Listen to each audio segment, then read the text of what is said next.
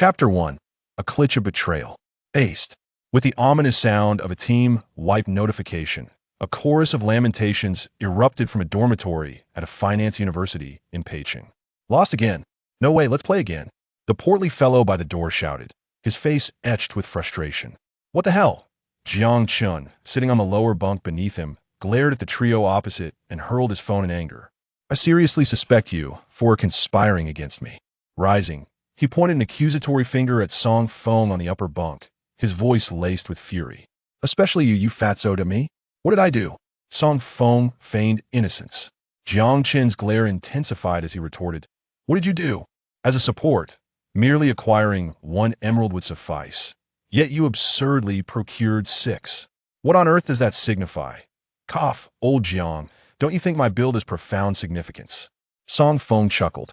Profound significance, my foot. This is my promotion match. Jiang Chen exclaimed, nearly choking on his indignation. And you four, while it's one thing for the fatso to gather gems, the rest of you, one jungler, one mid laner, and one top Y, are you all amassing emeralds instead of proper damage? Items. There's no need for such convoluted strategies. The three across from him erupted in laughter. Come on, Jiang Chen, it's just an accident. Let's do another match. I promise this time you'll rank up to king.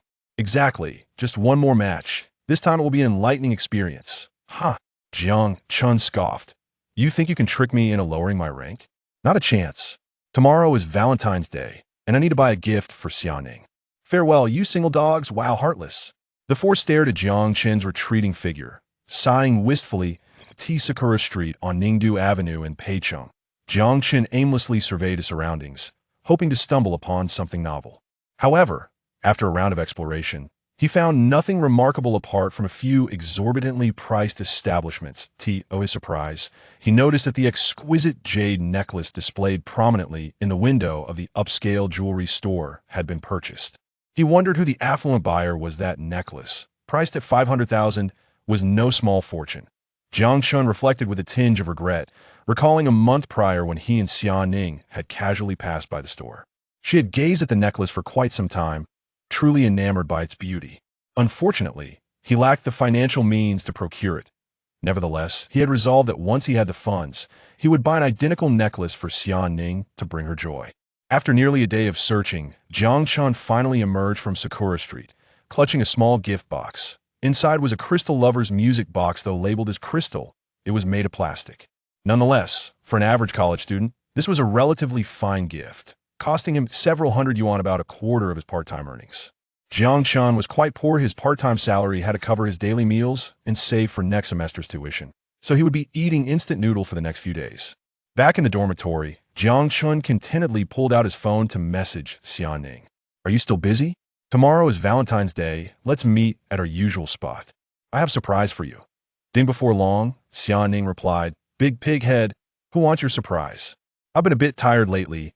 I can only hang out with you for a little while. A little while was enough. I haven't seen you in ages. Jiang Chen grinned as he clutched his phone, staring at the screen with an ecstatic smile. I could see that moment. The dormitory door swung open. Song Feng's hefty figure squeezed in, glancing at Jiang Chen before noticing the small gift box beside him. Suddenly, he asked, Is that for your girlfriend? Jiang Chen shot him an incredulous look, nodding with a smile. What's wrong, fatso? Tomorrow is Valentine's Day. Are you feeling envious as a single dog? Normally, Song Feng would have snapped back, but today seemed different. You? Song Feng's gaze grew complex, as if he wished to voice something, but hesitated. Fatso, you don't usually act shy, so why are you so fidgety today? Jiang Chen raised an eyebrow. Song Feng let out a soft sigh, then placed a large hand on Jiang Chen's shoulder, speaking earnestly. Old Jiang, there are some things that are hard to say, but as a brother, I've done what I could. Just remember, no matter what happens, your brothers will always support you. Stay strong. What do you mean, fatso? Jiang Chen was utterly bewildered. Song Feng shook his head, saying nothing further, instead silently playing the song Miss Dong. The next day, Jiang Chen set out early to meet Xia Ning at their designated spot. The tea house was a bubble tea shop they frequently visited, located on Ningdu Avenue, near a five-star hotel. Just after crossing the traffic light, Jiang Chen caught sight of a familiar figure around the corner. He had seen the silhouette for 3 years. He would recognize it anywhere. It was Xia Ning. How had she emerged from the hotel? Had she not returned to school last night? Jiang Chen felt a twinge of confusion, but it did not dampen his excitement. He hadn't seen his beloved in a month this time. He was determined to surprise her. Just as he prepared to approach, he suddenly noticed a tall man following closely behind Xiaoning. The man naturally took her hand, and they stood together at the entrance of the upscale hotel, resembling a couple who had just spent the night together. Jiang Chen's expression darkened instantly. Who the hell was this guy? And why was he with his girlfriend? Jiang Chen quickened his pace, but to his shock, Xiaoning did not pull away. Instead, she nestled against the man, her steps light and joyous. Jiang Chen's heart sank as if struck by a hammer, and the grim reality dawned upon him was being betrayed. What the hell? Fury surged within Jiang Chen as he clenched the gift box tightly, his strides accelerating. Before he could reach them, the man said something to Xiaoning, who shook her head, and he got into a nearby Bentley and drove away. Just then, as Xiaoning turned, her gaze met Jiang Chen's, and her smile vanished, her face paling. Who is he? Jiang Chen gripped the gift box, his voice laced with anger. What are you doing here? Did you see everything? Xiaoning's eyes flickered with panic, clearly caught off guard. Am I blind? Tell me, who is that? Jiang Chen struggled to contain his emotions, demanding an answer. Xiaoning took a deep breath, her tones suddenly icy. Since you've seen it, I won't hide it from you. His name is Luo Nantian, from the Luo family in Peicheng, heir to Hongfu Group. He arranged my J.O.B. to S.O. This is your excuse for cheating on me? Jiang Chen's emotions spiraled out of control. No, there's another reason. Chapter 2. I laid my cards on the table. I am actually a super rich second-generation. Xiaoning gently retrieved a dazzling necklace from her chest. It was the exquisite jade necklace worth 500,000. It turned out he had purchased this necklace for her. Jiang Chen stared intently at the necklace, which Xiaoning cherished as a treasure. Jiang Chen, this might be a necklace you could never afford in your lifetime, right? I adore this necklace. He can buy it for me effortlessly. In the future, anything I desire, he can provide. Jiang Chen, do you understand? Xiaoning's complexion remained pale, but her tone had turned icy cold. I understand. It's all about money, isn't it? Jiang Chen suppressed his tears, managing a sarcastic laugh. Yes, it's just money. But do you have any? You are merely a poor university student, unable to even pay your tuition. How can you provide me with the life I desire? Graduating soon. And you know I failed my entrance examination. I don't want to graduate only to be unemployed. I need a job. I need money. Jiang Chen. This society is harshly realistic. If you cannot offer me the life I want, then stop dreaming of a beautiful future. Since it has come to this, let us break up. Jiang Chen coldly laughed at her. But you needn't be so despicable. Cheating on me behind my back and engaging in such acts. Yes, I am despicable. I did such things. Have I said enough? Jiang Chen, you have nothing. So don't expect me to suffer alongside you. This is the reality. Xiaoning pointed at Jiang Chen, her voice filled with rage. Looking at her. So familiar over the past 3 years, Jiang Chen felt she had transformed, becoming a stranger, a terrifying one at that. Is it all about money? What is Hongfu Group? Xiaoning, I'm laying my cards on the table. I'm also a rich second generation. Don't you want money? I can give it to you. Whatever amount you desire. Jiang Chen pressed his hands against Xiaoning, his emotions surging. Slap. A resounding slap struck Jiang Chen's face. Subsequently, Xiaoning broke free from his grasp, biting her lip, and yelled, Jiang Chen, are you childish? Is it amusing to say such things? You cannot compare with Luo Nantian. Yes, I cheated, but I did it to secure my future. And you? You are a waste, a hopeless, unambitious waste. Let us break up. Also, thank you for your care over the past 3 years. You are a good person, but we are incompatible. Xiaoning walked away decisively. Jiang Chen stood there, feeling like a wretched dog, tears blurring his vision as his heart turned to ice. He tossed the gift box into the trash and walked forward, tears falling uncontrollably. How can a person be like this? To cheat and break up just like that. Clearly, she was at fault, yet she spoke with such justification, belittling him as utterly worthless. Jiang Chen clutched his chest, pain radiating as if pierced by a sharp knife, feeling as though he was shattering into pieces. Is it truly all about money? Is it truly all about money? Jiang Chen's heart screamed in madness. The more he screamed, the more his lungs felt constricted, as if he were on the brink of death. No, he was already dead. After a long moment, Jiang Chen stood at the end of the road, gazing in the direction Xiaoning had departed, finally lifting his head as if having made a firm decision. With the other hand, he retrieved his phone. Flipping to the last page of his contacts, he stared at the familiar note and slowly clicked on the long-forgotten number. A prolonged ringing echoed until someone on the other end picked up. "Hey, you little rascal, finally decided to call me?" Jiang Chen stared blankly into the distance and replied, "Dad, I was wrong. You little rascal, finally feeling the harshness of society and realizing your mistakes? Oh, still angry? Do you know, old ginger is spicier? Don't challenge your old man. You're still too inexperienced." Jiang Chen took a deep breath. If it weren't for his father's unreliable words and actions that had led him to leave home 3 years ago, he wouldn't have made that bet. "All right, I concede.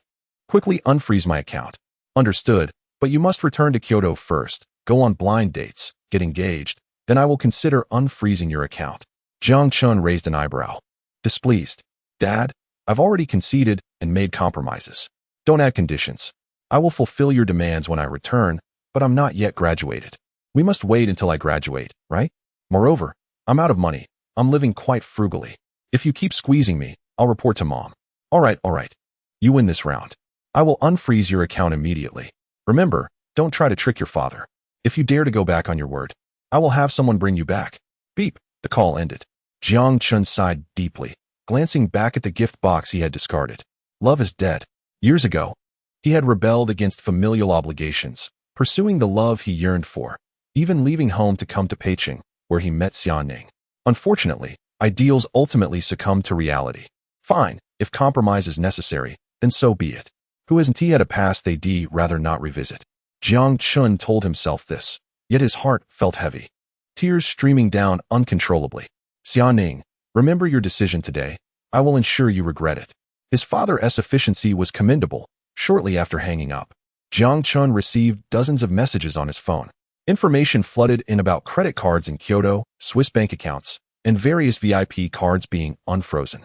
Each bank card contained nearly 100 million, and he possessed dozens of such cards. Suddenly, what should he do with an unending flow of money? Jiang Chen felt no panic. Previously, he had been a pampered young master.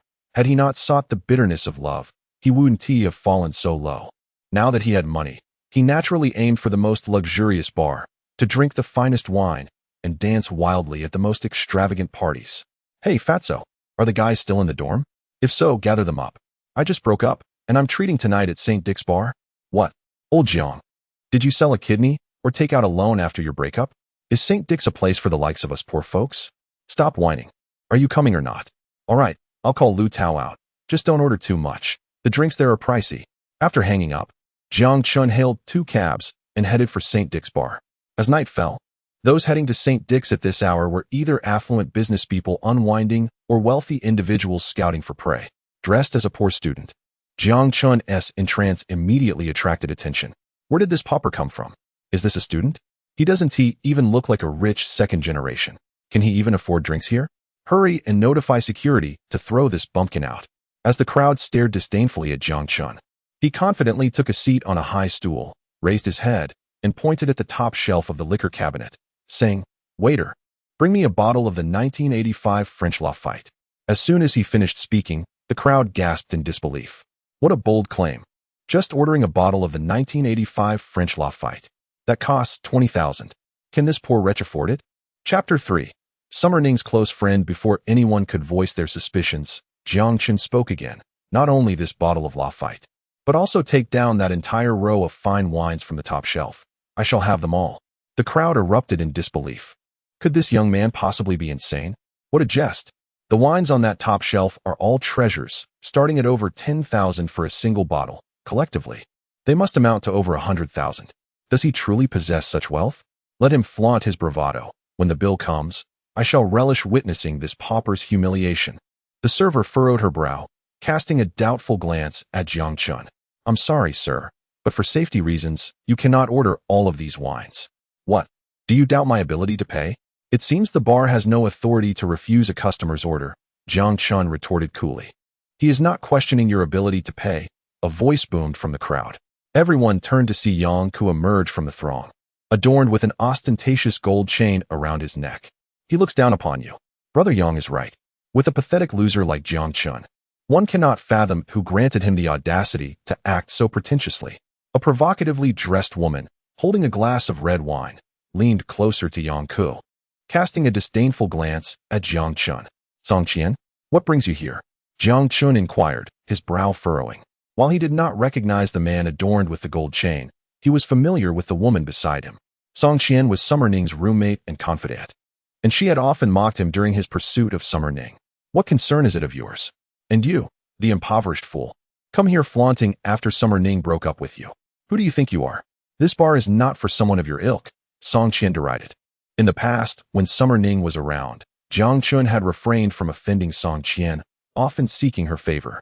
But now that Summer Ning was absent, he saw no reason to be courteous. "This bar is not your family's establishment. Why should I not come? I will sit here. And what can you do about it? You? Utterly shameless. Both poor and thick-skinned. It's revolting. It's fortunate that Summer Ning ended things with you.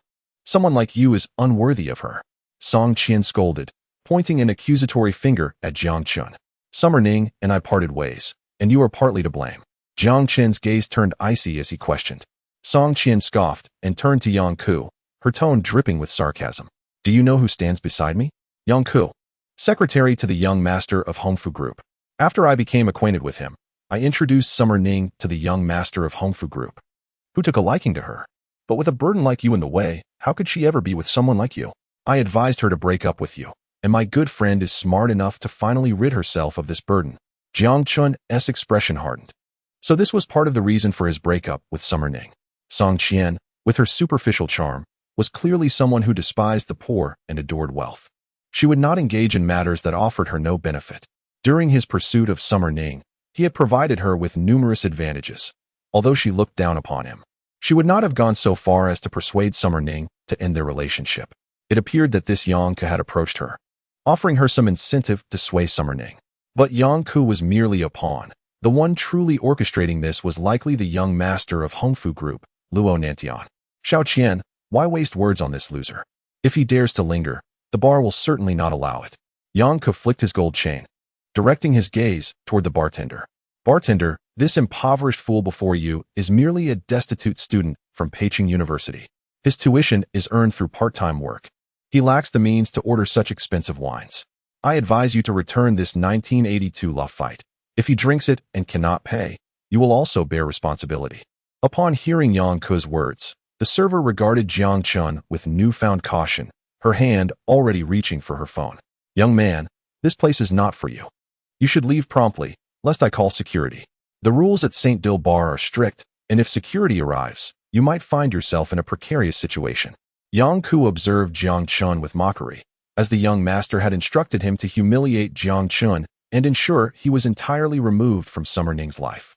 At that moment, Jiang Chen smiled slightly, firmly grasping the 1982 Lafite, and without hesitation, he opened the bottle with a decisive crack.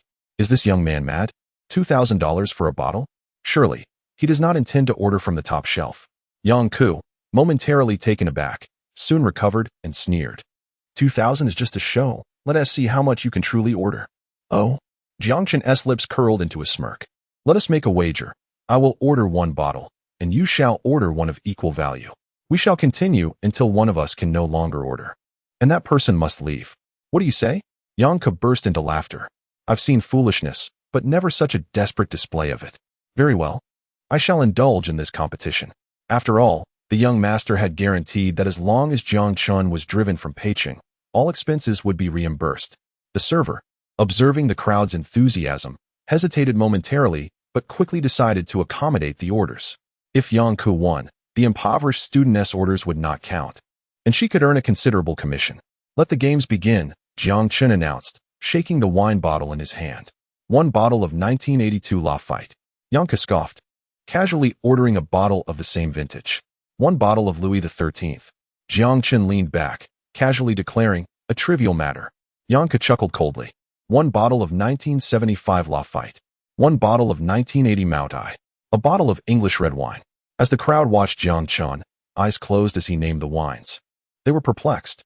This impoverished lad seemed knowledgeable. These wines were typically favored by the wealthy. Indeed, each bottle began at a price of 10,000. Pathetic fool.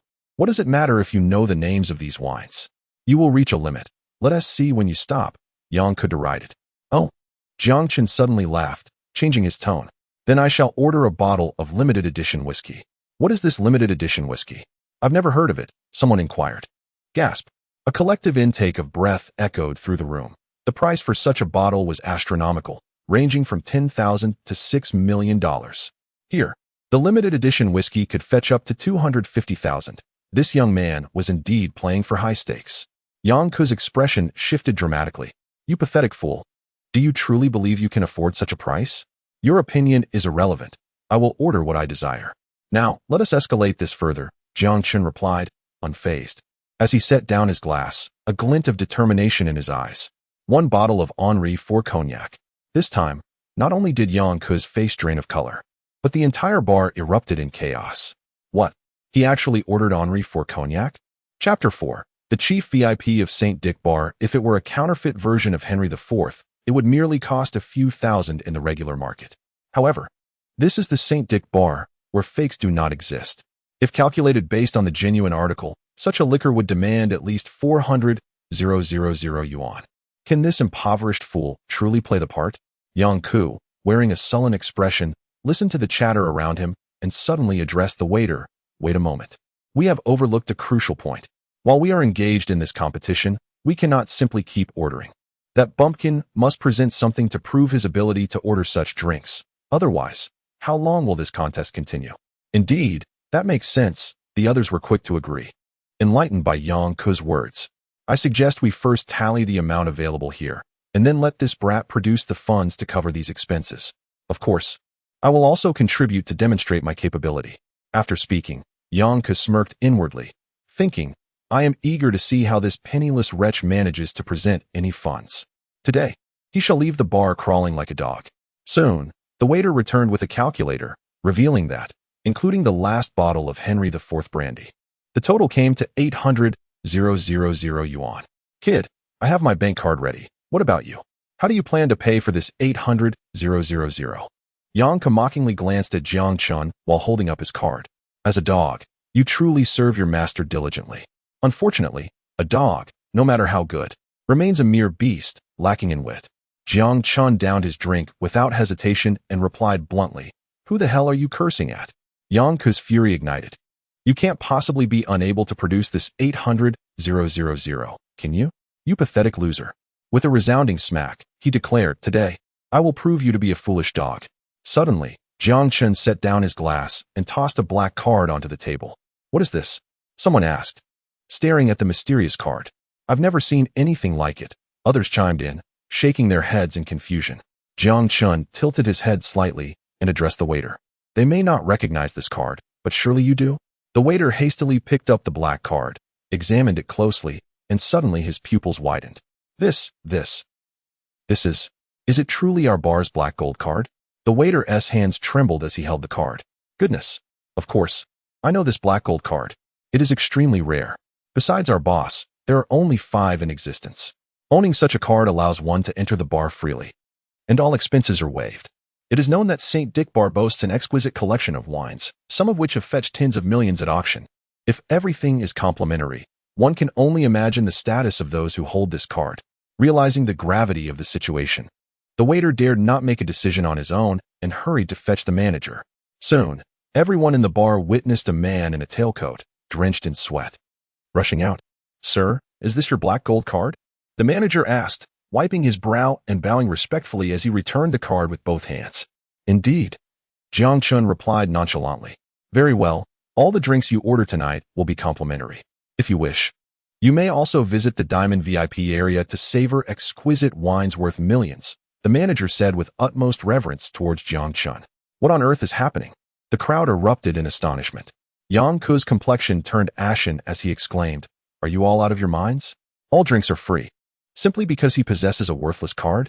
Sir, please mind your language. Our bar's black gold card is exceptionally valuable.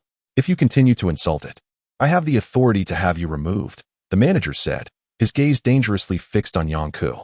Recalling the background of the owner behind St. Dick Bar, Yang Ke broke into a cold sweat and fell silent, though his expression darkened further. Hey, doggy over there, are you still going to compete? Jiang Chen's voice suddenly boomed, silencing the room. Compete? With a card that allows unlimited spending? If I rush to the Diamond VIP room, Will I even have my life left? Yang Ke's face shifted with turmoil, finally gritting his teeth as he looked at Jiang Chen and conceded. Fine, you win. I admit defeat. Yang Ge, are we just going to concede like this? He's just a penniless fool. Song Qian frowned. Are you really that foolish? Didn't you hear what the manager said? That kid's card is no trivial matter. Not only can we not afford to compete, even if the young master himself were here, he might not be able to afford it either. Let us go. Yang Ke snapped back. As Yang Ke and his companion turned to leave, Jiang Chen suddenly called out. Hey doggy, don't rush off. Have you forgotten something? I have already charged the drinks to my card, and I concede the competition. What else do you want? Yang Ke turned around, glaring at Jiang Chen in fury. Jiang Chen's face broke into a radiant smile, causing Yang Ke to shiver involuntarily. From the very beginning, I stated that whoever stops must leave the bar. Since you've lost, shouldn't you take the initiative to crawl out? You? Yang Ke's eyes bulged. His expression contorted with rage. The bar was filled with prominent figures. If he reneged now, it could tarnish the reputation of the Hongfu group, and he would surely suffer dire consequences. Realizing this, Yang Ke gritted his teeth and, in a public display, lay down on the floor, rolling as he said, All right. Jiang Chen, I will definitely inform the young master about today's incident. Just wait and see. You won't have it easy in Peiqing. I understand. One must heed their master. Your master certainly won't let me off the hook. Thus, I await your arrival. Observing Yang Ke and his companion's disgraceful exit, the crowd's eyes turned to Jiang Chen with newfound reverence. This kid is impressive. He dares to offend the Hongfu group. Who is he? Murmured the onlookers. He must be the scion of a great family. Look at that black gold card he possesses. I've heard that those who hold such cards are on par with the bar's owner. We cannot afford to offend him. Jiang Chen, uninterested in the surrounding speculations, resumed drinking, undisturbed by anyone daring to approach him. A few meters around him transformed into a zone of isolation. As Jiang Chen drank to the point of inebriation, a warm, fragrant hand suddenly rested upon his shoulder. Chapter 5 Greetings, I am Su-He. Her silky hair seemed to cascade across his face, exuding a fragrance that was both refreshing and soothing. In a daze, Jiang Chen appeared to glimpse a vague silhouette, seemingly that of a woman. The warm breath brushed against his ear, her voice as light and delicate as wind chimes, igniting a flutter within him. She seemed to whisper something to him, but he could not discern the words. Moments later, Jiang Chen felt himself being supported, unsure of their destination. Amidst the haze, a chilling thought suddenly crossed his mind. A body retrieval. It was commonplace in bars. Could it be that a respectable man like him was to meet his downfall today? No way. Better dead than dishonored. He could not allow his first time to end in such ambiguity. With a jolt, Jiang Chen's senses sharpened, and he opened his eyes wide, only to find himself in a familiar setting. What the hell, the dormitory? When did I come back? Was that just a dream? As his vision cleared, he suddenly spotted the large face of Song Feng approaching. Damn it, that chubby guy, is he flirting with me? Jiang Chen instinctively sprang up, nearly kicking Song Feng against the wall. Dude, I came to bring you some stomach-cleansing tea. Don't be ungrateful. Song Feng grumbled. Fatty, I think Jiang Chen is being quite ungrateful. We traveled all the way to St. Dick to find him, and not only did we not drink, but we wasted a Valentine's Day, spent the whole night catering to him, and had to endure a mouthful of dog food. This matter cannot be left unresolved. Lu Tao interjected, arms crossed, his tone unfriendly.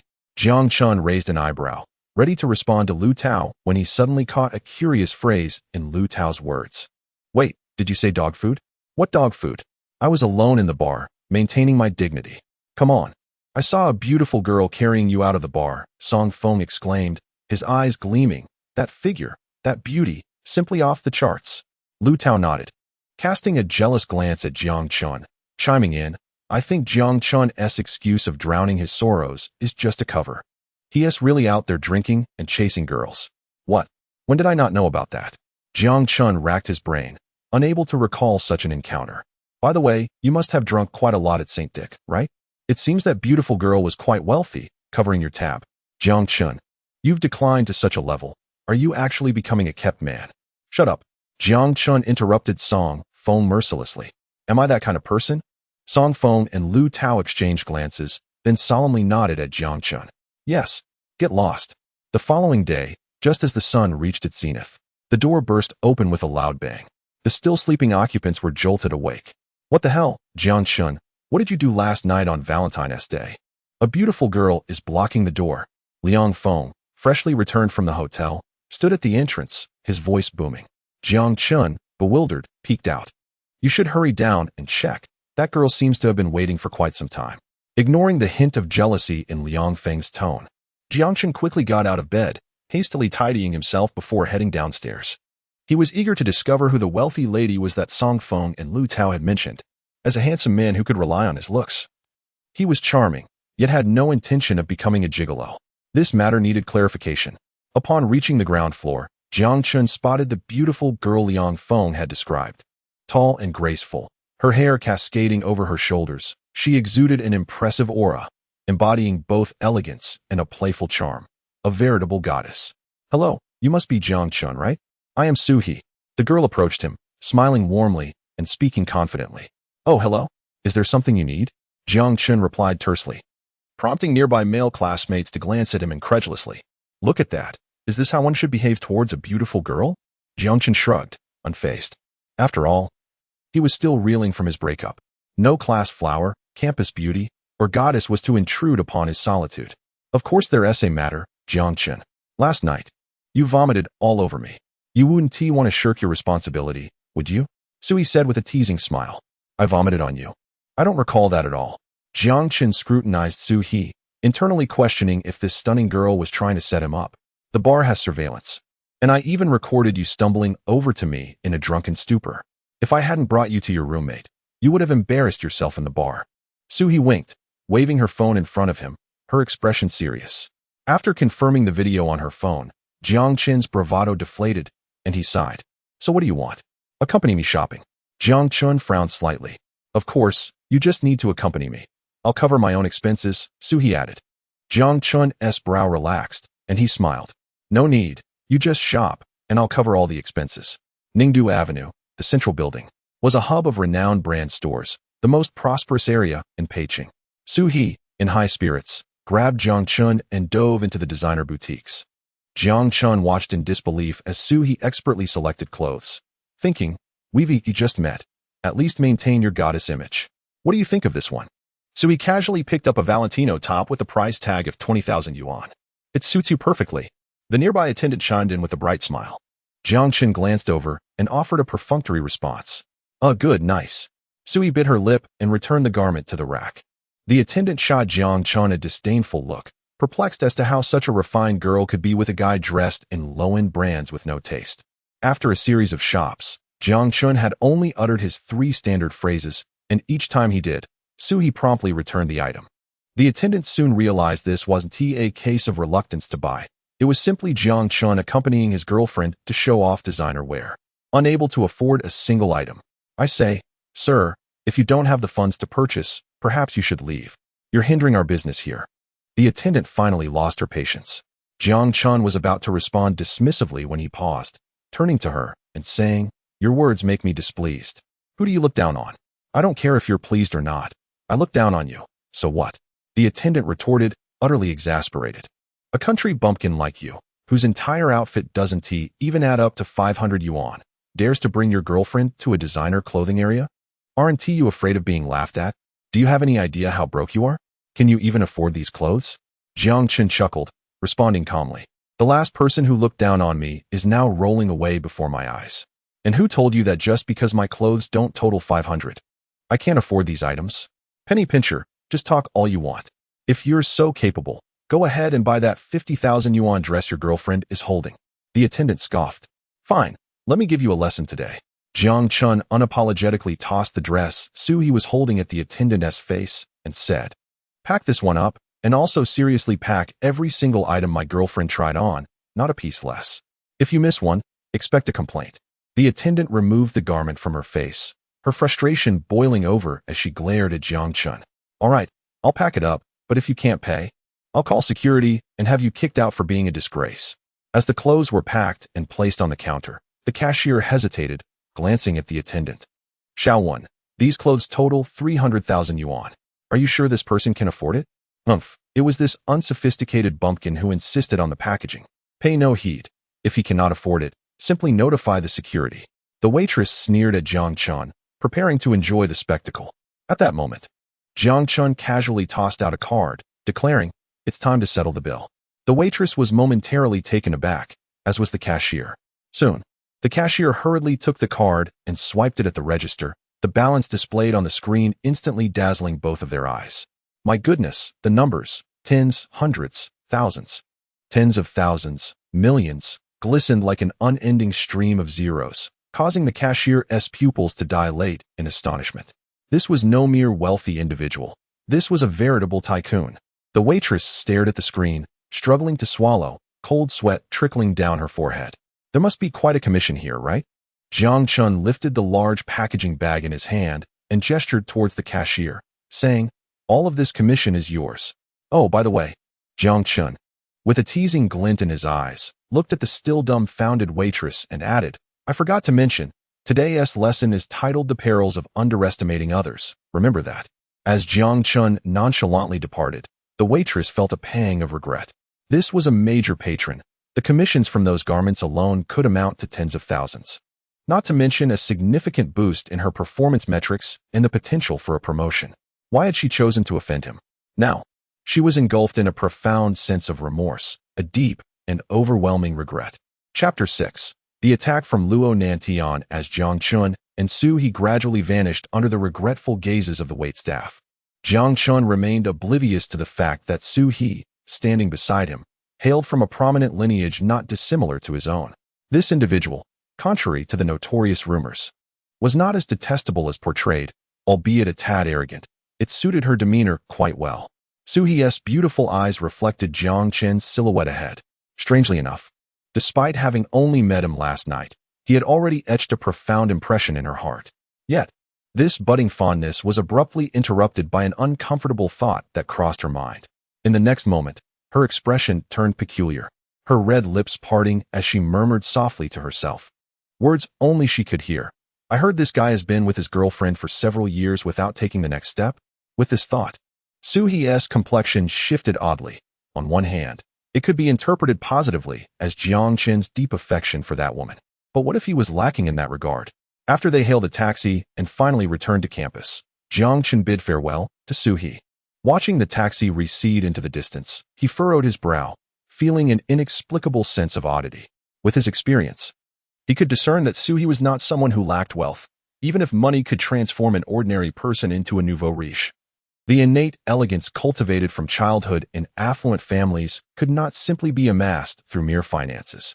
How bizarre is it that right after a breakup, a goddess appears? Jiang Chen chuckled bitterly, shaking his head, curiosity piqued regarding Su He's background. Yet, since clarity eluded him for the moment, he resolved to cast aside such musings. Now, having regained a sense of identity, Jiang Chen's intentions were clear. Aside from seeking vengeance, he aimed to carve out a niche for himself using the funds in his account. As for the prospect of a familial alliance, what if it turned out to be an unappealing match? That was a concern for another day. It was now around 7 in the evening, and the vibrant, colorful lights illuminated the bustling splendor of Peicing, a metropolis that held no secrets in its opulence. If one possessed wealth, this time marked the true beginning of the day. Conversely, those without means would meekly retreat home to dine and rest. In the heart of Peicing, where every inch was worth its weight in gold, stood the headquarters of Hongfu Group, a towering edifice soaring over 40 stories high. At that moment, in a room on the top floor, a young man stood before a massive floor-to-ceiling window, his fair skin glowing under the interior lights, brows thick and eyes profound. "Master, we couldn't uncover Jiang Chen's identity. Who knows if that VIP card from St. Dick Bar belongs to him?" Yangke stood behind Luo Nantian, dutifully reporting every detail of the previous night's events, embellished for dramatic effect, of course. Otherwise, how could he shamelessly ask Luo Nantian to reimburse last night's expenses? Upon hearing Yangke's account, Luo Nantian's brow furrowed, momentarily lost in thought as he observed the bustling streets below. The owner behind St. Dick Bar was a figure even Hongfu Group dared not provoke lightly. Otherwise, how could Luo Nantian, as the young master of Hongfu, lack a VIP card of his own? This suggested that Hongfu Group was hardly a worthy adversary in the eyes of the bar's proprietor, though it might seem disheartening. In this world, power and wealth were the only unchanging currencies of influence. "Master?" Yangke, noticing Luo Nantian's distraction, called softly, pulling him back to reality. "Is that so?" Luo Nantian's lips curled into a mocking smile, a glint of derision evident in his eyes, especially upon learning that Xia Ning was still a virgin. As a man, he found himself looking down on Jiang Chen even more. It has been ages since anyone dared to speak to me in such a manner. As a chilling determination began to coalesce in Luo Nantian's gaze, his voice turned icy. If I recall correctly, Jiang Chen is now in his internship before graduation. ISNTE, mobilize the connections of Hongfu Group immediately. Ensure that all companies in Peking take note of Jiang Chen. Should anyone hire him, they shall not blame me for being ruthless.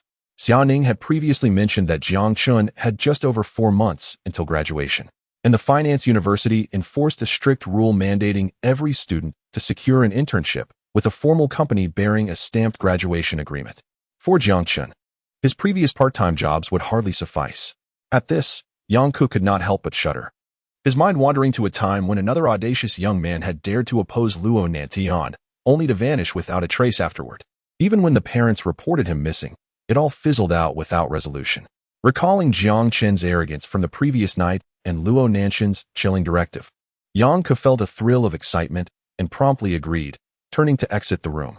Yet, just as he opened the door, Luo Nantian's voice floated after him again. Submit last night's receipts to the finance department. Not only will they be fully reimbursed, but you will also receive an additional 20,000. You executed this matter well. At this, Yang Ku's spirits soared, already planning to celebrate with Song Qian that evening. After all, the allure of youth was a potent temptation for someone like him, a combination of greed and lust. As dawn broke, Jiang Chen awoke to find the other occupants of his dormitory already gone. Reflecting on the time that had flown by, he lamented, "These past few years have passed swiftly. In a few months, I will graduate from the finance university." Having dabbled in various part-time jobs without a formal position, it is high time to secure a legitimate job before graduation. With this thought, Jiang Chen sprang from his bed, prepared for the day ahead. After tidying up, he grabbed his meticulously prepared resume, ready to attend an interview at the investment firm he had arranged to visit days prior. He had already resigned from his part-time job the day after leaving the bar. Haohan Investment Company was a substantial financial institution in Peking, perfectly aligned with Jiang Chen's field of study. It was an established rule that every graduating student must submit a graduation agreement. Otherwise, not even the mayor's son could sway the old-fashioned principle.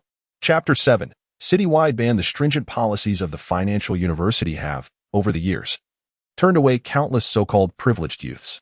At this moment, Jiang Chen hailed a taxi, and upon stating his destination, the driver headed towards the vast investment company. Along the way, towering skyscrapers lined both sides of the street. The rapid ascent of Peking ranks among the top 3 in the nation, and in recent years, numerous large conglomerates have been establishing their foothold in the city. Half an hour later, Jiang Chen alighted from the taxi, surveying his surroundings, and a hint of coldness gradually enveloped his eyes. The reason was simple. Directly across from the vast investment company stood the headquarters of the Hongfu Group. Little did Luo Nantian know that provoking Jiang Chen was enough to grant him the opportunity to retaliate against the Hongfu Group. In Peking, Luo Nantian, as the young heir of the Hongfu Group, had access to wealth, power, and women in abundance. To the ordinary person, he appeared quite affluent. Yet, Luo Nantian was hardly a match for Jiang Chen. After all, above the conglomerates, there existed century-old families, and the stratification of class had long since created an impermeable divide due to status. Unconsciously, Jiang Chen recalled the necklace around Xia Ning's neck, a self-deprecating smile creeping onto his lips. Was 500,000 a lot? Perhaps it was to some, but compared to me, Jiang Chen, it pales in comparison. 10 minutes later, after a prolonged wait for the elevator, it finally chimed, and the doors slowly opened. Jiang Chen squeezed his way out of the crowded elevator, straightened his attire, and approached the reception of the vast investment company. Today marked a rare occasion in these past few years where he had taken the effort to present himself well. Although the suit was not from a renowned brand, it attracted numerous admiring glances as he walked by. "Hello, I am Jiang Chen from Peking Financial University. I have an interview scheduled for this time," he announced.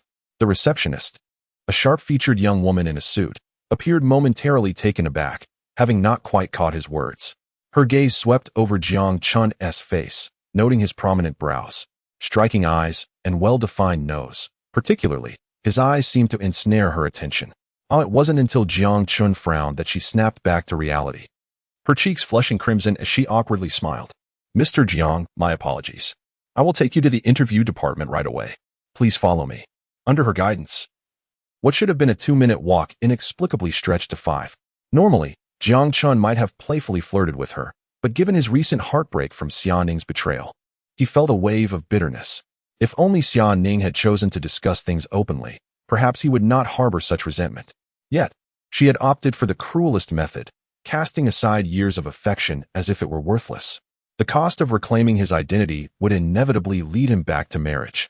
Though that was merely an excuse to pacify his father. What a farce. Why must one marry a stranger? What if she turned out to be unpleasantly plump? The thought alone sent shivers down his spine. "Mr. Jiang, please hold on a moment. I have informed the hiring supervisor, and they will be here shortly," the receptionist said with a gentle smile, casting one last lingering glance back as she departed. Jiang Chen settled onto a sofa and waited for about a minute, when suddenly, the sound of hurried footsteps approached. A middle-aged man with a slightly portly frame entered, his eyes lighting up at the sight of Jiang Chen. "Hello, Mr. Jiang. I've been waiting for you for quite some time. I am Li Dafu. You can simply call me Supervisor Li," he said, plopping down across from Jiang Chen. He barely glanced at the resume Jiang Chen handed over, for the mere title of a graduate from the financial university was enough to open doors in Peicing. Jiang Chen was taken aback, recognizing the underlying implications in Supervisor Li's words. Before arriving, he had perused potential interview questions online several times. Yet, the simplicity of this encounter felt almost too straightforward. "Mr. Jiang, there is no need for surprise. At Vast Investment Company, we welcome talent with open arms. Allow me to outline your salary. During the 3-month probation period, the base salary is 5,000, with social insurance and housing and meal allowances totaling 2,000. After the probation, the base salary increases to 8,000, alongside a commission of 5%. Upon hearing this, Jiang Chen felt a flicker of interest. Such remuneration was not only at the pinnacle in Peicing, but also comparable to that in the capital. It was worth noting that countless individuals across the nation were earning less than 5,000. How about it? Do you perceive our sincerity, Mr. Jiang? If you have no objections, I can initiate your onboarding process immediately. Taking a deep breath, Jiang Chen pondered what objections he could possibly raise, and nodded in affirmation. Subsequently, Supervisor Li took Jiang Chen's identification to process the paperwork. However, as he began printing the contract, the personnel supervisor suddenly felt an odd familiarity with Jiang Chen's name. Why does this name sound so familiar? What's wrong? A financial university graduate must be quite renowned. Li Dafu chuckled, oblivious to the subtlety in his colleague's tone. Yet, moments later, the situation took a dramatic turn as Li Dafu's expression shifted drastically. Is Jiang Chen the one specifically blacklisted by the young heir of the Hongfu Group? You must be mistaken.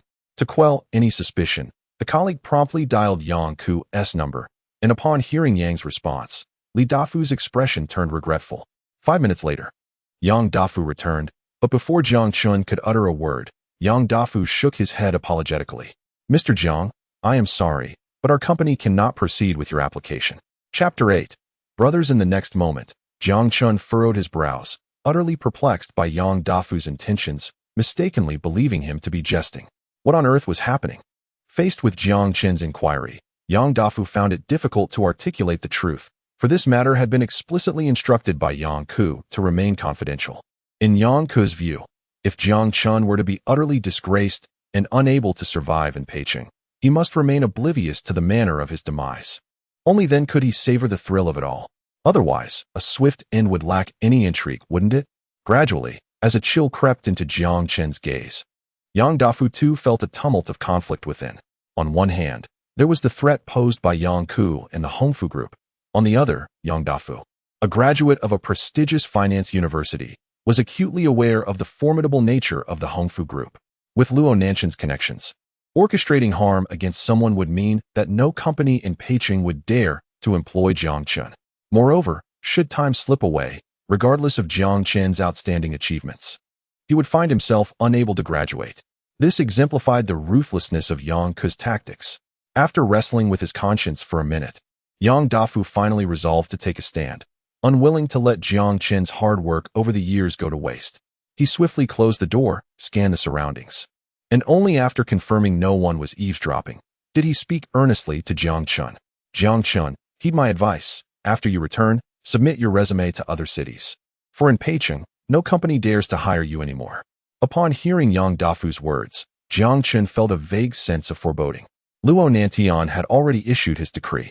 In this territory of Peicheng, anyone who dared to hire you would be standing against the entire Hongfu group. Thus, our company truly owes you an apology. As Yang Dafu spoke, a tinge of guilt colored his tone, yet this was the merciless nature of the business world. After absorbing Yang Dafu's words, Jiang Chen suddenly broke into a smile. Thank you for the warning, Supervisor Yang. With that, he left the company, his resume discarded. A few minutes later, standing beside a taxi, Jiang Chen opened the back door but hesitated to enter, instead casting a steely gaze toward the headquarters of the Hongfu Group. As an icy resolve filled his eyes, a sardonic smile crept across his lips. The Hongfu Group, is it? How amusing that a mere Luo Nantian dares to bully me to such an extent. Very well, let us wait and see. It won't be long before I demonstrate just how merciless the clash between family and conglomerate can be. With that, Jiang Chen slipped into the car and, after stating his destination, slowly closed his eyes. Half an hour later, he returned to his dormitory, the meticulously prepared resume crumpled and tossed on the floor. Just then, Lu Tao entered, casting a glance at Jiang Chen, his brow furrowing slightly, taken aback by the sight. Isn't this your resume? Lu Tao picked it up, a wave of suspicion washing over him, for with Jiang Chen's qualifications, finding a suitable job in Peicheng should have been a simple task. Yet here he was, having discarded his resume, his face etched with anger. What happened? As Jiang Chen recounted the Hongfu Group's blockade against him, fury ignited in Lu Tao's eyes. That Luo Nantian is truly despicable. Not only did he steal your girlfriend, but now he intends to ruin you completely. This is unacceptable. With only 4 months left until graduation and every internship lasting 3 months, if you don't secure a position this month, graduation will be impossible. Lu Tao's concern for Jiang Chen deepened, and after some contemplation, he made a significant decision. Though it might invite retaliation from Luo Nantian against his family's company, Lu Tao ultimately chose to stand by Jiang Chen. Here's the plan. Starting tomorrow, you'll intern at my father's company. It may not be a large firm, but it will ensure your graduation. Tomorrow morning, come with me, and I'll handle the rest. Lu Tao had already resolved that Jiang Chen's employment could not be revealed to his father. Otherwise, Jiang Chen would be unable to secure the position. With graduation only 4 months away, the priority was obtaining that diploma. Lu Tao could not bear the thought of his good friend not only being wronged, but also failing to graduate. Hearing this, Jiang Chen felt a jolt of surprise. Fully aware of the risks Lu Tao was taking. Aren't you afraid of provoking Luo Nantian? I couldn't care less about that fool. As long as we can get through these 4 months quietly. Jiang Chen gazed at Lu Tao, momentarily lost in thought, before suddenly breaking into a smile. Though Lu Tao remained oblivious to the deeper meaning behind it. Unbeknownst to Lu Tao, the risk he was willing to take for Jiang Chen today would one day yield opportunities for Jiang Chen to soar to great heights. That evening, Jiang Chen treated his friends to a feast at a bustling outdoor eatery, and they indulged in drink, their sights set on future aspirations. Yet, while some were born at the finish line, most would likely spend their lives never glimpsing the grandeur of Rome. There's truth in the adage that sometimes, the luck of the draw is indeed a skill. Cough, cough. The group of friends drank to the point of inebriation, their guard lowered, completely unaware of a black Mercedes van parked not far from the eatery. Miss, should I assist young Master Jiang now? The driver hesitated before speaking, for in his eyes, someone like Jiang Chen, a top-tier rich heir, would never dine in such a place. After a moment, the driver finally settled on a fitting term, down to earth. Cough, cough. No need for help. After all, who told him to speak ill of me behind my back? Chapter 9 Lu Zimin. The driver chuckled silently, too intimidated to respond, his shoulders trembling under the night sky, betraying his suppressed laughter. In the next moment, 2 icy glares shot from Su Hie's eyes. The driver, sensing this, immediately broke into a cold sweat on his forehead. The following morning, Lu Tao and Jiang Chen rose early, clad in tailored suits and pristine white shirts, their leather shoes polished to a mirror-like shine. This scene naturally drew the astonished gazes of Song Feng and his companion. What are you two up to, sneaking around? Planning a blind date? It was well known that Song Feng, due to his physique, had remained single throughout his years at Peicheng University of Finance. Despite the encouragement from Jiang Chen and Lu Tao, he had made several attempts at romance, each time met with a nice guy rejection. Ultimately, he abandoned the notion of dating altogether and, rather inexplicably, began indulging in some rather indulgent novels, much to the surprise of Jiang Chen and the others. This transformation prompted them to regard him with renewed caution, even shunning the idea of sharing a shower during the sweltering summer, fearing an accidental slip of soap from the hands of the hefty fellow. "Hey, I'm not telling you," Lu Tao replied evasively to Song Feng's persistent questioning. Not out of distrust for their dorm mates, but rather out of fear of what Lu Nantian might discover. After all, Lu Tao had experienced the complications of too many eyes being on him since childhood. Half an hour later, under Lu Tao's guidance, Jiang Chen arrived at a media company founded by Lu Tao's father. Though modest in size, it boasted a staff of over 30. As soon as Lu Tao entered, the receptionist, with a face blooming like a peach blossom, winked at him. "Lu Tao, what brings you to the office today? But Mr. Lu hasn't he arrived yet?" Oh. Lu Tao thought to himself that he was well aware of his father's absence. Otherwise, how could he have smoothly arranged for Jiang Chen's entry? Fortunately, in the following half hour, under Lu Tao's so-called princely arrangements, the interview procedures were completely circumvented, and even the work badge was issued on the spot. After all, as a media company, they had an abundance of such materials. Once Jiang Chen's employment contract was stamped with the company's seal, both he and Lu Tao sighed in relief. No matter what issues arose in the future, Jiang Chen's graduation certificate was at least secured. After all, only after completing the internship could the employment agreement be stamped. And thanks to Lu Tao, all unnecessary steps were streamlined.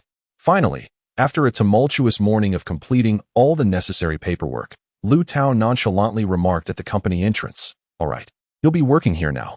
Don't worry about the pay. You'll receive the post-internship salary. If you have any issues, just give me a call. I'm off to have some fun." He patted Jiang Chen on the shoulder and grinned as he departed. In Lu Tao's mind, he believed Jiang Chen was diligent and self-sufficient, managing even his tuition fees on his own, indicating a modest family background. This was precisely why Lu Tao was willing to help Jiang Chen, even at the risk of offending Lu Nantian. After all, they had shared years as brothers. And this gesture deeply touched Jiang Chen. The morning quickly passed, and after a light lunch, Jiang Chen returned to the company to continue his studies, aware that his major in finance had no relevance to media. However, with Jiang Chen's intellect, what would take an average person a week to grasp, he accomplished in merely half a day, earning the admiration of many colleagues. In the afternoon, Lu Tao's father, Lu Zimin, returned to the company. As he settled into the general manager's chair, he immediately furrowed his brow. Perhaps due to his military background, he was adept at noticing details swiftly. Almost instantly, he realized that someone had tampered with the company's seal, and his brow furrowed deeper, suspecting that his son Lu Tao had gotten into trouble. "Secretary's son, come in," Lu Zimin called out loudly. Soon, a young woman in a tailored suit entered, startled by the fury in Lu Zimin's eyes. "Who visited my office today? Why is the company seal in a different position than yesterday?" Secretary Sun's face paled as she realized the gravity of the situation and began to recall events. "Mr. Lu, the only person who came in this morning was your son, Lu Tao. Perhaps you should ask if it was Lu Tao who used the seal?" "Indeed, this reckless child." Lu Zimin sighed in resignation, continuing to question, "Do you know what Lu Tao used the company seal for?" "Oh, I remember now. This morning, Lu Tao brought in a classmate, and since this person was Lu Tao's friend, we allowed the onboarding procedures to proceed. I believe the seal was used for that reason." "A classmate?" Lu Zimin murmured in astonishment, but a foreboding sense gripped him. In a small company, every announcement from Hongfu Group needed to be noted carefully, especially since there were business dealings between the Hongfu Group and Lu Zimin's media company. "Quickly, summon that person to me." Although Secretary Sun was unaware of the situation's seriousness, seeing Lu Zimin, usually composed, in such a state, she understood the matter had escalated.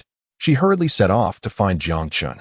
A minute later, as Jiang Chen sat before Lu Zimin with a frown, before he could utter the word uncle, Lu Zimin hastily interjected, "What is your name?" Jiang Chen's brow furrowed further, but he still introduced himself. "I am Jiang Chen." Lu Zimin, seated across from Jiang Chen, felt as if struck by lightning. Collapsing onto the desk, "Jiang Chen, do you have a conflict with the young master of Hongfu Group?" Chapter 10. The Prodigal Son. Upon hearing this, Jiang Chen immediately realized that the reason for Lu Zimin's furious outburst in the office must have been related to him. After all, the mere act of assisting a fellow student by utilizing the company's seal should not have provoked such ire. Therein lay a certain contradiction. With a resigned sigh, Jiang Chen understood that his time here had come to an end, though he took solace in the fact that he had already stamped the employment agreement. Lu Zimin, upon hearing Jiang Chen's response, felt a deep sense of pity for him. In truth, Lu Zimin was not a bad person. In his youth, he too had been a naive lad with nothing to his name. Although he had achieved much in his career, he had never sought to suppress the aspirations of ordinary individuals. On the contrary, he often went out of his way to assist those in difficult circumstances within the company. However, the world is unforgiving. Lu Zimin dared not provoke Luo Nantian, the heir of Hongfu Group, in the slightest. After learning of the situation from Jiang Chen, he could have easily demanded the return of the stamped employment agreement. Yet, he refrained from doing so. "Child, it is uncle who has wronged you. I have arranged for the finance department to transfer your salary for this month to your bank account. Please do not refuse it. This is the only way I can make amends. Endure for a few more months, and once you graduate, leave Peicheng." In this small locale, the Hongfu Group holds immense power. As for Luo Nantian, it would be wise to keep your distance from him. In response to Lu Zimin's heartfelt words, Jiang Chen nodded, fully aware that this was in his best interest. "Rest assured, uncle, I will be careful. I shall take my leave now."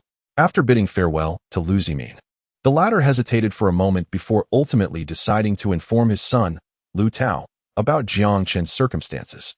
Lu Zimin disapproved of Luo Nanchen's actions. Yet in this harsh reality, what could one's fervor accomplish? By failing to retrieve the stamped agreement, Lu Zimin had placed his company in considerable jeopardy. "What? Father, how could you do this? Did you not teach me to be a good person since childhood? Why are you now contradicting yourself?" In the face of his son's accusations, Lu Zimin could only manage a bitter smile. With a deep sigh of resignation, he ended the call, though outwardly he appeared composed. Internally, however, he felt an overwhelming urge to crush his phone. Unbeknownst to Lu Zimin, the information regarding Jiang Chen's employment had already traversed a vast network of connections. Reaching Yangkou, the adage "people die for wealth, birds die for food" rang true, and the news of Hongfu Group's heir undermining Jiang Chen had become widely known. Anyone who leaked such information would receive a cash reward of 10,000 yuan. Half an hour later, Jiang Chen returned to his dormitory. As he pushed open the door, he was greeted by the guilty expression of Lu Tao. Before Jiang Chen could utter a word, Lu Tao took the initiative to speak. "Jiang Chen, I recently came across a car. It's not very expensive, just around 100,000. As your brother, you've looked after me during my studies for so long. Why don't I buy this car for you as a gesture of gratitude?" Upon hearing this, Jiang Chen gazed at Lu Tao in astonishment. Naturally, he understood the underlying sentiment behind Lu Tao's offer. The gesture of buying a car was intended as compensation, stemming from Lu Zimin's decision to send him away. Lu Tao believed that Jiang Chen, coming from a less fortunate background, could not afford a car anytime soon. What man does not appreciate a fine automobile? Thus, Lu Tao sought to make amends, fearing that a direct approach might hurt Jiang Chen's pride, which is why he chose this pretext. At that moment, warmth flooded Jiang Chen's heart. Who can guarantee that life will always go as desired? Few brothers like Lu Tao exist, and in Jiang Chen's eyes, such friendships are the truest wealth. Yet, the reality was that Jiang Chen lacked neither money nor status. In fact, he was a wealthy heir of the highest order. "Thank you for your kindness, but I must decline. As long as I can graduate smoothly, that is enough for me," Jiang Chen replied with a smile, dismissing the matter entirely. After Lu Tao departed, Jiang Chen stood by the window, lit a cigarette, and took a deep drag until the smoke forced him into a violent fit of coughing. However, gradually, a glimmer of resolve began to crystallize in his once clear eyes. Luo Nantian, if you wish to challenge me, let us engage in this contest. I am eager to see how long the mere Hongfu Group can withstand my onslaught." At the Peicheng University of Finance, Jiang Chen had consistently ranked among the top students. His understanding of business operations had been nurtured from a young age within his family. Now, with his identity restored, he possessed significant financial resources. Yet, it was not Jiang Chen who was unwilling to relent. It was the relentless Luo Nantian. As a premier heir, Jiang Chen prided himself on his spending prowess, claiming that if he were second, no one in the entire capital would dare to claim the top spot. That afternoon, a supercar worth tens of millions roared down Ningdu Avenue, executing complex drifts with remarkable precision. The deep growl of the engine was enough to ignite excitement in countless men. Who is this wastrel behind the wheel? That car must be worth at least a few million. Please, if you cannot appreciate fine things, Do not embarrass yourself. This is the latest model from Pagani, limited to just 100 units worldwide, boasting a 6.0 twin-turbo V12 engine with a 0 to 100 kilometers h time of under 3 seconds. This is not merely a car, it is a walking fortune. At that moment, the driver was none other than Jiang Chen. Upon deciding to no longer conceal his identity, he embarked on a true path of indulgence. Hey, Lu Tao, gather up the guys. Tonight, we four brothers shall drink until we drop. The evening's festivities are on me at St. Dick's Bar. 20 minutes later, as Lu Tao and Song Feng stared agape at Jiang Chen and the sleek silver Pagani behind him, they were utterly speechless. Their eyes widened in disbelief, jaws dropping as if one could fit an egg in their mouths. Surely, none of them had anticipated that the impoverished student they knew as Jiang Chen was, in fact, a wealthy heir. Chapter 11. The suppression of Hongfu Group. Isn't that the Pagani from the advertisement? Song Feng, the hefty fellow, hurriedly leaped onto the hood of the Pagani, the shock absorbers of this million-dollar supercar visibly descending at an alarming rate. Witnessing this scene, Lu Tao quickly grew anxious and, pulling and dragging, managed to pull Song Feng off the engine cover. With that, I felt a sense of relief. Lu Tao flashed a knowing smile at Jiang Chen. As for the true meaning behind their exchange, perhaps only they could fathom it. In Lu Tao's perspective, since Jiang Chen could afford such a lavish supercar, he would no longer be vulnerable to exploitation. However, a sudden thought struck Lu Tao. Jiang Chen had concealed his wealth from them for years, igniting a feeling of grievance within him as he exclaimed loudly, "I don't care. You've deceived us for so long. Tonight at St. Dick's Bar, I'll drink the most expensive." Exactly. You've been deceiving me while I supported you every month. Faced with the uproar from the trio, Jiang Chen not only remained unperturbed, but also smiled knowingly. Perhaps one day, when Xia Ning became aware of Jiang Chen's formidable identity, she would regret it deeply. She had been so intent on finding a wealthy heir, yet the most exceptional one was right beside her. As the saying goes, one may fail to recognize greatness when it is close at hand.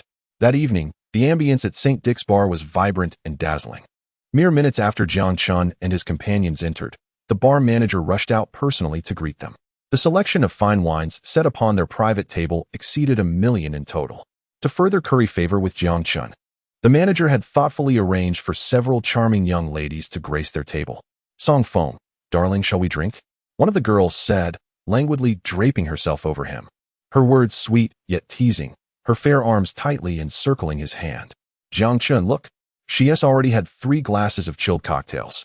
As Jiang Chen and his friends reveled in the intoxicating atmosphere of St. Dick's Bar, at the pinnacle of Hongfu Group, the opulent room remained unchanged. Today, Yang Ke donned a sleek black casual suit, yet even with his shirt buttoned to the neck, the array of strawberry marks on his neck was unmistakable. Evidently, there had been another tumultuous night between him and Song Qian. What is the matter? At the grand floor-to-ceiling window, Luo Nantian stood with his back to the room, his gaze coldly surveying the bustling nightscape below. Sir, we have gathered some information. One of Jiang Chen's classmates, Lu Tao, has a father, Lu Zimin, who owns a media company. Earlier today, Jiang Chen completed his employment there. As Yang Ku relayed the details of Lu Zimin's situation to Luo Nantian, a chilling aura radiated from Luo Nantian. His dark pupils flickered with a hint of mockery as he spoke with a derisive tone. Lu Zimin? What a grand reputation he holds. Does he truly disregard my words?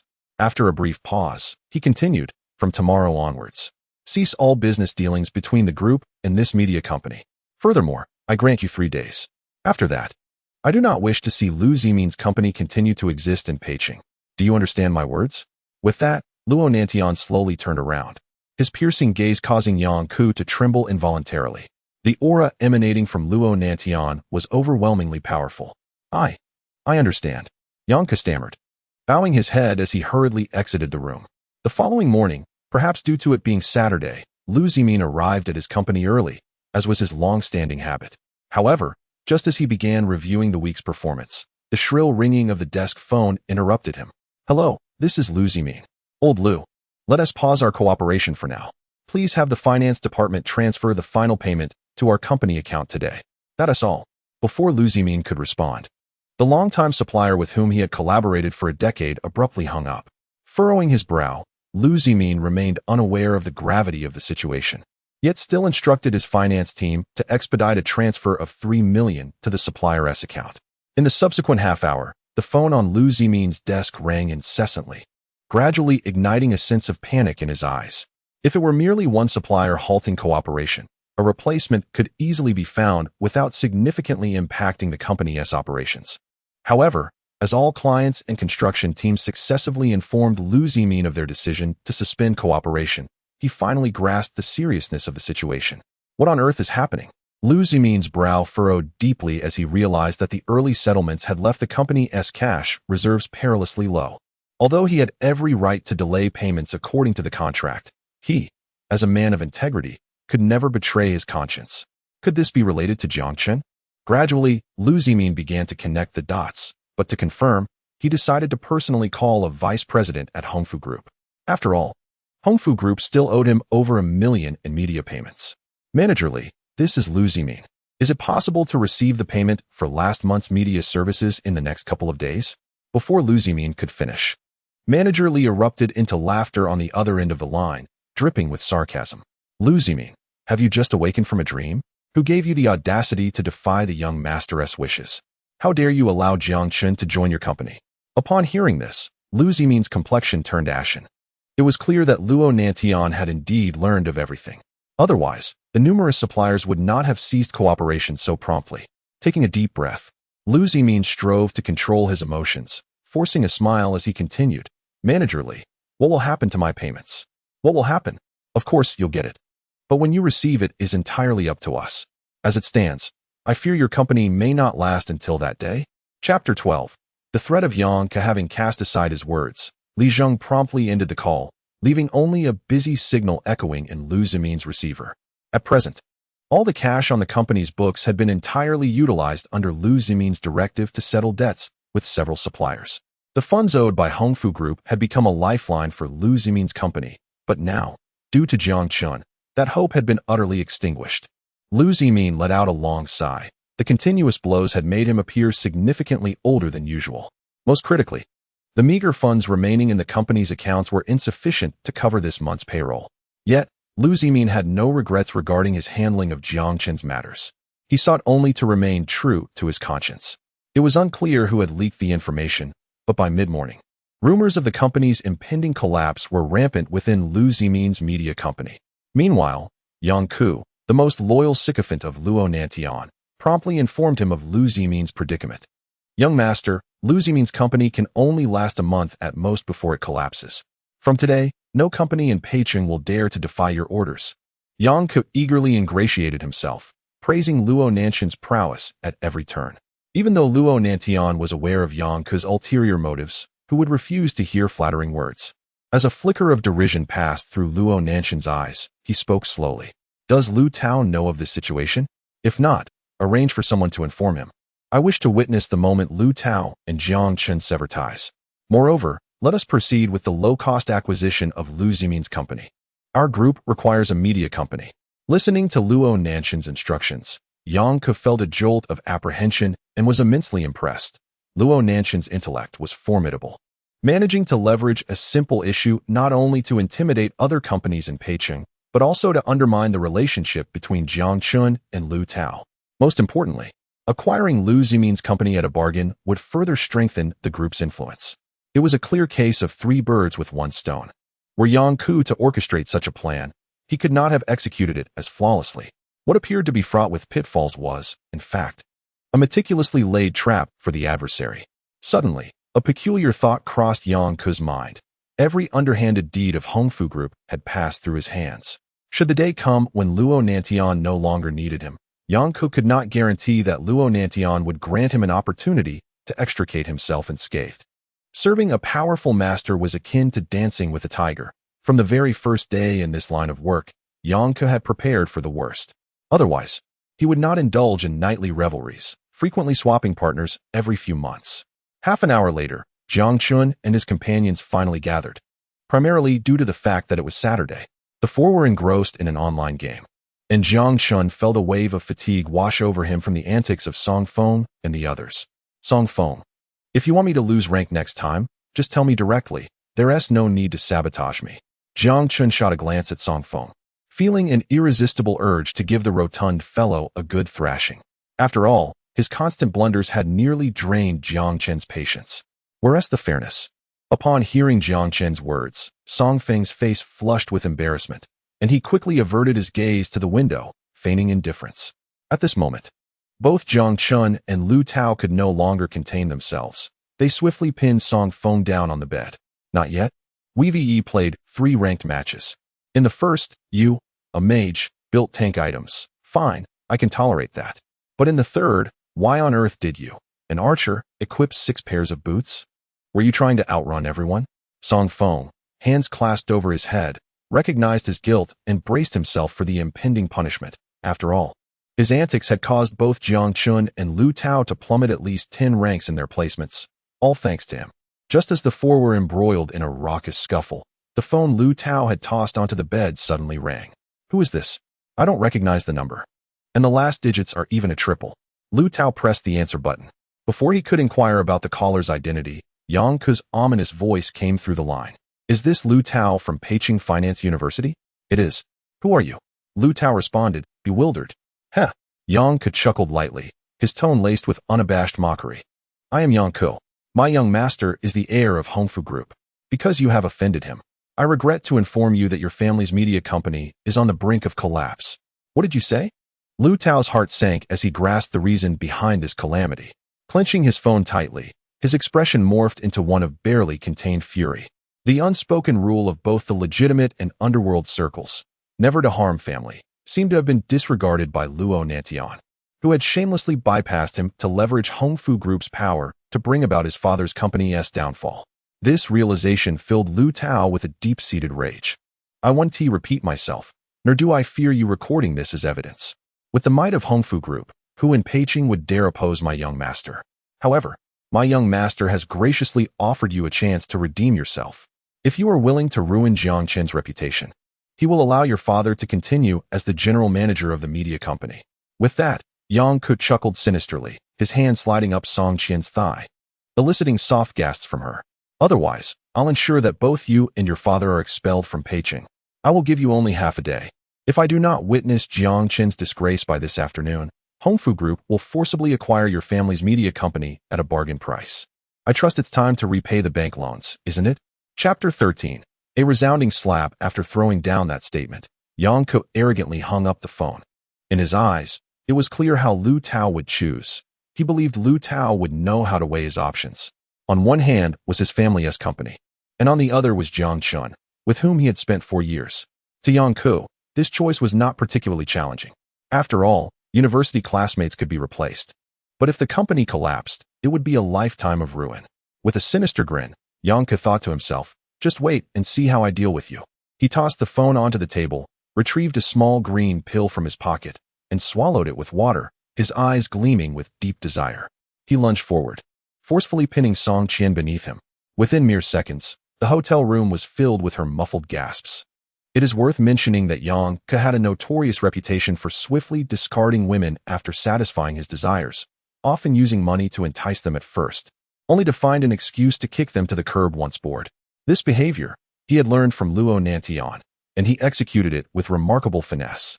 Yet, despite the time that had elapsed since he had won Song Qian, he felt no tinge of weariness. The primary reason for this was Song Qian's eagerness to please him in bed. She even referred to herself as his little pet. With a thud, Lu Tao's phone slipped from his hand, crashing onto the floor with a dull sound. The others, including Song Feng, exchanged puzzled glances, uncertain of what had transpired. However, Jiang Chen furrowed his brow, sensing an ominous premonition rising within him. Approaching Lu Tao, he was taken aback to see tears glistening in the usually strong man's eyes, filled with deep resentment and a terrifying expression. What happened? Who called you just now? Jiang Chen asked, alarmed. In his heart, he regarded Lu Tao as a true brother and could not bear to see him in such a despondent state. It was Yang Ke. Lu Tao gritted his teeth, his hands clenched tightly, his once broad shoulders now shaking violently from his emotional turmoil. Our company is on the verge of collapse, and Yang Ke is forcing me to choose. Unable to continue, Lu Tao's voice faltered, for he could not forget the sincerity Jiang Chen had shown to their small circle over the years. Although the family business was indeed vital, Lu Tao's core belief would never allow him to engage in anything morally reprehensible. Even without Lu Tao finishing his thought, Jiang Chen could piece together the situation. A cold smile crept onto his lips, and a glimmer of determination sparked in his dark eyes. An aura of authority began to emanate from him. In the past, he would have refrained from meddling in such matters, but now he could not stand idly by while Lu Tao's family business faced ruin due to Yang Ke's malice. Is Yang Ke really asking you to choose between the company and me? Jiang Chen inquired with a light chuckle. Yes, Lu Tao nodded fervently, his teeth clenched. But I have made up my mind. I will not betray my conscience. Money can be earned again, but once a person falls, their soul remains tainted for life. And such filth can never be cleansed. With those few words, Lu Tao expressed his stance to Jiang Chen. Of course, Jiang Chen understood that Lu Tao's choice had nothing to do with his background. I need to return to the company, Lu Tao said, wiping away his tears and hastily picking up his phone before leaving. In the dormitory, only Jiang Chen and Song Feng remained, exchanging glances as a heavy atmosphere settled around them. The news of Lu Zimin's company being pressured by Hongfu Group for a forced low-price acquisition spread rapidly through the business circles of Peicheng within hours.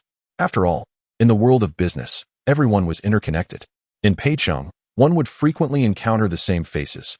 Thus, no one would willingly sever another's path unless absolutely necessary.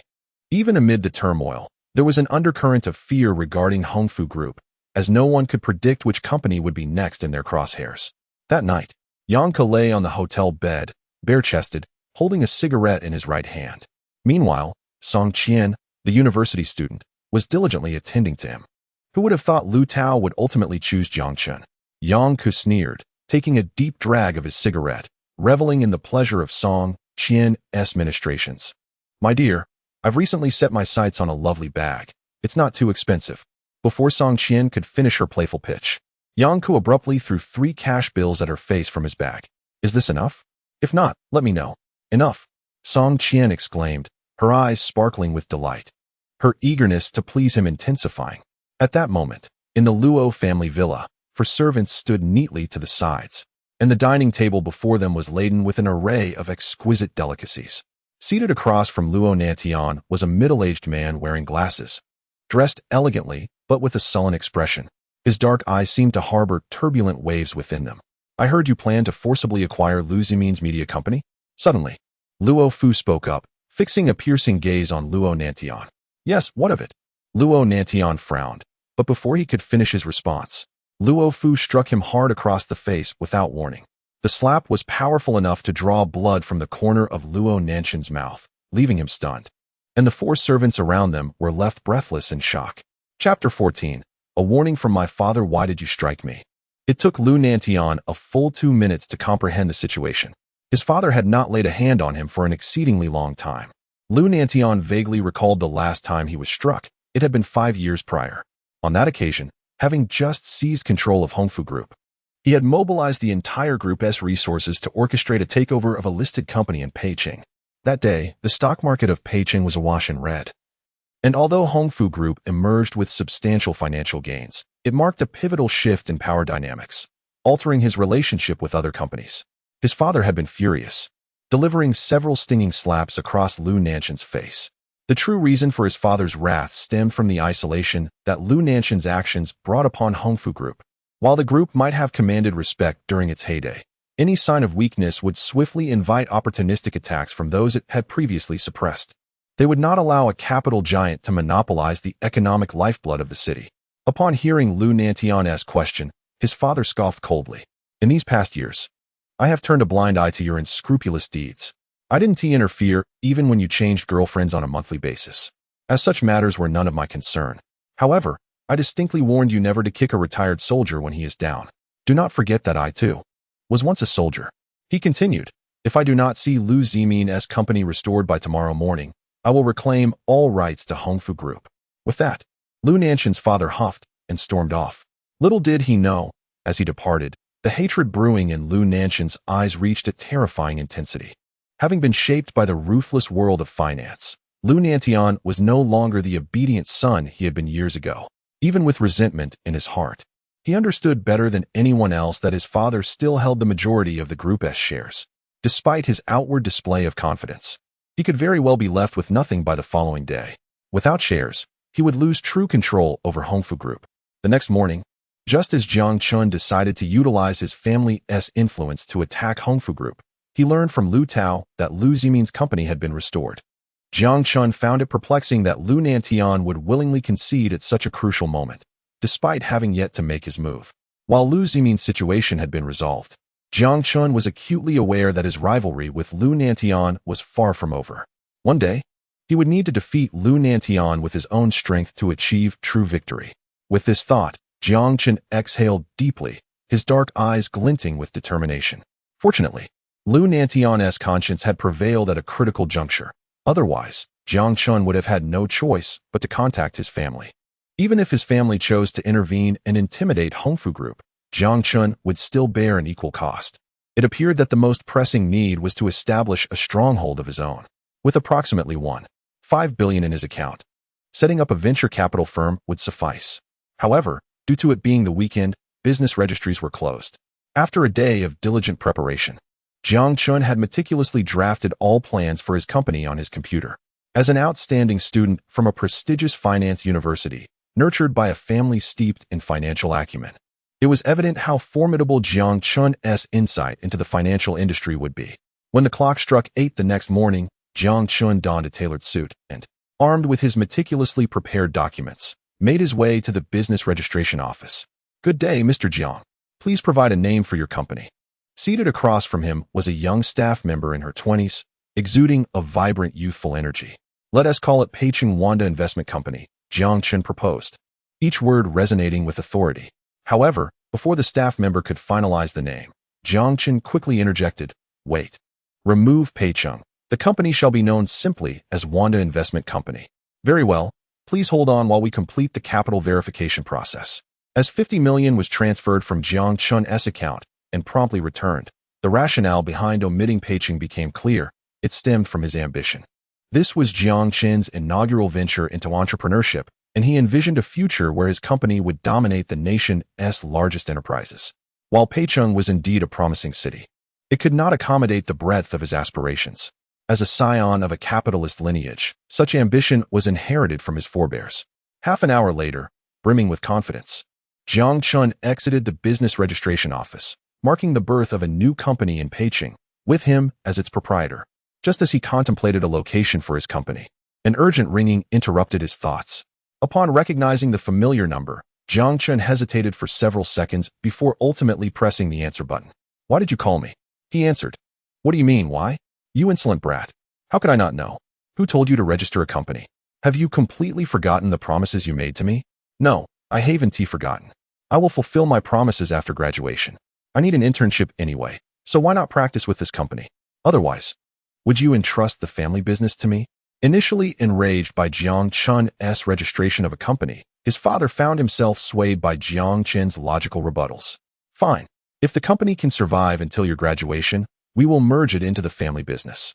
However, I have my doubts about whether you alone can sustain it in Peicheng." With a hearty laugh, Jiang Chen's father hung up the phone. To the family behind Jiang Chen, a company, or even 50 million, was but a trifling matter. What reassured Jiang Chen's father most was that Jiang Chen had taken the initiative to promise to complete the family alliance upon his return. Chapter 15.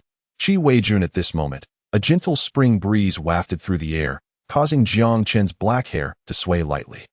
He remained in the posture of answering a phone call, yet a glimmer of determination began to gather deep within his gaze.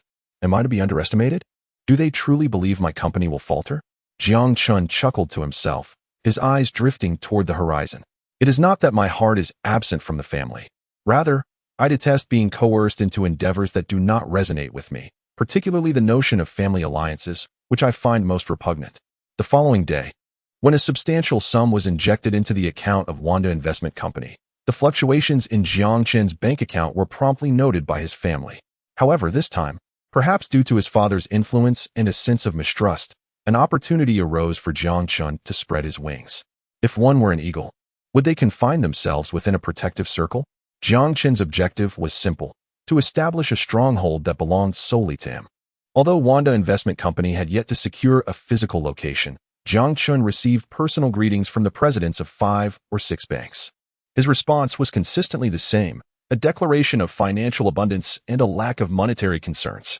After all, for a nascent investment firm, a cash reserve of several billion is sufficient to stir the winds of change. In no time, the reputation of Wanda Investment Company became widely known throughout Peicing. Yet the enigmatic owner remained invisible. Meanwhile, in a dormitory at the Peicing Conservatory of Music, Suhi stood by the window, stretching languidly. Her exquisite features gazed into the distance, lost in thought. Behind Suhi stood another beauty, approximately 170 centimeters tall, though her appearance did not rival Suhi's. Her figure commanded attention. In this era, curvaceous young women were a rarity. "What are you pondering, Suhi?" Chi Weijun asked gently, draping her arm over Suhi's shoulder and tilting her head to inquire. "Nothing." Though Suhi replied dismissively, her eyes betrayed her true feelings. After all, they had shared a bed for nearly 4 years. In the next moment, a spark of mischief flickered in Chi Weijun's eyes as she smiled knowingly. "Stop pretending. If others are oblivious to you, I am certainly not.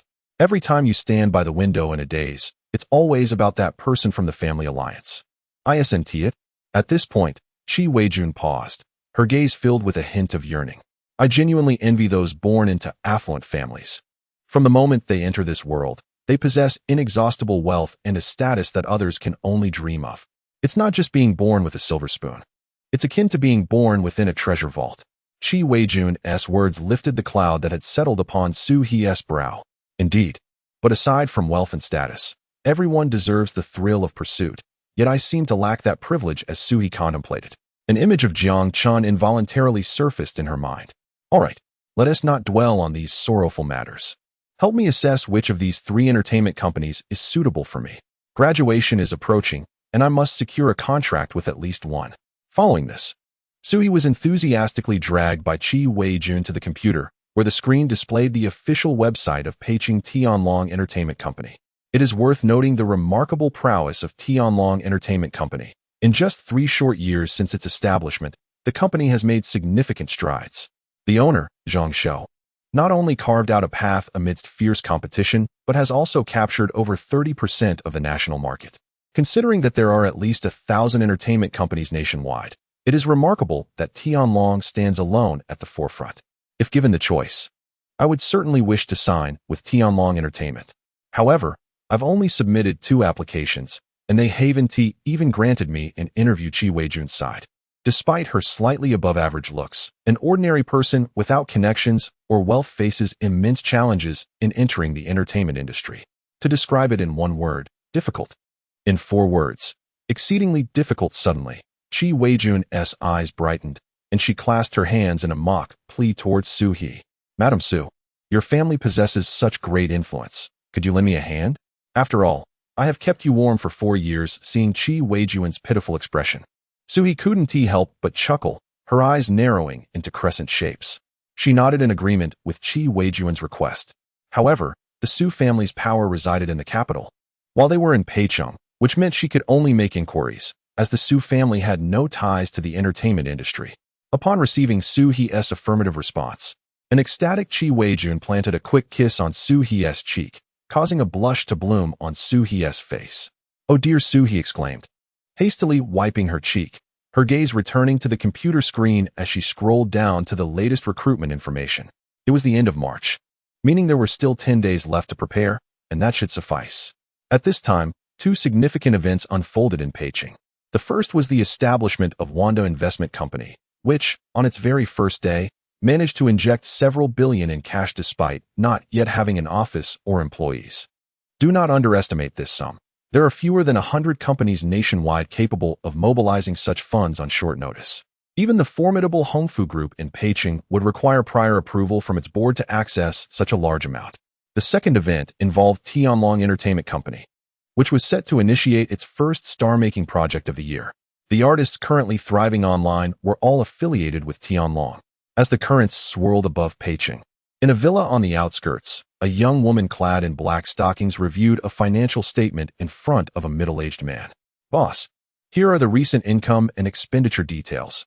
Additionally, the cash remaining in the company's account is insufficient to launch another star-making initiative." Chapter 16. A blind cat meets a dead mouse as the middle-aged man observed the increasingly somber expression on his counterpart's face. The woman in black stockings across from him shook her head with a hint of resignation. Forgive my candor, boss, while this extravagant spending has yielded commendable results. Initiating a new star-making project would require at least $50 million in funding. Moreover, at this point, the woman leaned forward and casually took a hearty sip from the half-filled glass before the middle-aged man. Currently, our Tianlong Entertainment Company has offended the entire industry. Under the combined pressure they exert, no one would be willing to lend us money. Therefore, boss, perhaps we should consider selling the company? Upon hearing this, Jiang Shou's expression turned somewhat awkward. Though this woman, Lu Si, appeared to be merely the company's secretary, they had previously shared a fleeting romantic encounter. On that occasion, Jiang Shou had indulged a bit too much, and it is well known that excessive alcohol can adversely affect a man's performance. Though Jiang Shou was the head of the company, it was Lu Si who ended their liaison the following day, citing a simple reason: life is too long. I want to experience something different. Even though their relationship had abruptly ceased, Lu Si harbored no respect for Jiang Shou from that day forth, leaving him feeling powerless. Lu Si, could you please inform me in advance the next time you wish to drink from my glass? Jiang Shou placed the expenditure report on the table with a resigned sigh. Perhaps in a few months, I shall find myself as someone else's secretary.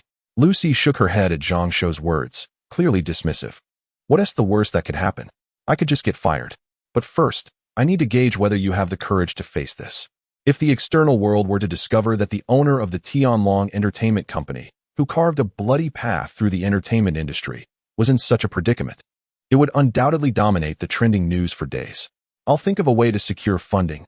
Fortunately, those rival companies are not located in Beijing. There are many businesses here. Perhaps we can raise some capital. Jiang Shou shook his head and, as the general manager of Tianlong Entertainment, began disseminating information regarding the company's financial needs through his network of contacts. After all, banks would certainly not lend to Tianlong Entertainment. Otherwise, they would not be lauded for their support during prosperous times, but rather criticized for their failure to assist in moments of hardship. Of course, if one owed the bank billions, the situation would be entirely different. Even a mere cold would prompt a bank manager to pay a personal visit. But was the bank truly afraid of their debtor's demise? No, they feared that if something were to happen, that money would never be retrieved. Within just 2 days, Jiang Chen's Wanda Investment Company had chosen its location, conveniently situated across from the Hongfu Group headquarters, an intentional choice by Jiang Chen. Dressed in a sleek black casual suit, he oversaw a dozen workers bustling about, as office furniture was arranged, giving the place a semblance of a company. Through the expansive floor-to-ceiling windows, Jiang Chen could see into the office of Luo Nantian across the street. That afternoon, Jiang Chen secured 2 local television advertisements in Beijing, spending $20 million in cash, instantly placing the name of Wanda Investment Company in the spotlight. As he gazed across the street, lost in thought, a short, portly man hurried over. Boss, our first client. Someone has finally called us. With the press of a button, Jiang Chen answered the call, and Jiang Shou's deep voice soon resonated on the line. Hello. This is Jiang Shou, General Manager of Tianlong Entertainment. Our company is in need of funds and is willing to offer equity in exchange. Tianlong Entertainment? Jiang Chen's eyes widened in surprise. He had heard of the company. Upon hearing of their financial plight, he couldn't help but chuckle. Isn't it just money? You need it. But I do not. Furthermore, this first deal involved such a well-known company. Whether the funds resulted in profit or loss would have little impact on Jiang Chen. With that thought, he replied with a grin, just come to me. Money is not an issue. After dropping this line, Jiang Chen hung up the phone and handed it to his portly assistant, patting him on the shoulder in approval. After all, this assistant was the first employee Jiang Chen had hired. While Wanda Investment Company had gained recognition throughout Beijing, many dismissed it as just another fraudulent venture, as 3 similar schemes had emerged prior. Boss, what you said just now sounded quite pretentious. How can you be sure they'll come? Oh, that's just my intuition. Jiang Chen replied with a chuckle, walking to the corner and opening the door to his newly furnished office. Meanwhile, in a villa, Jiang Shou stared at the disconnected phone call, perplexed. For some reason, Jiang Chen's demeanor struck him as unreliable. Jiang Shou had weathered many storms in his career. Over the years, even his fiercest rivals would not dare to hang up without warning. Feeling a headache coming on, Jiang Shou grappled with the fact that after 2 days of planning, he had secured very little funding. The small amounts of tens of thousands were hardly sufficient for his star-making initiative. Conversely, the sudden emergence of Wanda Investment Company prompted Jiang Shou to check its business registration. only to discover that it had been established just that week. As Jiang Chen hesitated on whether to pursue this opportunity, Lu Si spoke up, a hint of dissatisfaction in her tone. "Boss, go ahead. As they say, a dead horse can be treated as a live one. What if a blind cat stumbles upon a dead mouse?" Jiang Chen was baffled. He could grasp the first part of her statement, but the latter was confounding. Was she implying that he was blind, or that the other party was? "You ought to familiarize yourself more with our language. Don't throw around phrases as if you understand everything." Jiang Chen shot her an exasperated glance, donned his coat, and strode toward the door. Meanwhile, Lu Si remained rooted in place, her brow furrowed, her crimson lips gently biting down on a few exposed teeth. Chapter 17. Is this amount sufficient? What does boss mean? Is it a reference to my mediocrity? At this thought, a flicker of anger swiftly flashed across Ruth's eyes. She hastily flung open the window. But before she could utter a word, she found herself momentarily frozen in place. A raised middle finger was pointed directly in her direction. Half an hour later, when the impeccably dressed Jiang Chen arrived at the Wando Investment Company's office, he surveyed the surroundings, a myriad of dark lines forming on his forehead. Despite being accustomed to grand occasions, he had never encountered a company quite like this one. However, before Jiang Chen could storm out in frustration, the portly Sun Li rushed over. "General Manager Jiang has arrived. I will take you to meet our boss right away." I'm sure General Manager Jiang will be quite astonished listening to Sun Li's words. Jiang Chen let out a disdainful sigh, internally grumbling. How much more astonishment could there be? Wasn't this scene already astonishing enough? Had he known beforehand that the Wando Investment Company was still under renovation, his character would have precluded him from coming. "Let go of me. Did I say I wanted to meet your boss?" Jiang Chen's expression darkened further, looking helplessly at Sun Li. It was no small feat to have landed a deal, and Sun Li seemed determined to drag Jiang Chen before Jiang Chen. "Let go? You've come all this way. Just step inside and take a look." This scene struck Jiang Chen as oddly familiar, reminiscent of a moment from a historical drama he had seen in his youth. "Come in and take a look at him." When Jiang Chen coldly sat down opposite Jiang Chen, the considerate Sun Li had already closed the door and even locked it from the outside. "Are you the owner of Wando Investment Company?" Jiang Chen inquired, emanating an air of authority, casting a casual glance at Jiang Chen. "From your age, you must still be in school, correct?" "You are correct. I have 4 months left until graduation." Jiang Chen's candid response shattered Jiang Chen's last shred of hope for the Wando Investment Company. One must ponder, what capability could a young person in their early 20s possess to sustain an investment firm in the realm of industries? The expectations for a general manager in an investment company are notoriously demanding. Not only must one possess extensive connections and experience, but even a lack of intellectual prowess is unacceptable. Although Wanda Investment Company had just opened, Jiang Chen, with years of experience, had already internally assessed its longevity, likely a matter of mere months. At this moment, Jiang Chen smirked, unaffected by the aura radiating from Jiang Chen. Simultaneously, an air of authority began to emanate from Jiang Chen, causing Jiang Chen's expression to change dramatically. Jiang Chen understood well that wealth could disguise many things, but an aura of authority could only be cultivated over years of experience. "Impossible," Jiang Chen exclaimed, but before he could pose a question, Jiang Chen cut to the chase. "Let us get straight to the point. How much does your company require, and what percentage of equity can you offer? Since you're my first client, I will stipulate in the contract that I will only hold equity without contesting for decision-making power." As Jiang Chen laid his cards on the table, Jiang Chen fell silent. While he harbored doubts about the capabilities of Wando Investment Company, the pressing need for funds in the Tianlong Entertainment Company was paramount.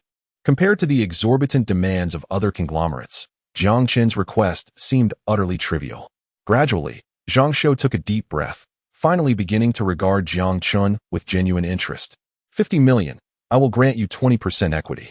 Upon delivering his offer, Jiang Chen noticed Jiang Chen frown, leading him to believe he had perhaps asked for too much. After all, for a newly established company, offering 50 million as the first deal might be a tall order. After a brief hesitation, Jiang Chen tentatively suggested, "How about 30 million instead, with the equity?" But before he could finish, Jiang Chen interrupted with a wave of his hand. "Just 50 million? What can that amount accomplish? Besides, isn't the star-making plan expected to be costly? How about I offer you 100 million, and I'll take 40% equity?" The casualness with which Jiang Chen mentioned 100 million felt like thunder crashing down upon Jiang Chen. Although he had encountered such sums before, It was the first time he had witnessed a young man in his 20s speak of it so nonchalantly. The crucial point was Zhang Shou's professional instinct, which compelled him to scrutinize Jiang Chen's eyes, seeking to decipher whether he was being misled. Yet, just moments ago, Jiang Chen's gaze conveyed an indifference that suggested 100 million was hardly noteworthy. Zhang Shou couldn't help but inhale sharply. 100 million, is that truly feasible? It is. If it's insufficient, just let me know. Jiang Chen replied, somewhat impatiently waving his hand, feeling as though he was practically gifting money, only to encounter someone who found it lacking. After a brief pause, Zhang Shou stood up from the sofa, extending his right hand. Jiang Chen smiled and mirrored the gesture. As their hands clasped firmly, the investment in Tianlong Entertainment was essentially secured. Now, all that remained was for Wanda Investment Company to draft 2 copies of the contract. And upon signing, the funds would be promptly transferred to Tianlong's account. Today's meeting has truly opened my eyes, General Jiang, Zhang Shou expressed sincerely. This was meant to be a harmonious moment, yet the following second, as Zhang Shou, with a faint smile, placed his hand on the doorknob and twisted it, his forehead was suddenly adorned with dark lines. Seeing this, Jiang Chen felt an awkwardness settle in and promptly yelled towards the outside, "Son Fatty, open the door for me." Chapter 18. Elevating Your Status. Soaring high, the news of Tianlong Entertainment's new star-making initiative has spread like wildfire across every university in Beijing, igniting the dreams of many youthful and charismatic young women who yearn for stardom. What is most compelling is that, based on Tianlong Entertainment's prior ventures, the top 3 selected from each star-making project are lavished with abundant resources. Meanwhile, Zhang Shou, back in his villa, radiates confidence, as the earlier shadows on his face have vanished, replaced by the promising prospects of collaboration. As Zhang Shou's secretary, Ruth can tell with just a glance that the financial issues have been resolved. Yet, she is intrigued. Who in Beijing is willing to lend a hand to Zhang Shou and Tianlong Entertainment amidst the ongoing collective suppression? After all, every step Tianlong Entertainment takes is fraught with peril, and a misstep could lead to irreparable consequences. Conversely, should they navigate through these challenges, it is likely that the entire entertainment industry in Huaxiao will be reshuffled because of Tianlong Entertainment. Meanwhile, in a hotel, Yang Ku and Song Qian have just concluded another intense encounter, both lying breathlessly on the bed. Darling, your Hongfu group casts a long shadow over Beijing, and you are the one most valued by Luo Nantian. Could you lend me some advice? If not for the critical moment that necessitated a pause, the term sycophant would have surely slipped from Song Qian's lips. Flattered by her words, Yang Ku seems to genuinely believe he holds significant standing in Luo Nantian's eyes. Go ahead. In this small patch of Beijing, no one dares defy Hongfu Group's commands. With a playful smile, Song Qian then proposes, I wish to directly enter Tianlong Entertainment. Is that possible, my dear? Upon hearing this, Yang Ku falls into contemplative silence. Tianlong Entertainment is indeed a formidable entity in Beijing, but it pales in comparison to Hongfu Group. Not a problem. I happen to know the manager in charge of recruitment at Tianlong Entertainment. Yang Ku's assertion is sincere, rather than an attempt to placate Song Qian. Really? Thank you, my dear, Song Qian replies, burying her head in Yang Ku's chest, a look of contentment gracing her features. Even if their relationship is transactional, as some might say, in Song Qian's eyes, being supported is hardly a disgrace. In a few years, she will have wealth and connections, far preferable to struggling couples clinging to love while teetering on the poverty line. That evening, Su-hee, engrossed in local news in her dormitory, suddenly furrows her brow upon spotting a familiar name on the screen. Jiang Chen? Wanda Investment Company? As Su-hee softly utters these words, her brows knit in confusion. After all, she cannot fathom why someone from Jiang Chen's affluent family would choose to venture into entrepreneurship when they could have anything they desired. Just as her curiosity about Jiang Chen's entrepreneurial pursuits peaks, she glances at the sleeping Qi Weijun beside her. In an instant, a glimmer of insight flashes in Su-hee's eyes. Though Jiang Chen may be somewhat perplexing as the head of an investment firm, he must know the owners of several entertainment companies in Beijing. Moreover, given Jiang Chen's vigilance, any attempt to reach out under the pretense of seeking family connections would likely raise his suspicions. It would be wiser to flow with the current while subtly probing Jiang Chen's intentions. With this thought, a radiant smile spreads across Su-hee's face as she disregards the late hour and picks up her phone to dial Jiang Chen's number. Although she could easily wait until morning, The memory of Jiang Chen's unflattering remarks about her stirs a sense of indignation within her. The phone rings for several seconds before it connects, accompanied by a gentle vibration. "Hey, do you even know what time it is? Are you a night owl?" Jiang Chen mutters sleepily, irritation lacing his voice. "How was I to know you would be asleep so early? After all, I did rescue you from St. Dick's bar when you were utterly intoxicated. What if a cleaning lady had found you in that state?" At Su He's words, a shiver runs down Jiang Chen's spine, the image of a cleaning lady finding him in such a compromising position haunting him. "All right, enough of the chit-chat. You've been making waves lately, founding a venture capital firm. I have something I need your help with. Consider it a way to repay me." Before He could assert her point, Jiang Chen interjects with annoyance. "Hold on, I distinctly remember buying you several expensive items as a thank you." If Jiang Chen were to realize that the very outfit He is wearing now is one of those purchases, he would undoubtedly be at a loss for words. "Are you really going to squabble over this? Just tell me what you need. You don't seem to be lacking in funds." Jiang Chen speaks truthfully. After all, a man of his means would not typically associate with such a commanding woman. "Do you know anyone in Peicing's entertainment industry? My dear friend wishes to break into the field. If you know someone, please lend a hand." Hearing this, Jiang Chen breathes a sigh of relief. As long as He doesn't propose anything overly ambitious, he can accommodate her request. Besides, he had just invested in an entertainment company today, and it happens to be the illustrious Tianlong Entertainment. Surely, with a word from him, Zhang Shou, the general manager, would allocate substantial resources to assist Qi Weijun. "I do. In fact, tomorrow, I'll be signing a contract with Tianlong Entertainment. You and your friend can come to the school to find me. Now, if you'll excuse me, I need to get some sleep." With that, Jiang Chen decisively hangs up, silencing his phone and burrowing into his covers. How utterly unromantic, He scoffs, her fleeting admiration for Jiang Chen dissipating in an instant. Nonetheless, each word he spoke is etched in her memory. Turning to gaze at the still sleeping Qi Weijun, she muses softly, "Tianlong Entertainment. By the time you awaken to this news tomorrow, you'll probably fault me for not telling you sooner." With that thought, He approaches the bedside and swiftly rouses Qi Weijun from her slumber. Chapter 19. Let us give it a try. "What are you up to, sister? I'm really so sleepy." The drowsy Qi Weijun complained with a hint of annoyance, casting a glance at He before closing her eyes again. "I'll take you to Tianlong Entertainment for your job tomorrow," He nonchalantly declared, before gracefully stepping into the bathroom. Gradually, as the sound of water began to trickle from within, Qi Weijun jolted awake, her eyes wide with astonishment. Did I just hear that correctly? Not an interview, but directly starting work? The next morning, Qi Weijun meticulously prepared herself, spending over 2 hours solely on her makeup. A plethora of outfits was strewn across her bed as she inquired incessantly about which ensemble He deemed most appealing. Ultimately, she settled on the very first outfit. When the duo of He and Qi Weijun arrived at the boys' dormitory of the business university in a taxi, they caused quite a stir, as nearly every male had popped out to catch a glimpse. After all, He's strikingly elegant demeanor was enough to captivate anyone, regardless of age. Meanwhile, Jiang Chen, who had received a call earlier, finally emerged after keeping the two goddesses waiting for nearly half an hour, his hands casually tucked in his pockets. With a mere glance at the two, he said, "Let us go. We're heading straight to Tianlong Entertainment." He summoned a taxi, and within moments, they vanished from sight under the envious stares of countless single men.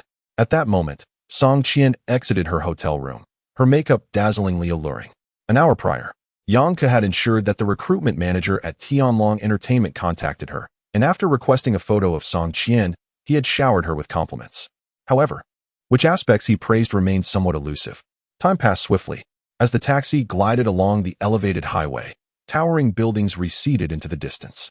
Over the past few days, news regarding Wanda Investment Company had inundated Peicing, all thanks to the efforts of the rotund Song Li. Had Jiang Chen not intervened promptly, that hefty fellow would likely have plastered posters about Wanda Investment Company in every male restroom across the office towers. How coincidental it was that when two taxis arrived almost simultaneously at the headquarters of Tianlong Entertainment, Jiang Chen immediately spotted Song Qian across the way. Yet, he paid her no more than a fleeting glance. Even though Song Qian had a significant connection to the betrayal involving Xia Ning, the final decision ultimately rested with Xia Ning alone. "Oh, isn't that Xia Ning's ex-boyfriend? What brings him to Tianlong Entertainment?" Song Qian recognized Jiang Chun's silhouette, her lips curling into a smirk. While it was undeniable that Jiang Chen was more attractive and accomplished than the average man, he fell short in terms of family background and wealth, receiving a complete zero from Song Qian in that regard. Let me guess, are you hoping to debut? Perhaps seeking out a wealthy patron in the entertainment industry? Song Qian boldly declared, her eyes behind her sunglasses seemingly envisioning such a scenario, bursting into laughter. Observing this, Sui frowned slightly. She had already gathered enough information about the entanglements between Jiang Chen and Xia Ning through her connections. Sui held a deep-seated disdain for individuals like Song Qian, who feigned superiority while embodying the very essence of hypocrisy. It was best to ignore such a person and pretend not to hear. Just as Qi Weijun rolled up her sleeves, prepared to deliver a couple of slaps to Song Qian, Sui firmly grasped her arm, shaking her head resolutely. Although Sui had no desire to stoop to Song Qian's level, the latter naively misinterpreted the scene as Jiang Chen and his companions being intimidated by her, by the power of her wealthy benefactor, no less. Huh, you're only fit to be a kept man. You used to talk so grandly when you were with Xia Ning. How long has it been since you broke up? Already seeking out two rich ladies? Do you believe I couldn't say a word to disqualify you from today's interview? With that, Song Qian arrogantly raised her chin, seemingly trying to showcase her disdain. Before Jiang Chen could grow angry, Sui couldn't help but chuckle. She understood Jiang Chen's background better than anyone else. While Tianlong Entertainment might seem like a colossal entity within Peicheng, it paled in comparison to the family behind Jiang Chen, which was but a mere drop in the ocean. Since Jiang Chen had the audacity to speak of immediate employment, Sui harbored no doubts. The next moment, a cold smile graced her lips, her beautiful eyes glinting with a hint of ambition. Is that so? Let us wait and see. With that, she pulled Qi Weijun along with Jiang Chen and stepped into the elevator first. Within seconds, accompanied by the crisp ding of the elevator, the doors gradually opened to reveal the true visage of Tianlong Entertainment. At that moment, Jiang Chen produced the investment contract he had prepared the previous day and glanced at Sui. You two wait here. I'll take a moment to sign this. Go ahead. We'll be waiting in the lounge, Sui replied, nodding at Jiang Chen. She then guided Qi Weijun towards the nearby rest area. As they walked, Qi Weijun could no longer contain her curiosity, cautiously surveying their surroundings before inquiring, Goddess, what's really going on? Didn't you mention something about a family alliance? Why do I feel there's something different in your attitude towards that guy? As Qi Weijun's words reached Sui's ears, an unexpected flush crept across her delicate features, though it quickly faded, escaping Qi Weijun's notice. What is different? I merely saved him, otherwise he might have been found by the janitor at the bar. Sui's nonchalant remark left Qi Weijun utterly astounded. Just then, the elevator doors opened once again, revealing Song Qian on the same floor. Chapter 20. A professional perspective. Damn Jiang Chen. Was it merely that he was supported by two wealthy women? How dare he speak to me in such a manner? Clearly, my decision to distance Xia Ning from Jiang Chen was indeed the right choice. After being berated by Sui downstairs, Song Qian felt her anger reaching its peak. Country bumpkin. Poor loser. Did he think that donning a suit would grant him entry into high society? He is just like me, selling his looks. The more Song Qian vented her frustration, the more determined she became. She resolved to first head to the break room and then make a call to the recruitment supervisor, intent on ensuring that Jiang Chen would be humiliated. However, when she arrived at the break room of Tianlong Entertainment, perhaps by some unseen force, she immediately spotted Sui and Qi Weijun. It must be said that both Qi Weijun and Sui, in terms of temperament, appearance, and physique, were on a completely different level than Song Qian. She was acutely aware of this disparity, and it was also a reason why Yang Ke had been able to stay with her for so long. There is a limit to reckless behavior. Even when playing the spoiled card, she knew her worth and always asked within Yang Ke's means. Therefore, compared to cunning schemes, Song Qian was straightforward and unyielding. Let us see how long you two can be so arrogant. Soon, I will have the recruitment supervisor publicly announce that neither of you are qualified for an interview. As soon as those words left her lips, an exasperated Song Qian pulled out her phone, and the moment the call connected, her tone shifted to a sultry pitch. Oh, supervisor, I've arrived. Meanwhile, in the opulent office of the general manager of Tianlong Entertainment, Zhang Shou and Jiang Chen sat across from each other at a grand mahogany tea table, each with investment contracts prepared in advance by Jiang Chen before them. As for Lu Si, perhaps due to the presence of outsiders, she maintained a composed demeanor, fully embodying Western elegance. If there are no issues, you may sign directly. Jiang Chen said with a faint smile, lifting his cup of red tea and savoring a sip. The aroma of the tea enveloped his senses. Of course. There will be no problems. I trust you, Zhang Shou replied with a hearty laugh, swiftly signing both contracts. The seal of Tianlong Entertainment embossed on the documents signified that Wanda Investment Company's first deal was genuinely concluded. Mr. Jiang, may I inquire how soon the investment funds will arrive in our company's account? Lucy hesitated for a moment, finally voicing her concern after observing Jiang Chen engrossed in his phone. Without lifting his gaze, Jiang Chen replied, I've already transferred it through mobile banking just now. As Zhang Shou received a text notification from the bank, he was thoroughly impressed by Jiang Chen's swiftness. However, before he could express his gratitude, Jiang Chen interjected. I need another favor from you, Mr. Zhang. I have a friend who wishes to come in for an interview. Understanding immediately, Zhang Shou, even without detailed explanation, was determined to assist Jiang Chen with this request. After all, with an influx of 100 million, hiring a single person was hardly an issue for Tianlong Entertainment, let alone 10. With this in mind, Zhang Shou nodded with a smile. Do we even need to discuss this? You are now a major shareholder of Tianlong Entertainment. I am merely here to serve you. Zhang Shou laughed heartily, and under Jiang Chen's lead, the general manager obediently followed behind him. As they exited the office, the short distance stunned many employees, who were left in awe. Who is that young man walking ahead of our boss? One asked. I have no idea. Did you notice? Even with our boss's stature, he still walks behind that young man. Perhaps he has some super rich second generation. I must admit, his aura is indeed fitting. As Jiang Chen and Zhang Shou made their way toward the break room, a crowd of onlookers had gathered, consisting not only of Tianlong employees, but also a significant number of job applicants. Supervisor, these are the people who offended me downstairs. Since I'm here, let us just have them both dismissed. As Song Qian continued to roar like a ferocious tiger, a portly man stood beside her, adjusting his thick-rimmed glasses, his shirt straining at the buttons while casting furtive glances at Song Qian. Indeed, we have a strict policy against those with dubious intentions. Individuals like you, Song Qian, are quite rare among today's youth. The recruitment supervisor said softly, deliberately emphasizing the phrase quite rare. As an experienced individual, Song Qian immediately grasped the underlying implication of his words. Perhaps if one day Yang Ke grew weary of her, this portly man could serve as a viable escape route. Unbeknownst to her, within the realm of male camaraderie, the topic of discussion often revolved around the latest young women who had come and gone. It remained uncertain whether Yang Ke had shared the intimate details with his peers. Let us have you two leave.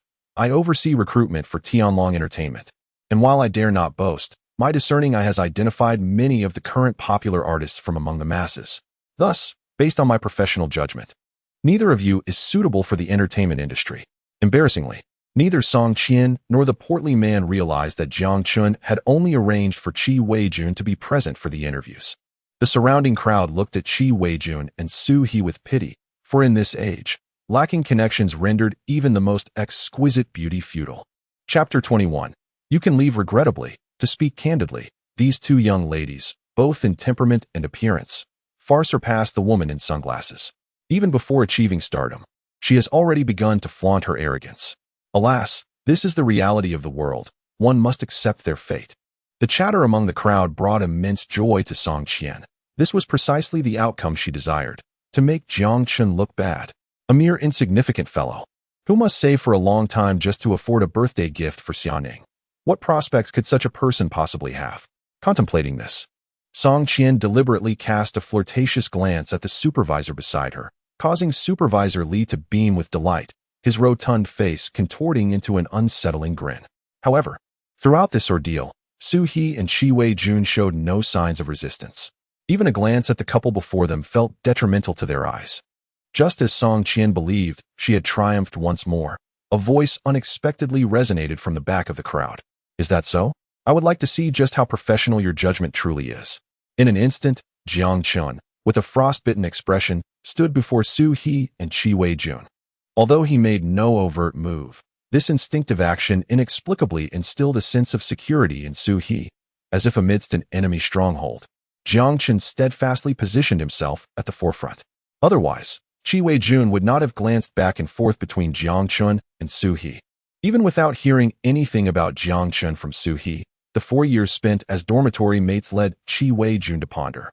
Could this fellow be the one tied to Suhi's family through marriage? Jiang Chen's sudden appearance left Song Qian momentarily speechless, and even Supervisor Li shared in her surprise.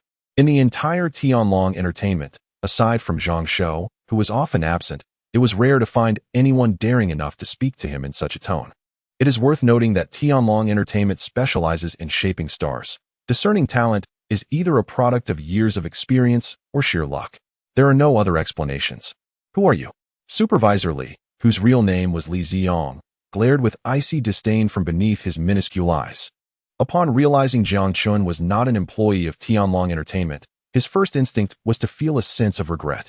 Otherwise, with Li Ziyang's methods, he would have ensured Jiang Chen's inability to thrive within the company, perhaps even preventing him from receiving any compensation.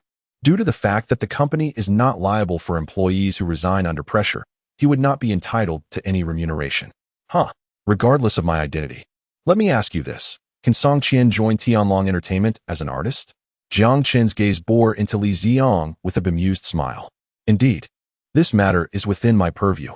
In my professional opinion, Song Qian certainly possesses the potential of a major star. In a bid to save face, Li Ziyong was willing to risk it all, especially as the crowd continued to swell. And what about the beauty beside me? Can you assess whether she qualifies for an interview?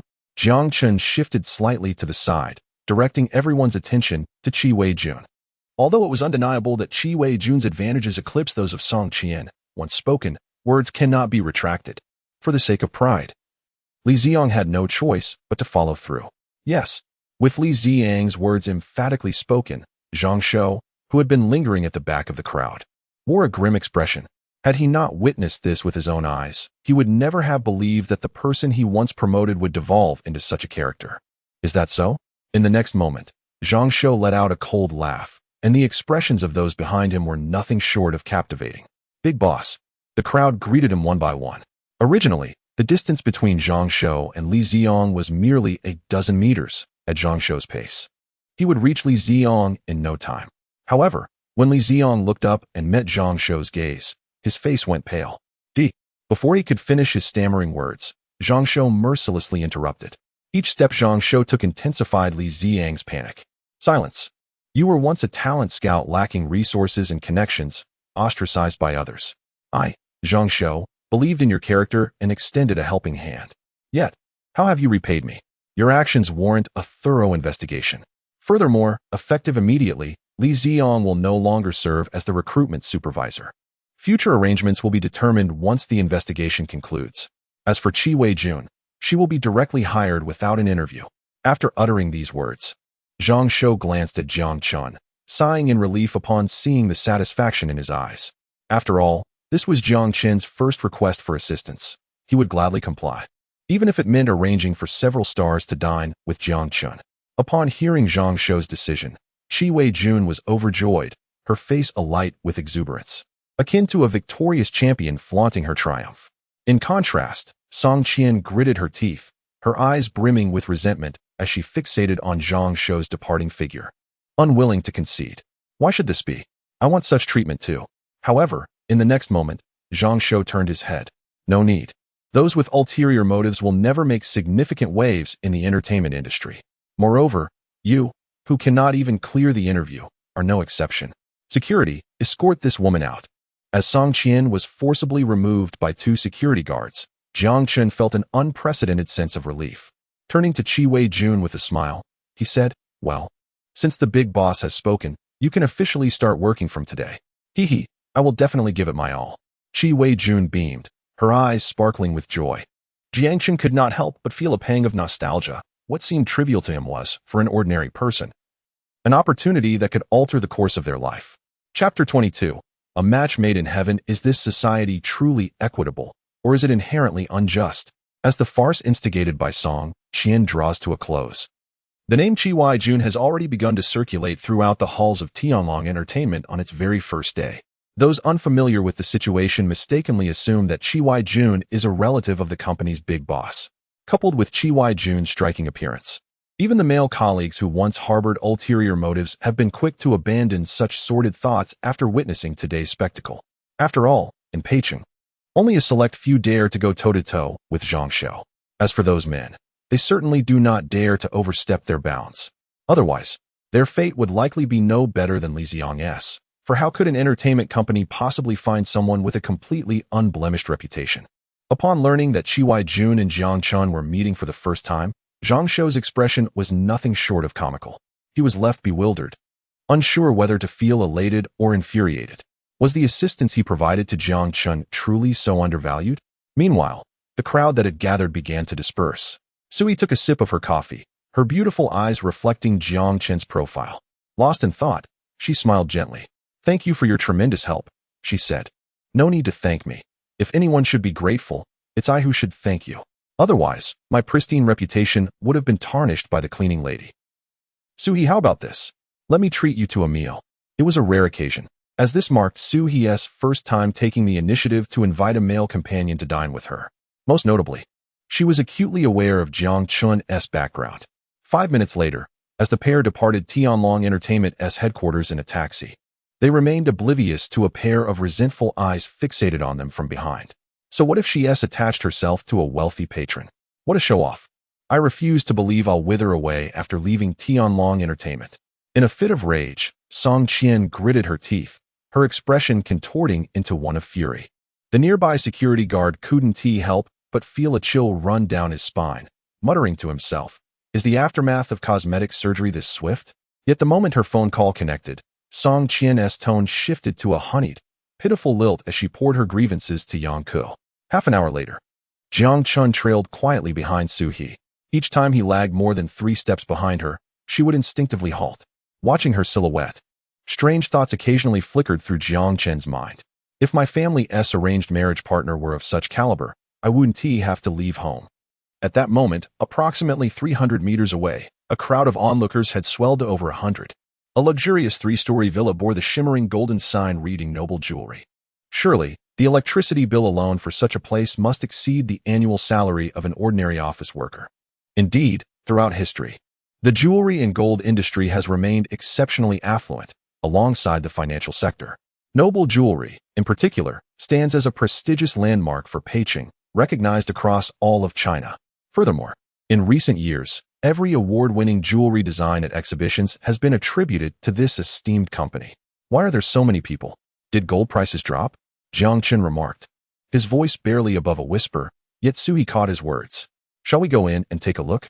When it comes to jewelry, it is difficult for any woman to resist its allure. Even Sui, who hails from a powerful family, is no exception. Truthfully, Jiang Chen had intended to decline, as he held little interest in jewelry. However, upon noticing the sparkle in Sui's eyes, the words that had been on the tip of his tongue were swallowed back, replaced by a grin.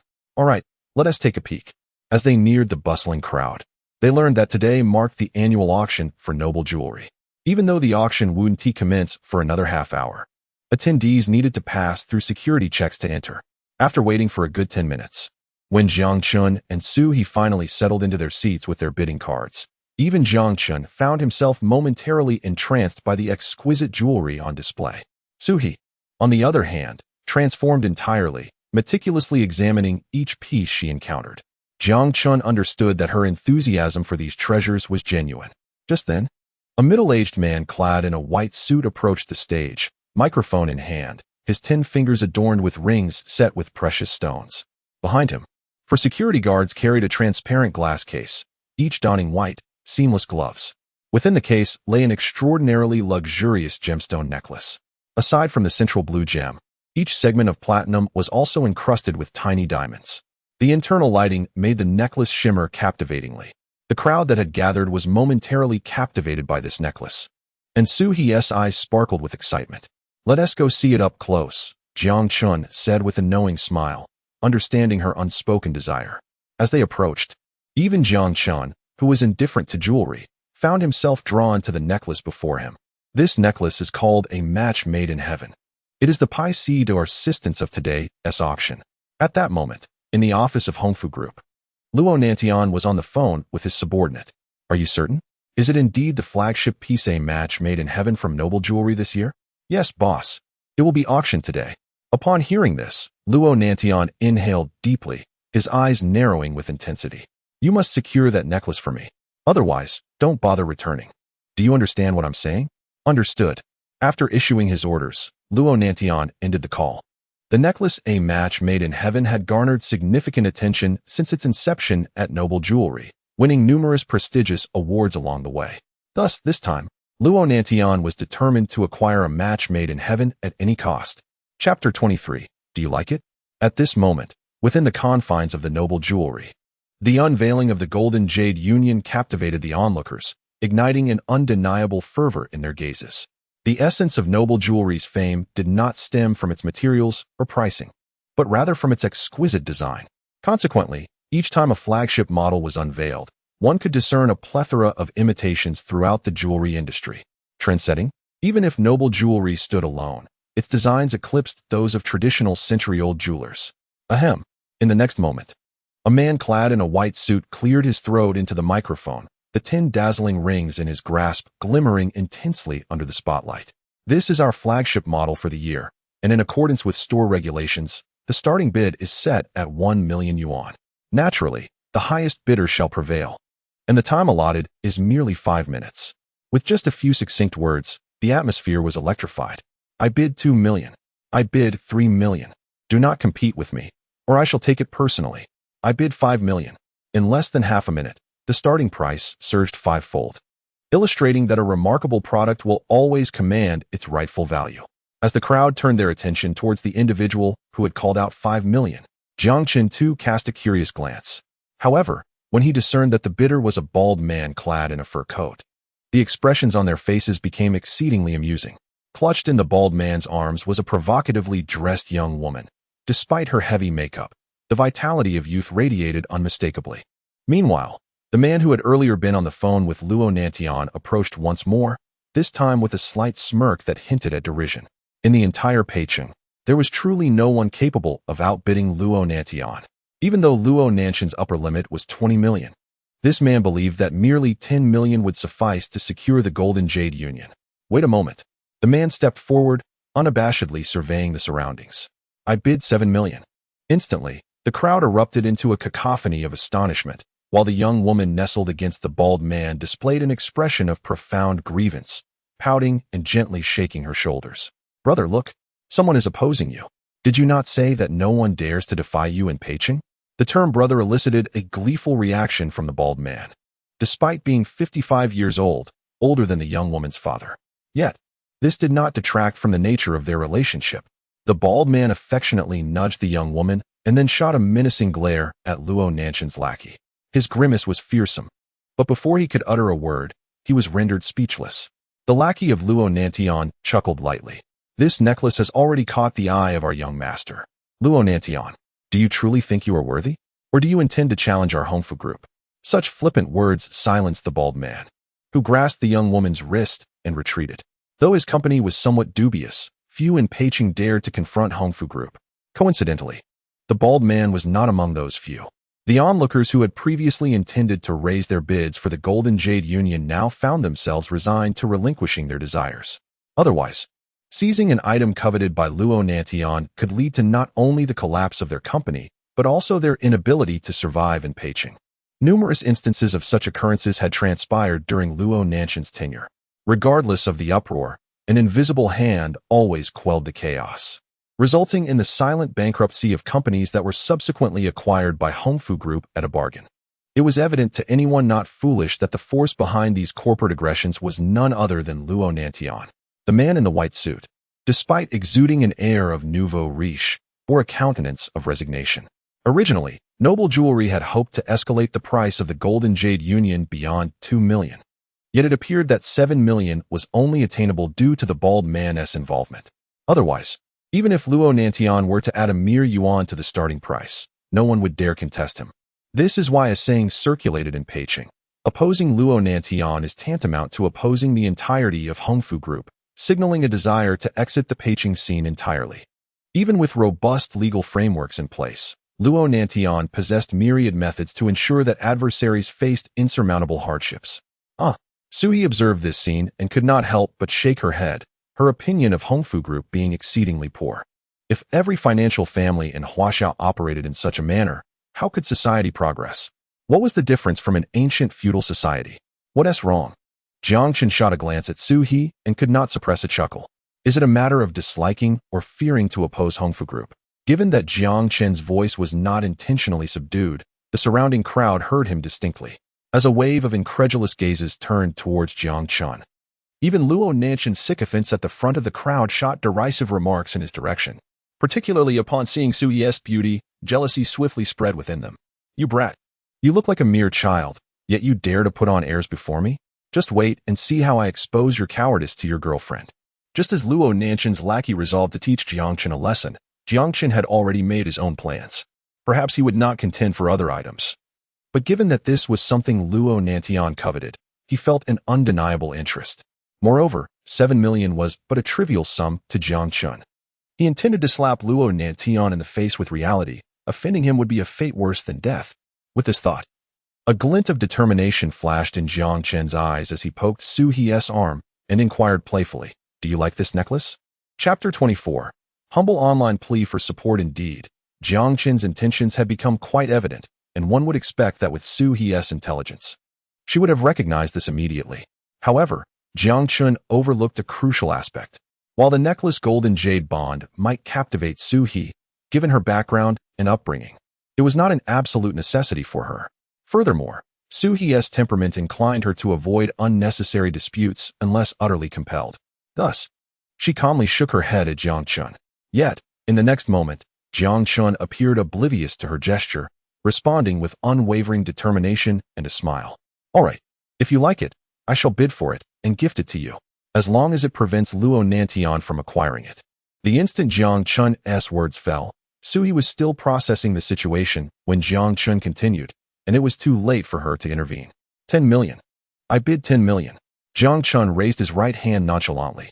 For an ordinary individual, accumulating such an amount would require a lifetime of frugality. Yet Jiang Chen uttered it with such ease. "Humph. You dare to oppose our Hongfu Group." The flunky of Luo Nantian, witnessing Jiang Chen's audacity, seethed with rage. Fortunately, for this auction, Luo Nantian's maximum bid was 2 million. I refuse to believe that a mere child like you can exceed 10 million. With a deep breath, the lackey raised his hand, adding another 100,000 to the bid. Despite the substantial gap of 9 million remaining before reaching Luo Nanchen's limit. The essence of bidding often lies not merely in the monetary aspect, but in the psychological pressure it imposes. However, in the following moment, Jiang Chen responded once more, calmly stating, 15 million. The man in the white suit on stage felt a surge of excitement. Those in his line of work relished such moments. The final price of the golden jade bond had become a tantalizing mystery. "You're bold." Noting Jiang Chen's firm resolve to confront Hongfu Group, one of Luo Nanchen's subordinates, whose status paled in comparison to Yang Ku, realized that Luo Nantian would not let Jiang Chen off the hook either. 16 million. As he declared this amount, sweat trickled down his brow, for the necklace could have been secured for 7 million. Jiang Chen's actions had snatched away the man's opportunity to prove himself to Luo Nantian. "You think you're so impressive? Go ahead and raise it further. Hongfu Group is not short on funds." Jiang Chen merely chuckled and shook his head. "Is that so? Then I shall raise it to 20 million. Let us see who will flinch first." At this moment, the bid had skyrocketed to 20 times its starting price, making both Jiang Chen and Luo Nanchen's flunky the center of attention. Every citizen of Peking had undoubtedly heard of Hongfu Group, yet the identity and background of Jiang Chen, a stranger, sparked whispers among the crowd. Who is this young man? He seems determined to secure the golden jade bond at all costs. Who knows? He might be a wealthy individual from another city. But so what? As long as he remains in Peking, who dares to oppose Luo Nantian? Even if a dragon crosses the river, it must lie low here. At that moment, the flunky of Luo Nantian was thoroughly unsettled. Only 3 minutes had passed, with 2 remaining until the auction's conclusion.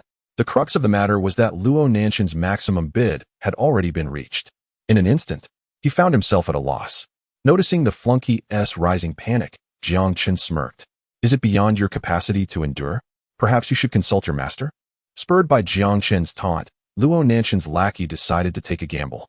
Despite having been cautioned by Luo Nantian to refrain from disturbing him during a meeting unless it was of utmost importance. After 30 long seconds of ringing, Luo Nanchen's ominous voice finally emerged from the receiver. "What is it? Didn't I instruct you to have it delivered to the company once secured?" At this juncture, Luo Nantian still naively believed the golden jade bond was already his. Boss, each word escaped the man's lips with great difficulty. Someone is opposing us. And the price has escalated to 20 million. Upon hearing this, Luo Nantian's dark gaze glinted ominously, and he fell into a deep silence. Spending 20 million on a necklace was already at the edge of what he could manage. After all, there was a board of directors above Hongfu Group, and his family merely held a substantial but not overwhelming stake. In a heartbeat, time flowed rapidly, and as a minute passed, the flunky felt as though each second dragged on eternally, his heart racing wildly. Since they wish to play, let us raise it to 30 million. In the next moment, Luo Nantian's lackey shouted loudly, 30 million. Hongfu Group bids 30 million. Let us see if you dare to continue. With Luo Nantian's backing, the arrogance that had vanished earlier returned to the lackey's demeanor. Observing the astronomical figure, the crowd couldn't help but murmur in astonishment. For such a significant increase could only be matched by Luo Nantian in all of Peicing. In that instant, everyone held their breath, eager to witness whether the young Jiang Chen would indeed persist in the final 12 seconds. Chapter 25. 1 month at this moment. Even He cast a glance at Jiang Chen, her crimson lips parting slightly as she contemplated offering him a word of caution. Although she was well aware of Jiang Chen's background, she was reluctant to witness his reckless impulsiveness, despite not lacking in wealth, in the eyes of a businessman. If an item exceeds its intrinsic value by a considerable margin, purchasing it would indeed render one foolish. However, just as he uttered Jiang Chen's name, she noticed him shaking his head in response. Simultaneously, Jiang Chen softly murmured some inexplicable numbers, 10, 9, 8, as the countdown approached its final 2 seconds. A sardonic smile graced Jiang Chen's lips. The perception of time may appear slow, yet it greatly depends on the context, such as this very moment. 30 million and 1 cent. As Jiang Chen's voice thundered like a clap of thunder, the red numbers on the timer flickered to 0. Due to the speakerphone being on, Luo Nantian chuckled lightly, shaking his head upon hearing that figure. Huang Mao, inform this individual that our Hongfu Group is offering 35 million directly. I cannot bear to let him disgust me further with that 1 cent. As Luo Nantian's voice resonated clearly in every ear, the man referred to as Huang Mao turned ashen. Even the man in the white suit on stage displayed a remarkable expression. Who could have anticipated that this seemingly refined young man would employ such a distasteful tactic to acquire the necklace? It was evident that Luo Nantian would not easily forgive Jiang Chen for this affront. Congratulations to this gentleman for successfully bidding 30 million and 1 cent for the golden jade bond. As this announcement echoed throughout the venue, the smile vanished from Luo Nantian's face, replaced by a cold snort, as he abruptly hung up the phone. Subsequently, when the necklace, golden jade bond, was ceremoniously presented to Jiang Chen by the noble jewelry establishment, he hardly glanced at it before handing it directly to He. After all, Jiang Chen's sole purpose from the outset was to vex the petty Luo Nantian. Since Luo Nantian believed that money could procure anything, Jiang Chen decided to teach him a lesson using the same method. However, this trivial additional cent left a stain on the reputation of the entire Hongfu Group. But what concern was that to Jiang Chen? Commercial retaliation? He was unafraid. Even if Luo Nantian refrained from initiating an attack, Jiang Chen would find ways to ensure that Hongfu Group vanished from Peicing. Their enmity had escalated beyond reconciliation. As the onlookers continued to speculate about Jiang Chen's identity, the protagonist of the day had already departed Noble Jewelry with He. Half an hour later, on the opposite side of the street from Noble Jewelry, Jiang Chen and He sat at a window-side table, elegantly adorned with exquisite dishes. At that moment, He raised her glass and took a sip of lemonade. Glancing at Jiang Chen, "You gifted me such an expensive item?" Perhaps Jiang Chen was unaware of He's true identity, but she was well acquainted with his family background. Thus, receiving a gift from him felt somewhat peculiar to her. However, if she were to witness Jiang Chen reclaiming the necklace, she would admittedly feel a twinge of reluctance. This inner conflict prompted He to speak up. To her surprise, Jiang Chen dismissed her concerns, asserting that as long as he could irritate Luo Nantian, the money was inconsequential. "It's yours now. If you truly don't want it, just keep it safe for me. When I find a girlfriend, I'll come to retrieve it." In the aftermath of the incident at Noble Jewelry, news of Jiang Chen's actions swiftly spread through the streets of Peicing, infiltrating even the online realm with numerous articles speculating about the identity of this mysterious tycoon. As graduation approached, Jiang Chen dedicated his days to laboring at the company. aided by the unconventional promotion of Song Li, who managed to secure several contracts for him. As long as the companies he engaged with bore no significant debts, Jiang Chen would readily invest, his generosity boundless. Gradually, the staff at Wanda Investment Company surpassed 20 individuals. Unbeknownst to Jiang Chen, within a certain courtyard in the capital, every action he took was meticulously recorded and scrutinized by his father. This boy possesses some discernment. He is indeed my son. With only 3 months until graduation, the timeline to reap returns from these investments is becoming increasingly tight. At this very moment, within the upper echelons of Hongfu Group's headquarters, the atmosphere in Luo Nanshan's office was charged with unprecedented tension. What on earth is happening? Why does news from Wanda Investment Company keep surfacing? Haven't you noticed that all these companies are encroaching upon our Hongfu Group's carefully laid plans? If you do not wish to continue, then return at once. With that furious proclamation, Luo Nanshan's father hung up the phone with a fierce finality. In an instant, the gloom in Luo Nanshan's gaze startled Xian Ning, who instinctively felt a chill. After all, it was the first time she had seen such a foreign side of him. What's wrong? Did your father scold you? Xian Ning bit her lip, hesitating for several seconds before finally asking. Originally, Xian Ning had only intended to be supportive.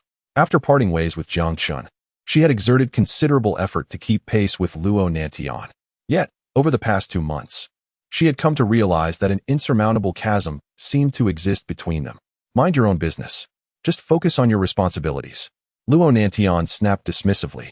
A mere Wanda Investment Company? I shall see how long they can act so arrogantly in Peicing. Irritated, he brushed aside Xian Ning's concern and stormed out of the office, leaving her in a lavishly decorated room, her beautiful eyes glistening with unshed tears. Chapter 26. The board's decision. It seems that even Xian Ning herself cannot fathom why the life she currently leads is the very existence she once often fantasized about. Yet, despite possessing boundless wealth and a prestigious position, each evening upon returning to her desolate villa, Xian Ning is enveloped by an indescribable sense of impotence. When I wonder, will I ever earn your gaze, even if just once? As for Jiang Chen, Xian Ning harbors not the slightest feeling of indebtedness. She even questions why Song Qian did not introduce Lu Nantian to him sooner, particularly after giving herself to him. The first thing Xian Ning does upon returning to the villa each day is prepare a feast of Lu Nanshan's favorite dishes. However, throughout an entire month, Lu Nanshan's visits have never exceeded 5. Meanwhile, at Wanda Investment Company, every employee is tirelessly working overtime. For Jiang Chen, this affluent tycoon offers them a rebate that surpasses that of their competitors by a staggering 30%. The once vast fortune of over 10 billion in the bank has, under Jiang Chen's meticulous strategy, dwindled to less than 5 billion. Although 2/3 of the money has been spent, not a single cent has returned thus far. Yet, standing before the floor-to-ceiling windows, Jiang Chen feels no trace of anxiety. In his meticulously crafted plans, every tactic he deploys is destined to become a sword piercing the very heart of Hongfu Group. Deep-rooted in Peicing, Hongfu Group has extensive interests in finance, real estate, and services, nearly monopolizing all industries in the city. The remaining companies either struggle to survive on the scraps left by Hongfu Group or face its relentless suppression. With every advantage favoring Hongfu Group, the inevitable outcomes are either bankruptcy or forced acquisition at a fraction of their worth. As Jiang Chen remains absorbed in his strategic maneuvers, a sudden knock on the door jolts him from his reverie. Realizing the interruption, he clears his throat and calls, "Come in." Moments later, Song Li's corpulent head peeks around the door, and upon confirming the absence of others, he exuberantly bounds into the room. "Boss, I need to discuss something with you." Jiang Chen casts a glance at the unease etched on Song Li's face and furrows his brow. What excuse could it be this time? An ex-girlfriend's marriage? Or perhaps a rekindling with a former flame? Listening to the array of excuses Jiang Chen presumes, even he feels a twinge of embarrassment for Song Li, whose physique could easily be compared to that of their dorm mate, Song Feng. At times, Jiang Chen contemplates asking Song Feng if he has a long-lost brother, for the resemblance is striking. "Boss, please have a little mercy on my dignity. I need to advance another 20,000 yuan because my ex-girlfriend is pregnant and I must go to the hospital." Upon hearing this, a wave of disbelief washes over Jiang Chen, and he cannot help but roll his eyes. "Your ex-girlfriend is pregnant? Didn't you break up 6 months ago? How is it possible that you only just learned of this?" "It's only just been confirmed, and she says her situation is different from others. While most can find out within 2 months, she needs half a year. If not for the concern over appearances, Jiang Chen would have been tempted to gift Song Li a green hat. Just go to the finance department. Ultimately, Jiang Chen concedes to Song Li's request, for he sees in him a reflection of his past self with Xiaoning. This relentless lowering of standards is merely a manifestation of inner turmoil, as Song Li seeks validation from his ex-girlfriend. Ahem. Since the establishment of Wanda Investment Company, little over 2 months have passed. Yet Jiang Chen's strategies have propelled the company's reputation to a resounding prominence throughout Peicing. Recently, Lu Nantian has launched 2 new projects in entertainment and dining, with funds recently transitioned from Hongfu Group, which has yet to feel the repercussions of Jiang Chen's maneuvers, leaving them at a substantial loss. Even the affluent Hongfu Group, after suffering significant setbacks from these new ventures, has shifted all blame onto Lu Nantian. Consequently, Lu Nantian's father now faces the ire of the entire board. At this moment, within the villa on the outskirts of Peicing, the fragrant aroma of sandalwood wafts from the incense burner, while 3 members of the Hongfu Group board sit atop 4 cushions. Old Luo, what on earth is happening? Given our established influence in Peicing, this situation should not arise. Have you not investigated who stands behind Wanda Investment Company? Indeed, if there were no conflict between the 2 companies, why is it that Wanda consistently targets our projects with their subsidiaries? It is not just the board members who have detected something amiss. Lu Nantian's father has also inquired multiple times about whether his son has offended anyone of significance. After all, in the landscape of numerous family conglomerates in Huaxia, what stature does Hongfu Group truly hold? Has Lu Nantian crossed any lines? I have asked Nantian, and he has reflected deeply. Those with whom he has grievances do not possess such capabilities, Lu Nantian's father asserts, his tone resolute. What shall we do then? If this continues, Hongfu Group may be forced to live off its past gains for the foreseeable future. Perhaps we should send someone to negotiate with the owner of Wanda Investment Company? If we can reach an amicable arrangement, we are willing to cede a portion of the Peicing market. Upon hearing this, Lu Nantian's father's expression darkens. Were it not for Jiang Chen's repeated strikes at their vulnerabilities, the board would not be forced into such a precarious position. Chapter 27. Su He arrives once the 3 esteemed members of the board departed from the villa. A wave of fury surged forth from the father of Luo Nantian. This ungrateful son, forsaking a splendid life to indulge in frivolous pursuits. One cannot entirely blame Luo Nantian's father for his anger, at a time when the core industries of Hongfu Group are facing fierce competition from rivals. Luo Nantian still finds the leisure to auction off a necklace. Fortunately, this matter did not linger with the 3, or else 3 years hence. Nantian's aspirations to inherit the position of president would be nothing but a delusion. The more he contemplated, the angrier he became. As the call connected, before Luo Nantian could utter a word, his father's furious roar erupted through the receiver. Today, the board members came seeking me again. If you cannot bear this responsibility, then step down from your position as acting general manager at once. Do not disgrace my reputation. With that, Luo's father decisively hung up. Having said all that needed to be said, what Luo Nantian chose to do next was entirely his own affair. As an elder, Luo's father believed he had already bestowed ample resources upon his son, freshly graduated, while other classmates struggled for mere sustenance. Luo Nantian had ascended to the role of acting general manager at Hongfu Group. Even though the title bore the word acting, as long as his father did not intervene, the vast operations of Hongfu Group were nearly within Luo Nantian's grasp. Perhaps Luo's father held over 40% of the company's shares. Yet if the entire board united against him, even he would be powerless. Without the support of other financial consortiums, could Hongfu Group have achieved its current stature? It has nearly monopolized every industry in Peicing. At this moment, even though Luo Nantian had not yet lifted the receiver, his father's enraged voice had already reverberated throughout the meeting room. An oppressive atmosphere enveloped the room. Each person present was a leader from various departments of Hongfu Group, the youngest among them already over 40. Yet they now found themselves intimidated, unable to meet Luo Nantian's fiery gaze. As the saying goes, a tiger father begets no dog son. During the years that Luo Nantian has taken over the group, he has purged all those with ulterior motives. Now, could anyone tell me why, in the first quarter of this year, both the net profit and sales figures have plummeted compared to last year? Luo Nantian's tone was frigid as he slammed the financial report onto the table. Are you all incompetent fools? Do you not know how to fight back? Where have the funds allocated to you each year gone? At the very moment Luo Nantian was unleashing his wrath in the conference room, Su-hee, dressed elegantly in a fitted white outfit, was at Peiqing Music Academy. Her hair, once flowing freely, was now tied into a long ponytail.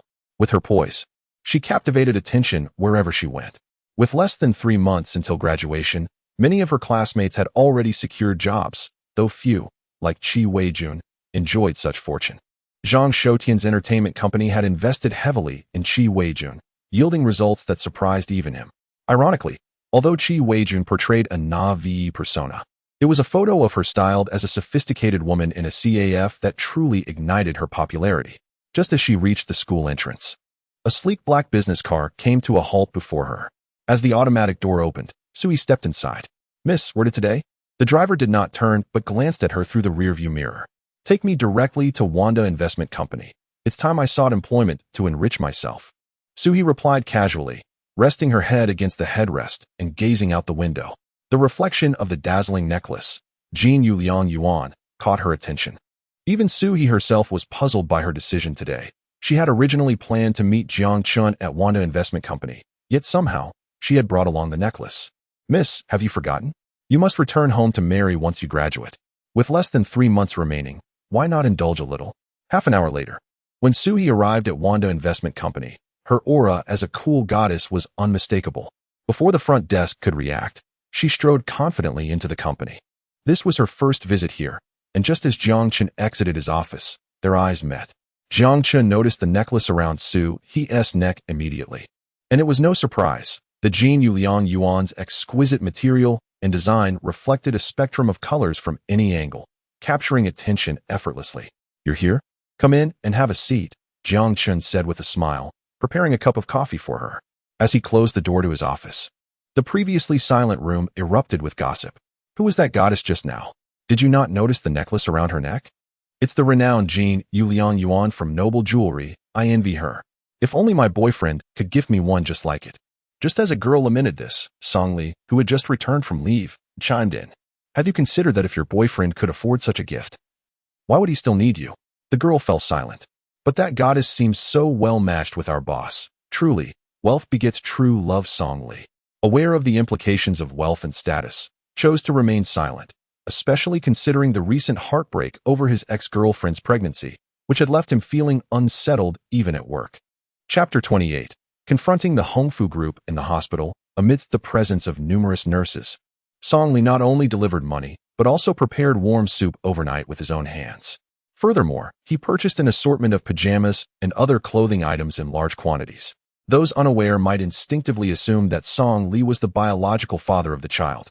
Contemplating the physical repercussions of an abortion, Song Li resolutely inquired of his ex-girlfriend at the moment of signing, with every word resonating with conviction. "Why not give birth to the child? I will raise it. If that is acceptable?" His ex-girlfriend shook her head vehemently. Observing this, the head nurse furrowed her brow, nearly compelled to offer words of counsel. For she understood all too well the rarity of true feelings revealed through adversity, having witnessed countless surgeries each month. "What does shaking your head mean?" "It's all right. I won't hold it against you. You misunderstand. I am not concerned about your feelings towards the child, but rather that you are unworthy of raising it." Meanwhile, in Jiang Chen's office, Sui had uncovered a little secret upon entering.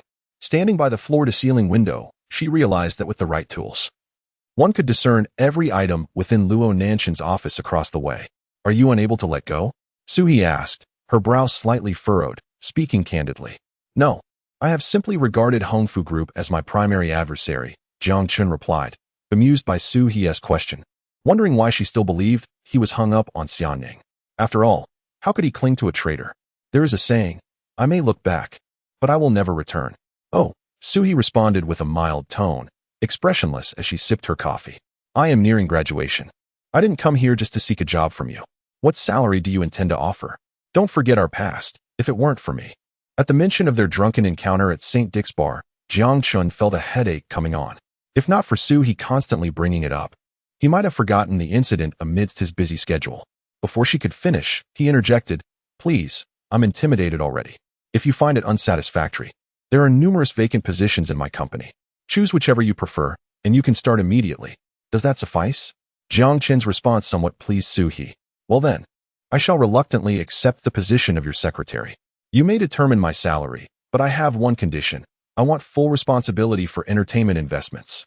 Unaware of Su He's ulterior motives, Jiang Chen nodded in agreement without hesitation.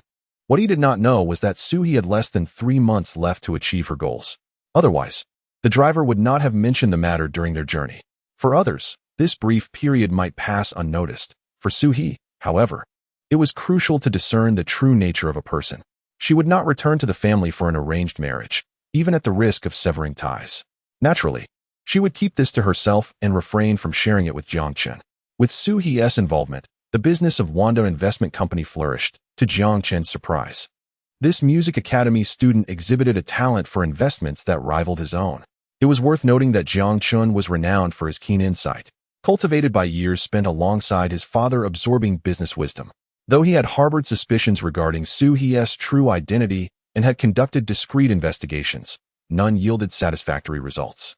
Thus, he regarded her merely as a bored heiress, seeking to pass the time. As Wanda Investment Company waged war against Hongfu Group, a palpable tension enveloped Peicheng, sending ripples of anxiety through other companies in the city and drawing the attention of nearby cities and prominent families. With the encroachment upon peripheral markets, Hongfu Group's fortunes swiftly declined since the inception of Wanda Investment Company. Luo Nantian personally led the counterattacks, yet each time a small victory was achieved, Jiang Chen's calculated maneuvers would undermine other operations within the group. The relentless turmoil within the company over the span of 2 months nearly drove Luo Nantian to madness. Despite the vast resources of Hongfu Group, it could hardly withstand such shameless commercial aggression.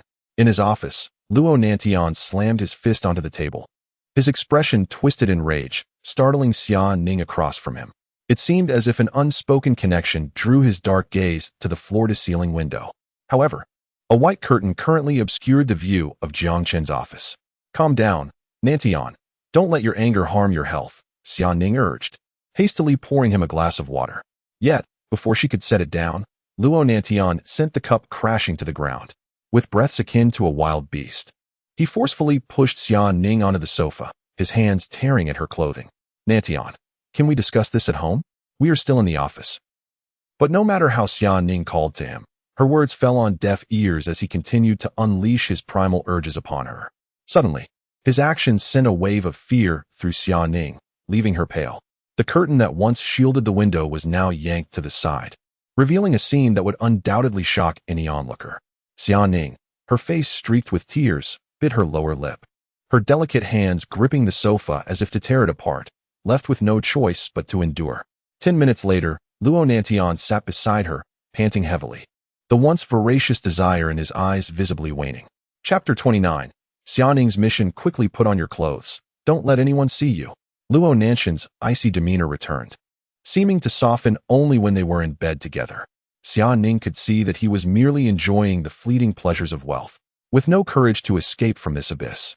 Despite knowing that there was no future for her and Luo Nantian, she realized her only worth was to be one of his many outlets for desire. The duration of this relationship depended entirely on Luo Nantian's whims. What's going on with you lately? I've arranged for you to join the finance department of the group, which aligns perfectly with your expertise. Yet, I've been receiving complaints about you making basic mistakes. I warn you, do not commit such elementary errors again, or else.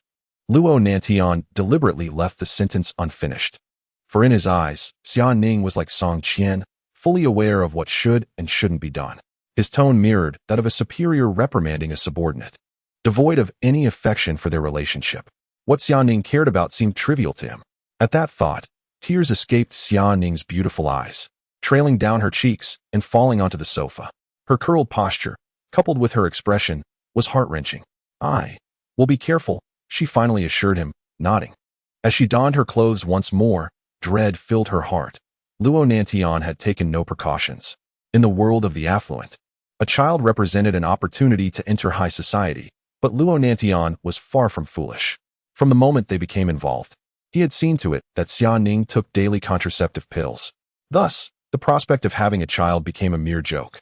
5 minutes later, Xia Ning had dressed and silently approached the door, but just as she reached it, Luo Nantian suddenly recalled something. Wait, I have an important task for you. Upon hearing this, Xia Ning furrowed her brows. You are likely aware of the situation with Wanda Investment Company. I won't waste time explaining. This afternoon, you are to represent Hongfu Group and meet with the CEO of Wanda. You must see him by any means necessary, even if it requires sleeping with him. The last words carried a hint of mockery in Luo Nanshan's gaze, while Xia Ning's face drained of color, her frail shoulders trembling. Additionally, tell the CEO that Hongfu Group is willing to offer 40% of the market share as a gesture of goodwill. Continuing this rivalry benefits neither side but only serves to advantage others. Luo Nanshan's expression remained impassive as he delivered his final instruction. Only then did Xia Ning leave, her departing figure resembling that of a mere shell. Witnessing this, Luo Nantian felt a twinge of exasperation. Initially, when Song Qian introduced Xia Ning, what piqued his curiosity beyond her looks was the fact that she had been in a long-term relationship with another man. They had been together for years without progressing to intimacy. What did it matter if he was a wealthy heir or the head of the powerful Hongfu Group? Ultimately, Luo Nantian was just a regular man, albeit one accustomed to getting what he desired, especially when bolstered by wealth and status. After exiting Luo Nanshan's office, Xia Ning dragged her weary body to the restroom. She turned on the tap, filling the basin with water, and submerged her face within it. It was only when the sensation of suffocation enveloped her that she finally lifted her head from the water. 15 minutes later, when Xia Ning reemerged at the entrance of Hongfu Group, her makeup had transformed from innocent to alluring for the first time. Even the buttons of her blouse had been undone, revealing more than before. Wherever she walked, she drew astonished glances from passers-by. As the elevator chimed and its doors slowly opened, the receptionist at Wanda Investment Company raised an eyebrow at Xia Ning's appearance, though she did not recognize her. "Hello, miss. Who are you looking for?" "I am here to see your general manager," Xia Ning replied with a gentle smile, her eyes reflecting a chilling calmness that felt unsettling. The receptionist hesitated, unsure how to proceed, contemplating whether to inform Jiang Chen about the potential scandalous encounter. After a moment's deliberation, she picked up the phone and dialed Jiang Chen's office. As the call connected, Jiang Chen's voice echoed in the receptionist's ear. "What's going on, boss? There's a woman at the front desk looking for you. Should I let her in?" The receptionist intended to caution Jiang Chen, but upon meeting Xia Ning's gaze, she altered her phrasing, fearing she might utter words like scandalous or debauched. "A woman?" Jiang Chen exclaimed in surprise, his voice barely above a whisper. Yet it was overheard by Su He, who shot him a cold look. Fine, let her in, he decided, though he felt a strange sense of guilt under Su He's watchful gaze. A minute later, as the receptionist opened Jiang Chen's office door, Xia Ning appeared in a fitted black suit. In that instant, their eyes locked, and Jiang Chen's brow furrowed tightly, taken aback by her unexpected arrival. Chapter 30. So it was you ah. It turns out that the general manager of Wanda Investment Company is none other than you, my ex-boyfriend. Due to Xia Ning also witnessing Su He, the latter part of her statement was intentionally directed. Without waiting for Jiang Chen to respond, Xia Ning directly pulled out a chair and plopped down across from him. For a moment, the atmosphere in the office was undeniably oppressive. Within Xia Ning's heart, tumultuous waves surged, despite her current satisfaction in climbing the social ladder with Luo Nantian.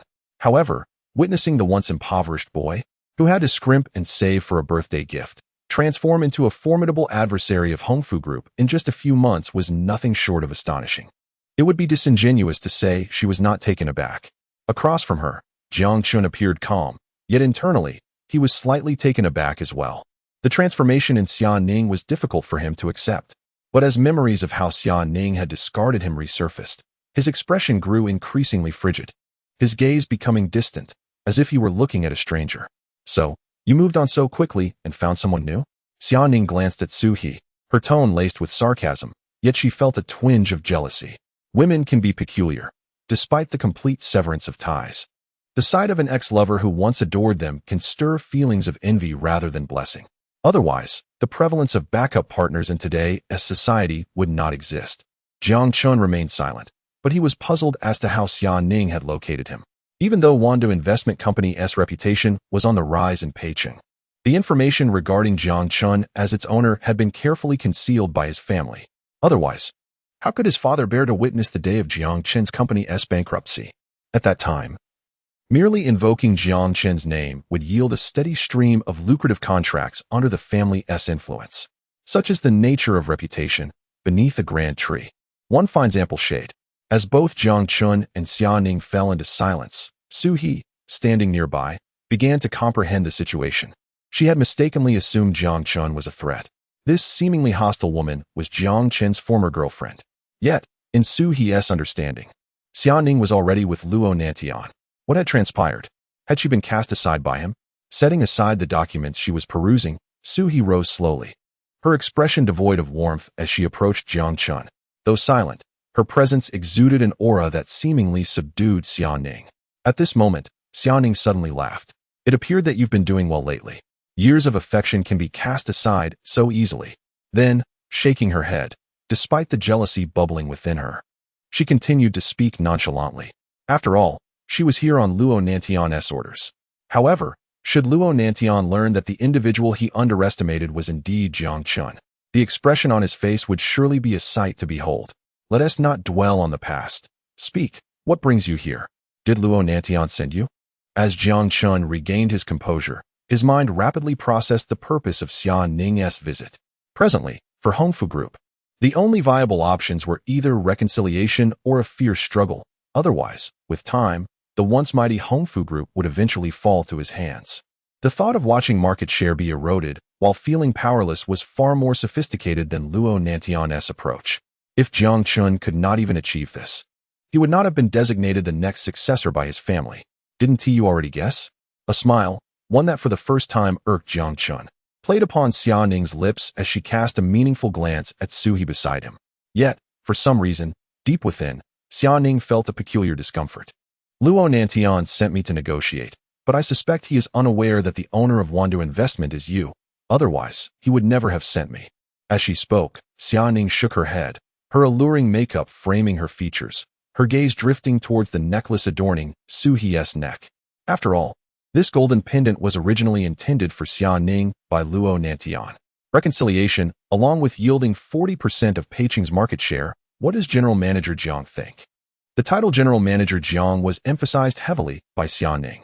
In truth, neither Jiang Chen nor Su-hee were surprised by Luo Nantian's demands, as they had anticipated this scenario during their strategic planning. The only variable was the unexpected appearance of Xia Ning.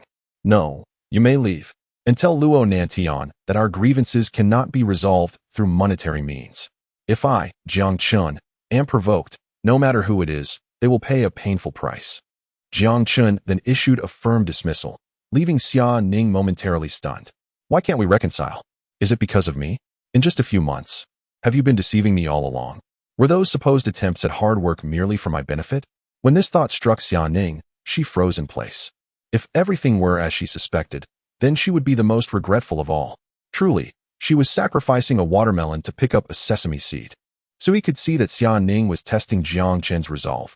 Regardless of how Jiang Chen responded next, he would inadvertently reveal some information about his family. Otherwise, the notion of a once impoverished boy achieving such success in merely 2 months and challenging a powerful entity like Hongfu Group would be unbelievable to anyone. Do not waste your efforts. The past is behind us. We are all adults and must bear the consequences of our choices. If you do not leave, I will summon security. Chapter 31. The hypocrisy of Luo Nantian. At this moment, Su-hee's voice was tinged with a chilling undertone, her beautiful eyes fixed with a disapproving glare upon Xia Ning. In the past, given Xia Ning's former temperament, she would have likely withdrawn without a word from Su-hee. Indeed, a woman molded by wealth seems to possess an air of unfamiliarity, both in character and appearance. Strangely, as he faced his former lover of several years, Jiang Chen felt an unexpected tranquility within. After all, he had nothing to reproach himself for regarding this matter. Was it truly a transgression to conceal the power of his family? A soft chuckle escaped Xia Ning's lips, her eyes reflecting a hint of self-mockery as she cast a meaningful glance at Su-hee, though deep within her heart lingered a sense of resentment. When juxtaposed with Luo Nantian's current demeanor towards her, it was disingenuous to claim that she felt no regret. My ex-boyfriend didn't force me to leave. What gives you the right to act so imperiously? Before Xia Ning could finish her thought, Jiang Chen's next words interrupted her, shattering the last remnants of her illusions about him. You've changed. Once you leave, there's no going back. Leave, please. The 3 simple words slipped from Jiang Chen's lips, his gaze as calm as a still pond, as if he were addressing a stranger. Xia Ning stood frozen, her beautiful eyes wide with astonishment, but soon a self-deprecating smile crossed her face. Slowly, she rose from her seat, surveying her surroundings as if reluctant to part with something. Ultimately, she exited Wando Investment Company without looking back. Are you not going to chase after her? Suhee inquired, glancing at Jiang Chen with a hint of provocation. Not necessary. Jiang Chen shook his head with a smile. The bond between them had been irrevocably severed the moment Xiaoning chose betrayal. Everyone has their limits. While he cared little for backgrounds, appearances, or temperaments, betrayal was a line he would never overlook. 20 minutes later, upon returning to Hongfu Group, Xiaoning was swiftly summoned by Luo Nantian, who understood that her current task was critical to the future of the company and could not afford any negligence. Have Xiaoning come see me immediately, he instructed over the phone. His words met with the receptionist's eager acknowledgement. 5 minutes later, the heavily made-up Xiaoning appeared before Luo Nantian, causing him to momentarily pause in surprise. The change in her demeanor was palpable, even to him. Did the negotiation succeed? Luo Nantian's first question remained focused on the potential collaboration with Wanda Investment Company. Unfortunately not, Xiaoning replied softly, disappointment evident in her eyes as she gazed into Luo Nantian's reflection. In that fleeting moment, she realized this man was truly not worth her efforts. Failed. In mere seconds, Luo Nantian stood before her, fury radiating from him as he raised his hand and struck her without hesitation. Why did you fail? Did you not offer your body in exchange? His words were laced with an intense frustration, born from the immense pressure Wando Investment Company had exerted on Hongfu Group in recent days, compounded by the board's deliberate attempts to undermine him. Do you know who the owner of Wando Investment Company is? Xiaoning, now seated on the floor, pressed her hand against her reddened cheek, her tone laced with irony. It's Jiang Chen. When Luo Nantian heard the name, it struck him like a thunderclap, leaving him momentarily stunned, his eyes wide with disbelief. How could Jiang Chen, once deemed unworthy of being his rival, have built a company in just over 2 months that could challenge Hongfu Group? It's impossible, Luo Nantian inhaled sharply, a flicker of panic crossing his face. If Jiang Chen truly was the owner, then Hongfu Group was facing an adversary who would not easily relent. Xiaoning, can't you reconcile with Jiang Chen? If you give me 6 more months, I am confident I can find a partner to help us eliminate Wando Investment Company. Then, we can travel the world together and marry. Wouldn't that be wonderful?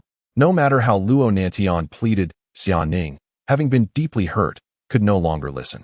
Even the prospect of marrying him, once her dream, now felt ridiculed. Reconcile with Jiang Chen? Will you still want me then?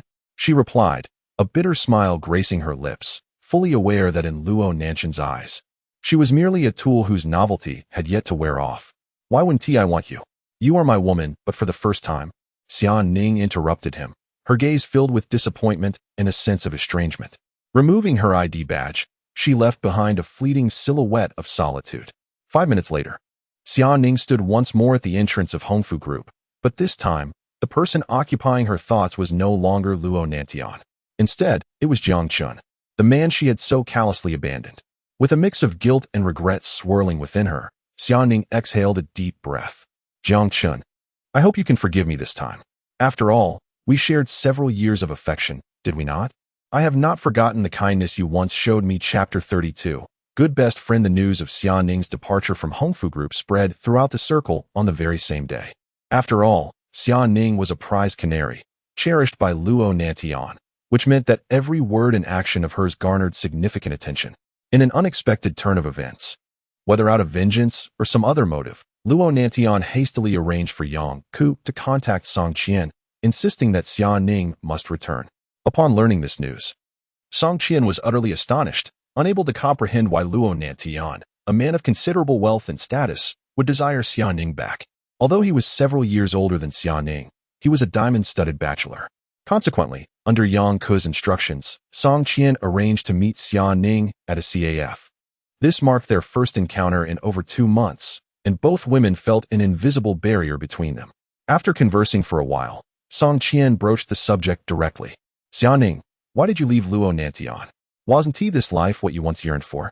Her tone bore a hint of melancholy, for she knew that Xiaoning's rise in Luo Nantian's regard was largely due to her own efforts. With this in mind, Song Qian attempted to persuade Xiaoning using the same tactics that had previously severed Xiaoning's relationship with Jiang Chen. Are you still pining for that fellow? What can that impoverished boy offer you besides romance? Before Song Qian could finish her critique of Jiang Chen, Xia Ning interjected.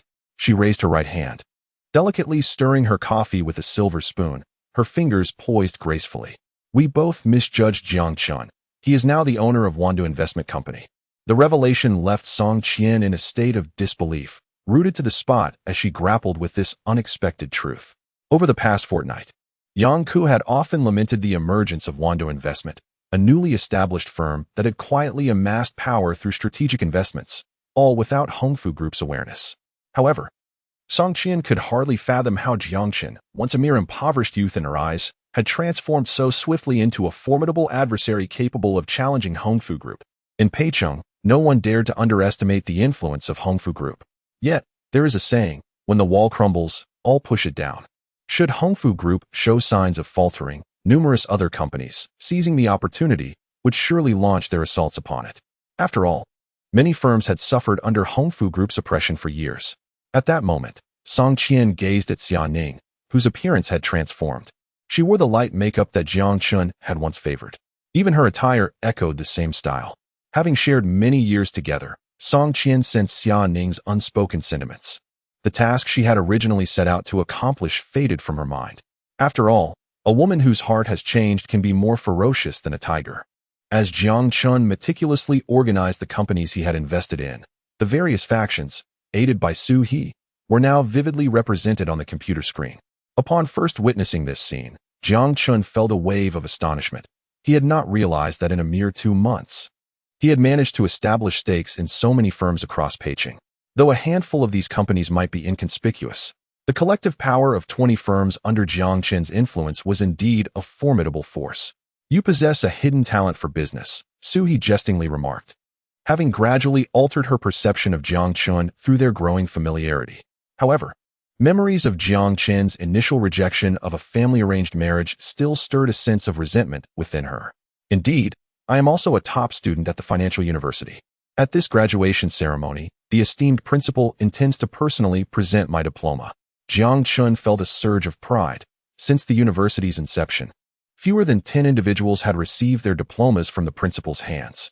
He was honored to be among them, a recognition and honor that far outweighed any monetary gain. As Wando Investment thrived, their rival, Hongfu Group, faced increasingly challenging times. In Peicheng, the market share was limited, and no matter how much they expanded, the pie remained the same. Furthermore, after Xia Ning's unequivocal refusal to return to Luo Nantian, each board meeting became a nightmare for the upper management. Facing pressure from the board while contending with Wando Investment's relentless market encroachment was driving Luo Nantian to the brink of madness. Throughout his life, Luo Nantian had never felt so powerless. He was accustomed to playing with his adversaries, ruthlessly casting them aside, even if they begged for mercy. Yet this time, to be rejected by a mere canary, a feeling that unsettled him greatly. With a crash, a $20,000 antique cup shattered against the floor, sending fragments and tea leaves scattering across the ground. Opposite him, Yang Ku trembled, unable to meet Luo Nanshan's murderous gaze. Tell me, why doesn't Xia Ning wish to return? Yang Ku hesitated, unsure how to respond to such a question. Young master, please calm down. I have been searching for new women these past few days. Would you like me to bring a few for you to choose from? To appease Luo Nanshan's fury, Yang Ku had spent considerable effort persuading Song Qian to continue seeking women willing to be kept, even if they could never compare to Xia Ning. However, to Yang Ku's surprise, Luo Nantian coldly dismissed the suggestion. Chapter 33. Relentless Pursuit. I care not what means you employ, even if it be through deception. You must ensure that Xia Ning returns to me within 3 days. Otherwise, you shall be expelled from Hongfu Group. Luo Nantian cast a cold glance at Yang Ku, issuing a military order with unyielding authority. How dare she attempt to distance herself from me? Once Xia Ning returns, I shall relish the opportunity to make her life a living hell. As these words escaped his lips, a chilling aura emanated from Luo Nantian, a clear indication of his genuine fury. It was evident that his desire to bring Xia Ning back was not born of affection, but rather a thirst for vengeance. At that moment, Luo Nanshan's phone vibrated ominously, and as the call connected, his father's grim voice resonated through the receiver. Prepare yourself. I shall arrive at the company in 30 minutes. You are to join me for the board meeting. Should your performance be unsatisfactory, you may as well return in disgrace. With that, Luo's father ended the call, leaving no room for explanation. The seething anger that had already consumed Luo Nantian was now exacerbated, transforming his visage into one of terrifying rage as he bellowed at Yang Ku. "What are you waiting for? Get out of my sight." Moments later, Yang Ku stood in the corridor, gasping for breath. The minutes spent in the office had been excruciating, and upon retrieving his phone, he hastily crafted a message to Song Qian. As a succession of elderly gentlemen clad in tailored suits began to appear at Hongfu Group, an unprecedented pressure enveloped every employee present. It was only during significant events that the board members gathered in such numbers. This gathering marked the first occurrence in 5 years. The last being when Luo Nantian temporarily assumed control of the entire Hongfu Group. What could possibly be amiss? Could it be that the company is facing a grave crisis? Perhaps. Regardless of the upper management's fluctuations, it should not affect us. We must perform well in the coming days. My boyfriend mentioned that Hongfu Group's market share has plummeted by over 30% recently. Oh, how could someone like you find a boyfriend? Time passed swiftly, and when half an hour had elapsed, Luo's father, dressed in a gray Zhongshan suit, appeared before Luo Nantian. His somber eyes betrayed profound disappointment, though silence enveloped him. His gaze spoke volumes. They have all arrived? Luo Nantian inhaled deeply, striving to regain his composure. If the board members were to seize upon any weakness, his days of ease would come to an abrupt end. "Yes, just you left to arrive," he remarked curtly. Casting aside this remark, Luo's father, flanked by bodyguards, made his way towards the conference room on the same floor. Each step he took reverberated ominously against the floor, while Luo Nantian silently followed, bloodshot eyes betraying his hidden turmoil. As the bodyguard forcefully pushed open the conference room door, the oppressive atmosphere within surged forth like a torrent, crashing upon Luo Nantian with overwhelming force. Moments later, as the father and son took their seats, the piercing gazes of all 12 board members converged upon Luo Nantian. These 12 individuals were the very ones who had once fought alongside Luo's father to establish their empire, some even representing other powerful consortiums. In essence, every individual present had once wielded far greater ruthlessness in their youth than Luo Nantian could imagine. It was only due to the evolution of societal laws that such unscrupulous exploits had been curtailed. "I have brought you all here. Feel free to ask any questions. After all, Nantian is my son, and a father's failures are his own," Luo's father stated, steering the meeting towards its intended focus. "Nantian, are you aware of the recent developments at Hongfu Group?" With those words, the probing began, shrouded in an undercurrent of pressure. "Yes," Luo Nantian replied, lifting his gaze towards the source of the inquiry. He recognized the speaker, an elderly man with graying hair and piercing, hawkish eyes, who, in terms of seniority, warranted the respect of being addressed as Uncle Li. "Yes." Uncle Li chuckled mockingly, as though he had heard the most ludicrous of jokes. Ultimately, each of these individuals possessed original shares in Hongfu Group, differing only in their proportional holdings. Should Luo Nantian truly disappoint the board, the combined voting power of the 12 directors would far surpass that of Luo's father. Thus, the prospect of replacing him was merely a thought away. However, the board was equally reluctant to hand over such a substantial entity to another, driven by a lack of trust and the murky past of Hongfu Group. Although the company had successfully laundered its reputation, remnants of its bloody history lingered, with the families of the past victims still present. "You know nothing," Uncle Li retorted sharply, showing no leniency toward Luo Nantian. Given that Hongfu Group impacted their interests, witnessing their share of the pie diminish could only incite ire. Even brothers keep account of their dealings. One could only imagine the lengths to which these men would go. "I ask you this, does the owner behind Wanda Investment Company harbor a grudge against you? Is it true that, as rumored, you stole the love of his life 3 months ago?" As Uncle Li and Apos' words faded, even Luo and Apos' father furrowed his brow, sensing an ominous premonition in the air. If Luo Nantian failed to provide compelling justifications to appease the board, it was likely that the position of general manager at Hongfu Group would be vacated by day's end. The collective gazes of the board members pierced through Luo Nantian like daggers, each emanating a pressure that bore down upon him, transforming into an insurmountable weight that rendered his very breath labored. Chapter 34. Xiongtian Group. All eyes were upon Luo Nantian, eager to witness how he would justify himself this time, for the seasoned individuals present were not easily deceived by mere flattery. However, in a surprising turn of events, Luo Nantian, with an unusual tone, directly acknowledged the truth, recognizing that within Hongfu Group, this was hardly a secret. The primary reason for his candid admission was that, in his view, such matters were not something to be ashamed of. A mutual attraction driven by greed for wealth and desire for beauty. Why disguise it with a veneer of so-called emotion? Li Bo chuckled coldly, nodding in acknowledgement. He had not anticipated Luo Nanshan's swift admission. Although the issue at hand was trivial, persistent scrutiny would undoubtedly make it uncomfortable for him. Presently, Hongfu Group's market share had plummeted to a critical threshold. In other words, the profits accumulated over the years would need to be entirely relinquished to salvage the remaining share. I am curious to know about Jiang Chen from Wanda Investment Company. Who exactly is this person? How could he establish such a formidable enterprise from scratch in just 3 months? An elderly man seated beside Li Bo, significantly older than Luo's father and well into his 70s, spoke up. His bald head gleamed, devoid of any hair. Nevertheless, the dry thumb of his right hand bore a priceless ancient jade ring, presumably worth no less than 10 million. Jiang Chen. Luo Nantian shook his head. In truth, Jiang Chen was once a mere impoverished lad. Otherwise, he would not have foolishly pursued his woman. Moreover, I have been investigating Jiang Chen's background, yet it remains an enigma, which perplexes me greatly. As the crowd absorbed Luo Nanshan's words, a contemplative silence enveloped them. Despite their advanced age, these individuals possessed a collective power that rivaled even Hongfu Group. After all, even in retirement, they continued to reap significant financial rewards from their shareholdings each year. This wealth, of course, was funneled into other ventures. In essence, Hongfu Group had become a veritable cash cow. If we cannot uncover the truth, it would be best not to dwell on it. We have no ulterior motives for being here today. We merely seek your stance on the matter. Upon hearing this, Luo Nantian furrowed his brow, a sense of foreboding creeping into his heart.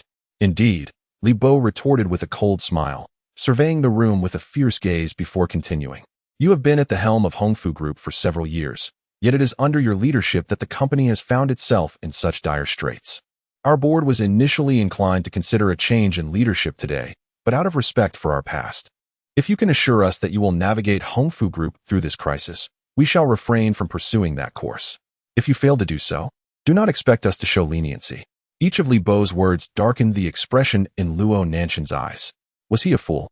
This was not merely a request for a declaration. It was an outright coup. They were compelling Luo Nantian to sign a decree to remedy an impossible predicament. In his mind, the only possible turning point concerning Jiang Chen lay with Xia Ning, who had shared years with him, experiencing the myriad flavors of life together, not easily forgotten. A multitude of thoughts coalesced into a singular resolve within Luo Nantian, a self-deprecating smile gracing his lips. Very well, grant me a month. If I cannot devise a solution to our current troubles, I shall depart. Is this assurance satisfactory to you all? His declaration echoed in the room, causing the 12 board members to exchange glances, quietly deliberating its feasibility. Given that Hongfu Group was on the brink of survival, it was evident to all that their rival, Wanda Investment Company, under Jiang Chen's orchestration, had reorganized its holdings. Whispers suggested that, even without Jiang Chen's direct involvement, the owners of these companies were eager to witness Hongfu's downfall. Resentment does not evaporate overnight, nor does it accumulate through a mere handful of grievances. Over the years, few private enterprises in Peking had escaped the shadow of Hongfu Group's dominance. After approximately 5 minutes of deliberation, the gaze of the remaining board members settled squarely on Li Bo, their intent unmistakable. All right, I shall grant you 1 month. I hope you can guide the group out of this predicament. We, too, are trapped by circumstance, and we hope you do not hold us in contempt. One by one, the board members departed, leaving only Luo Nantian and his father in the vast conference room. Throughout the proceedings, Luo's father had not once diverted his somber gaze from his son. His expression was a tapestry of disappointment, helplessness, and a deeper, simmering resentment. He lamented his son's apparent ineptitude, feeling that a path had been laid out for him, yet he chose to traverse it toward disaster. Should Luo Nantian fail to fulfill his promise in a month's time, decades of his father's hard work could slip through his fingers. Who desires to relinquish a hard-earned empire with a smile when driven to such desperation? Luo's father mused that, given the current capabilities of Hongfu Group, it was insufficient to combat Wanda Investment Company. After spending a lifetime navigating the business world, he still possessed some connections. He resolved to introduce Luo Nantian to another group that could ally against Wanda Investment Company. Prepare yourself over the next few days and demonstrate your sincerity. I will introduce you to Wang Xiong from Sioux City in hopes of securing a contract from him. If successful, it would at least guarantee Hongfu Group's profits for an entire year. Upon hearing this, a flicker of surprise flashed in Luo Nanshan's eyes. Sioux City was merely a river away from Peicheng. However, their economic strengths were comparable. Wang Xiong, is he not the owner of the largest consortium in Sioux City? Xiongtian Group? Chapter 35. I want 3 billion. As Luo Nantian observed his father nodding in agreement. Even he, who prided himself on his aloofness and disdain for others, could not suppress a sharp intake of breath. One must ponder, what kind of formidable conglomerate could command such heartfelt admiration from someone like Luo Nantian? In the modest confines of Peicheng, Hongfu Group wielded its power effortlessly, thanks to its extensive channels and financial resources. However, 3 other formidable financial entities stood on par with Hongfu Group in Peicheng, and with the addition of Wanda Investment Company, that made 4. As the head of Xiongtian Group, Wang Xiong was known for effortlessly securing contracts that many in Sioux City could only dream of. Rumor had it that his connections ran deep, possibly placing him among the elite tier of China's foremost financial conglomerates. What's wrong? Lacking confidence? Luo Fu cast a scornful glance at Luo Nantian. If you think it's impossible, you might as well withdraw from the company now to avoid embarrassment later. With that biting remark, Luo Fu scoffed and exited the conference room under the protection of his bodyguards. In that vast conference room, only Luo Nantian remained. Perhaps due to the drawn curtains, the pall of gloom in his eyes was more profound than ever. For several minutes, no one could discern what thoughts occupied his mind as he stood alone. Upon returning to his office, the air of hostility he emanated left his 2 secretaries terrified. Scarcely daring to breathe, he opened his computer and typed Wang Xiong into the search engine. A cascade of news articles flooded the screen, each insinuating the true depth of Xiongtian Group's influence in Sioux City. While Hongfu Group had established itself in Peicheng for decades, it still had not achieved true dominance. Conversely, Xiongtian Group, having been founded merely a decade ago, had already emerged as the most unexpected contender in Sioux City. Xiongtian Group primarily focused on construction, with secondary ventures in 5-star hotels and wineries.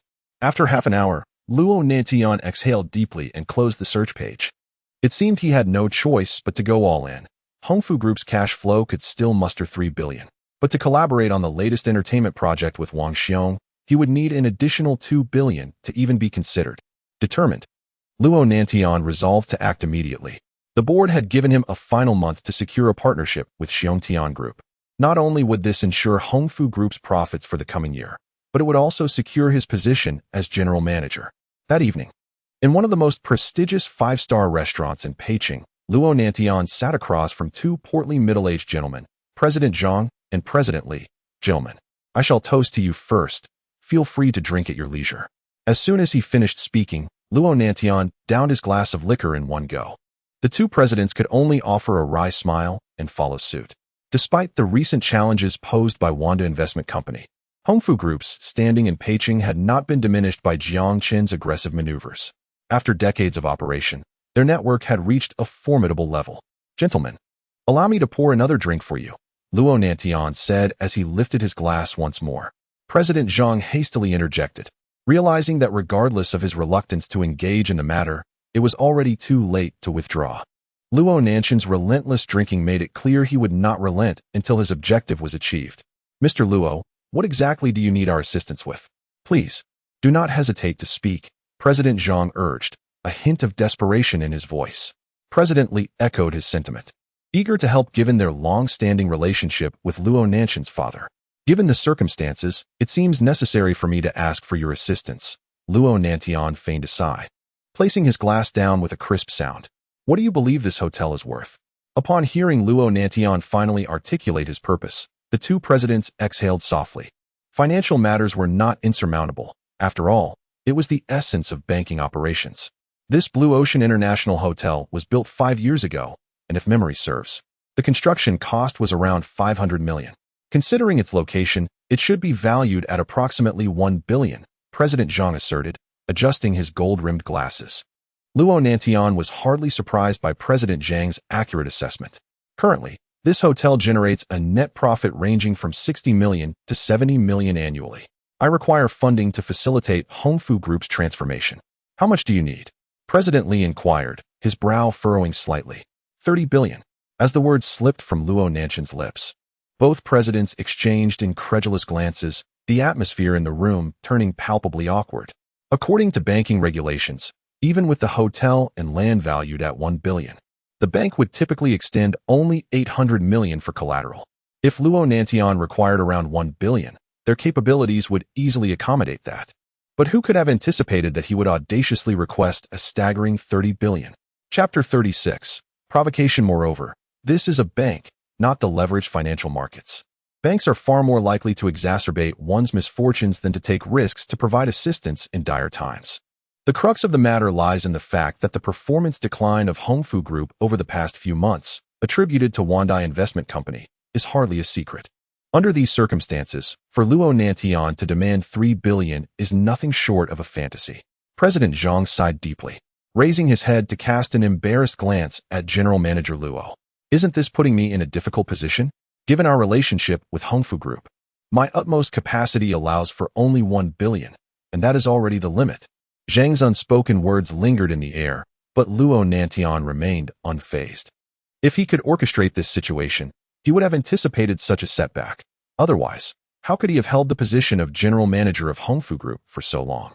After a few minutes of silence in the private room, a smile crept upon Luo Nanchen's lips as he retrieved several photographs from his briefcase. Glancing at them before tossing them onto the table, he regarded the two bank presidents with a smirk. President Jiang, I heard you've recently acquired a new mistress, and despite your previous mistress being pregnant, you could still muster the cruelty to stage an accident and force her to terminate. With each word that fell from Luo Nanchen's lips, the pallor on Zhang's face deepened. How do you know this? He exclaimed, his eyes narrowing with menace as he glared at Luo Nantian. Yet, having reached this point, there was nothing left for Luo Nantian to fear. After all, only by amassing sufficient funds could he negotiate with Wang Xiong, a necessity for him to retain his position as general manager. In other words, should he fail to secure the necessary capital, his only fate would be to endure a disgraceful exit from Hongfu Group within a month. The thought of plummeting from the heights of success to the depths of ruin was a fate Luo Nantian was determined to avoid. As the person involved, he saw the situation with clarity.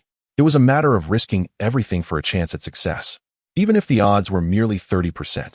Luo Nantian was unwilling to relinquish his aspirations. Observing President Zhang's barely contained fury, Luo Nantian pressed on.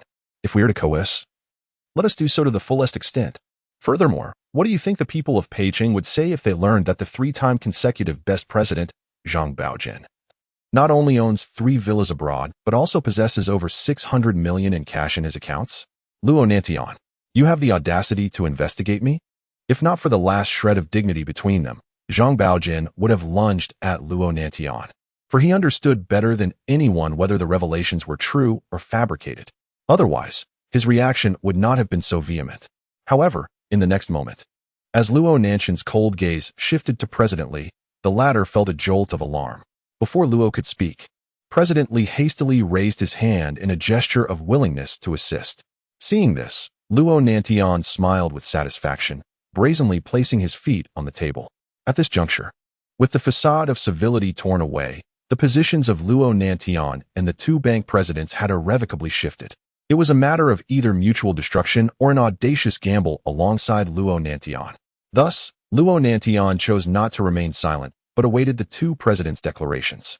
After all, prior to this meeting, his father had personally contacted him. Otherwise, how could he have obtained such incriminating evidence?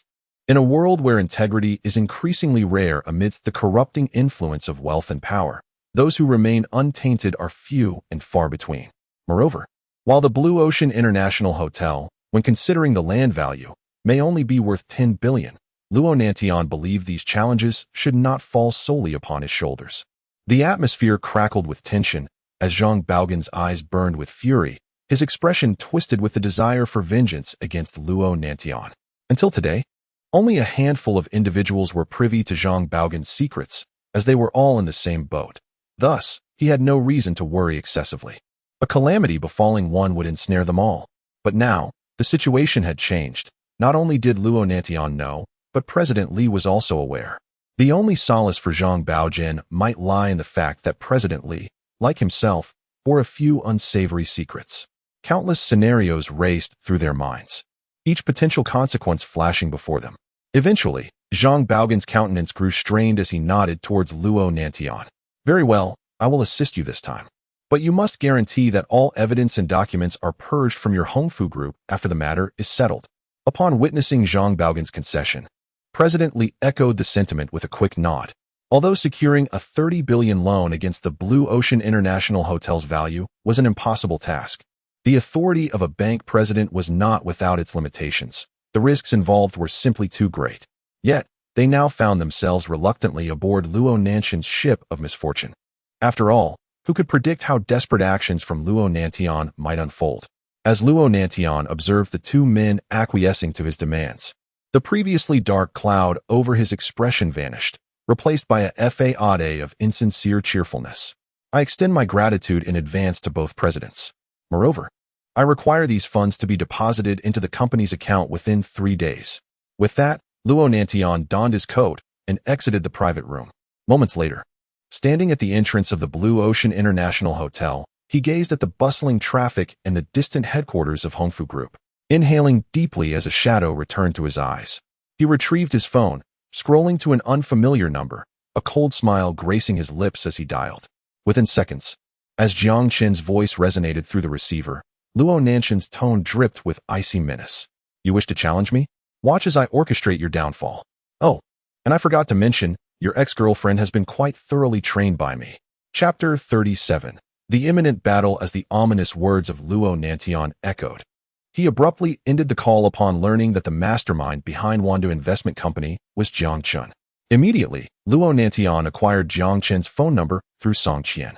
Despite his reluctance to witness the current state of relentless conflict, he pondered the futility of lamenting over past choices now that the situation had unfolded.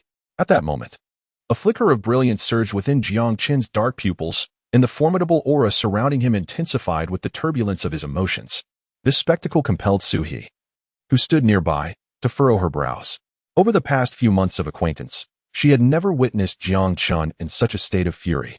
She had partially overheard the previous conversation and understood that, even though Jiang Chen would never again cross paths with Xia Ning, the malicious tactic employed by Luo Nantian was indeed insidious. One must consider, which man could remain unfazed after hearing such words? Ultimately, Jiang Chen's ire was not directed at Xia Ning, but rather at the years of diligent effort he had invested. Just as Jiang Chen's gaze fell upon Suhi, she spoke without hesitation. Rest assured, I will investigate what Luo Nantian is up to in the coming days. Since he is so confident, he must have discovered a way to contend with us, or perhaps even found a rival consortium of equal standing. Very well, I appreciate your assistance. Jiang Chen replied with a gentle shake of his head. He took a few steps forward and opened the window, only to be met by a fierce gust of wind. With a snap, he lit a cigarette, inhaling deeply as the nicotine coursed through his lungs, alleviating some of his anger. Unbeknownst to Luo Nantian, the method he believed would rattle Jiang Chen would only hasten Jiang Chen's resolve to suppress the Hongfu Group.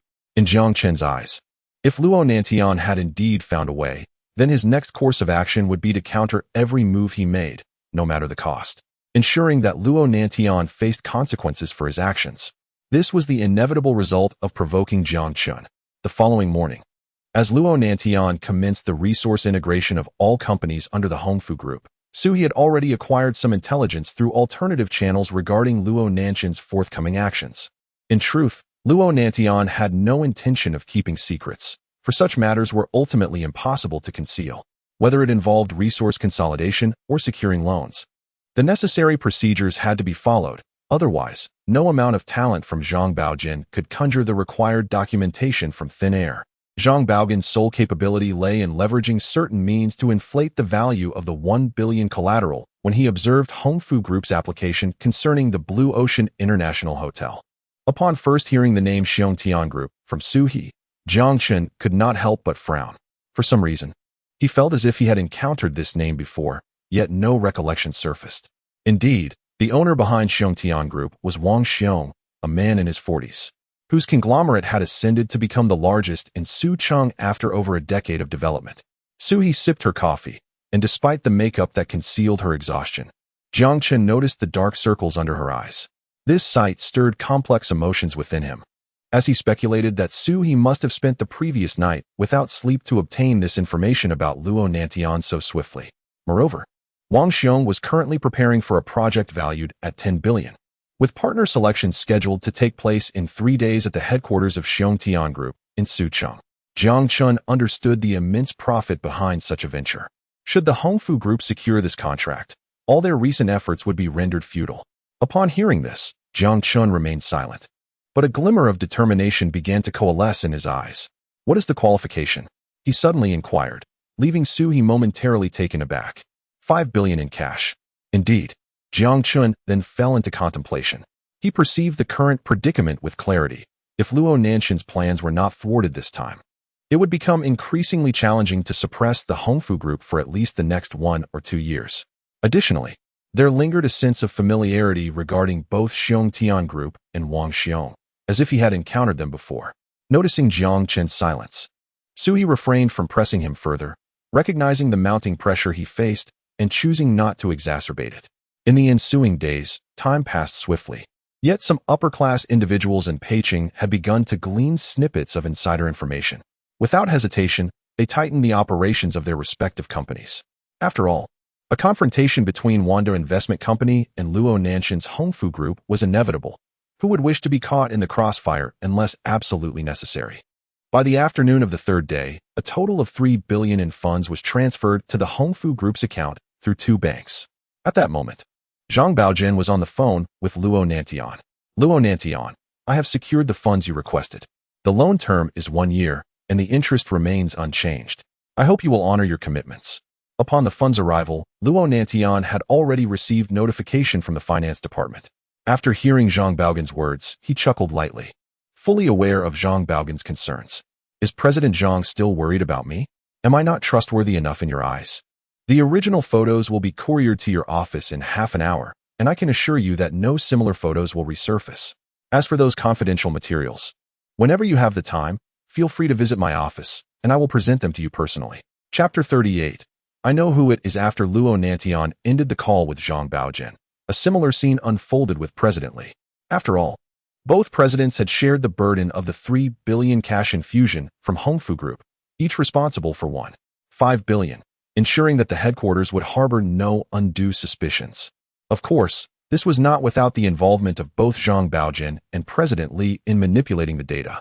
The discrepancy between 1 billion and 1.5 billion was not as glaring as that of 3 billion. At this moment, Luo Nantian stood before the floor-to-ceiling window, gazing at the bustling traffic below, unable to restrain a feeling of exuberance. With everything in place, only the right opportunity was lacking. The consolidation of Hongfu Group had been completed within 3 days at the cost of Luo Nanshan's reckless endeavors. Thus, even if Hongfu Group secured the engineering contract from Wang Xiong, the resources amassed along with the full 3 billion in funding would suffice to sustain the group until the project's completion.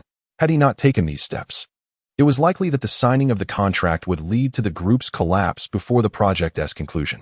Contemplating this, a cold smile crept upon Luo Nanshan's lips as Jiang Chen's visage flickered in his mind.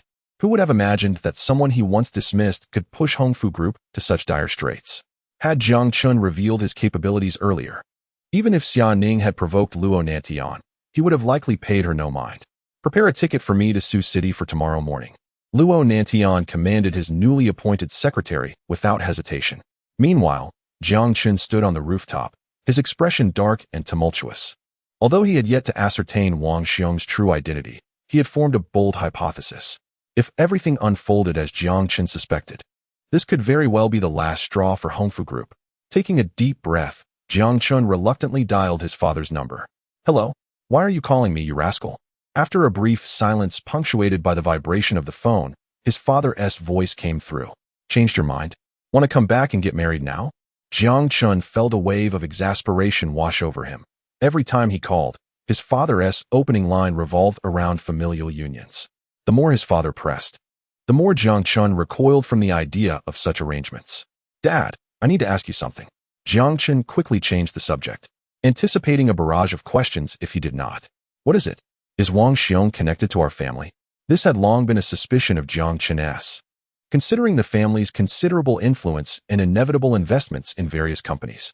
If Jiang Chen's deductions were correct, He would undoubtedly attend the bidding conference of Xiongtian Group in Sioux City. Unlike Luo Nantian, who was consolidating resources and preparing ample funds, Jiang Chen's intention was merely to go through the motions. He had no interest in the Xiongtian contract. It mattered not who won, as long as it was not Luo Nantian. Jiang Chen's ruthless business acumen was not without reason. The marketplace was akin to a battlefield. If he refrained from striking Hongfu Group while they were down, they would surely regroup and launch a powerful offensive against Wanda Investment Company once they regained their footing. Moreover, the long-standing feud between Jiang Chen and Luo Nantian had reached a point where it demanded resolution. On the other end of the line, Jiang Chen's father fell silent upon hearing his son's question. As the leader of a vast family, his insight and intellect were far beyond the ordinary. In mere seconds, while others might let time slip away, he had sufficient time to contemplate Jiang Chen's calculations. Moments later, Jiang Chen's father chuckled. "What's the matter? Is your little company facing troubles? Don't blame your old man for nagging. It's nothing to be ashamed of if your first venture fails. If it comes to it, we can always return early and—" Before his father could finish, Jiang Chen, already cognizant of the answer, hung up the phone. The remainder of the conversation held no significance for him. Jiang Chen gazed at Hongfu Group, now within arm's reach, inhaling deeply as a fierce glint began to coalesce in his dark eyes. If Luo Nantian were to discover that Wang Xiong was nurtured by Jiang Chen's family, he would likely capitulate in an instant. However, Jiang Chen was determined to witness Hongfu Group's transformation into a third-rate company under Luo Nantian's stewardship. At that juncture, when Jiang Chen revealed his true identity, Wang Xiong of Xiongtian Group would surely refuse to collaborate with Hongfu Group, regardless of its advantages among all potential partners. Meanwhile, in an ancient villa in Kyoto, a middle-aged man stared at the disconnected call, still processing the abrupt end. Beside him sat a lavishly dressed woman, who, upon witnessing the scene, could not help but voice her grievances. "If you're not averse to our son associating with Wang Xiong, why not just tell Jiang Chen directly? Do you think our son is foolish? In the past, I would have outright refused such a scenario, but then I thought, since Jiang Chen will soon be managing family affairs, why not seize this rare opportunity for him to establish connections? Oh, but what if, by the time our son graduates, the company he founded hasn't he gone under?" Seeing his wife's concern, Jiang Chen's father chuckled. "If it hasn't he collapsed, then we'll simply find a way to ensure it does. After all, that amount of money could persuade Jiang Chen to settle down and marry, which is far better than nothing." If Jiang Chen were to learn of his father's cunning scheme, the incredulous expression on his face would be nothing short of monumental. After all, what kind of father would so casually dismiss a multi-billion-dollar enterprise, suggesting its downfall if it thrived? To have such a father was indeed a unique predicament. Chapter 39. Flight to Sioux City. After Jiang Chen descended from the rooftop, he promptly instructed Su He to book a flight to Sioux City for the following day. Are you planning to compete with Hongfu Group? Have you not considered the consequences, Jiang Chen? Upon hearing Jiang Chen's request, Su He furrowed her brow, perplexed. In her view, while Wanda Investment Company had achieved remarkable results under Jiang Chen's management in such a short time, it did not imply that they possessed the capability to contend with Hongfu Group for the contract in Wang Xiong's hands. The resources and cash flow at Wanda Investment Company could not possibly rival those of Hongfu Group. It was worth noting that Su He had learned that Luo Nantian had mortgaged the Blue Ocean International Hotel to the bank in pursuit of the contract held by Wang Xiong. Never mind the details. I have my own methods. Besides, why would I compete for this contract? I am utterly ignorant of engineering. My sole intention is to unsettle Luo Nantian at a critical moment. He has pinned all his hopes on Wang Xiong's project, so this hardly qualifies as competition. Once Su He grasped Jiang Chen's true intentions, she was left speechless. Despite Jiang Chen's veiled language, Su He was well aware of his background. In her mind, she could already envision the awkward scenario unfolding. Given Jiang Chen's confidence, it was clear he had the backing of his family. Otherwise, Wanda Investment Company, with its current investment landscape, would not stand a chance against the contract. Indeed, Luo Nantian was mobilizing all of Hongfu Group's resources for a high-stakes gamble, while Jiang Chen merely aimed to disrupt Luo Nantian's plans. Although this might sound somewhat sinister, it paled in comparison to the dubious dealings Luo Nantian had engaged in over the years. Now, Su He was acutely aware of the situation, yet she chose not to address their little secret at this juncture. "All right, I will book the tickets now, 2 for the earliest flight tomorrow. Suhi was not one to shy away from challenges and saw this as an opportune moment to observe how Jiang Chen managed familial connections. 2. What are you planning to do? Jiang Chen frowned, caught off guard by Suhi's intentions. What? Are you reluctant to spend on the tickets? Or shall I pay for them myself? Before Suhi could finish her teasing remark, Jiang Chen surrendered, causing Suhi to smile softly at his embarrassment. Even Suhi herself was uncertain how long this carefree interaction could last, as each passing day brought them closer to graduation. Once they graduated, both Jiang Chen and Suhi would face pressures entirely derived from their families, culminating in the inevitable moment of choice. That night, as Suhi gazed out at the vibrant cityscape, she found herself lost in thought. Behind her, Chi Weijun, clad in delicate white pajamas, quietly approached. Resting her head on Suhi's shoulder, her soft hands caressing her. What is wrong, my queen? Nothing. Just wanting to take in every corner of Peicheng's scenery. With just over a month until graduation, I may never have the chance to see it again. Suhi's tone was tinged with melancholy. Despite knowing that her betrothal was to Jiang Chen, she had yet to open her heart to him, having spent only a few short months in his company. Jiang Chen had only recently emerged from the shadow of Xianing and likely would not be ready to connect with anyone else in the near future. These myriad reasons weighed heavily on Suhi, making it difficult for her to find peace at night. Don't worry, I will visit you often in Kyoto. When the time comes, I will invite you to join me for a show. Sisters before everything else. As for your yet-to-be-seen fiancé, we can always consider eloping. Chi Weijun's playful words lightened the sadness in Suhi's eyes, and the two girls leaned against each other, mesmerized by the view outside. The following morning, when Suhi and Jiang Chen arrived simultaneously at Peicheng Airport, their ethereal presence drew curious gazes, akin to celebrities. After checking in, they were escorted by a flight attendant to a window-side seat in first class. To their surprise, sitting beside them was Luo Nantian. Upon spotting Jiang Chen, Luo Nantian's expression darkened more than usual, and a sardonic smile crept across his lips as he unleashed a stream of mockery. Given Luo Nantian's intelligence, he couldn't possibly be oblivious to the implications of encountering Jiang Chen here. It was evident that Jiang Chen intended to approach Xiongtian Group as well. However, to Luo Nantian, Jiang Chen might be a formidable opponent in various arenas, yet with Hongfu Group's decades of heritage, the fledgling Wanda investment company was hardly a match. Do you really think the resources at your disposal can compete with mine? Once I secure the contract from Wang Xiong, it will be your company that I devour. Jiang Chen, you are still too inexperienced. Jiang Chen couldn't help but chuckle at Luo Nantian's derision. It seemed that even at this point, Luo Nantian remained unaware of who Wang Xiong truly represented. However, Jiang Chen recognized that he couldn't entirely blame Luo Nantian. After all, neither he nor Hongfu Group had the standing to reach into the realm of China's top financial consortiums. Otherwise, Luo Nantian would not be so brazen. Is that so? Jiang Chen replied with a smirk, then donned his headphones. He found conversing with someone as unscrupulous as Luo Nantian to be utterly distasteful. 15 minutes later, as the aircraft began to vibrate gently, the scenery outside swiftly receded. The first flight from Peicheng to Sioux City had finally taken off. Chapter 40. The Old Taxi Driver from the Beginning to the End. The dialogue between Jiang Chen and Luo Nantian consisted of merely a single sentence, while Suhi, seated beside Jiang Chen, did not spare Luo Nantian a glance. Conversely, Luo Nantian furtively stole several glances at Suhi from the corner of his eye.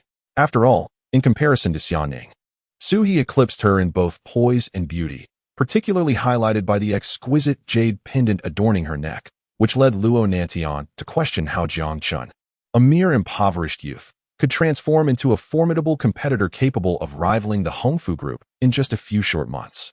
Was it possible that Suhi was the catalyst for this transformation? Was Jiang Chen simply a man who had found himself a wealthy benefactor? Such thoughts swirling in Luo Nantian's mind diminished his regard for Jiang Chen further. The distance between Peicheng and Sucheng was a mere 360 kilometers, and to save time, Jiang Chen and Luo Nantian opted to fly. Had Jiang Chen foreseen that he would encounter Luo Nantian on the plane, his character would have compelled him to drive instead. An hour later, as the plane descended smoothly, the first-class passengers disembarked, guided by the sweet voice of the flight attendant. Representing the Hongfu Group, Luo Nantian had meticulously prepared a project proposal days prior, detailing the collaboration with the Xiongtian Group across several pages, each reflecting Hongfu's earnestness in this partnership. Given the financial backing, Barring any unforeseen circumstances, Luo Nantian had a significant chance of securing Wang Xiong's favor. Yet, the world is rife with unexpected twists, is it not? As Luo Nantian stepped out of the waiting area, sporting a sleek black suit and sunglasses, the car doors of the welcoming convoy opened before him. This procession was, of course, arranged by the Xiongtian Group. For powerful conglomerates, the treatment is often markedly different from that of smaller firms.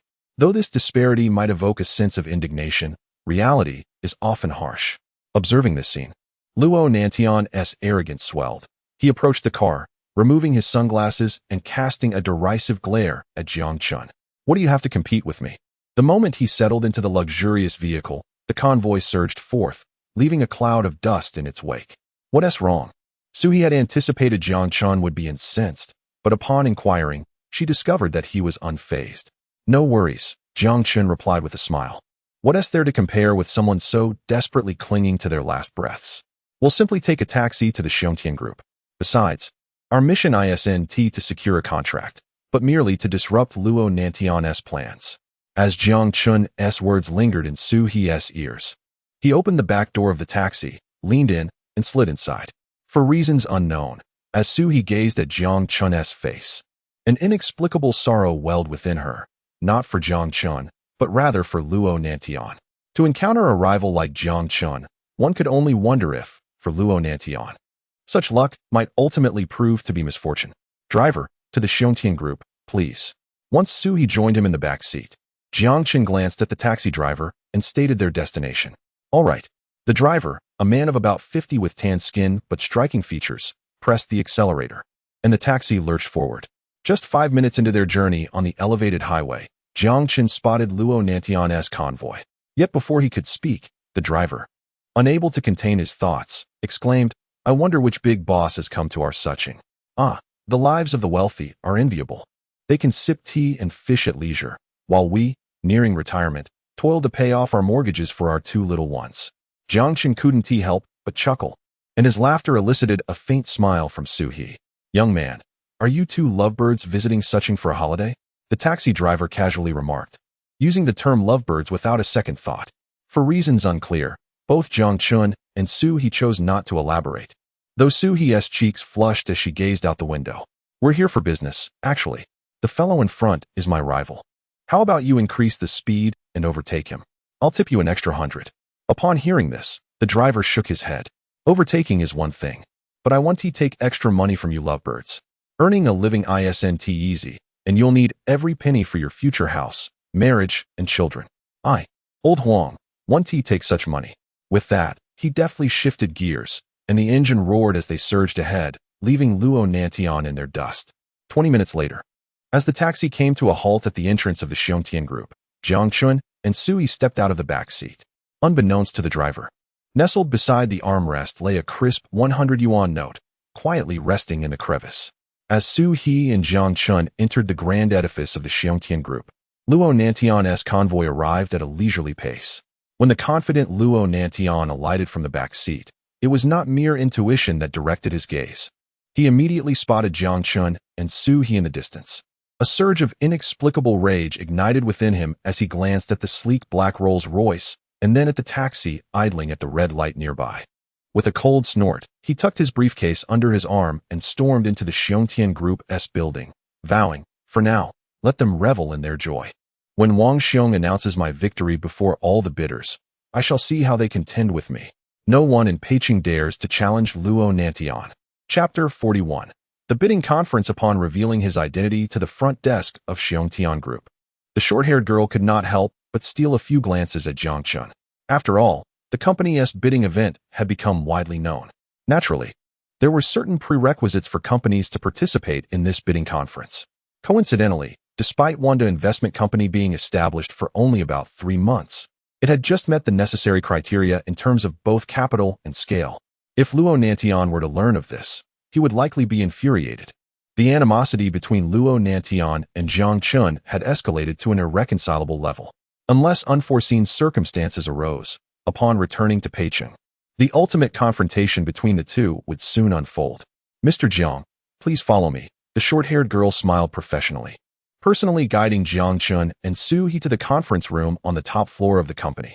As the door to the conference room swung open, the scene before Jiang Chen caused him to furrow his brow slightly.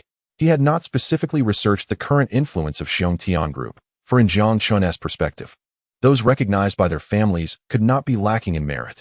However, the sight before him revealed that the number of attendees already exceeded 30, and with half an hour remaining until noon, it was evident that not all participants had yet arrived. Perhaps only Xiongtian Group possessed such audacity within the confines of Su City. As Jiang Chen and Sui took their seats, he began to understand why Luo Nantian was betting everything on a partnership with Wang Xiong, risking the future profits of Hongfu Group for the next year or two. The substantial profits must have drawn numerous corporate consortiums to present their proposals. Just as Jiang Chen pondered this, the door to the conference room opened once more. And when Luo Nantian appeared before everyone, the previously bustling atmosphere fell into an eerie silence.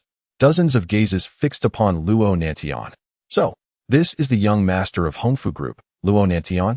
Indeed, he is a prodigy. It is said that under his leadership, Hongfu Group had doubled its profits and scale in just a few short years. Who would have thought that even Hongfu Group from Peicing would seek to partake in this venture? It seems that we, the smaller companies, stand no chance against them. Are you not aware? Rumor has it in Peicing that any competitor who opposes Luo Nantian ends up facing dire consequences. Either their companies go bankrupt or are maliciously acquired by Hongfu Group at an incredibly low price. This is troublesome. Even though their murmurs were hushed, Luo Nantian, Jiang Chen, and others heard them clearly. At that moment, the chill on Luo Nantian and Apos' face intensified, his gaze fixating on Jiang Chen with a penetrating intensity, as if to convey that this could mark Jiang Chen's demise. Luo Nantian's seat was approximately 3 meters away from Jiang Chen. As soon as he sat down, several individuals flanking him began to flatter him, showering him with insincere praise that seemed to delight him immensely. On the surface, he appeared nonchalant, but inwardly he was reveling in the accolades, which significantly elevated his status. Half an hour passed swiftly, and when the clock struck 11, Wang Xiong, donned in a gray Zhongshan suit, occupied the position at the head of the conference room. Jiang Chen could not help but take a closer look at Wang Xiong. The man appeared to be around 40, with dark, sharp eyebrows and eyes that seemed to hold the mysteries of the cosmos, evoking an inscrutable aura. At that moment, Wang Xiong cleared his throat twice, which brought about an immediate hush in the conference room. Following this, with the press of a remote control, a PowerPoint presentation regarding the bidding project was projected before the attendees. As Wang Xiong introduced the details, everyone gained a more comprehensive understanding of the project. The undertaking was a recreational complex, spanning an area of 300,000 square meters. Once completed, the government would expedite the approval process. Thus, Wang Xiong emphasized that what he sought was not merely financial backing, but a partnership that was suitable in every aspect. As he surveyed the room, Wang Xiong's gaze lingered momentarily on Jiang Chen and Su He. This young man bears an uncanny resemblance to the elder. The peculiar thought startled Wang Xiong. Although the meeting was intended for bidding, had Jiang Chen also come to participate, Wang Xiong would have undoubtedly handed over the contract to him without hesitation. Such matters required no further deliberation, for Wang Xiong was merely one of the many talents nurtured by the Jiang family. However, the astonishment in Wang Xiong's eyes soon returned to normalcy. While the next segment involved showcasing the project proposals, he continued to contemplate the earlier thought. According to the information Wang Xiong had, Jiang Chen should still be a student. Gradually, as all the project proposals were presented, only Luo Nantian and Jiang Chen remained. Yet, the reason Luo Nantian opted to present last was due to his unwarranted confidence. In his eyes, the others in attendance, aside from Wang Xiong, were hardly worthy of his consideration. In other words, had Jiang Chen's Wanda investment company not been pushed into such a predicament, Luo Nantian would not have given even a moment's thought to the largest consortium in Su City, Xiongtian Group. Conversely, Jiang Chen had already perceived the outcome during Wang Xiong's brief moment of distraction. Thus, he was well aware that at a critical moment, revealing his identity to Wang Xiong would render Luo Nantian's meticulously prepared project proposal irrelevant in Wang Xiong's eyes. This was the very purpose of Jiang Chen's presence. Otherwise, he would not have arrived without a prepared proposal. Chapter 42. Congratulations, Mr. Luo. At that moment, Luo Nantian calmly adjusted his attire, his expression betraying no hint of emotion. To him, This venture was an all-or-nothing gamble for the resources of the Hongfu Group, especially after he had already heard the proposals from other companies. While those proposals might dazzle, they paled in comparison to Luo Nanshan's. In terms of strength, the financial groups behind those competitors were not necessarily inferior to the Hongfu Group. However, the crucial distinction lay in the fact that Luo Nantian had pinned all his hopes on a collaboration with Wang Xiong. Should this endeavor fail, even his position as general manager would be ticking down to its inevitable conclusion. Ahem. The next moment, Luo Nantian lightly cleared his throat twice. Though his voice was not loud, it emanated an indescribable aura that captivated everyone present, including Wang Xiong. As he gradually rose from his seat, he retrieved the proposal from his briefcase. This is the proposal from the Hongfu Group, and I shall now elucidate it for Mr. Wang. Should this collaboration be realized, our initial funding of 5 billion will be transferred directly within 3 working days. Furthermore, regarding the location of the construction, our 3 engineering companies under the Hongfu Group can mobilize the necessary workforce to Sioux City in the shortest time possible. Additionally, to demonstrate our commitment, I am authorized to offer a 3-profit concession on this collaboration. Luo Nanshan's words, though few, sent ripples of astonishment through every individual present. Truth be told, had it not been for the irreconcilable conflicts between Jiang Chen and Luo Nantian, Jiang Chen might have been inclined to speak a few words in favor of Luo Nantian. To put it nicely, this was a display of sincerity from both Luo Nantian and the Hongfu Group. To put it bluntly, the Hongfu Group was indeed cornered by Jiang Chen. Otherwise, given Luo Nanshan's character, he would never concede profits unless absolutely necessary. As the conference room fell into silence due to Luo Nanshan's remarks, his gaze turned icy as he fixed a penetrating stare at Jiang Chen. In Luo Nanshan's estimation, the collaboration was virtually secured. If Wang Xiong had any sense, he would immediately grasp who among the bidders presented the most enticing offer. Although conditions and proposals often shift based on on-site circumstances during bidding meetings, this time, Luo Nantian had laid his cards on the table from the outset, resulting in a profound impact. Several individuals initially contemplated contacting their respective companies for approval, given the lucrative prospects of Wang Xiong's contract.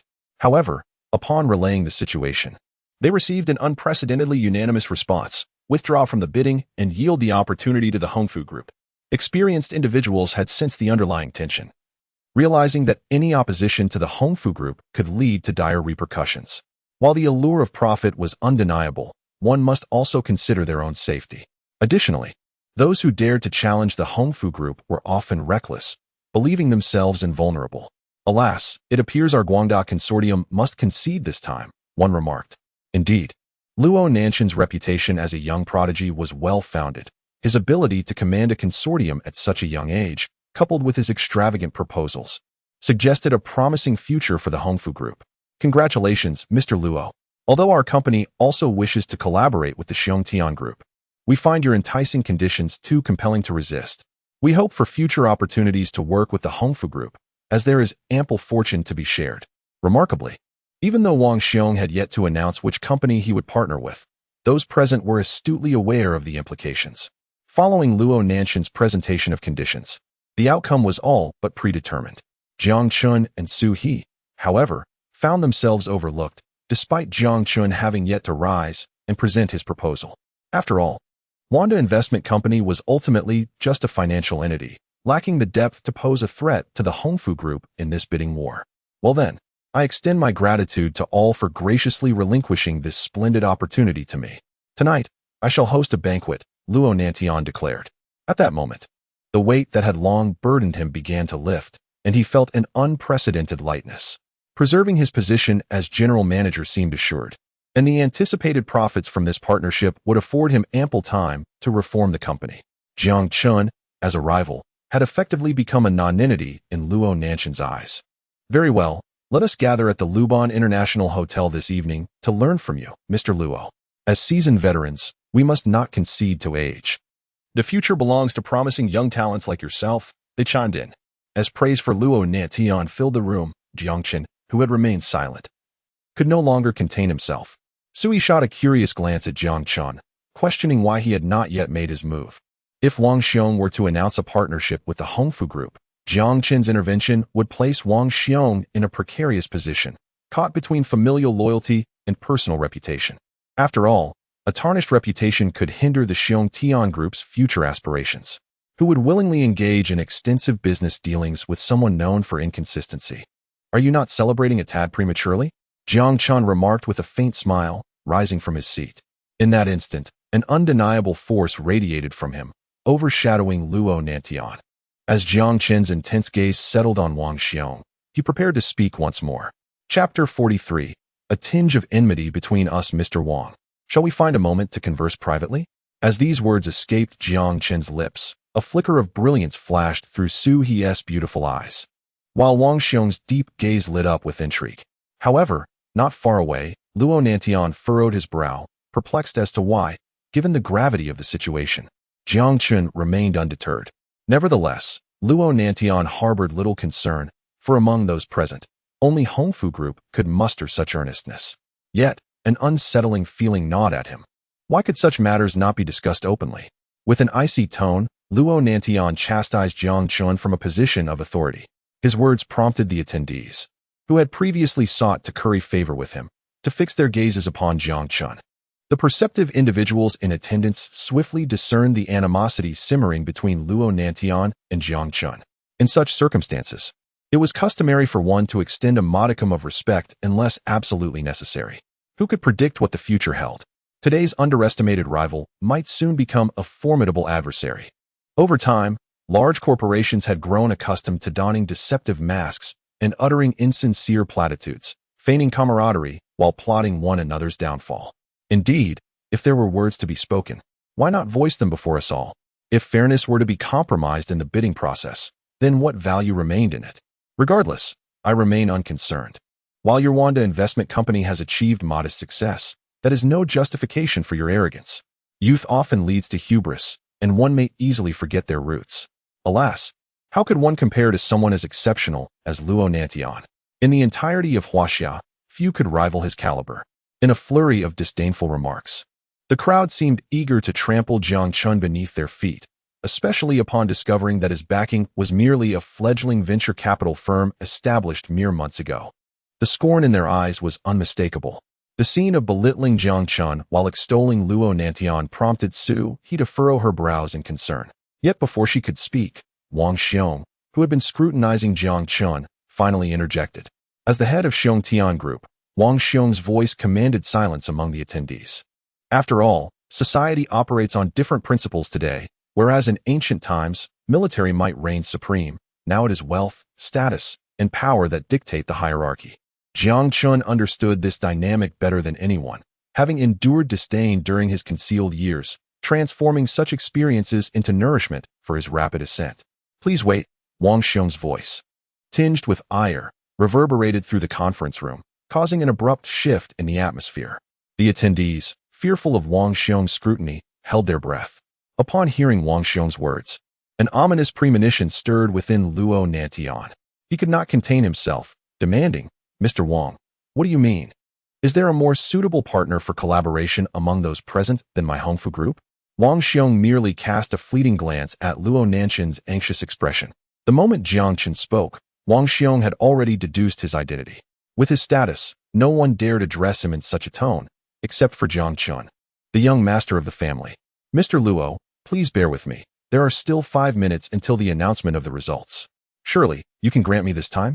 Wang Xiong rose, having initially intended to engage Jiang Chen in a private conversation, but upon recognizing Jiang Chen's identity, he dared not proceed with that plan. In a stunning turn of events, Wang Xiong, as the head of the largest consortium in Sioux City, approached Jiang Chen with an eagerness that startled everyone present. Even Luo Nantian's previously dark demeanor could not conceal his shock. His heart raced inexplicably, sensing that something ominous was about to unfold. Yet, with Wang Xiong's authority as the host, Luo Nantian could not afford to act with arrogance, given his current dependence on Wang Xiong. Wang Xiong leaned over the table, lowering his voice to a whisper only Jiang Chen could hear. Young master, what are your instructions? Do you wish to secure this contract? If so, merely nod, and I shall cover the funding and manage the construction team and relationships, splitting the profits evenly. Jiang Chen's expression turned peculiar upon hearing Wang Xiong's proposal. Had Wang Xiong already recognized his identity? What is it, young master? Are you dissatisfied? If not, I could offer you the entire profit from this project. You would only need to provide your signature. If anyone else were to hear Wang Xiong's words, they would be utterly astounded. While others toiled tirelessly to devise proposals to win Wang Xiong's contract, Jiang Chen was being offered the entire profit without effort. With a resigned sigh, Jiang Chen acknowledged that only Wang Xiong had discerned his true identity. No, I am not here to sign a contract with you. All I ask is that you refrain from collaborating with Luo Nanshan's Hongfu group. I have a bit of enmity with him. Chapter 44. Why? Upon hearing Jiang Chen's words, a fierce anger surged in Wang Xiong and Appo's eyes, startling Jiang Chen. After all, in Jiang Chen and Appo's plan, he did not wish for Luo Nantian to discover his true identity. For it was only by defeating Luo Nantian through his own efforts that he could exact his revenge. Otherwise, if Jiang Chen desired it, even the formidable Hongfu group, which wielded immense power in Peicheng, would be inconsequential. Once his family intervened, even 10 Hongfu groups would be insufficient to satisfy their needs. The clash between the premier families of Huaxia and ordinary conglomerates is not merely a matter of scale. It is an incomparable disparity. Akin to an egg striking a stone, its outcome is inevitably disastrous. However, resorting to such means would leave Jiang Chen with an unsettling feeling of bullying Luo Nantian. Despite their irreconcilable differences, it was Luo Nantian who helped Jiang Chen see through Xia Ning's true character. How about I assist you in suppressing the Hongfu group? Before Wang Xiong could finish, Jiang Chen interrupted him with a weary tone. My affairs are none of your concern. Just refrain from collaborating with the Hongfu group. Also, keep my identity a secret. After uttering this, Jiang Chen cast a glance at Su He, his lips curving into a gentle smile. Shall we return? Certainly. The striking couple departed amidst a multitude of bewildered gazes, leaving behind a flurry of unanswered questions. Everyone present was eager to uncover what had transpired between Wang Xiong and Jiang Chen. What could possibly grant Jiang Chen such stature that someone of Wang Xiong's caliber would bow so low? Moreover, Wang Xiong's earlier hasty demeanor was not a mere act. A minute later, Wang Xiong returned to his seat, radiating an aura of authority once more. His gaze was deep and cold, a chilling intensity brewing within. As for Luo Nantian, Wang Xiong merely glanced at him, though he was tempted to intervene on Jiang Chen's behalf. Yet, bound by Jiang Chen's orders, he complied quietly. After all, the regard for his own reputation paled in comparison to the gratitude owed to Jiang Chen's family. All right, the time has come. I shall now announce the company that will collaborate with my Xiongtian group. As Wang Xiong spoke, an inexplicable tension enveloped the room. Everyone anticipated the Hongfu group's victory, yet an odd sensation lingered in the air. Even Luo Nantian could not suppress a deep breath, his gloomy gaze fixated on Wang Xiong, as if each passing moment was an excruciating torment. It was crucial for Luo Nantian. The success of this collaboration would determine his status and the future of the Hongfu group. Otherwise, under Jiang Chen's meticulous schemes, how long could the Hongfu group endure? A year? 2. Who could truly predict the outcome? After careful consideration, I have decided to partner with the local Linghai group in Sioux City. Given our proximity, communication will be more convenient. This concludes the bidding session. Thank you all. Upon the announcement, all present were left in stunned silence, unable to comprehend the validity of Wang Xiong's words. Although Linghai Group was also a consortium in Sioux City, their proposal paled in comparison to that of the Hongfu Group. The feeble excuse of proximity cast a peculiar light upon Luo Nantian. Upon hearing the news, Luo Nantian felt as though all strength had drained from his body. Collapsing onto his chair, his previously stormy eyes now swirled with self-doubt. Yet, the thought of the dire consequences that would follow a failed collaboration ignited a fierce determination within him. Gritting his teeth, he seized the proposal and dashed toward Wang Xiong. At this juncture, pride and face mattered little. The prospect of losing both wealth and status was unbearable, a descent from grace that felt like a living hell. As the audience observed Luo Nantian rush from the conference room, whispers erupted among them. The entire bidding meeting had an air of peculiarity, leaving many questioning the reasons behind Wang Xiong's sudden change of heart. Could it be that the young man named Jiang Chen was the catalyst? No one could say for certain, but based on years of experience, it was clear that Jiang Chen was not simply an ordinary individual. If their suspicions held any truth, Wang Xiong's Xiongtian group must have powerful backing to rise so swiftly to prominence in Sioux City. Otherwise, the other conglomerates would never allow such dominance. Such matters are beyond our concern. It is Luo Nantian who should be pitted. I can only imagine how he feels. Huh. This is what happens when you invite trouble. Since taking over the Hongfu Group, Luo Nantian had obliterated countless competitors. My own brother had sought refuge in Sioux City precisely because he could no longer survive in Peicheng. If the Hongfu Group truly faltered, those who bore grudges against them would undoubtedly tear them apart. Just then, Luo Nantian gritted his teeth. Finally catching up with Wang Xiong as the elevator doors opened. He thrust his arm out, blocking Wang Xiong's path, breathing heavily, his eyes aflame with fury. Why? Why will you not collaborate with my Hongfu Group? Is it because of that Jiang Chen? However, Wang Xiong dismissed Luo Nantian's demands entirely, perceiving him as nothing more than an apparition. Glancing at his bodyguard, he moved on, as the elevator doors began to close, leaving Luo Nantian's outstretched arm in vain. Chapter 45. The landlady. Ultimately, the pride that once filled Luo Nantian seemed to be swiftly siphoned away, marking the first time he experienced such a profound sense of helplessness. Despite his unwavering belief that he had performed admirably, even going so far as to mortgage the Blue Ocean International Hotel to secure a contract from Wang Xiong. The cold elevator doors closed, extinguishing his final flicker of hope. Thus, the last straw that would break Luo Nantian's back was destined to descend slowly. It appeared as light as a feather, yet weighed heavier than a mountain. In the next instant, Luo Nantian's face contorted with rage, a guttural roar of defiance erupting from his throat as his darkened gaze burned with an inferno of fury. Jiang Chen, you have ruined everything. We might as well perish together. Drawing a deep breath, he violently tore apart the project proposal in his hands. And as the confetti of paper fell like snow around him, Luo Nantian made the decision to leave Sioux City. Firstly, this was the territory of the Xiongtian Group. No matter how elevated his status, Luo Nantian remained an outsider. Secondly, upon returning, he resolved to sever ties with Jiang Chen's Wanda investment company, prepared to face annihilation if necessary. As for the imminent transition of positions in a month's time, Luo Nantian could only respond with a bitter laugh. The sensation of falling from heaven to hell, should it truly transpire, was one he dared not contemplate. Having become the general manager of the Hongfu Group, he was acutely aware of how many enemies he had made over the years, seduced by the allure of power, wealth, and status. Perhaps these adversaries, due to the Hongfu Group's influence, had only dared to remain low-key in Peicheng. However, should the Hongfu Group or Luo Nantian descend from their lofty heights, the dreadful consequences were too horrific for even him to imagine. 2 hours later, when Jiang Chen and Su He returned to Peicheng, Su He did not inquire about the events in the conference room. After all, she was more aware of Jiang Chen's background than anyone else. The pressing question for her was whether to confide everything in Jiang Chen after graduation or to obediently comply with her family's plans for a union with the Jiang family. While her impression of Jiang Chen was not particularly negative, the notion of committing to a lifelong partnership with someone she had only recently met was equally untenable. Thus, Su He appeared calm on the surface, yet internally she was trapped in a dilemma. One step forward led to a family alliance, while one step back would mean defying her family's orders and being completely disowned by the Su family. Contemplating this, she exhaled softly beneath her meticulously applied makeup, her beautiful eyes briefly reflecting a hint of resignation.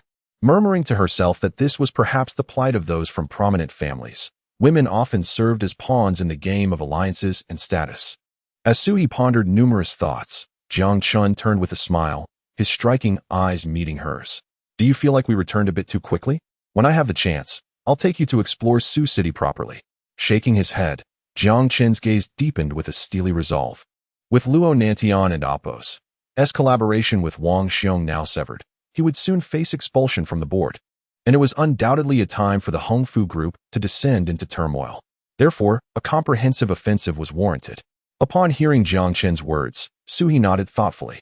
We must exercise caution. Someone like Luo Nantian is not one to accept reality easily. Now that we have pushed him to the brink, as long as we remain vigilant, we should be safe. Jiang Chen wholeheartedly accepted Su He's counsel, even as he found it curious that during their time working alongside each other, she evoked an inexplicable sense of familiarity, as if he had known her from a distant past. Yet, he dared not voice this thought, fearing it might jeopardize their rapport and cost him a valuable ally. Despite Su He's studies at the Peicheng Conservatory of Music, specializing in classical music, her acumen in finance and market intuition was nearly on par with his own, which astonished Jiang Chen. Furthermore, The air of regal aloofness that she occasionally exuded only solidified Jiang Chen's resolve to inquire more about her background once he had dealt with Luo Nantian and the Hongfu group. After all, the serendipitous encounter at the St. Dick bar lingered in his mind, and now, in retrospect, it felt too coincidental to dismiss. Rest assured, we are in modern times. If Luo Nantian truly dares to commit heinous acts, he wouldn't have to wait for us to intervene. The state would take care of him. Jiang Chen chuckled heartily, then walked shoulder to shoulder with Su He toward the airport exit. The sun shone brightly, and the spring breeze rushed past their ears, while the sky stretched endlessly, adorned with clouds resembling cotton candy. Such delightful weather had not graced them in a long time. Half an hour later, upon their return to Wando Investment Company, the rotund figure of Song Li eagerly opened the office door for Jiang Chen. Upon seeing Su He, his face lit up with excitement as he greeted her. "Good day, landlady." This remark plunged the vast office into an awkward silence, leaving Jiang Chen momentarily speechless, and Su He equally taken aback. "What nonsense! I would never look up to someone like your boss." Su He huffed, her cheekbones sharply illuminated by the sunlight streaming through the window. With a few swift steps, she entered the general manager's office first.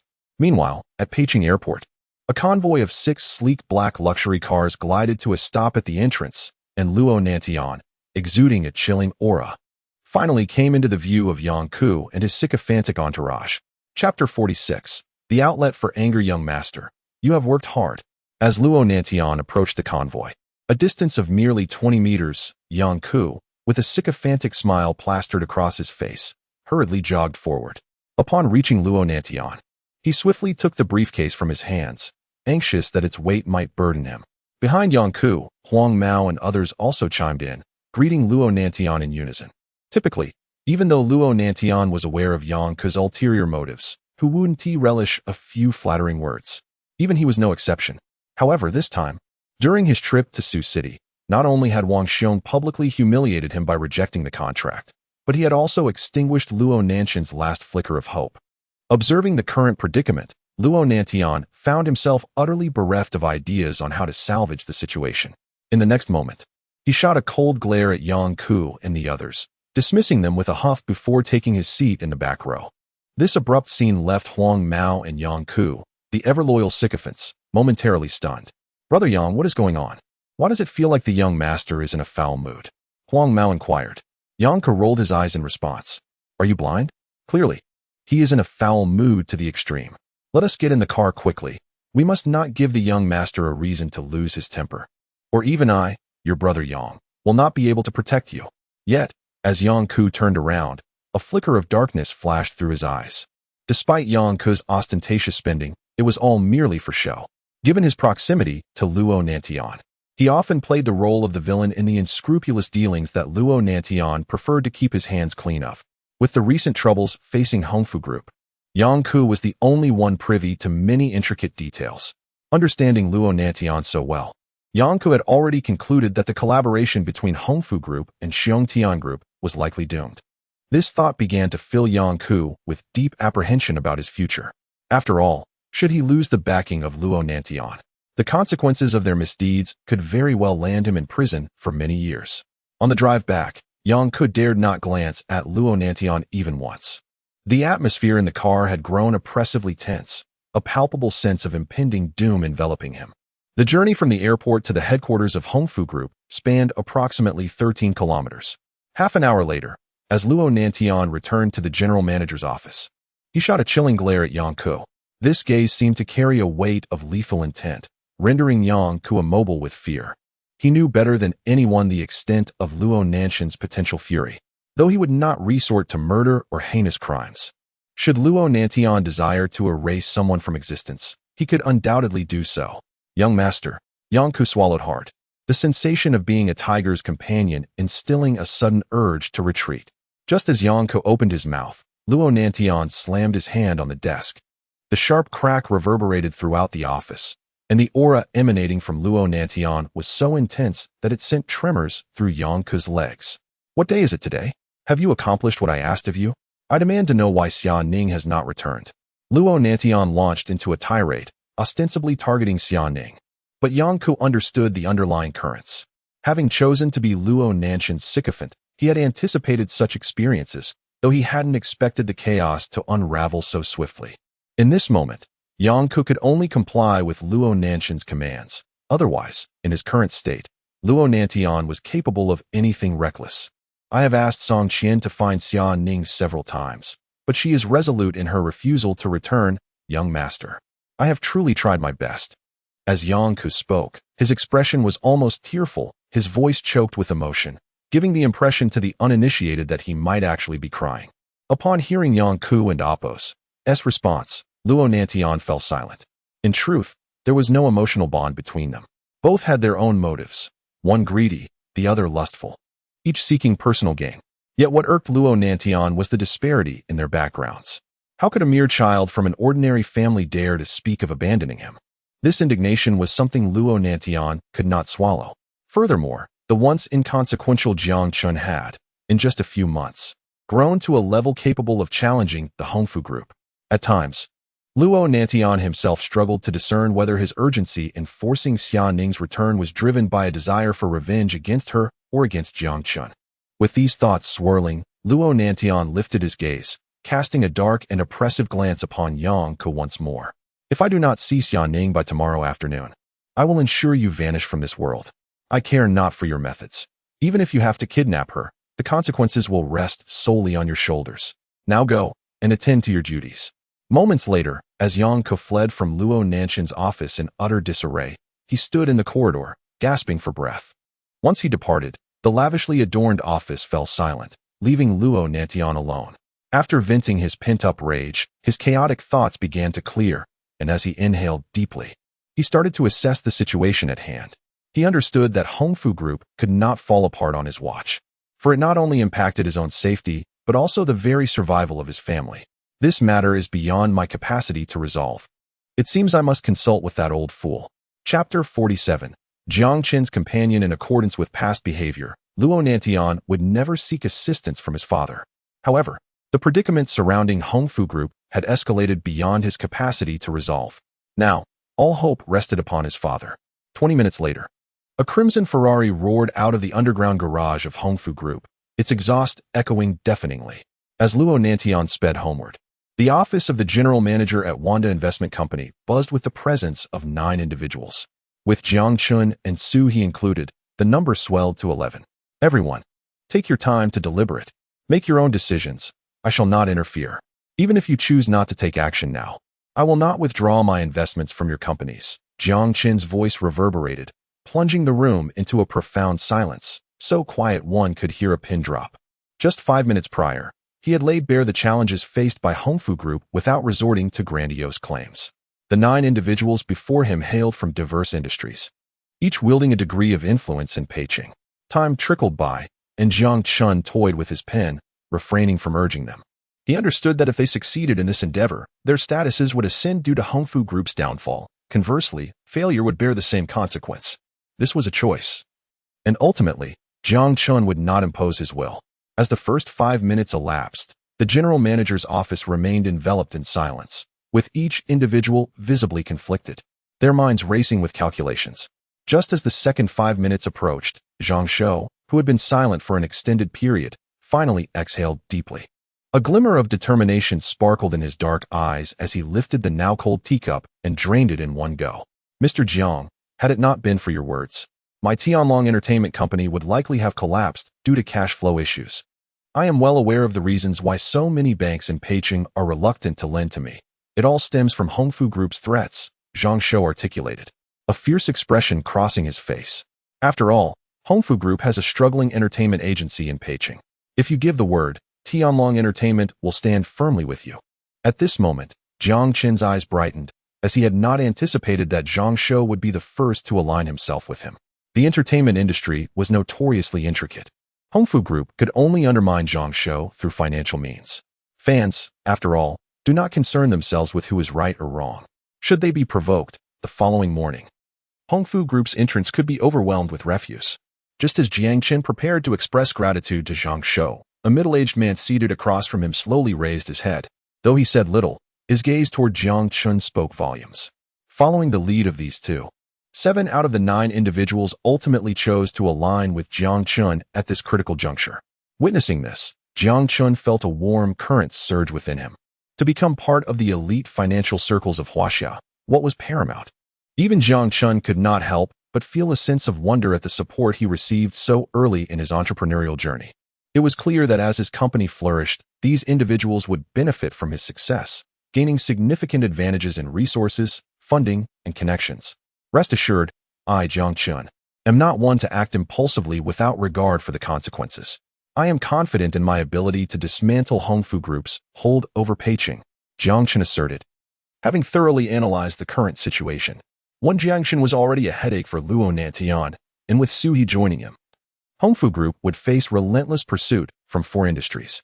The ultimate goal was singular: to obliterate Hongfu Group's presence in Peiqing and restore a fair and healthy business environment. I will return to prepare.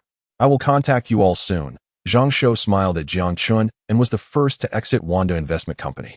10 minutes later, with only Jiang Chen and Su He remaining in the general manager's office, Jiang Chen exhaled a long, weary sigh, resting his elbows on the table and gently massaging his temples. The draining days of dealing with Luo Nantian and Hongfu Group had left him utterly fatigued. Yet, with the final battle on the horizon, he dared not rest. Su He, observing Jiang Chen, felt an inexplicable pang of sympathy. Unbeknownst to herself, she found herself standing behind him, her delicate hands tenderly kneading his temples. Initially startled by her uncharacteristic behavior, Jiang Chen felt the urge to decline her assistance. But as the tension in his temples eased, he swallowed his words. Meanwhile, on the outskirts of Peiqing, as the fiery red Ferrari came to a halt before a villa, the brooding Luo Nantian emerged from the vehicle. He glanced at the two bodyguards and commanded, "Open the door. I wish to see my father." Moments later, seated before his father, the two exchanged piercing gazes, neither willing to break the silence as the oppressive atmosphere filled the study. How did the matter proceed? Have you secured the engineering contract from Wang Xiong? At last, it was Luo's father who spoke, yet upon hearing the question, Luo Nantian could only sigh in resignation. Chapter 48. The desperate Luo Nantian in seeking assistance, even when the person approached is his own father. The relationship between Luo Nantian and his father has never been particularly harmonious. Therefore, Luo Nantian is acutely aware that he must exercise restraint, regardless of the circumstances. All of this is in pursuit of securing the position of general manager at Hongfu Group. Moreover, the humiliation he faces now is something Luo Nantian is determined to reclaim in the future. However, the moment Luo Nantian's expression is reflected in his father's eyes, it leaves his father momentarily stunned, only to be swiftly engulfed by an overwhelming fury. What do you mean? Has Wang Xiong refused to collaborate with Hongfu Group? How could that possibly be? With Hongfu Group's resources and connections, failure is inconceivable. The more Luo's father contemplated, the angrier he became, raising his right hand and delivering a fierce slap across Luo Nantian's face, the force of which sent him tumbling from his chair to the ground. As the fiery pain radiated from his right cheek, 5 distinct finger marks emerged on his face. You ungrateful wretch. Why must you provoke Wanda Investment Company when everything was fine? Whatever happened to your former arrogance? Why are you begging me now? Luo's father stood up, his chest heaving with rage. The thought that his life's work might be squandered by his son only served to stoke the flames of his anger further. Just wait until I deal with you. As soon as he finished speaking, Luo's father seized a chair and brought it crashing down upon Luo Nantian. With each strike, he showed no mercy, and only when the chair splintered into pieces did he relent. At this moment, Luo Nantian's face was smeared with blood, and waves of excruciating pain coursed through his body. Had he not gritted his teeth in endurance, he might have succumbed to the urge to cry out, "Father, this is not the time for anger." Jiang Chen is surely rallying all the investment companies to launch a final assault against Hongfu Group. If we do not think of a solution quickly, it may soon be too late. Luo's father listened intently to Luo Nantian's words, which were undeniably logical. However, with Luo Nantian unable to propose a solution, what could he expect from his father? After a moment of contemplation, Luo's father sank into a nearby sofa, his hand trembling uncontrollably, still clutching a cigarette. With a deep inhalation, he nearly consumed the entire cigarette in one breath. It was evident that the troubles besieging Hongfu Group were overwhelming, even for someone of Luo's stature who had once wielded immense power in Peiqing. How could he possibly feel at ease? Moreover, Luo's father was acutely aware of all the dubious actions Luo Nantian had taken over the years. He understood that if the worst came to pass, the enemies Hongfu Group had made would not let such an opportunity slip by. Thus, this situation was not merely about rescuing Luo Nantian and Hongfu Group. In a sense, it was also about salvaging his own fate. After several years of retirement, who would wish to descend into such a dismal conclusion? With a heavy sigh, Luo's father tossed the cigarette butt to the ground, extinguishing it underfoot. Let me see how far I can go. I never imagined that everything I've built would ultimately be destroyed by you. His gaze toward Luo Nantian brimmed with an inexhaustible fury. He then retrieved his phone, hesitated momentarily, and finally dialed a number from his contacts. However, as soon as the call connected, the voice on the other end was chillingly cold, almost mocking. I'm sorry, but I can no longer intervene in this matter. Brother Luo, I am truly powerless. I still hold 3% of the original shares in the group, and if anything were to happen, you might as well consider the villa in the outskirts of Peking yours.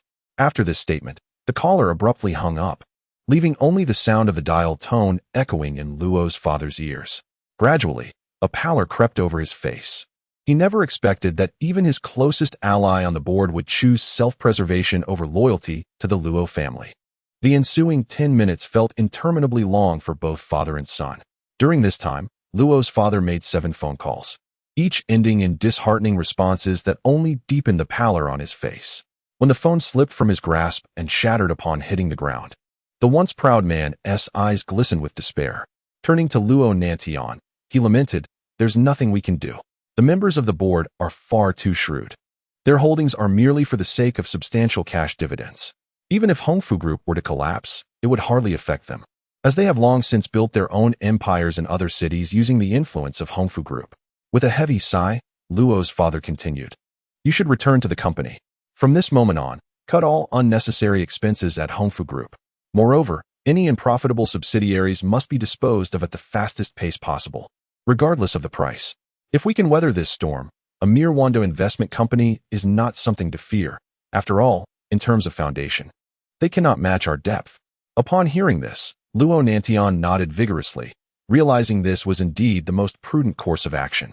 After departing from the villa in his Ferrari, he sped along the road, exceeding 200 kilometers per hour. With the driver's window rolled down, the rushing wind enveloped him, easing the turmoil within his heart. If he simply obeyed his father's orders, he could at least ensure that Hongfu Group would survive for the next 6 months.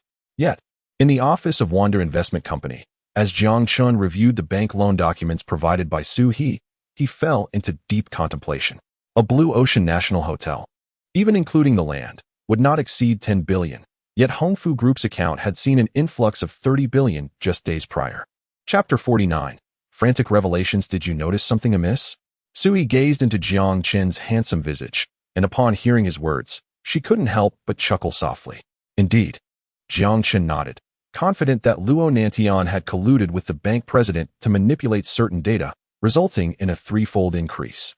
Such occurrences were not entirely unexpected. However, for Hongfu Group, it was unlikely that Luo Nantian could fathom that this would become a blade thrust into the heart of the organization. Jiang Chen then held the document in his hand, which detailed Hongfu Group's loan application.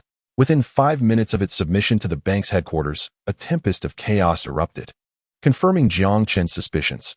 When Hongfu Group was at the zenith of its power, no one would have thought twice about such matters, especially considering the 3 billion in funds that Hongfu Group could easily procure. But now, under Jiang Chen's strategic oversight at Wando Investment Company, various firms continued to mount relentless pressure on Hongfu Group's numerous enterprises in Peking. In other words, Hongfu Group had entered a harsh winter, with the only option being to curtail expenditures, awaiting Jiang Chen's inevitable falter. For only in such a scenario could Hongfu Group find the precious time to recuperate. Yet, how could Luo Nantian have overlooked that Jiang Chen and Su He would not decipher the implications of his father's scheme? The issue of excessive loans prompted the headquarters of both banks to dispatch specialized investigation teams from Kyoto. Even the assets of Zhang Baojin and President Li were swiftly scrutinized. As the saying goes, when the wall collapses, everyone pushes. The banks would not offer aid in times of crisis. That afternoon, when Zhang Baojin and President Li were apprehended, the banks promptly petitioned the court to freeze Hongfu Group's accounts. The ensuing investigation revealed shocking discrepancies, as it became evident that a mere city president could engage in such rampant corruption, casting doubt on the credibility of the so-called wealthy elite. Meanwhile, In the office of Hongfu Group's general manager, Luo Nantian was incessantly issuing commands. However, when news of the account freeze reached his ears, he was left utterly dumbfounded. In a panic, he frantically dialed Zhang Baogan's number, but no amount of attempts could elicit a response. Find out what happened. Where has Zhang Baogan gone? Under Luo Nantian's orders, Yang Ke quickly set about investigating the matter. Coincidentally, the scandal involving Zhang Baogan and President Li had already spread like wildfire through the banking and finance circles. Within mere minutes, Yang Ke returned with news. In the next moment, Luo Nantian slumped onto the sofa, his previously dark eyes now hollow. He had anticipated that by merely reducing expenditures, Hongfu Group might still cling to a glimmer of hope. Yet he could not have foreseen the uncanny timing of these developments. Young master, I heard from a friend that Zhang Baogan and President Li were reported by someone. This afternoon, the Kyoto headquarters dispatched a professional team, and the court has also sent word that the funds will likely be returned. Moreover, due to this incident, the bank has urged us to settle one of our long-term loans of 5 billion in advance. Every word of Yang Ke's felt like a dagger piercing Luo Nantian's heart. Even Yang Ke had not anticipated that Hongfu Group would begin its descent before launching a counteroffensive. On one hand, there was a demand for the return of 3 billion. On the other, the court would freeze Hongfu Group's accounts for at least 15 working days. Most critically, how could Luo Nantian amass the requisite 5 billion? Please leave and wait for me outside. I need to gather my thoughts. Luo Nantian exhaled deeply, gesturing for Yang Ke to exit. Yang Ke complied swiftly, vacating the general manager's office. At this juncture, Jiang Chen and Suhe were acutely aware of the tribulations facing Hongfu Group. It was their combined efforts that had precipitated the rapid downfall of the organization. Seizing the opportunity to strike when the enemy faltered, Jiang Chen felt no remorse in dealing with an opponent like Luo Nantian. He promptly picked up his phone, initiating a relentless barrage of calls. Meanwhile, Zhang Shou and others, already prepared, launched an aggressive campaign against numerous subsidiaries of Hongfu Group upon receiving Jiang Chen's directive. In an instant, the network and newspapers were inundated with reports, overwhelming Peicing with scathing critiques of Hongfu Group's operations. As a dark tide surged ominously over Peicing, Luo Nantian was left utterly astounded by the unfolding events. It was clear that the misfortunes of Zhang Baogan and President Li were orchestrated by Jiang Chen. Coupled with Wang Xiong and Apos' attitude toward Jiang Chen, it became evident that Jiang Chen possessed formidable backing. Thus, trading 5 billion for Jiang Chen and Apos' silence seemed a paltry price. In the next moment, Luo Nantian clenched his fists, a frenzied glint igniting in his eyes. If he wished to see his adversary suffer, he would ensure Jiang Chen's complete obliteration. Jiang Chen, once you vanish, Wanda Investment Company will be reduced to a mere shell. With this thought, Luo Nantian bellowed outside. Yang Ke. The thunderous command reverberated in Yang Ke's ears, causing him to jump in alarm as he hastily pushed the door open. Young master, what is it? What's wrong? Luo Nantian appeared unhinged, laughing maniacally, his gaze brimming with murderous intent. Tonight, capture Jiang Chen. If he is as capable as he claims, let him resolve the challenges plaguing our group. Should he fail, I shall personally deliver him to the abyss. Yang Ke stood rooted in shock, his instinct urging him to decline. Yet, upon witnessing the murderous glint in Luo Nantian's eyes, he gritted his teeth and reluctantly acquiesced. Chapter 50. Kidnapping. Luo Nantian found himself cornered by Jiang Chen, with even the last remnants of hope thoroughly shattered once again. Had Luo Nantian anticipated that provoking Jiang Chen would lead to such a dire situation, he certainly would not have engaged with Xian Ning, regardless of how enticing Yang Ke's words may have sounded. However, in this world, there is no path of retreat. Luo Nantian's sole glimmer of hope now rested entirely upon Jiang Chen. Though he lacked concrete evidence, his instincts, honed from subtle details gathered at the Xiongtian Group in Sioux City, led him to suspect that Jiang Chen's true identity was far from ordinary. As for why he had diligently pursued academic excellence in recent years, that was no longer a concern for Luo Nantian. He could only hope that things would proceed smoothly. Luo Nantian retrieved a cigarette from his drawer, lit it with a soft click, and inhaled deeply. The thick white smoke momentarily obscured his visage, yet the cold glint of murderous intent in his eyes remained more pronounced than ever. The time set for Jiang Chen's abduction was firmly established by Yang Ke and his associates for 11 p.m. Despite the current diminished stature of the Hongfu Group, Luo Nantian and Apos' extensive connections allowed him to easily gather all pertinent information about Jiang Chen within the confines of Peking.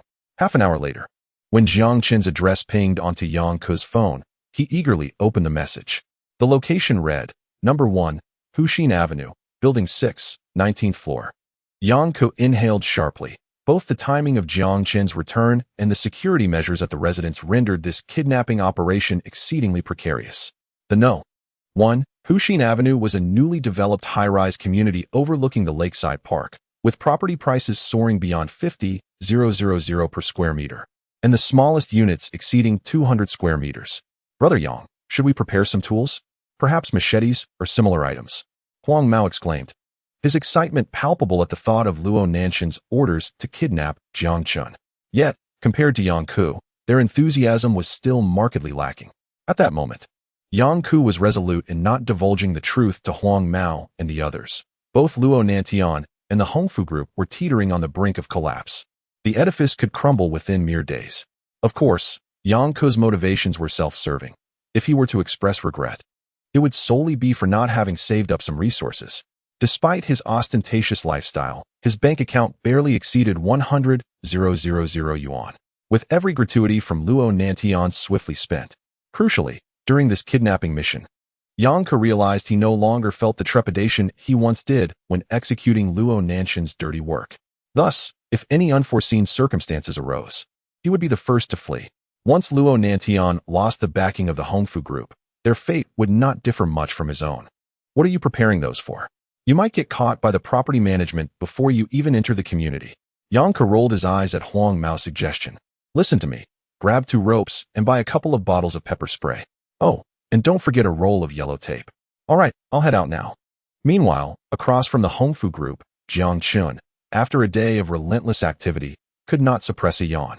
Upon opening his phone to check local news in Peking, he found the headlines dominated by negative reports regarding the Hongfu group. Under Jiang Chen's directives, the pressure on the Hongfu group had escalated to critical levels.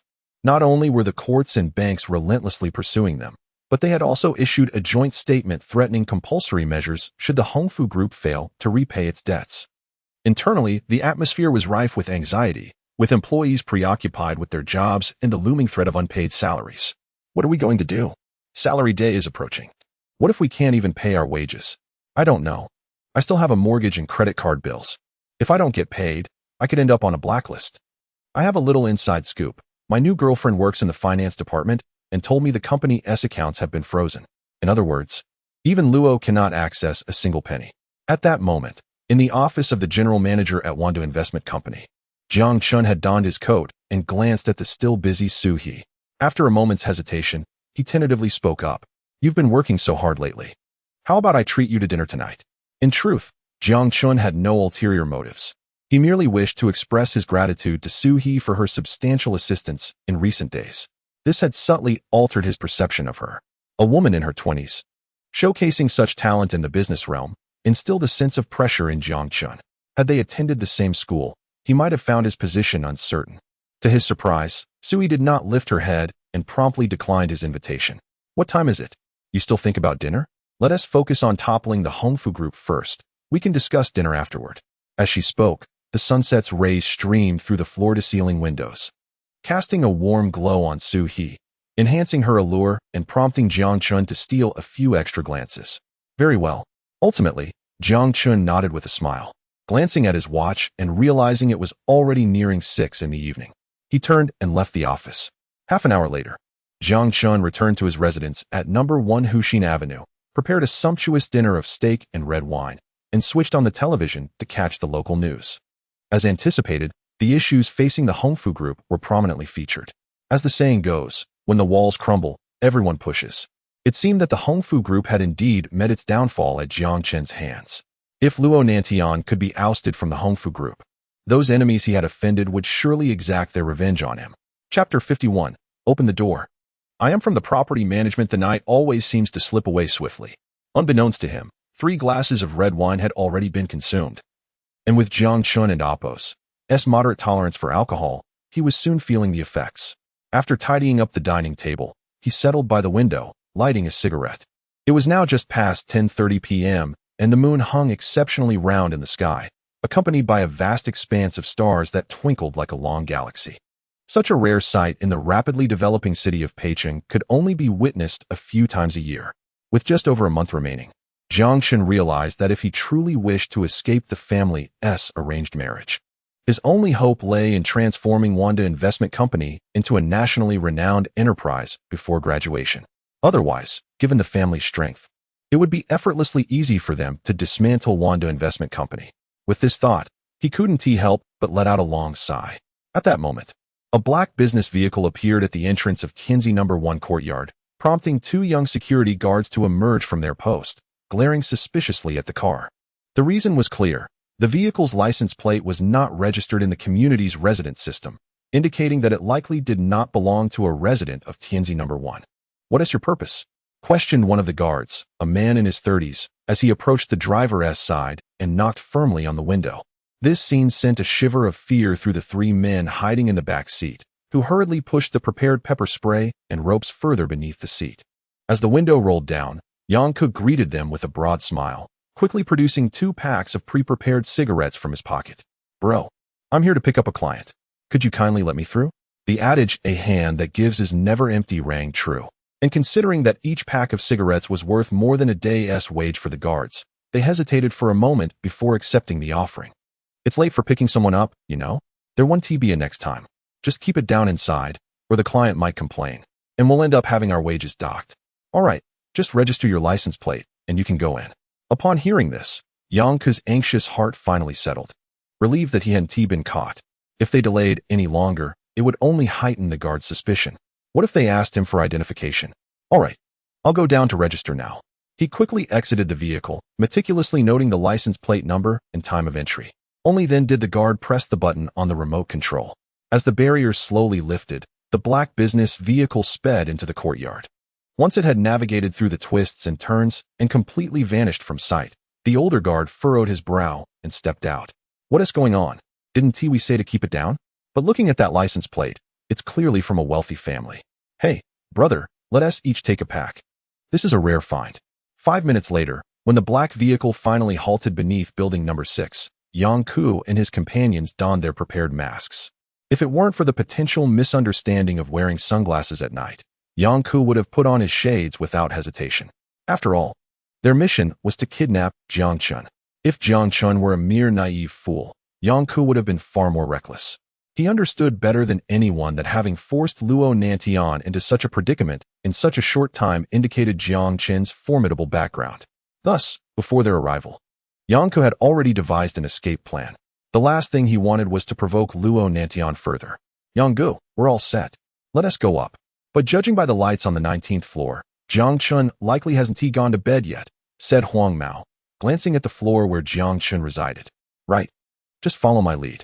Once Jiang Chen opens the door, you must subdue him immediately. Huang Mao, your sole task is to ensure he doesn't make a sound.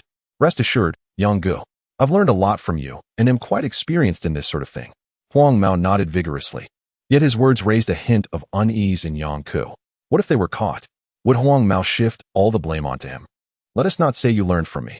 We are all working for the young master, understood?" "Got it, Yang Gu. You're the best teacher." Yang Ku took a deep breath and was the first to step forward as the elevator doors opened. Inside, no one dared to expose their faces to the surveillance cameras. The displayed floor numbers ascended steadily, and when the elevator finally reached the 19th floor, Yang Ku felt his heart racing wildly. "Once we're in, you'll hide by the emergency exit. Do not let Jiang Chen sense anything amiss." Yet, having come this far, Yang Ku knew there was no turning back. Kidnapping Jiang Chen was imperative. Otherwise, he understood all too well that escaping Peicheng without disarming Luo Nantian's vigilance was nothing short of a fool's errand. A minute later, Yang Ku pressed the doorbell. As the chime echoed through the living room, Jiang Chen, lost in thought by the window, furrowed his brow slightly. Realizing how much time had passed while he was distracted, he wondered, "Who is it?" As he shuffled in his slippers toward the door, Yang Ku, outside, gritted his teeth and, adopting a voice akin to that of a duck, called out, "Hello, I am from the property management." Chapter 52, The Underground Garage. "What time is it?" Hearing the commotion outside, Jiang Chen finally relaxed his vigilance. After all, the primary reason he chose this community was its exemplary security. As he muttered a couple of complaints, the doorknob slowly turned. However, the moment Jiang Chen laid eyes on Yang Ku, his slightly inebriated mind snapped to attention. Despite Yang Ku wearing a disposable mask, Jiang Chen recognized him instantly. "It's you," Jiang Chen exclaimed in shock, hastily pushing against the door. Yet, Yang Ku was not about to afford him the opportunity to shut it again. With his foot firmly against the door, he urgently called for the three individuals hidden in the safety corridor. "What are you waiting for? Hurry up. If you don't come and help, we're finished."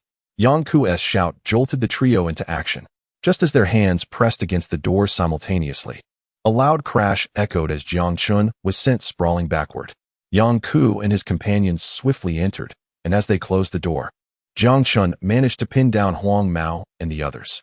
From the moment he recognized Yang Ku to the current predicament, only a few seconds had elapsed. At this moment, rather than panicking, Jiang Chen found his composure. He understood better than anyone the reason behind Yang Ku and his associates' late-night visit. "Are you here under Luo Nanshan's orders to kidnap me? Have you considered the consequences? The Hongfu Group's power is waning. Luo Nantian cannot shield you from the repercussions." "You talk too much." Before Jiang Chen could finish, Huang Mao, who had been poised for action, swiftly sealed Jiang Chen's mouth with yellow tape. Observing this, Yang Ku quietly breathed a sigh of relief. Although Jiang Chen had recognized him, they had successfully restrained him. "Huang Mao, go start the car on the first floor and open the trunk. If anyone attempts to take the elevator, send me a text in advance." After instructing Huang Mao, Yang Ku directed the remaining two to hoist Jiang Chen up. After a thorough search, they draped a long black woolen coat over him. This sight elicited a nod of satisfaction from Yang Ku. As long as Jiang Chen did not resist violently, it would not attract attention. Moreover, due to the elevator's camera angles, even if seen by the security personnel, they would likely mistake him for a drunken individual. A minute later, as the elevator doors opened once more, Yang Ku hurriedly commanded his two henchmen to escort Jiang Chen inside. Watching the floors descend swiftly, Yang Ku inexplicably felt beads of cold sweat forming on his forehead. Every second felt agonizing. Ding! Finally, as the elevator reached the first floor, Yang Ku quietly shouted, "Hurry and toss him in the trunk." As Jiang Chen was unceremoniously thrown into the trunk, Yang Ku and his companions climbed into the vehicle, and the black business car surged toward the community's entrance. "Excuse me, could you let us through?" Yang Ku lowered the car window, greeting the security station. As the black business vehicle vanished from the view of the lakeside park, Yang Ku, Huang Mao, and the others finally exhaled in relief. Meanwhile, Jiang Chen, with a black hood over his head, remained entirely unaware of his destination. Half an hour later, the vehicle stopped in front of a villa in the suburbs, where Luo Nantian had already awaited their arrival. The instant he saw Jiang Chen being dragged in, an unprecedented sense of exhilaration surged within him. Unable to restrain himself, he delivered a kick from behind. "How dare you oppose me? This is Pei Ching. Let us see how I can end you here." Kicking Jiang Chen several times, Luo Nantian felt his fury dissipate considerably. Unless absolutely necessary, he did not dare to kill Jiang Chen outright. Besides, he was counting on Jiang Chen to resolve all the troubles currently besieging the Hongfu Group. "Take him to the garage and wait outside," Luo Nantian instructed, pressing a button on his remote. The roller door of the second level of the garage slowly opened, revealing a collection of more than a dozen supercars, each worth no less than 7 million. As Jiang Chen was firmly secured to a chair, the black hood was swiftly removed by Luo Nantian. However, the ensuing scene left Luo Nantian somewhat disappointed. He had anticipated seeing panic in Jiang Chen's eyes, yet he found none. Jiang Chen's gaze was as calm as still water, devoid of any ripples. "You don't seem surprised at all, do you?" Luo Nantian pulled over a chair and sat across from Jiang Chen, nonchalantly playing with a gleaming dagger in his hand, his tone and expression laced with scorn. "Why should I be afraid?" Upon hearing Luo Nantian's remark, Jiang Chen couldn't help but laugh, for he was confident that Luo Nantian would not dare to kill him. This conviction was the very foundation of Jiang Chen's composure. "You brought me to this desolate place at such a late hour. What do you intend to do? Let us get straight to the point. Spare me the theatrics. I find them rather embarrassing. You truly think I wouldn't dare to kill you?" At that moment, the dagger was mere centimeters from Jiang Chen's face, its sharpness causing a slight sting in his eyes. Yet, as he contemplated Luo Nantian and Apos' true intentions, a smirk crept onto his lips. "Why don't you try? If I die, do you really believe the Hongfu Group can continue to exist? After all, I am a member of the Jiang family. What fate awaits you if you provoke them? Jiang Chen chuckled lightly, his eyes brimming with derision. Luo Nantian's subsequent actions, however, caused Jiang Chen to secretly breathe a sigh of relief. Indeed, Luo Nantian and Apos' intentions aligned perfectly with Su He's speculations. The reason for his abduction stemmed from a vague understanding of Jiang Chen's identity. Otherwise, how could someone like Wang Xiong so easily reject cooperation with the Hongfu group based solely on Jiang Chen's words? Chapter 53. How many Jiang families can Huaxia still have? Upon hearing Jiang Chen's words, Luo Nantian coldly smirked as he sheathed his dagger, yet the intense murderous intent in his eyes showed no signs of wavering. It was indeed a fact that Hongfu group had been cornered by Jiang Chen, but equally true was Luo Nantian's fervent desire to eliminate Jiang Chen. Since taking the helm as the general manager of Hongfu Group, the lives of others had always been governed by Luo Nantian's whims. Never had he been forced into such a predicament, were it not for his hope that Jiang Chen's family could provide a substantial sum of funds. Luo Nantian's temperament would have led him to end Jiang Chen's life without hesitation. In his view, he could always pin the blame on a lackey afterward. After all, he had resorted to such tactics before, yet the allure of status and wealth held him back from taking that final step. What would he be without Hongfu Group in Peicing? Though he might still possess considerable riches, the enemies he had made over the years would undoubtedly seize the opportunity for vengeance. This possibility was something Luo Nantian understood better than anyone else. Over the past few years, countless families had suffered disintegration due to his actions. Jiang family. The next moment, Luo Nantian furrowed his brows tightly, completely unaware of which Jiang family Jiang Chen was referring to. However, upon hearing this question, Jiang Chen erupted into laughter, exuding the aura of someone in power as he retorted, "Is there truly another Jiang family in all of Huaxia?" Frankly, Jiang Chen was astonished that Luo Nantian, a figure in Peicing, was unaware of the four prominent families, including the Jiang family. Should he consider Luo Nantian as lacking in insight? Or was it simply that he had never been part of the upper echelons of the elite? Luo Nantian fell into deep thought. In truth, there were only four top-tier families in all of Huaxia, and among them was indeed the Jiang family Jiang Chen spoke of. His earlier question had been a deliberate attempt to gauge Jiang Chen's honesty. Yet upon hearing Jiang Chen's response, Luo Nantian stood frozen, unable to suppress his gaze on Jiang Chen. If Jiang Chen were indeed a scion of the Jiang family, then Luo Nantian would not consider his defeat as humiliating. With the power of the four families, not only could they dismantle Hongfu Group, but they could also effortlessly nurture a wealthy individual. Rumor had it that the current so-called rich list comprised talents fostered by these four families. When considering their assets, it was safe to say they operated on a scale of trillions. Though the current internet valuations seemed staggering, they remained incomparable to the influence of these four families. Incredible. You are actually of the Jiang family. At this point, Luo Nantian couldn't help but gasp in astonishment. If he was already so shocked, one could only imagine the expression on Xia Ning's face when she learned of Jiang Chen's identity.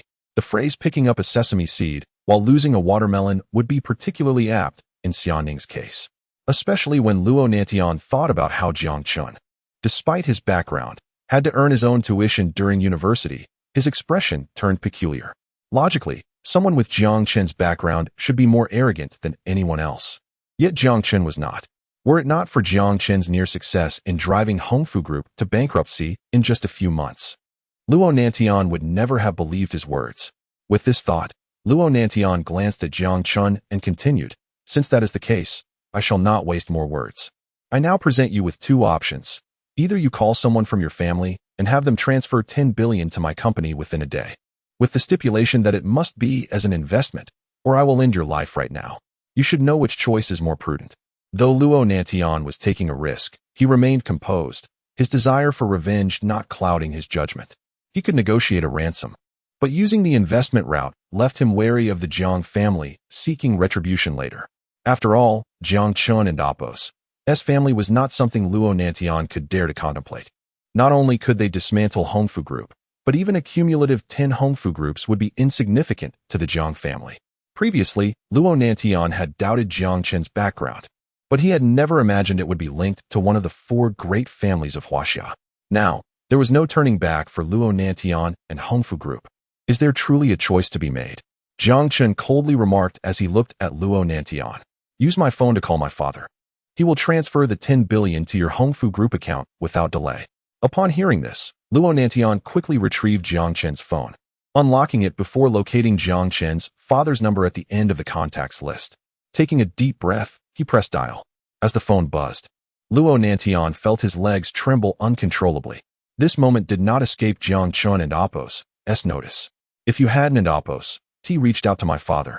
Perhaps I could have simply exchanged my investment company for your freedom. Blame your greed for crossing the Jiang family. Your last hope is now utterly extinguished.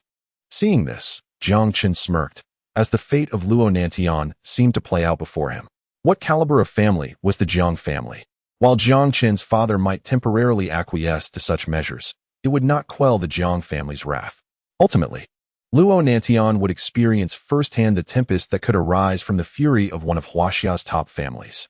After buzzing for several seconds, the call finally connected, and Jiang Chen's father's voice, tinged with annoyance, came through.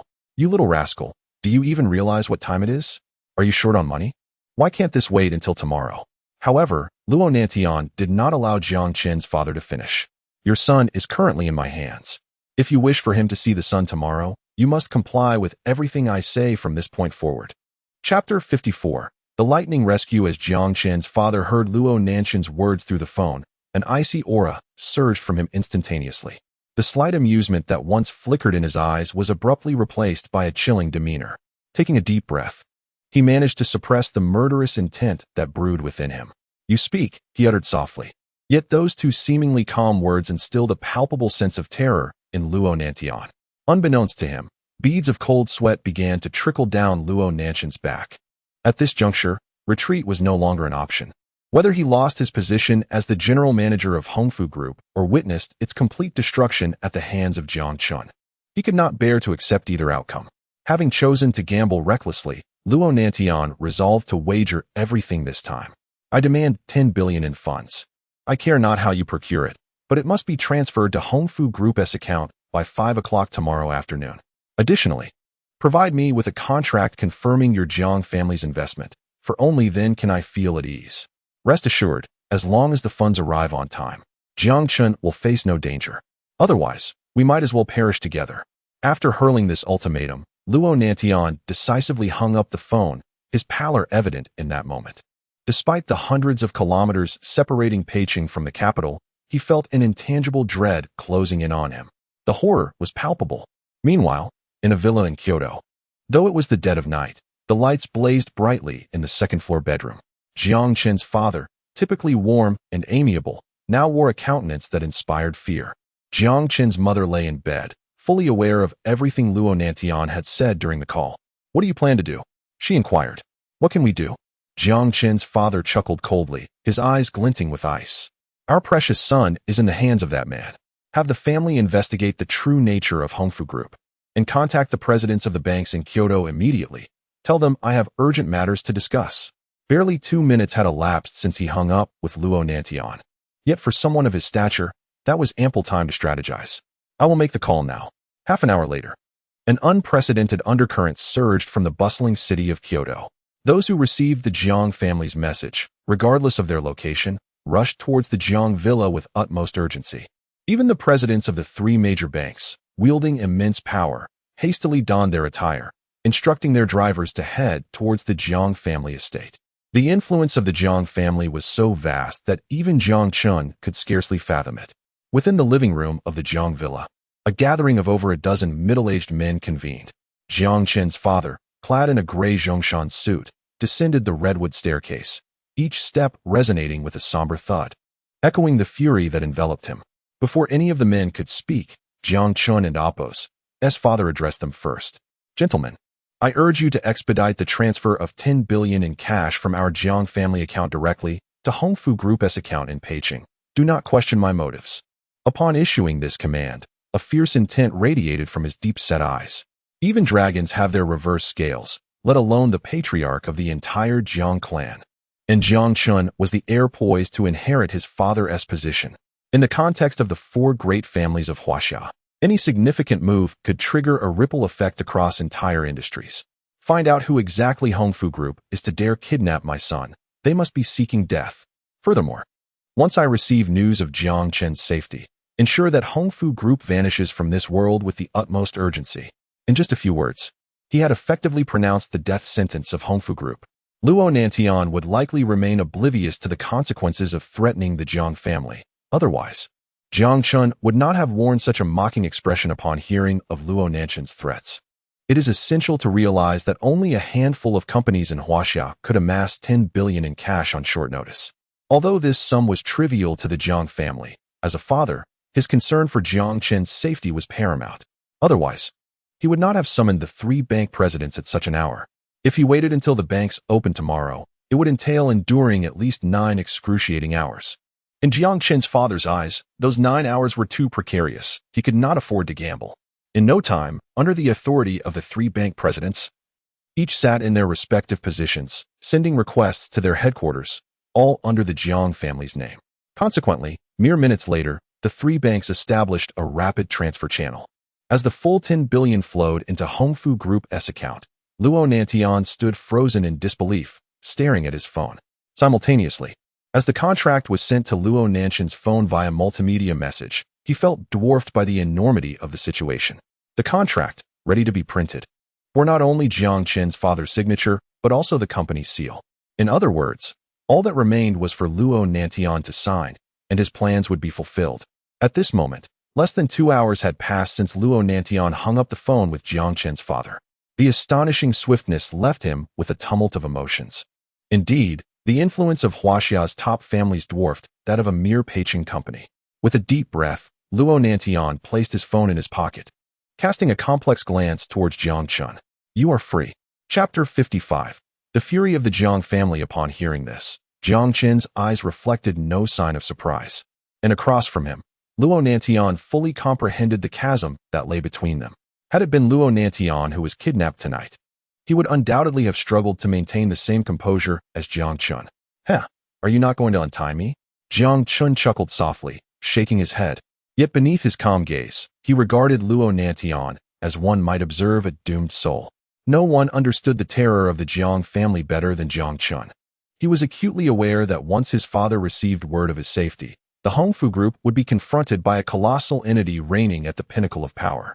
With the meager strength of the Hongfu Group, it could only dominate a small city like Peichin, while the Jiang family compelled countless companies across the entirety of China to submit willingly. Luo Nantian, upon hearing Jiang Chen's words, shook off his earlier days.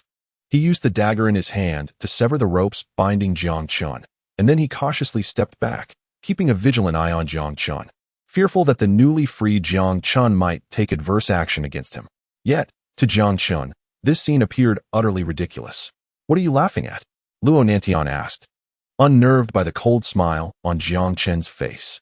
Are you implying that the Jiang family intends to renege? Not only has the sum of 1 billion already been transferred, but I shall also be applying to the court tomorrow to unfreeze the accounts of the Hongfu Group. As he spoke, Luo Nantian shifted his gaze away from Jiang Chen's face. From this point forward, we shall coexist peacefully. In response to Luo Nantian's inquiry, Jiang Chen merely sighed, flexed his wrist, and lit a cigarette with a flick of his lighter. A minute later, as he exited the underground garage of the villa, his eyes cast a sympathetic glance at Yang Ku and his 3 lackeys. Unable to suppress a shake of his head and a soft chuckle, he pressed the accelerator of the black business vehicle to the floor, transforming it into a fleeting shadow within the night, until even the tail lights vanished from sight. Did you see if Jiang Chen said anything? Yang Ku asked, feeling an inexplicable unease at how smoothly everything had transpired, from the success of the kidnapping to Jiang Chen's departure. Merely a brief span of time had elapsed. Beside him, Huang Mao, taken aback by Yang Ku's question, quickly shook his head. Brother Yang, I wasn't paying much attention. Regardless, it doesn't matter. As long as the young master fulfills the plan, the Hongfu Group will continue to dominate Peichin. Immediately, the 2 lackeys echoed in agreement. Yang Ku opened his mouth, seemingly wanting to say something, but found the courage to speak had fled him. An instinctual sense of danger crept into Yang Ku's mind. Though he lacked knowledge about Jiang Chen's background, he could surmise the substantial financial resources the Hongfu Group required to navigate its current predicament. As Yang Ku fretted over his uncertain future, an ominous Luo Nantian finally appeared before them, pulling 4 bank cards from his briefcase and carelessly tossing them onto Yang Ku. Each card contains 500,000. Consider it your compensation for tonight. Stick with me, and both wealth and women will be plentiful. Unbeknownst to Luo Nantian, the formidable Jiang family had set its gears in motion, targeting solely the Hongfu Group. In an instant, all information regarding the Hongfu Group reached Jiang Chen's father. Sir, the Hongfu Group is currently under severe pressure from Wanda Investment Company, impacting all involved industries. They have fallen into a debt crisis, and banks have unilaterally suspended a long-term loan. Jiang Chen's father nodded. Have you uncovered anything? How did Jiang Chen come to be at odds with Luo Nantian? It's implausible that they would start off wanting each other dead. There must be an underlying conflict. Find out quickly. As these words left his lips, a profound silence enveloped the villa's living room. Each individual present was a high-ranking member of the Jiang family, each holding significant positions in both political and military spheres, a testament to the family's enduring legacy. The family's cohesion, bound tightly like a single straw, fostered an impressive collective strength. Jiang Chen's father furrowed his brow, perplexed. Is there something you are hesitant to disclose? If Jiang Chen is at fault, we must not be too ruthless against the Hongfu Group. However, as the ensuing discussion unfolded, the words of the Jiang family's upper echelon reached Jiang Chen's father, causing his expression to shift to one of incredulity. Sir, we have uncovered that young master had a girlfriend named Xia Ning for several years, but she succumbed to the allure of wealth and betrayed him. Even without further elaboration, Jiang Chen's father could deduce the implications. One would expect a father to feel pity for his son, knowing that betrayal by a beloved partner could shatter an adult's passion for life. Yet, Jiang Chen's father found himself laughing heartily. Serves him right, who told him not to return and fulfill the arranged marriage with the Su family, insisting on pursuing a romantic affair? Look where that got him, nearly losing his life. Perhaps, after this lesson, Jiang Chen would eventually return to honor their agreement upon graduation. This was the crux of Jiang Chen and Appo's father and Appo's concerns. After all, the kidnappings, regardless of the initial pretext, ultimately aimed at one thing: wealth. But did the Jiang family truly lack funds? Just then, Jiang Chen's father's phone buzzed with an incoming call. Noticing Jiang Chen's name on the display, a glint of cold light flickered in his dark eyes. You little rascal, have you learned your lesson this time? Jiang Chen's father began with an onslaught of reprimands. Yes, I've arrived home, Jiang Chen replied curtly before hanging up, standing before the floor-to-ceiling window and downing the glass of red wine in one gulp. Chapter 56. The point of no return this night was destined to be one of sleeplessness for Jiang Chen. Fully aware that the fate of Hongfu Group before the afternoon of the following day was uncertain. Under Jiang Chen's meticulous strategies and suppression, the once soaring stock prices of Hongfu Group had plummeted for an entire week. At this moment, it was the perfect opportunity for the Jiang family to strike. With a sardonic chuckle, he noted how quickly that brat hung up the phone. Now that Jiang Chen was safe, he issued a command to those around him. Before tomorrow afternoon, I want to see Hongfu Group erased from existence. The next morning, when the spirited Luo Nantian reappeared at Hongfu Group, his commanding presence astounded everyone. Have you noticed that President Luo seems different today? Someone whispered. Did you not see the announcement in the company group? This month's bonuses have doubled for everyone, and salaries will be dispersed as usual. Is that true? Does Luo know about the investors' failures? Upon reaching the top floor, Luo Nantian discarded his suit jacket onto the sofa and picked up the desk phone, dialing the finance department. As soon as the call connected, his voice rang out decisively. Contact the court and initiate the return of all debts to the bank. Ensure that the court expedites the unfreezing of the group's accounts. After issuing his orders, he called the public relations manager of Hongfu Group. Release a statement declaring that Hongfu Group is financially robust and, despite the bank's flip-flopping, we have settled all loans ahead of schedule. I don't care how many resources you expend. This must be known throughout Peicing. As these commands emanated from Luo Nantian, not only did his father learn of them, but the board members, who had initially planned to force him out of the general manager position, were left in stunned silence. They had prepared for a certain demise. Yet how had Luo Nantian orchestrated such a turnaround? Such questions would never escape their lips, for the situation was too inexplicably smooth. Surely, something was amiss. After all, both Luo Nanshan's requests and his father's had been flatly rejected initially. As announcements were disseminated, when the stock market opened, Hongfu Group's shares began to soar uncontrollably. Even the newly appointed bank president reached out to Luo Nantian, eager to arrange a meeting. Everything seemed to signal that Hongfu Group had successfully weathered this storm. At that moment, Luo Nantian stood with his hands clasped behind his back before the floor-to-ceiling windows. His gaze dark as he stared at the building across the way. Jiang Chen's office was right opposite him. Despite having agreed the night before to avoid conflict, Luo Nantian had changed his mind. He intended to seize this opportunity to completely engulf Wandai Investment Company. If successful, no one in Peicheng would ever threaten Hongfu Group's position again.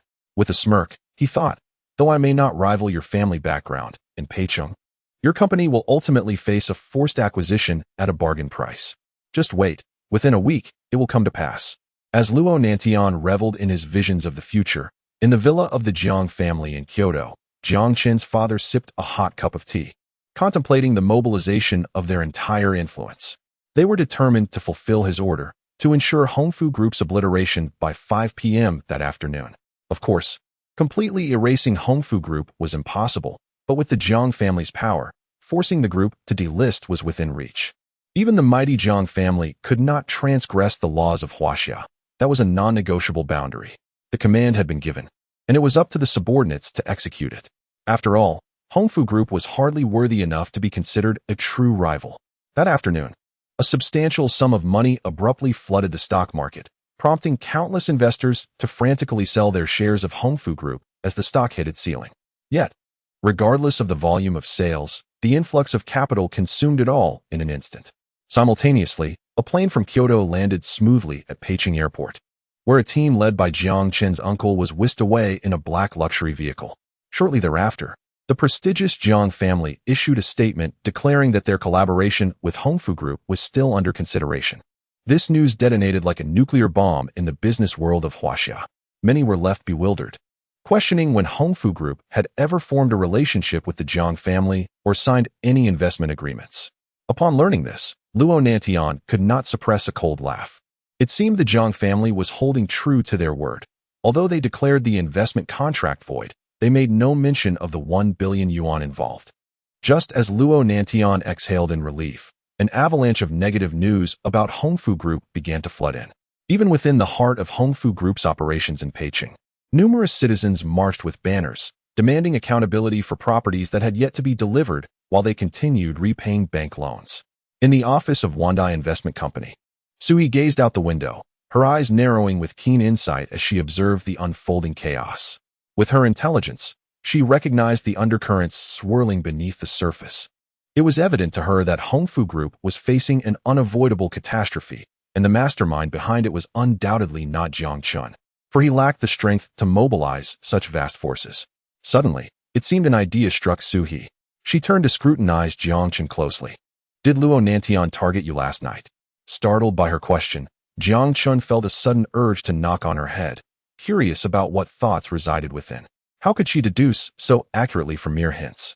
Yes, I was kidnapped last night, but after my family paid the ransom, I was fine, he chuckled, oblivious to the flicker of cold intensity that darted across Suhi's eyes. Chapter 57. The collapse of the mansion. In an instant upon confirming her suspicions through Jiang Chen, Suhi ceased to inquire further. Gradually, as the stock price of Hongfu Group began to plummet once more, Luo Nantian found himself in a state of panic. He hastily retrieved his phone to call Jiang Chen, but after several attempts, Jiang Chen resolutely chose not to answer. Damn it! Observing this scene, Luo Nantian clenched his fists tightly, and in the next moment, he slammed his hand down on the table with great force. The esteemed Jiang family had indeed gone back on their word. At this juncture, if Luo Nantian still failed to grasp the situation, he would truly be a fool. The 10 billion yuan in cash offered by the Jiang family appeared sufficient to help Hongfu Group weather the storm. However, Luo Nantian had not considered whether the Jiang family's money was so easily acquired or devoid of consequences. The Jiang family clearly intended to use this 10 billion to plunge Hongfu Group into an abyss. Perhaps for other conglomerates, 10 billion could be utilized for various ventures. But for the Jiang family among the 4 prominent families, exchanging 10 billion for the complete ruin of Hongfu Group was a worthy trade. This exemplifies the stark contrast between the 4 great families of Huaxia and ordinary enterprises. As time incessantly passed, Luo Nanshan's inner turmoil only intensified. Despite his desperate attempts to salvage the situation, any resistance seemed utterly feeble in the face of the Jiang family's overwhelming power. By the time the market reopened in the afternoon, Hongfu Group stock had once again hit the limit down, and the mysterious colossal funds had nearly devoured the company's shares entirely. In an instant, not only did Luo's father return to Hongfu Group, but all the board members also convened in the top-floor conference room. This time, the atmosphere in the room was so oppressive that it left Luo Nantian feeling as though he could scarcely breathe. Smack! In the next moment, Luo's father struck Luo Nantian across the face in front of everyone, his eyes blazing with fury. He could hardly fathom that his son had attracted such a formidable adversary as the Jiang family to Hongfu Group. Unfilial son, do not hesitate to speak the truth. How did you provoke the Jiang family? Luo's father's enraged voice reverberated throughout the conference room, a sight witnessed by the board members. Yet, even Li Bo refrained from offering any counsel, for this was entirely of Luo Nanshan's own making. Having thought himself untouchable, he never anticipated provoking such a colossal entity. The name Jiang family was one that even these seasoned veterans dared not utter lightly. Are you still unwilling to speak the truth? Do you truly wish to bring about our complete ruin? Luo's father, witnessing Luo Nantian lying on the ground in silence, angrily lifted a nearby chair and hurled it at him. Each strike landed unerringly upon Luo Nanshan's form, yet throughout it all, he merely gritted his teeth, not uttering a single cry of pain. If you remain silent, I will send you straight to prison. Ultimately, Luo's father resorted to the last resort, though it was desperate. It was his final option, hoping that Luo Nanshan's life could appease the Jiang family's wrath. However, when Luo Nantian heard these words, he was momentarily stunned, his dark eyes widening in disbelief at the notion that such a statement could emanate from his father. You. As Luo Nantian opened his mouth to utter a word, he unexpectedly burst into laughter, his eyes filled with madness. You want to know how I offended the Jiang family? Does Jiang Chen know? Last night, I kidnapped Jiang Chen and threatened the Jiang family for a ransom of 10 billion. Ha! These two statements plunged Luo's father into silence, as he inhaled deeply and looked at Luo Nantian with profound despair. Had this merely been a misunderstanding, Luo's father might have considered sacrificing his son to save the entire Hongfu Group, but he never anticipated that Luo Nantian would dare to commit such a heinous act. This had utterly crossed the Jiang family's bottom line. Turning around, Luo's father cast a pleading glance at Li Bo, silently imploring him not to sell off Hongfu Group stocks at such a critical moment. If even the board members began to liquidate their shares, it would spell the end for Hongfu Group, once a titan in Peiqing. Everyone. Yet before Luo's father could finish his sentence, Li Bo shook his head in response. Old Luo, it's not that I am unwilling to help you. Rather, I no longer possess the original shares of Hongfu Group. Luo's father seemed momentarily bewildered. What do you mean? I thought you held the original shares of Hongfu Group? I sold them, this morning. I sold them all to the Jiang family's representatives. Li Bo's voice bore a hint of guilt, but his eyes glimmered with relief. You know well that we are no match for the Jiang family, and moreover, the price they offered was simply irresistible. Thus, I am here to announce that, from this day forth, I, Li Weigua, am resigning from my position as a director of Hongfu Group. With that declaration, Li Bo exited the conference room. In the wake of his departure, Luo's father seemed to come to a realization and abruptly raised his head to gaze at the other board members, urgently exclaiming, "Could it be that you all?" "Yes, not just me, even the others have sold. As far as I know, the Jiang family now possesses 40 of the original shares," one of the members interjected. The gravity of this revelation left Luo's father momentarily at a loss, yet Luo Nantian, unperturbed, interjected, "So what if they have 40? The Jiang family would need at least 50 to gain control over Hongfu Group." But as Luo Nantian uttered these words, he froze in place, for a disquieting thought crossed his mind. This morning, not only had stock prices plummeted, but the entirety of Huaxiao was awash with negative news regarding Hongfu Group. Could it be? No, it can't be, Luo Nantian exclaimed, his voice echoing loudly as he sprang to his feet, but before he could instruct his secretary to pull up the stock sales data, the conference room door was abruptly kicked open. Chapter 58, Jiang Zishan Bang. The two glass doors were violently slammed against the wall, shattering the once valuable glass into countless fragments. In that moment, all eyes in the conference room, including those of Luo Nantian and his companions, were drawn towards the entrance.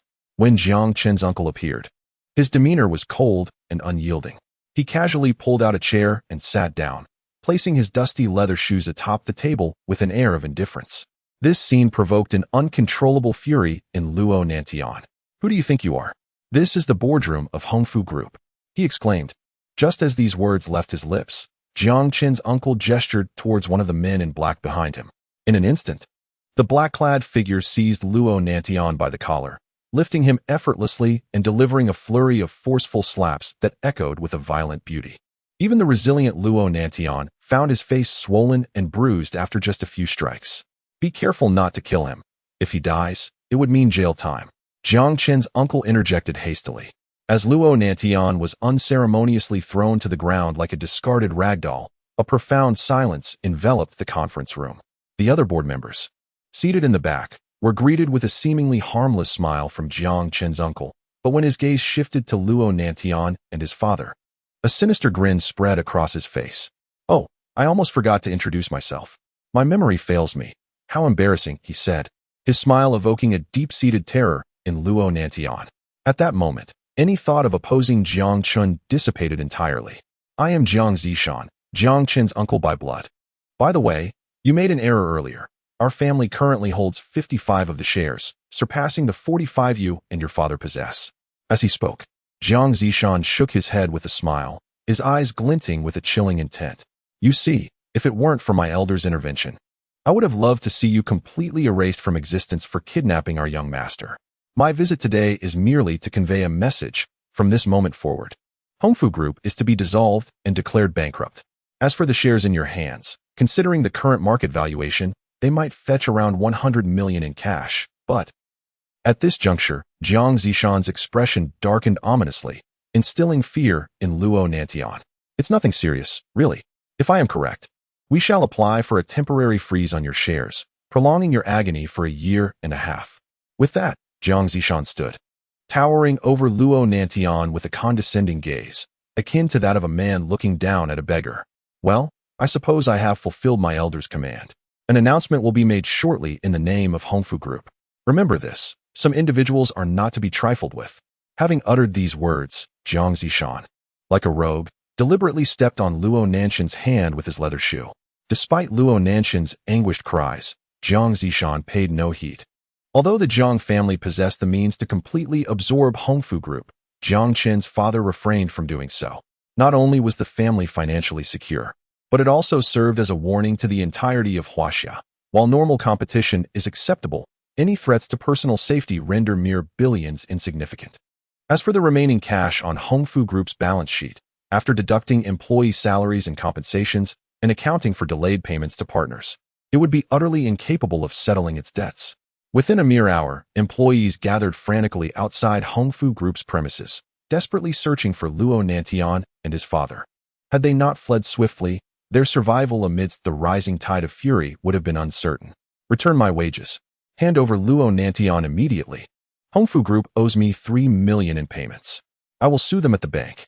The once mighty Hongfu Group, a formidable presence in Peking, crumbled swiftly under the Jiang family's relentless onslaught. Logically, the Jiang family should assume equal responsibility for the shares they acquired, yet who would dare challenge them now?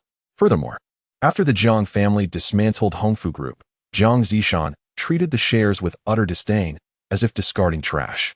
Crucially, Luo Nanshan's father was the legal representative of Hongfu Group. At this moment, Luo Nantian and his father felt akin to cornered rats, racing down the streets in their car, terrified to pause even for a heartbeat. The enemies they had wronged in the past now converged upon them, eager to exact their retribution. Everything transpired as Jiang Chen's father had orchestrated, and by 5 o'clock, Hongfu Group had lost all hope for revival. In the office of the general manager at Wand Investment Company, Jiang Chen felt no satisfaction from Hongfu Group's plight. From the outset, he had aspired to topple Hongfu Group through his own strength. Little did he anticipate that Luo Nantian would dare to take such reckless risks, provoking the Jiang family to this extent. In essence, the current outcome could only be attributed to Luo Nanshan's own actions. Suddenly, Jiang Chen's phone rang, and upon seeing the caller ID, his brow furrowed in concern. After a brief moment of hesitation, he answered the call, placing the phone on speaker and tossing it onto the table. "Jiang Chen, I was wrong. This is Luo Nantian. Please, I beg you, I was in the wrong before. I deserve this. I was foolish. Please spare my life. I swear I will never set foot in Peking again. Will that suffice? Jiang Chen, I truly regret my actions. Will you forgive me?" Each of Luo Nanshan's desperate pleas was heard clearly by both Jiang Chen and Su He. Yet Jiang Chen could only let out a deep sigh, rendered helpless to respond. Chapter 59. Blood for Blood. The office was enveloped in an eerie silence as Jiang Chen stood by the window, gazing into the distance, lost in thought. The only sound resonating through the air was Luo Nantian's desperate pleas, emanating persistently from the phone's speaker. Please, I truly don't want to die. Jiang Chen, you must have a way, don't you? Just as Jiang Chen was about to respond, Su He, seated on the sofa, cast a meaningful glance at him. Her lips slightly parted. Has your heart softened? Unexpectedly, Jiang Chen shook his head and turned away, abruptly hanging up the call. Heart softened? Hardly, he chuckled softly, dismissing the notion. This was merely Luo Nanshan's self-inflicted predicament. One could only blame his insatiable greed. Upon hearing this, Su He refrained from further comment.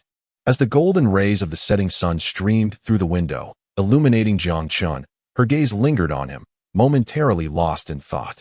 A few seconds later, she regained her composure, a faint blush creeping across her delicate features. In truth, both Jiang Chen and Su He had anticipated the eventual fate of Luo Nantian and the Hongfu Group when they initially devised their plan. If any unforeseen circumstances were to arise, they could only attribute it to Luo Nantian's reckless decision to resort to kidnapping Jiang Chen as leverage against the Jiang family. Meanwhile, on the outskirts of Peicheng, a convoy of luxury cars had entirely sealed off a black business vehicle, and over 30 men emerged from the cars, wielding baseball bats and other implements, relentlessly smashing the windows and doors of the black vehicle. Each strike deepened the cracks in the glass. Luo Nantian, you scoundrel! Look where you are now. Come out, and let me remind you how you destroyed my family, shouted one furious voice. Luo Xian, don't you dare hide like a coward. If you don't come out now, don't blame us for being merciless. Each individual among them was a victim of Luo Nantian or Luo Xian, having their lives shattered by their hands. In the past, when the Hongfu Group reigned supreme in Peicheng, these individuals could only bury their hatred deep within, knowing that any attempt at revenge would lead to certain death. Luo Nantian had indeed surpassed all expectations. In just a few short years as the general manager of the Hongfu Group, the number of lives lost at his hands had already exceeded 10. These were not mere numbers, but rather lives extinguished simply for obstructing the rapid ascent of the Hongfu Group. Faced with the paltry offers presented by Luo Nantian, they had made no mistake in their refusals. However, the lawless Luo Nantian had resorted to employing unscrupulous minions like Yang Ku, who systematically obliterated the hopes of countless families. In essence, the Hongfu Group's success was built upon a foundation soaked in blood. Inside the vehicle, Luo Nantian stared blankly at the phone Jiang Chen had just hung up, his pale visage now twisted with frenzied rage.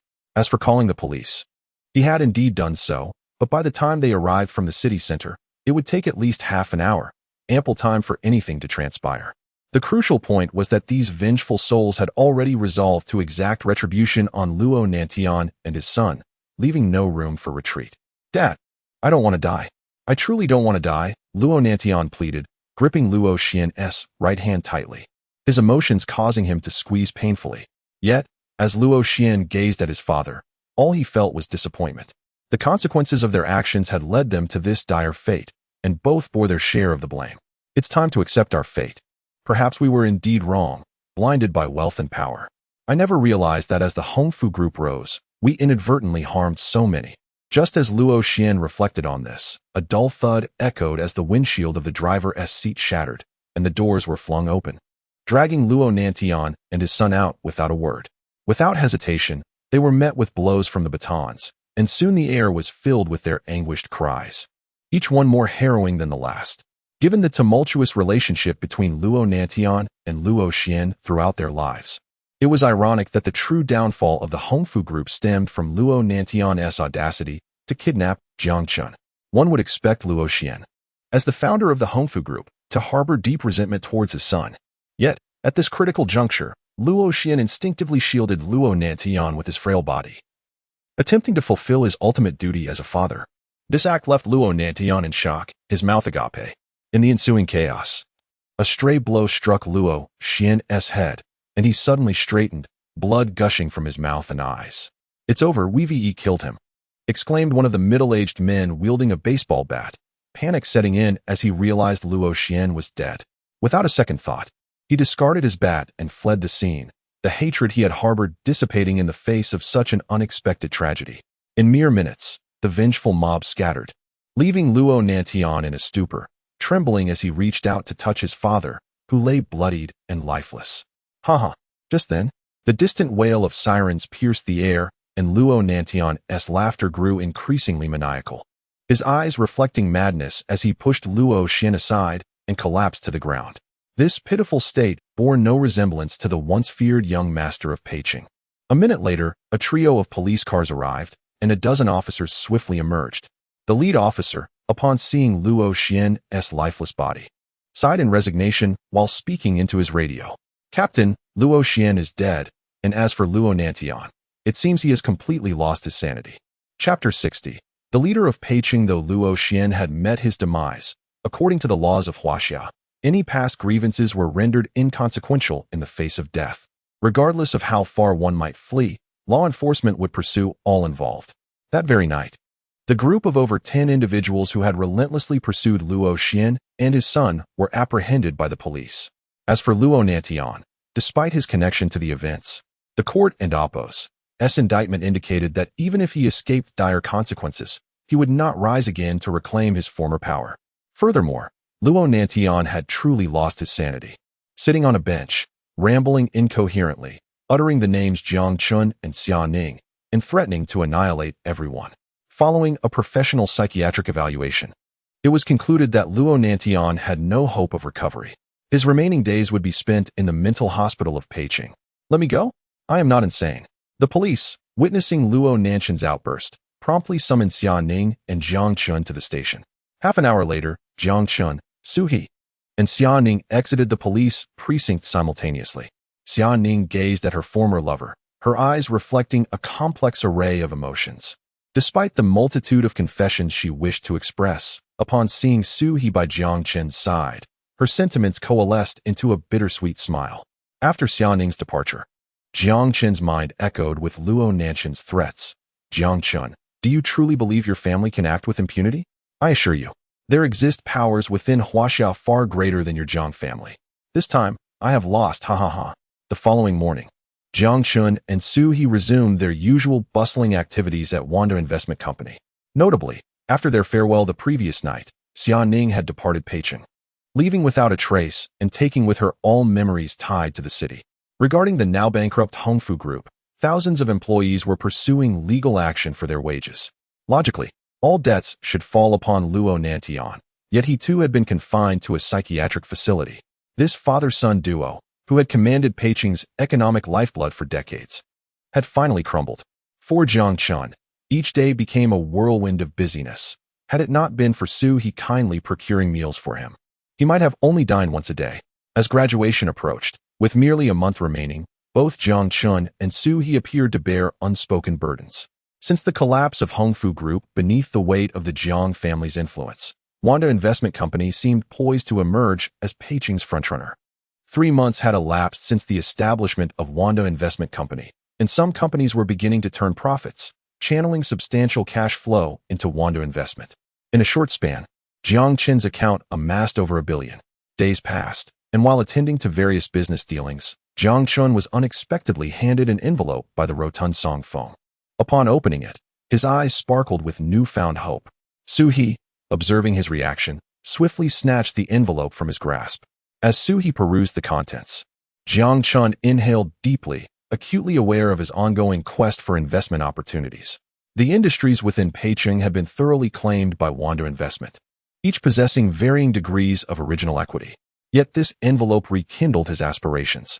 Jiang Chen yearned to liberate himself from his family's grasp, and the only feasible path lay in swiftly transforming Wanda Investment into a nationwide entity, thus earning the right to negotiate with his family. Otherwise, as a wealthy heir unable to govern his own marriage, he would find himself utterly disdainful of his circumstances. Shanghai, the triennial elite business conference? Su He looked up, her eyes reflecting Jiang Chen's silhouette. "Are you considering attending? But you must realize that leaving the confines of Wanda Investment in Peiqing is akin to relinquishing a delectable morsel for all to devour." Jiang Chen, responding to Su He's remarks, nodded with a smile. "I understand. But have you not seen that the invitation to the conference has already arrived? I am not one to shy away from challenges. Moreover, if I am to remain tethered to Peicheng, what purpose does my life serve? As for who will become the coveted dish, we shall see. Seeing Jiang Chen's resolve, Suhi refrained from further objections. After a moment's hesitation, she spoke. The elite business conference is still a week away, and matters at the company have nearly settled. You promised me a trip to Sioux City. Perhaps we could fulfill that promise now. Jiang Chen chuckled at Suhi's playful suggestion, feeling a twinge of embarrassment. He had initially offered a mere platitude, not anticipating her sincerity. However, upon reflection, he realized that bringing Suhi along might yield fruitful investment opportunities, given her business acumen. Very well, let us steal some time off. Jiang Chen was acutely aware that his every move in Peicheng would not escape his family's scrutiny. His true concern lay in the possibility that his father might discern his intentions prematurely. Under the immense influence of the Jiang family, a mere Wanda investment could not withstand the impending storm, destined to collapse, just as Hongfu Group had. Jiang Chen recognized that the next head of the Jiang family had already been predetermined. Otherwise, they would not have compelled him into a strategic marriage to fortify the family standing. Though the four prominent families appeared harmonious on the surface, beneath lay a constant desire to uncover each other's vulnerabilities. Who could ever have enough of wealth and power? As a week slipped by unnoticed, Peicheng's airport buzzed with the arrival of strikingly handsome individuals. Wherever they went, even flight attendants couldn't resist stealing glances. The reason was simple. Both Jiang Chen and Suhi, whether in appearance or demeanor, eclipsed the current crop of internet celebrities and stars. It was vital to understand that the refinement cultivated by affluent families from a young age could never be obscured by mere riches. Chapter 61. The Guild of Heroes. 2 hours later, the aircraft that departed from Peicheng gradually came to a halt at the airport in Huqing. Gazing through the plane's window, Jiang Chen couldn't help but marvel. Huqing truly deserved its status as a provincial capital. The sheer scale of this airport likely exceeded the combined size of the airports in Peicheng and Suqing. Today, Suhi donned a pristine white blouse, and the golden jade necklace around her neck sparkled brilliantly under the sun. Naturally, Suhi had playfully teased Jiang Chen several times, inquiring when he would find a girlfriend, so she could return the necklace to him. However, each time Jiang Chen was confronted with such a daunting question, he would hastily retreat. For who could have anticipated that this young man in his early 20s had nearly seized control of the commercial lifeline of Peicheng? Presently, Jiang Chen held shares in all of Peicheng's burgeoning industries, and even Zhangshou's entertainment company had managed to rise above the fray due to Jiang Chen's substantial financial backing. In the past, Zhangshou would have arranged for several major stars to dine with Jiang Chen, but what transpired afterward was beyond his control. Yet in recent months, Zhangshou's subtle hints had been met with firm refusals from Jiang Chen. Were it not for Zhangshou's vague perception of Suhi's peculiar glances towards Jiang Chen, he might have doubted whether Jiang Chen's sexual orientation diverged from the norm. Of course, if Jiang Chen were to learn of such musings, he would undoubtedly confront Zhangshou. Thus, Qi Weijun of Zhangshou's entertainment company also benefited from Jiang Chen and Suhi's influence, garnering significant resources. Fortunately, the outcome was favorable. In just a few months, Qi Weijun's appearances on various internet platforms and television channels had become comparable to those of major stars. It was only natural for a city designated as a provincial capital to possess the resources of an entire province. Currently, Huqing's economy ranks prominently on a global scale, and according to information Jiang Chen gathered on the plane, its economy had surpassed that of Kyoto since the year before last. Upon hearing this, Jiang Chen nodded inwardly. Despite being unfamiliar with the surroundings and potentially facing pressure from local conglomerates and prominent families, he felt neither fear nor hesitation. Instead, he felt a stirring ambition. For the stronger the adversaries, the faster his company, Wand Investment, could grow. Even with just over 20 days remaining until graduation, Jiang Chen had already devised excuses to delay. Otherwise, how could he face his father? In Jiang Chen's view, it was indeed a troublesome matter. Unbeknownst to him, Suhi had also been receiving frequent calls from her family over the past couple of days, with reasons strikingly similar to Jiang Chen's. They inquired about when she would return to fulfill the family's marriage alliance. Yet each time Suhi chose to evade, the image that first came to her mind was invariably Jiang Chen. After finally exiting the airport and hailing a taxi, the driver couldn't help but glance at Jiang Chen through the rearview mirror when he announced the destination. To Hausenlidu. It is worth noting that the Guild of Heroes convenes every 3 years, inviting renowned companies and conglomerates from the province. Jiang Chen understood better than anyone that had it not been for the Hongfu Group's bankruptcy under the Jiang family's pressure, such an opportunity would have never been afforded to Wand Investment. To Jiang Chen, the Guild of Heroes represented a perilous opportunity. Yet, as the adage goes, fortune favors the prepared. Even though Wand Investment, under Jiang Chen's stewardship, had nearly commandeered the entire economy of Peicing, it still lacked the foundational strength that the prominent families possessed. The invitation was jointly extended by the 4 great families of Huqing, with the Chen family at the forefront, followed by the Mu, Li, and Zheng families. These 4 families dominated the finance, real estate, tourism, and entertainment industries, effectively controlling Huqing. Moreover, Jiang Chen had learned through Su He that these families were discontented with the Chen family's leadership and planned to use this Guild of Heroes as an opportunity to undermine the Chen family's standing. Such a scenario was precisely what Jiang Chen wished to witness. Half an hour later, Su He and Jiang Chen alighted from the taxi at the entrance of House in Lidu, a property owned by the Chen family and a source of pride for them, generating over 5 billion in profits annually. It was evident how formidable this subsidiary's strength was. In truth, House in Lidu's operations were not extensive, merely offering dining, lodging, and high-end services. Yet under the Chen family's powerful influence, it thrived more robustly than any other company. It is noteworthy that many publicly listed enterprises in China, despite their seemingly staggering market values, could hardly match House in Lidu's profits when combined. The expansive parking lot at the entrance featured dozens of luxury vehicles, including 3 supercars worth millions. The most modest among them was a BMW 7 Series. As each luxury car approached the entrance of House in Lidu, for security personnel donned in white gloves respectfully opened the rear doors, bowing slightly in deference, aware that the individuals attending the Guild of Heroes were not to be trifled with. All right, let us not linger foolishly. We should head inside. Only 15 minutes remain until the commencement. Indeed. However, as Su He and Jiang Chen reached the opulent entrance of House in Lidu, before Jiang Chen could retrieve the invitation from his bag, an unexpected scene unfolded that sparked a flicker of anger in his eyes. Stop. Did you hear me? Stand still. I have been observing you two for quite some time.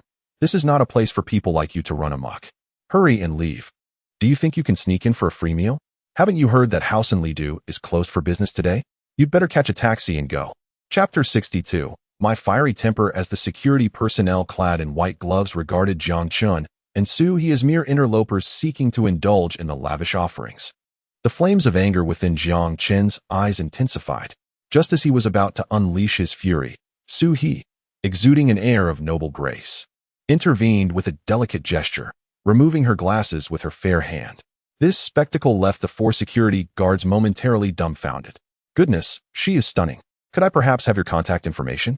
Once the esteemed guests have finished dining, how about I take you around to explore? I assure you, the delights within are innumerable. One of the guards exclaimed, his gluttonous hand reaching towards Su He's cheek.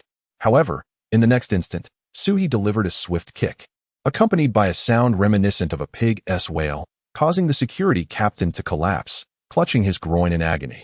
This sudden turn of events rendered the remaining 3 guards speechless, while even Jiang Chen instinctively took a couple of steps back.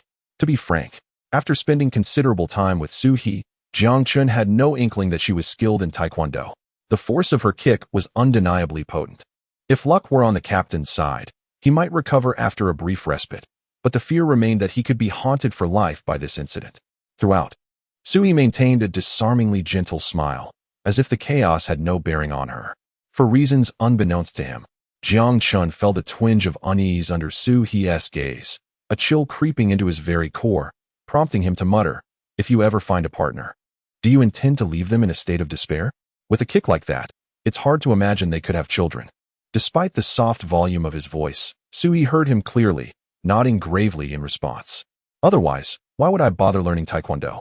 Besides, childbirth is excruciating. Why should I be the one to endure it? Minutes passed, and the security captain, still prostrate and nursing his injury, gradually regained some composure. His expression morphing into one of fury as he pointed menacingly at Su He. "You insolent wretch! How dare you show such disrespect? Brothers, avenge me. Beat them to a pulp." Had this been any other time, the captain's command would have incited an immediate assault from his comrades, for under the Chen family's influence, No one dared to cause a ruckus. The remaining guests were also beyond reproach. The captain's audacity stemmed from their belief that Jiang Chen and Su He were merely ordinary university students, having seen them disembark from a taxi. The moment the captain uttered those lewd words, he was met with the harsh reality of his miscalculation, igniting his ire. Yet, the ensuing scene turned awkward. As the three guards retreated in panic, their expressions betraying sheer terror. "Boss, I can't do this. I am the only male in my family. If I were to be incapacitated, my lineage would cease." One of them lamented. "I'm sorry, boss. My mother is counting on grandchildren in a few years."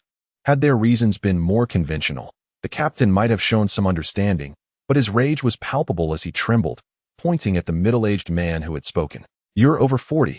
Are you planning to procreate with your future daughter-in-law?"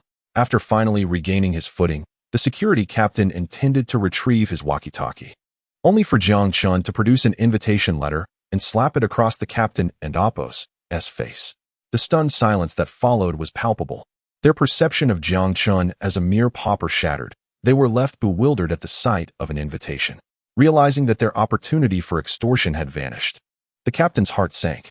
In truth, Jiang Chen had wished to present the invitation earlier, but the guards had never afforded him the opportunity to do so. As Jiang Chen and Su He traversed a resplendent corridor, he couldn't help but marvel at the opulence surrounding them. The Chen family is extravagantly wealthy. Even the price of a single floor tile is staggering. The cost of this lavish decor must surpass 100 million yuan, he mused. Indeed, Su He replied, her demeanor returning to that of an aloof goddess, her keen eyes surveying the surroundings. With her family's business acumen, she was well aware of the substantial investment involved in such decor. It was no wonder this venue was the preferred choice for high-end gatherings. It offered an array of attractions, limited only by one's imagination. Her candid observation caught Jiang Chen off guard. As adults, they ought to acknowledge the obvious without voicing it. Yet, Su He was not one to suppress her thoughts. Moreover, in contemporary China, the wealthy were often trend followers, indifferent to the exorbitant prices, such as 588 yuan for a mere plate of shredded potatoes, without a second thought.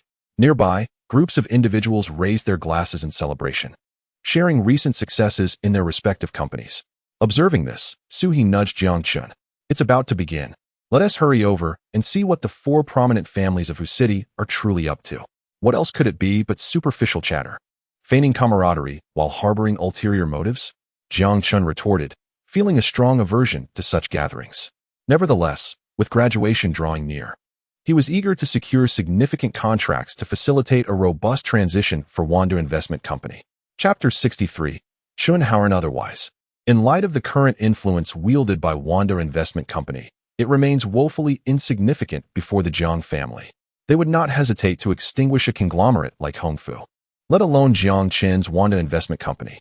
Thus, aside from time, what Jiang Chen desperately needs now are abundant quality contracts. If the Jiang family were to uncover his true intentions, they would unflinchingly deploy the full might of their clan to suppress him.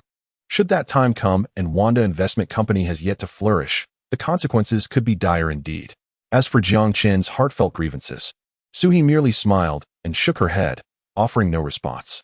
She led Jiang Chen to a nearby table, where they each lifted a glass of red wine. At that moment, a young man clad in a white suit, brandishing a microphone, stepped before the gathering. This young man appeared several years older than Jiang Chen, exuding an air of arrogance, seemingly dismissive of the guests present. With a tap on the microphone, he began, "Good evening, everyone. First, I would like to express my gratitude to my elder sister for taking time out of her busy schedule to attend this year's elite business conference in Hu City. I am Chen Howard, the eldest son of the Chen family." Upon hearing this, all eyes in the room turned toward Chen Howard.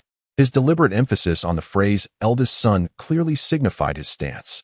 For these prominent families, although being born into wealth guarantees a lifetime of unending riches and status, the struggle for power is no less fierce than the brutal competition among ancient princes for the throne. Chen Howard reveled in the envious glances directed his way, for it was well known that the Chen family led the four great clans of Hu City, as long as they did not face ruin. The other three families would remain overshadowed by them. However, the moment Chen Howard's gaze fell upon Su He, he froze, captivated. Despite his extensive experience with women, including many celebrities, Su He's elegance and beauty rendered him momentarily speechless. Whose daughter is she? I must obtain her contact information. If Jiang Chen knew the extent of the encounters that would unfold with Su-He in whose city, he would undoubtedly regret his decision to bring her along. After all, Jiang Chen merely viewed Su-He as a friend, never considering a romantic relationship. As Chun Haoran descended from the podium, the scion of the Li family took the stage next. The guests were mere visitors. The four great families were the true power brokers. And despite the formality of the proceedings, they were obliged to see it through. While the Li heir boasted unabashedly on stage, Chun Haoran navigated through the crowd and approached Su-He directly, his eyes reflecting only her enchanting visage, completely disregarding Jiang Chen. "Hello, beautiful. Let us get acquainted. I am Chun Haoran, the eldest son of the Chen family." He smiled, cradling his wine glass in his left hand while extending his right hand towards Su-He. Yet, throughout the encounter, Su-He did not spare him a glance, and the notion of shaking hands was utterly out of the question. "Oh, I see," Su-He replied expressionlessly, taking Jiang Chen's arm and bypassing Chun Haoran, leaving him feeling as though he had been slapped in the face. With many eyes upon them, Chun Haoran could not swallow his pride. Although he dared not confront Su-He, he redirected his ire towards Jiang Chen, for Su-He was currently linked to him. Determined, Chun Haoran pursued them once more, reappearing before Jiang Chen and Su-He. Jiang Chen, aware of Chun Haoran's motives, prepared to respond, but before he could speak, Chun Haoran's next words, laced with veiled malice, prompted Jiang Chen to frown. With a hint of mockery in his gaze, Chun Haoran scrutinized Jiang Chen's attire. "Where do you work, brother? I do not recall ever encountering someone like you in whose city. Care to share your name, so I may hear it?" Chun Haoran's loud voice attracted the attention of many nearby, who, well aware of his background, offered flattery in their responses. "Yes, do share. So we might please young Master Chen. If you manage to win his favor, he could bestow upon you benefits that would sustain your small company for a lifetime." "I, too, have never seen these two before in whose city," echoed others, attempting to elevate Chun Haoran by belittling Jiang Chen. They believed Jiang Chen's experience would render him oblivious to their condescending remarks, assuming he would simply count the money they would earn from his downfall. Yet, this petty game left Jiang Chen decidedly unamused. Competing over family lineage and background, the combined might of those present paled in comparison to the vastness of the Jiang family. In the next moment, Jiang Chen fixed his calm gaze upon Chun Haoran, a slight smile gracing his lips as he replied, "Oh, I hail from Peicheng. Just a small company, nothing noteworthy." Upon hearing this, Chun Haoran's expression turned even more derisive, feigning a frown as he exclaimed, "Peicheng? I remember that Lu Nantian used to call me frequently, but he refused to heed my warnings, ultimately provoking the wrong people. Just months ago, that company was a publicly listed entity, and now it has been utterly annihilated." At this, Jiang Chen could not help but chuckle. He understood better than anyone that the Jiang family's decisive action against Hongfu Group was hardly a matter of pride. Thus, aside from a few other prominent families in Huaxiao, others would mistakenly attribute the downfall of Hongfu Group solely to Wanda Investment Company. This outcome suited Jiang Chen just fine. Until absolutely necessary, he wished to sever ties with his family while expanding Wanda Investment Company. "Do you happen to know the owner of Wanda Investment Company?" Chun Haoran's presumptuousness prompted Su-He to devise a clever retort, deftly setting a trap for him with her next words. Chapter 64. The pretense seems to have gone too far. Jiang Chen had spent several months in close proximity to Su-He, and thus he immediately discerned her subtle intentions. As he glanced back at Chun Haoran, his eyes were now tinged with a hint of sympathy. Given Chun Haoran's arrogant demeanor, the inevitable outcome would likely see him being toyed with by Su-He until he faced the bitter truth. After all, a person is defined by their character, and no amount of ostentatious attire could disguise the fact that beneath it all, one might merely be a beast in fine clothing. Su-He's voice resonated with an ethereal quality, her enchanting gaze causing Chun Haoran to stare blankly, which only intensified his determination to pursue her. "Acquaintance." Chun Haoran laughed heartily, his pulse steady, barely registering Su-He's inquiry. "Let us not forget that I am the eldest son of the Chen family, in whose city, a mere owner of a large investment firm, even with a clever ploy to topple Hongfu Group, will ultimately find himself at my beck and call." Before Chun Haoran could finish his inflated rhetoric, Su-He noticed the multitude of dark lines emerging from Jiang Chen's forehead, suggesting he was utterly speechless. "You're calling me?" Did Chun Haoran really believe that the owner of Wanda Investment Company was backed by young Master Chen? Particularly when Su-He lightly uttered the title Young Master Chen, It transported Chun Haoran to an ancient realm where he fancied himself a dashing figure, cradling a beauty in his lap. Determined to humiliate Chun Haoran, Sui was resolute. She would not relent until she had thoroughly ensnared him. The flicker of surprise in her captivating eyes only served to inflate Chun Haoran's ego further. Not only was he reveling in the attention, but even the surrounding crowd began to flatter him, causing his head to swell with pride. So that's it. No wonder Wanda Investment Company has emerged so triumphantly in Peicing, toppling Hongfu Group and seemingly positioning itself as a leader in the local business landscape. The Chen family indeed wields formidable power. Indeed, I had often pondered the background of the owner of Wanda Investment Company. To achieve such scale in a matter of months, the individual behind it must be remarkable, and it is clear that only the Chun family possesses such audacity. Young Master Chun, I hope you will continue to support my humble company in Hu City.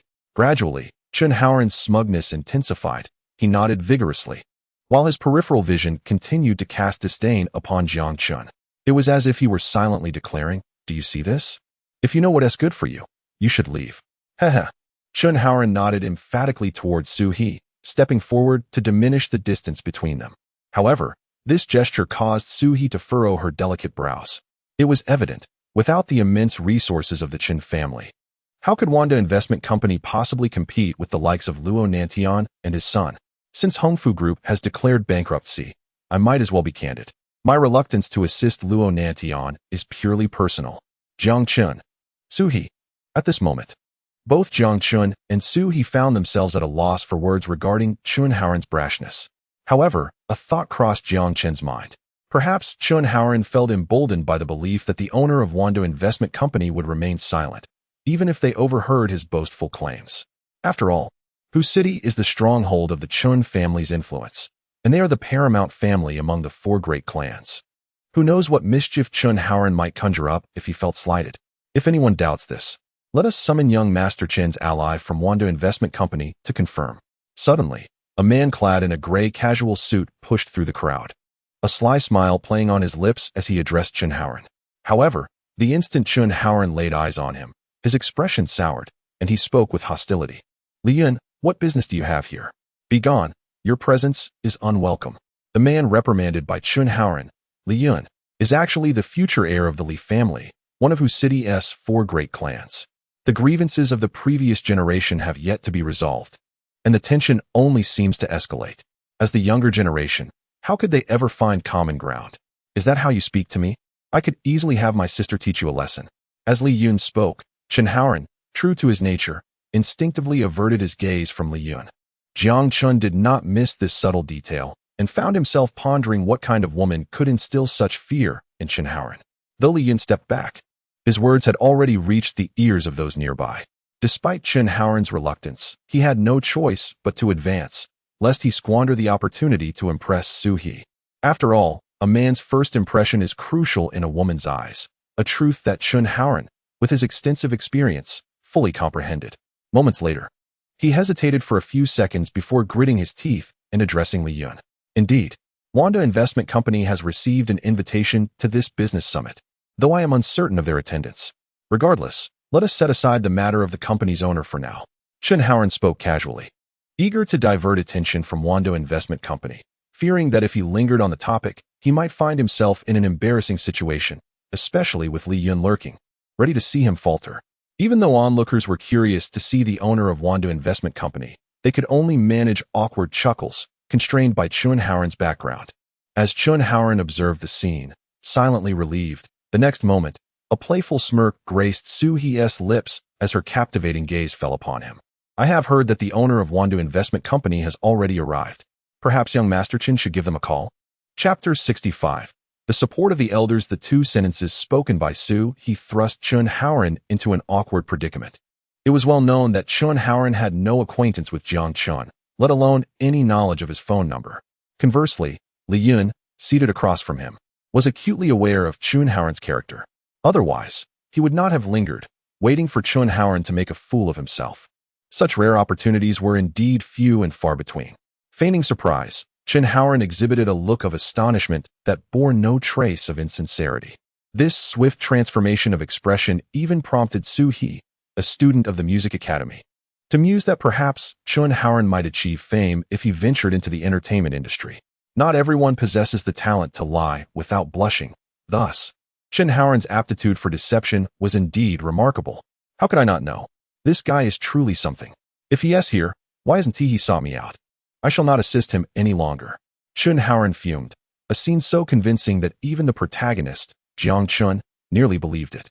At that moment, Suhi smiled gently, revealing her pearly white teeth, her enchanting gaze shimmering as she cast a meaningful glance at Jiang Chen. Observing her look, Jiang Chen couldn't help but sigh internally, realizing that the final arrangements were about to unfold. Young Master Chen, I happen to have the contact information for Jiang Chen, the owner of Wandu Investment Company. Would you like me to dial it for you? Chen Haoren hesitated, finally managing to utter, "You, go ahead." As he spoke, he mentally prepared himself, resolving to clarify his identity should Jiang Chen indeed arrive. Chen Haoren surmised that if Jiang Chen could dismantle the Hongfu Group in such a short span, he must surely be a shrewd individual.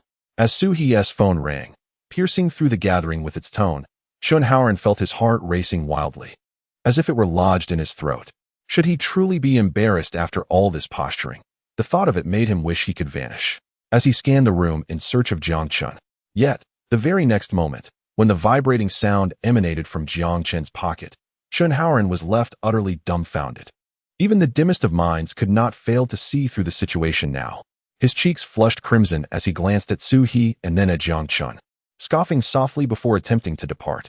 However, after taking just a few steps, Jiang Chen's voice halted him. "Young Master Chen, I am Jiang Chen, but I do not recall any prior acquaintance between us. If memory serves me correctly, today marks our first meeting, does it not?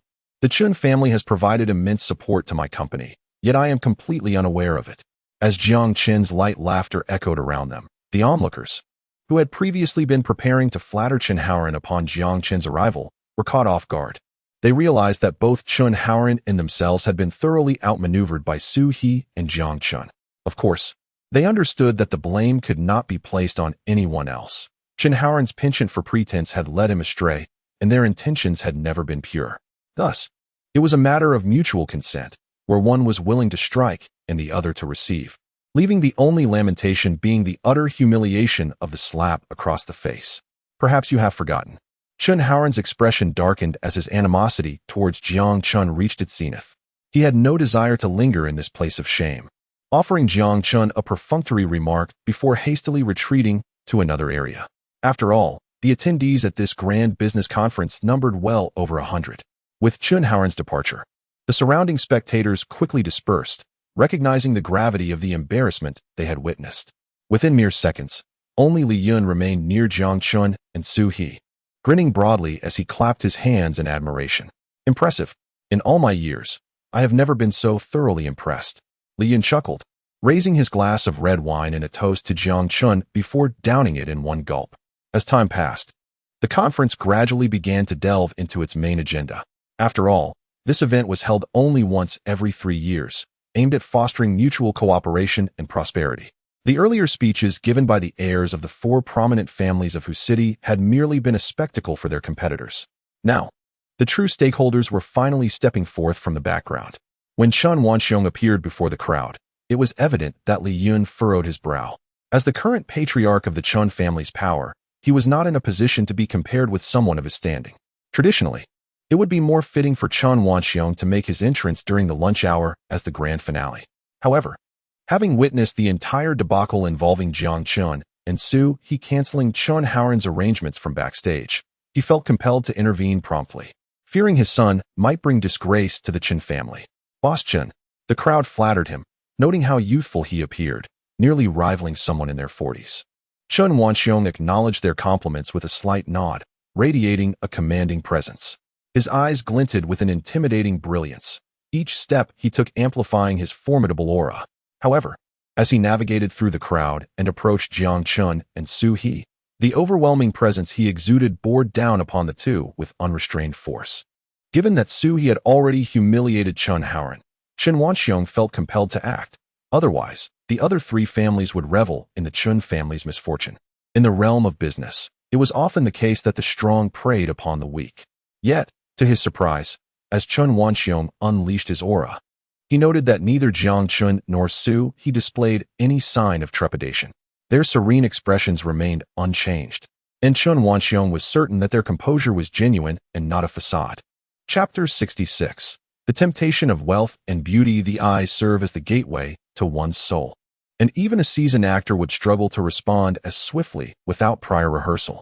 In other words, both Jiang Chen and Su He either belong to the Navi category or have weathered numerous storms. Frankly speaking, upon witnessing the scene before him, Chen Wanxiong understood better than anyone else that this man in his early 20s surpassed his own son by leaps and bounds. Recently, the tensions between Hongfu Group and Wandai Investment Company had stirred quite a commotion, reaching the ears of the four prominent families of Huqing. Had it not been for the insignificance of Hongfu Group, Chen Wanxiong might have effortlessly reaped the benefits during the conflict between Jiang Chen and Luo Nantian. Suddenly, Chen Wanxiong beamed at Jiang Chen, extending his broad right hand in a gesture of camaraderie. Jiang Chen, though uncertain of Chen Wanxiong's intentions, recognized the importance of maintaining appearances. "Hello, Boss Chen," he greeted with a gentle smile, their hands clasping firmly. Truly impressive for someone so young to defeat that old fellow Luo Xian. It proves your capabilities. Since it's mealtime, would you care to join me for a light meal? We could have a good chat, Chen Wanxiong proposed. Thanks to Chen Wanxiong's booming voice, the nearby guests heard every word distinctly, their gazes toward Jiang Chen now tinged with deep envy. They knew that despite their extensive connections, none could claim the privilege of dining with someone of Chen Wanxiong's stature.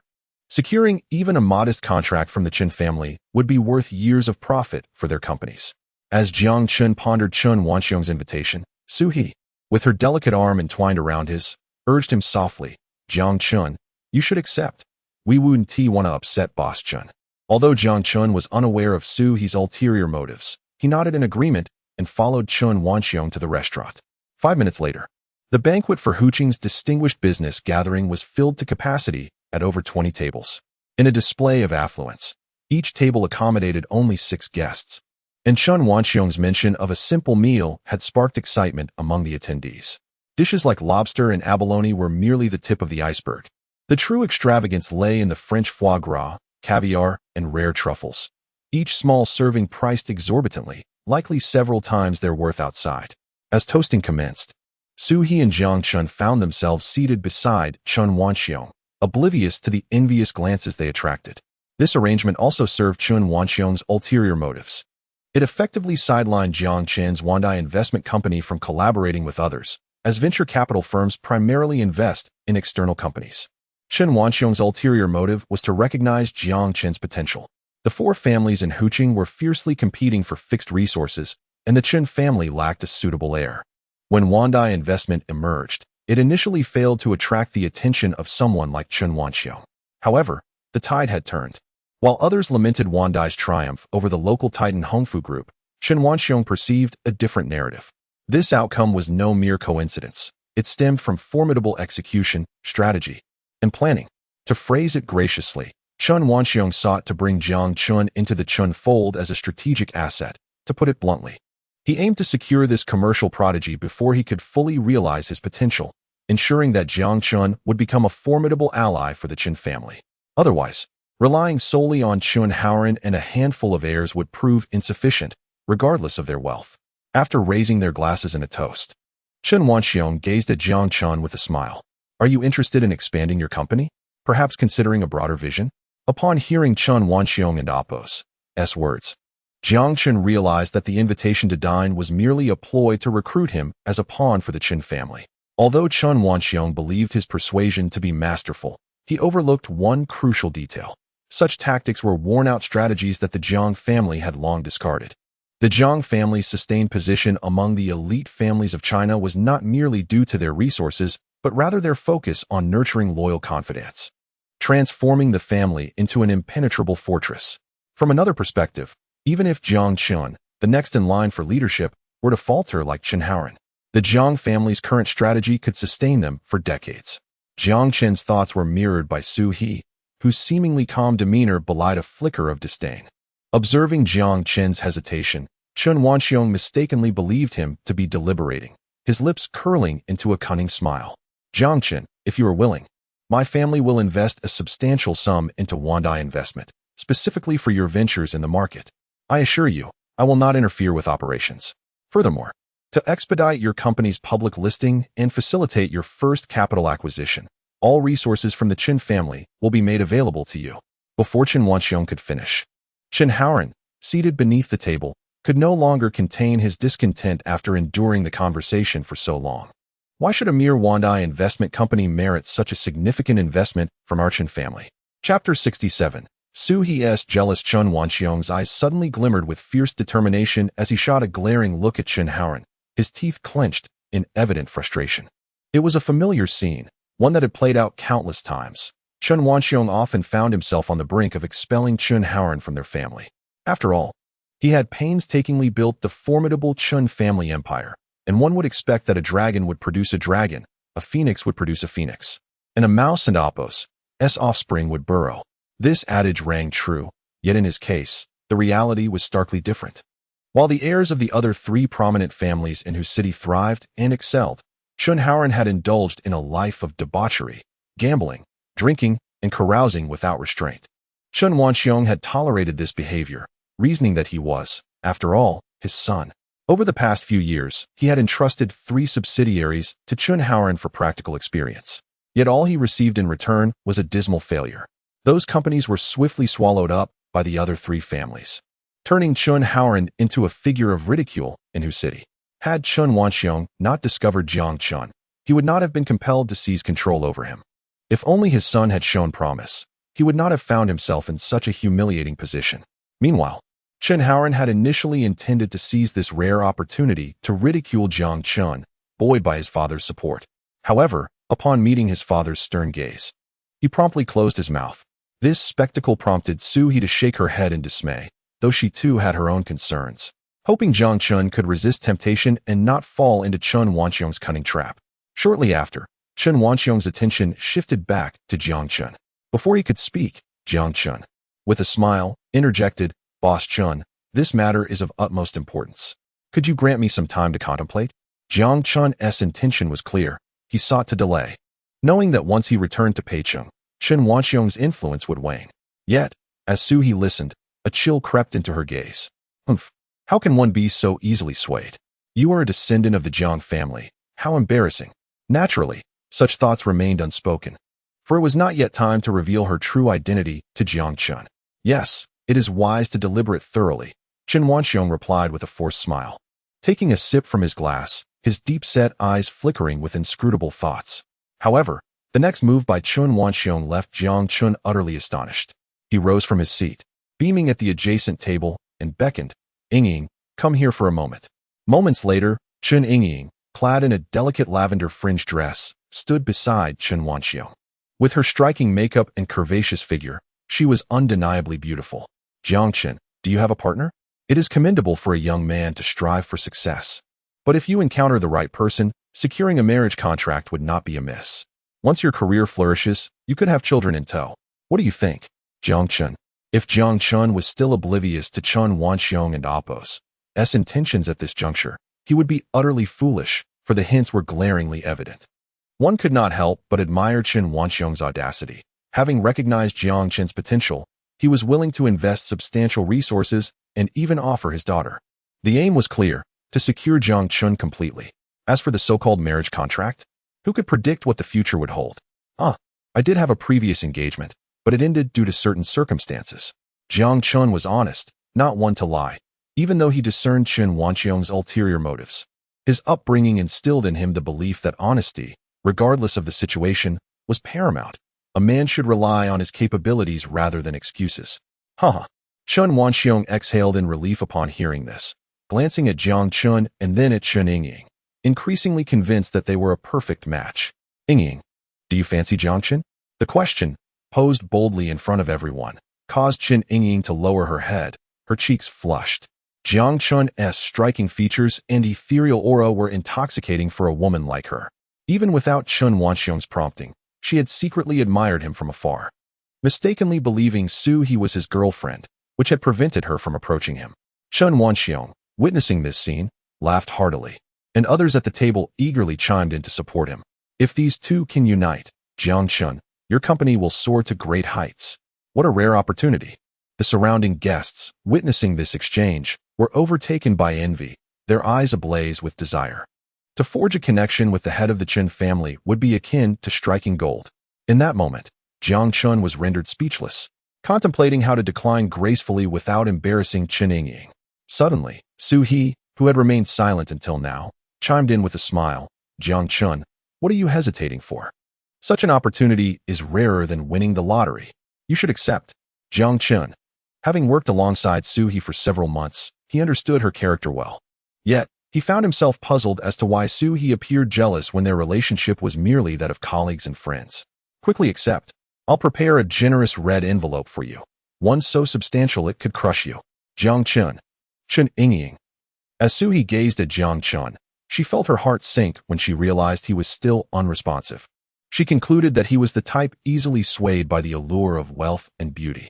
After months of gradually opening up to him, she felt her heart slam shut once more, locking it away with several bolts. Chapter 68.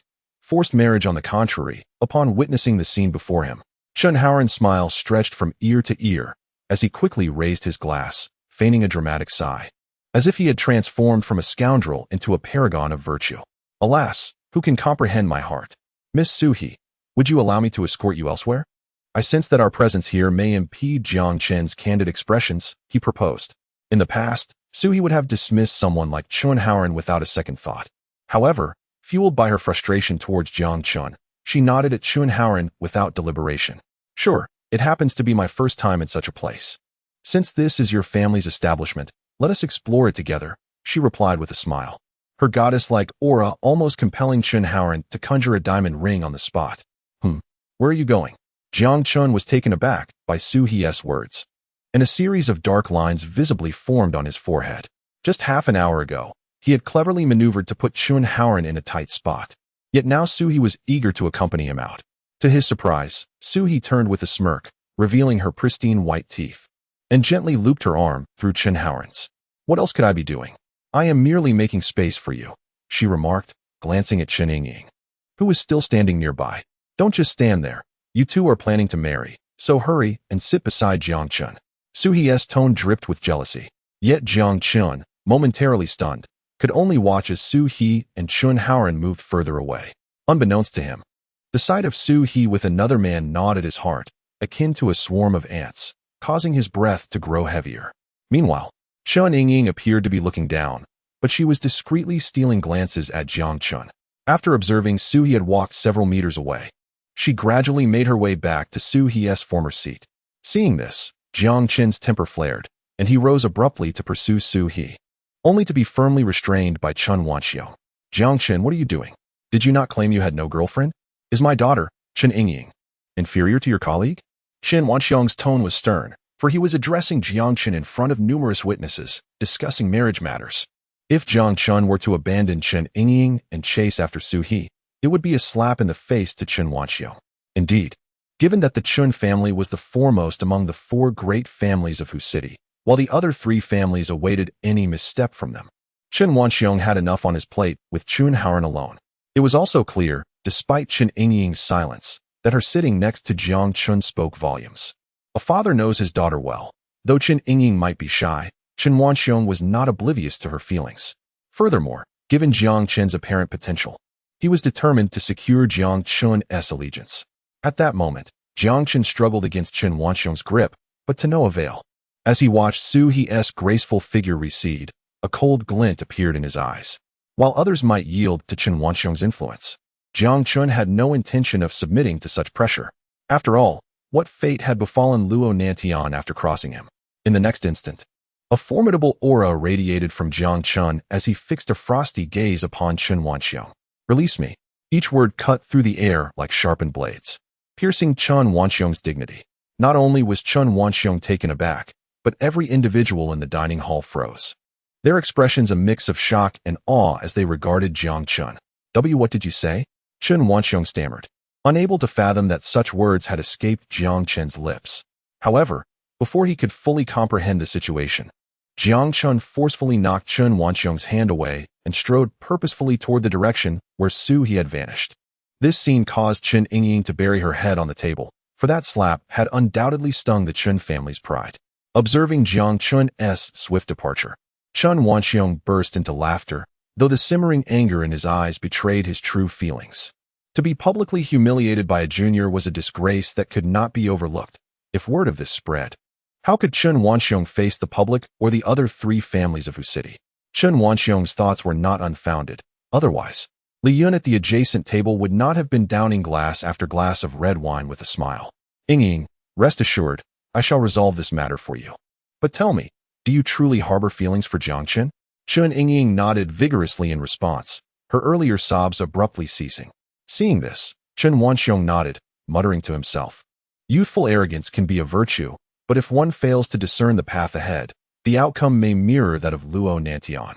You have openly rejected me before so many witnesses today.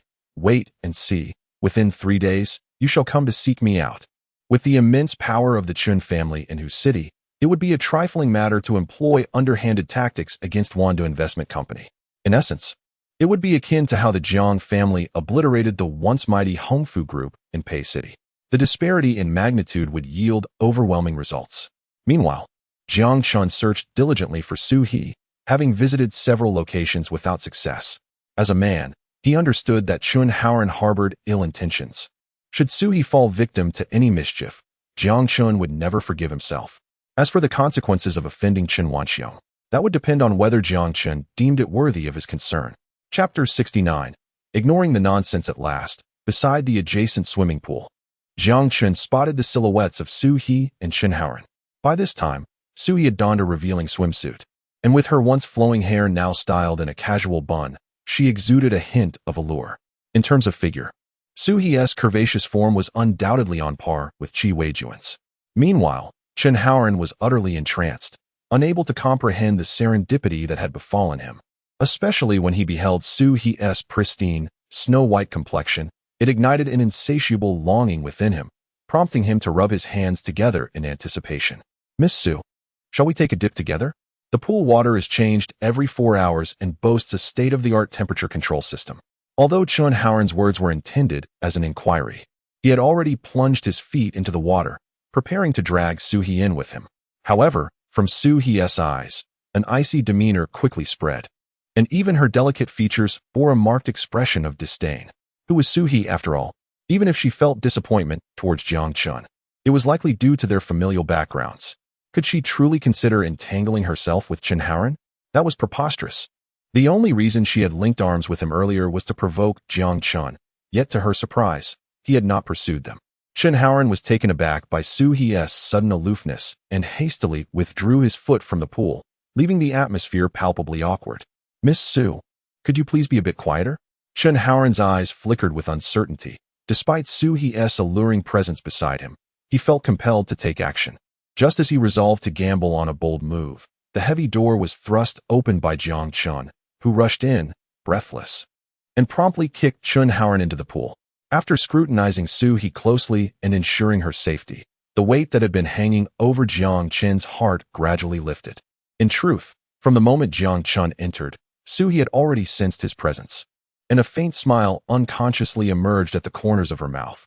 Perhaps even she was unaware that Jiang Chen could elicit such a reaction from her. What are you doing?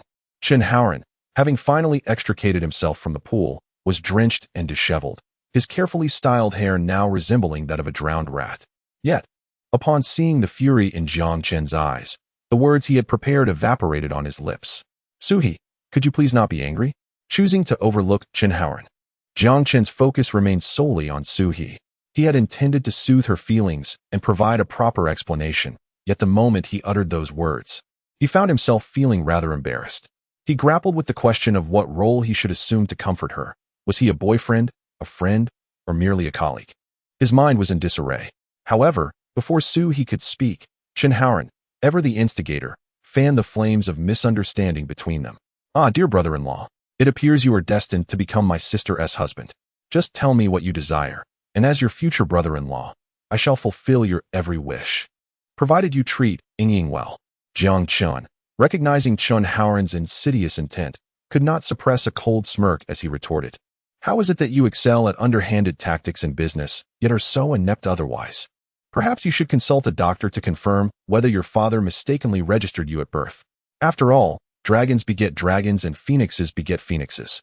A mouse's offspring should naturally burrow. In the realm of veiled insults, no one could rival Jiang Chen, as his words effortlessly encompassed the entire Chen family.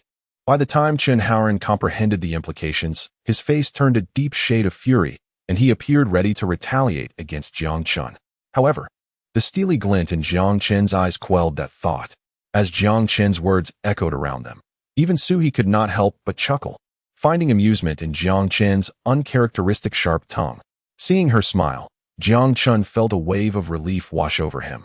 During the years spent with Xiaoning, he had exerted considerable effort to navigate their relationship.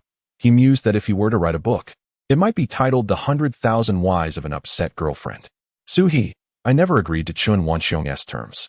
Do you truly believe I am the type to compromise for monetary gain? Besides, without the Chun family's resources and wealth, could Wando Investment ever achieve greatness? Jiang Chen's heartfelt sentiments, however, only prompted a derisive laugh from Chen Haoran. Spare me your grandiose claims. Your ability to topple Luo Nantian was merely due to the oversight of the Luo father-son duo. Do you genuinely think yourself impressive? Believe me, with just a flick of my fingers, the Chun family could bring your company to its knees. Choosing to ignore Chen Haoran's provocations, Jiang Chen continued to elaborate to Suhi, but her next words left him utterly speechless. Jiang Chen, please stop. I want to listen to your explanations. If you truly had no ulterior motives, why didn't you refuse outright? Why the mixed signals? Why can't you believe me just this once? Please, let me explain. Ignore it. Ignore it. It's all nonsense. Suhi turned away, her beautiful eyes reflecting Jiang Chen's proximity, pouting slightly as she shook her head. Chapter 70. An additional foe. Jiang Chen pondered. If I were to explain, would I be akin to a turtle? With a determined resolve, he posed this question. Having spent several months with Suhi, Jiang Chen believed he had a fair understanding of her temperament. Much like how Suhi had previously ensnared Chen Haoran. Leaving him utterly disgraced, Jiang Chen recognized that Suhi had now calmed down, her sharp tongue merely a fade. Indeed, Suhi's lips curled into a radiant smile, her delicate eyebrows arching with delight. Do you still intend to clarify your position? In response, Jiang Chen inhaled deeply, grappling with his own complex feelings towards Suhi. Yet one thing was clear. If Wando Investment Company aspired to exponentially grow within a short span, it could not solely rely on Jiang Chen's efforts, as time was of the essence. After all, it was not just the Chun family that had emerged as a rival. The Jiang family loomed large, awaiting Jiang Chen's graduation. His father, more than anyone else, would relish watching Jiang Chen's inaugural venture falter. Such was the irony of having a father who was indifferent to financial loss. The Jiang family, a long-standing pillar among China's elite, possessed countless subsidiaries. The sheer value of their equity in various public enterprises could amount to a staggering fortune. This wealth represented the true foundation of the Jiang family, which would not hesitate to expend billions merely to assert dominance. As Jiang Chen prepared to elucidate further, Suhi burst into laughter, shaking her head at him. All right, I'm not angry anymore. It seems you've truly committed to this. Now, with the Chun family as our adversary, how do you feel about that? Her words were pointed, spoken in the presence of Chen Haoran, leaving him momentarily speechless. His expression a mix of disbelief and resignation. Miss Su, have you forgotten I am here too? As the eldest son of the Chen family, I am meant to inherit its enterprises yet. Suhi swiftly interrupted, her demeanor unyielding as she addressed Chen Haoran. We shall not participate in this gathering of elites. Please convey to your father that he should refrain from harboring any nefarious intentions towards Wando Investment Company. A direct confrontation is welcomed.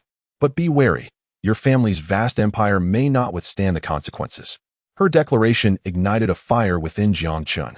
If Suhi continued to strategize by his side, he was confident that Wando Investment Company could achieve public listing within a month. After enduring a substantial loss for over 3 months, the company had finally begun to see significant profits, exceeding 50 million in net income monthly. While this sum might seem trivial to many affluent families, Jiang Chen aimed to leverage the public listing to establish Wando Investment Company's reputation across China. Soon, he envisioned a scenario where struggling companies would seek his investment rather than the other way around. Despite Chen Haoran's interest in Suhi, his countenance darkened as the stakes escalated. Are you threatening the Chen family? Have you considered the repercussions? While Wando Investment Company is indeed thriving, should Jiang Chen leverage my father's influence, Your company could face bankruptcy in less than 2 weeks. However, both Jiang Chen and Su-He dismissed Chun Haoran's threats with laughter, exchanging knowing glances.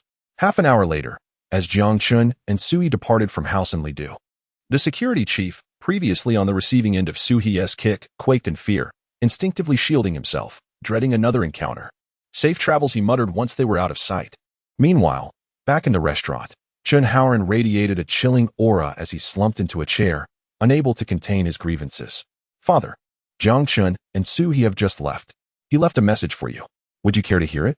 Chun Haoran's loud voice silenced the previously boisterous gathering, even drawing the attention of Li Yun, who had developed a keen interest in Jiang Chen.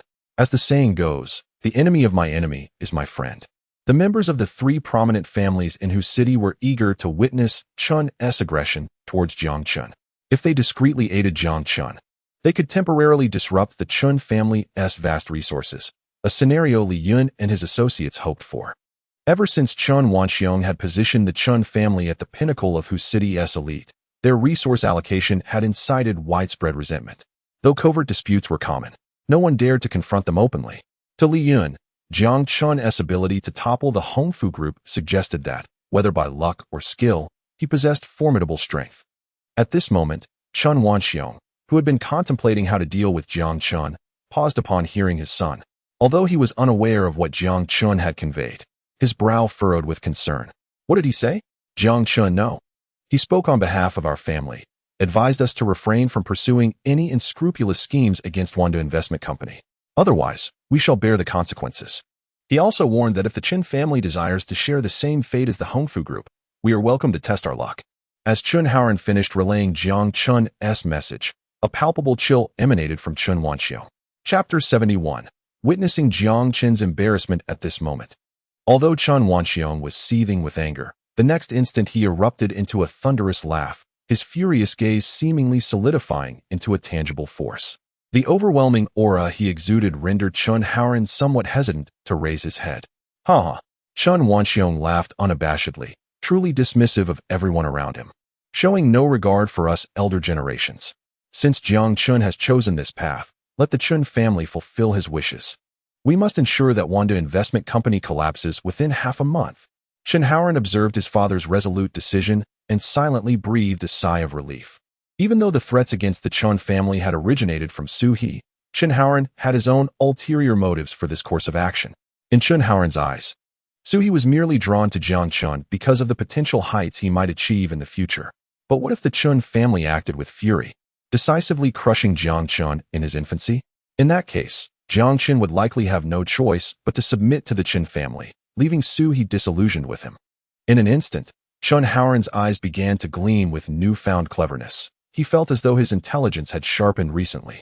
Meanwhile, Su-He and Jiang Chen, after leaving House in Lidu, chose not to return directly to Peiqing. After all, Jiang Chen had promised Su-He that they would enjoy some leisure time in Huqing after attending the elite business conference. Although the conference did not yield any contracts and instead presented Jiang Chen with an even more formidable opponent than Hongfu Group, he bore no resentment towards Su-He. After all, what was a mere Chen family? Even if they were the foremost of Huqing's 4 great families, they remained insignificant in Jiang Chen's eyes. The true reason for Jiang Chen's unyielding composure was the presence of the Jiang family behind him. After witnessing Hongfu Group's downfall, Jiang Chen understood that as long as it was a matter of legitimate business competition, even if Wanda Investment Company was forced to close its doors, the Jiang family would not intervene in the slightest. However, should the adversary resort to unscrupulous tactics, they would have to first seek the Jiang family's consent. Huqing, as the provincial capital, boasted numerous soaring overpasses, their intricate layouts undoubtedly a nightmare for novice drivers. Unbeknownst to Jiang Chen, even locals often found themselves bewildered by the city's traffic, which could drive many navigation software engineers to madness. In a large shopping mall at the heart of Huqing, Jiang Chen, the owner of Wanda Investment Company, had transformed into a mere follower, dutifully trailing behind Su-He with a bank card in hand. Whenever Su-He spotted a garment she found appealing, Jiang Chen would readily swipe the card. However, this time, Su-He had also become shrewd. Not bothering to consult Jiang Chen on the attire's aesthetic, if she deemed it attractive, she simply instructed the attendant to wrap it up. Within a mere 2 hours, Jiang Chen found himself burdened with over a dozen garments in hand, while several more draped around his neck. Despite having walked for an extended period, even his robust physique began to feel fatigued. Yet Suhi remained as spirited as ever. "Sister, can we find a place to rest?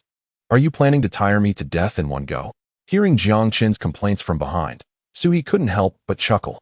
She took a couple of steps back and gently looped her arm around his. "How about this? You carry the clothes, and I'll support you."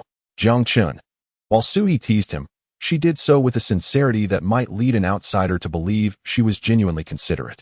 Noticing the furrowed brow on Jiang Chen's forehead, Suhi decided to grant him a temporary reprieve. Her gaze scanned the surroundings until it landed on the sign of a nearby tea restaurant. "Where shall we go? It's been nearly 2 years since I last visited this place." Before Suhi could finish her sentiment, Jiang Chen grabbed her hand and dashed toward the tea restaurant at a sprint, fearful that she might change her mind at a crucial moment.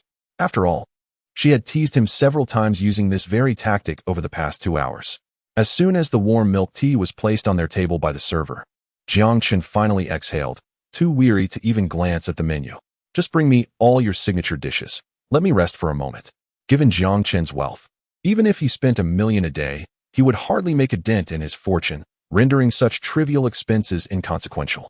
Just as the waitress, eyes sparkling with anticipation, was about to leave, Suhi called out to her, casting Jiang Chen a disapproving glance and softly muttering, "Spendthrift. Don't listen to him. This, and this will suffice." Ultimately, the waitress left with a hint of disappointment, knowing that if Jiang Chen had indeed ordered everything, her commission would have exceeded 200 yuan. See, the wealthier someone is, the more frugal they tend to be. Just the shirt he's wearing is worth over 10,000, and yet he won't order more dishes. In the kitchen, the waitress shared her observations with a colleague. "Isn't that strange? What if they're a couple?" Perhaps due to the volume of her voice, Suhi felt her cheeks flush crimson, quickly turning away to mask her embarrassment. Meanwhile, at a villa in Jingdu, Jiang Chen's father, engrossed in the local news, suddenly received a phone call. After hearing the details from the caller in Huqing, he hung up with a smile. This peculiar scene caused the nearby noblewoman to furrow her brow in confusion. "Stop smiling. Is it about our son?" "Indeed, you guessed correctly. We have underestimated Jiang Chen's knack for trouble. On his very first day in Huqing, he has already managed to offend Chen Wanxiong, who declared before all attendees of the elite business conference that he would ensure Wanda Investment Company goes bankrupt within half a month." Upon hearing this, the noblewoman grew frantic, ready to pull out her phone to preemptively eliminate any obstacles Jiang Chen might face. But at that critical moment, Jiang Chen's father stopped her. Chapter 72. Room booking. "Old man, what are you trying to do?" The noblewoman, adorned in a delicate lavender custom-made qipao, despite being over 40, showed little trace of age, which only accentuated her regal demeanor. At that moment, a flicker of surprise danced in her phoenix-like eyes, as she failed to comprehend why Jiang Chen's father would impede her. The Chen family was one of the 4 illustrious families of Huqing, and given Chen Wanxiong's cunning nature, wasn't it natural to worry about their son facing adversity? Listening to the noblewoman's explanation, Jiang Chen's father shook his head, a glimmer of depth evident in his gaze. "Isn't this fortuitous? With less than a month until graduation, why not let Chen Wanxiong take action to shut down Jiang Chen's company? That way, we won't need to intervene ourselves." "But what if?" Before the noblewoman could finish her thought, Jiang Chen's father interrupted once more. "Do not fret too much. I have faith in our son's ability to navigate crises." Meanwhile, Jiang Chen, engrossed in his meal, felt an inexplicable twitch in his right eyelid, a sensation that did not escape the notice of Suhi, seated across from him. A subtle smile crept upon her lips as an odd feeling blossomed within her. It seemed Jiang Chen was not as hopeless as the rumors suggested. Perhaps a familial union between them would not be such a dreadful prospect after all. The next moment, Suhi was momentarily startled by her own thoughts. How could she begin to contemplate a future that seemed so distant? "Where shall we go next?" Jiang Chen inquired, seeking to know Suhi's plans for their outing. While he had initially been the one to make decisions, after experiencing their time together, he found a certain comfort in following her lead.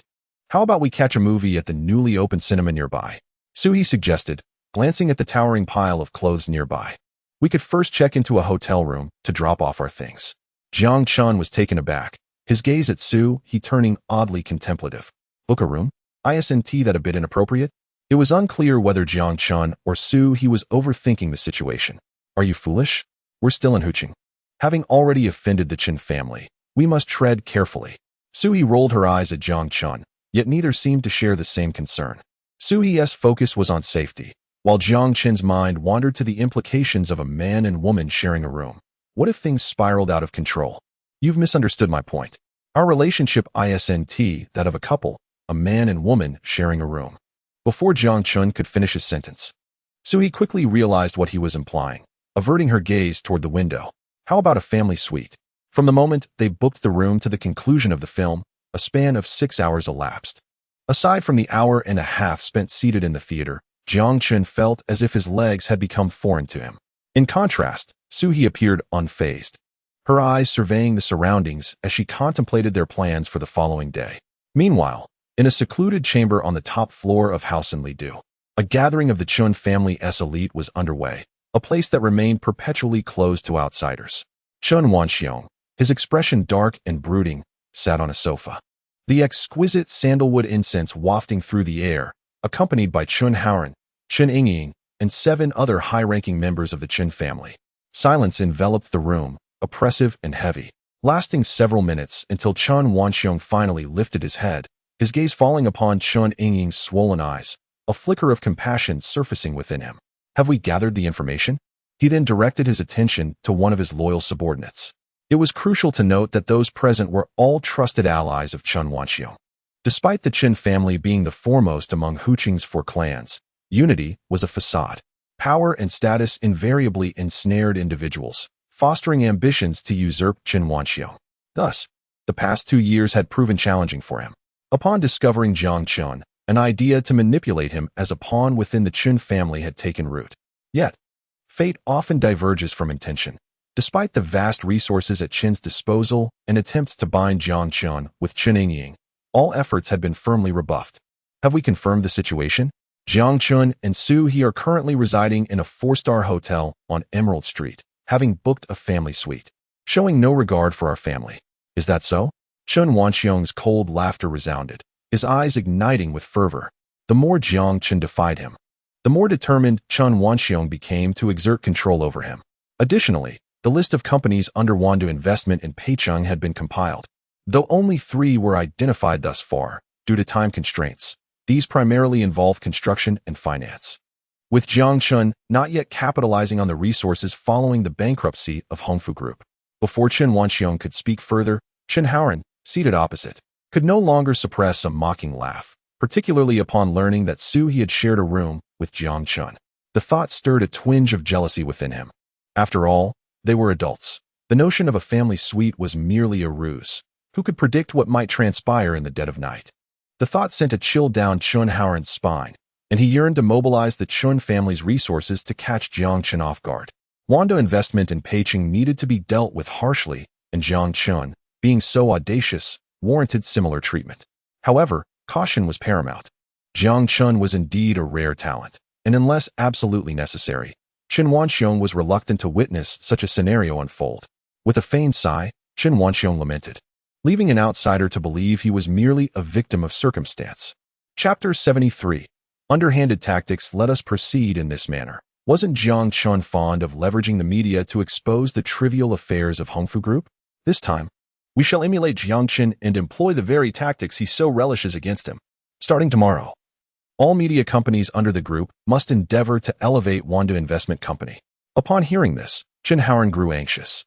Was it not agreed that we would suppress Wandu Investment Company? Why, then, are we to provide them with free advertising? Father, what do you mean by this? If this continues, Wandu Investment Company become even more renowned? Observing Chen Haoran's distress, Chen Wanxiong could not help but sigh. The disparity between Chen Haoran and Jiang Chen was indeed vast. He even found himself pondering, once he retired from the Chen family, how long the management of these 100 billion assets would endure in Chen Haoran's hands. After all, how could he fail to recognize such a simple commercial trap? In the next moment, Chen Haoran, who had intended to voice further objections, fell silent upon witnessing the unmistakable disappointment in Chen Wanxiong's eyes. We shall first allow Jiang Chen to lower his guard. When Wandu Investment Company has been thoroughly elevated by us, we shall then let it plummet. This is what we call killing with kindness. Chen Wanxiong imparted yet another lesson to Chen Haoran. However, as he observed Chen Haoran nodding earnestly, A hint of helplessness crept across his face. Moreover, utilizing the Chen family's resources, we have currently identified 3 companies in which Jiang Chen has invested. Tomorrow, we shall dispatch individuals to negotiate. Even if it requires exorbitant expenditure, we must dilute Jiang Chen's shares significantly. Chen Wanxiong was thoroughly incensed, issuing 3 direct orders targeting Jiang Chen. Meanwhile, what of Jiang Chen? In his warmly decorated room, the lights were dimmed, and he sat barefoot by the window, a flickering cigarette held delicately between his fingers. As the designated heir of the Jiang family, Jiang Chen's true foundations ran deeper than they appeared, even if he regarded Chen Wanxiong with disdain. In the realm of business warfare, underestimating one's opponent too early is a grave folly. Jiang Chen understood this well. Otherwise, how could Luo Nanshan's Hongfu group have collapsed so swiftly? Was it not due to Luo Nanshan's earlier contempt for Jiang Chen? Jiang Chen also recognized that if the Chen family merely employed minor tactics to suppress Wanda Investment Company, it was quite possible that the Jiang family would not intervene and might even stoke the flames from the sidelines. Otherwise, every week or so, Jiang Chen's father would call him with a simple inquiry: when will the company close down? In fact, Jiang Chen was not the only one struggling to sleep.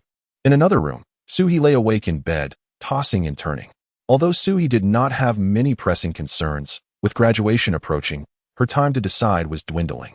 Whether to return obediently or to find a way to escape her family's grasp entirely hinged on Jiang Chen. At this juncture, Jiang Chen remained oblivious to the fact that the very person he despised for a familial alliance was none other than Suhi, who was merely a stone's throw away. Naturally, Suhi would not reveal this secret to Jiang Chen until the last possible moment, for she herself had yet to comprehend her feelings. Despite having numerous admirable suitors throughout her life, Suhi had never experienced romance. Moreover, once a familial alliance was established, even if her later life was unsatisfactory, she would be forced to endure for the sake of both families' reputations. As for divorce, such thoughts were but fanciful dreams. Thus, while these affluent families bestow immense wealth and status, they have ruthlessly stripped away the most fundamental right to choose love. The following morning, with the Chen family's formidable resources, the name Wanda Investment Company exploded into the public eye across the city of Hu. Upon witnessing this spectacle, Jiang Chen could not help but smirk. Attempting to kill me with kindness? Let us see who can leak more information. With this thought, Jiang Chen, in front of Suhi, directly called Zhang Shou. When the call connected, Jiang Chen stated plainly, "Boss Zhang, could you assist me with a matter? Just say the word. Do you need a few female celebrities? If necessary, I can arrange some male stars as well. Enough with the jokes. Let's discuss serious matters. Given your extensive network, could you look into any negative news concerning Chen Wanxiong and Chen Haoren? The more explosive, the better." Upon hearing Jiang Chen's request, the owner of Long Tian Entertainment could not suppress a gasp of surprise. "You truly are restless. Are you planning to take on the Chen family again? Leave that to me. It was Chen Wanxiong who provoked me first.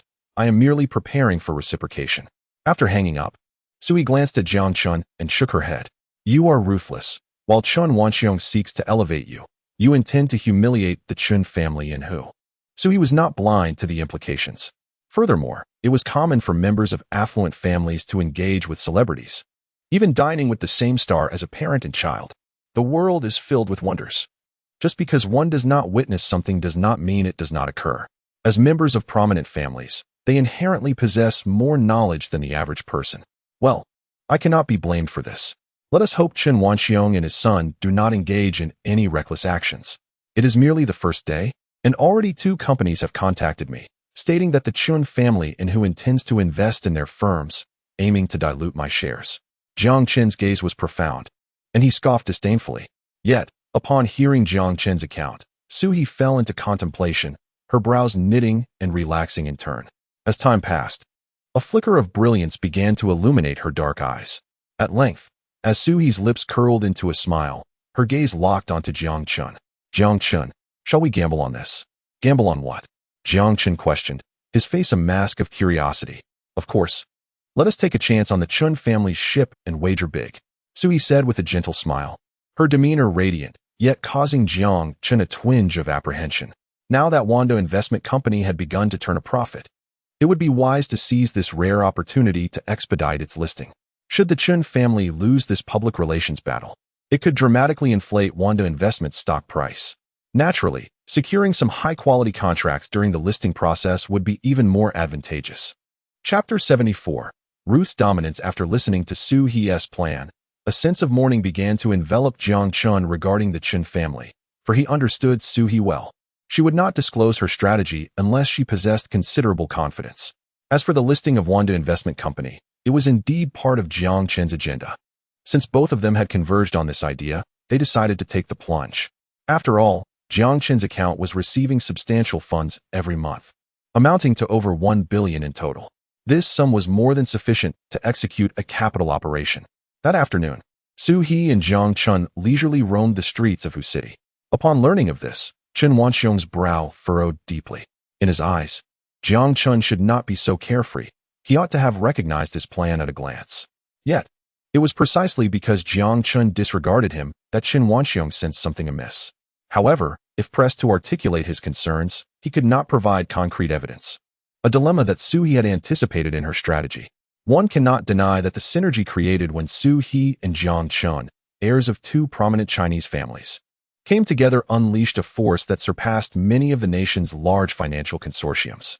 Throughout that morning, the names of Wanda Investment Company and Jiang Chen became entirely sensationalized.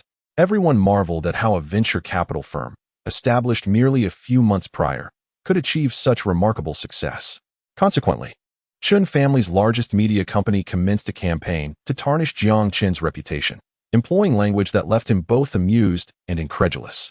Regardless of Jiang Chen's battles with Luo Nantian or the emotional entanglements between Jiang Chen and Xia Ning, the Chen family's media operations skillfully distorted the narrative, transforming white into black. In no time, Jiang Chen's name became synonymous with disdain among countless students. What a pity. I thought he was a commercial prodigy. Yet who knew he was such a person behind the scenes? Xia Ning's departure is one thing, but isn't it better when couples part ways amicably? How could he possibly undermine Hongfu Group? No wonder that publicly traded company suddenly declared bankruptcy. Indeed, what good is wealth when one's moral compass is askew? It was even rumored that he targeted male celebrities. This time, the Chen family employed an army of hired online commentators, exceeding several hundred, effectively monopolizing discussions surrounding Jiang Chen. Across the internet and various forums, posts denigrating him proliferated, often comprising hundreds of words. Some onlookers, initially skeptical, found it hard to resist believing the tide of negativity. It is essential to recognize that the collective power of the audience has always been formidable. Most critically, Wanda Investment Company had yet to issue any announcement.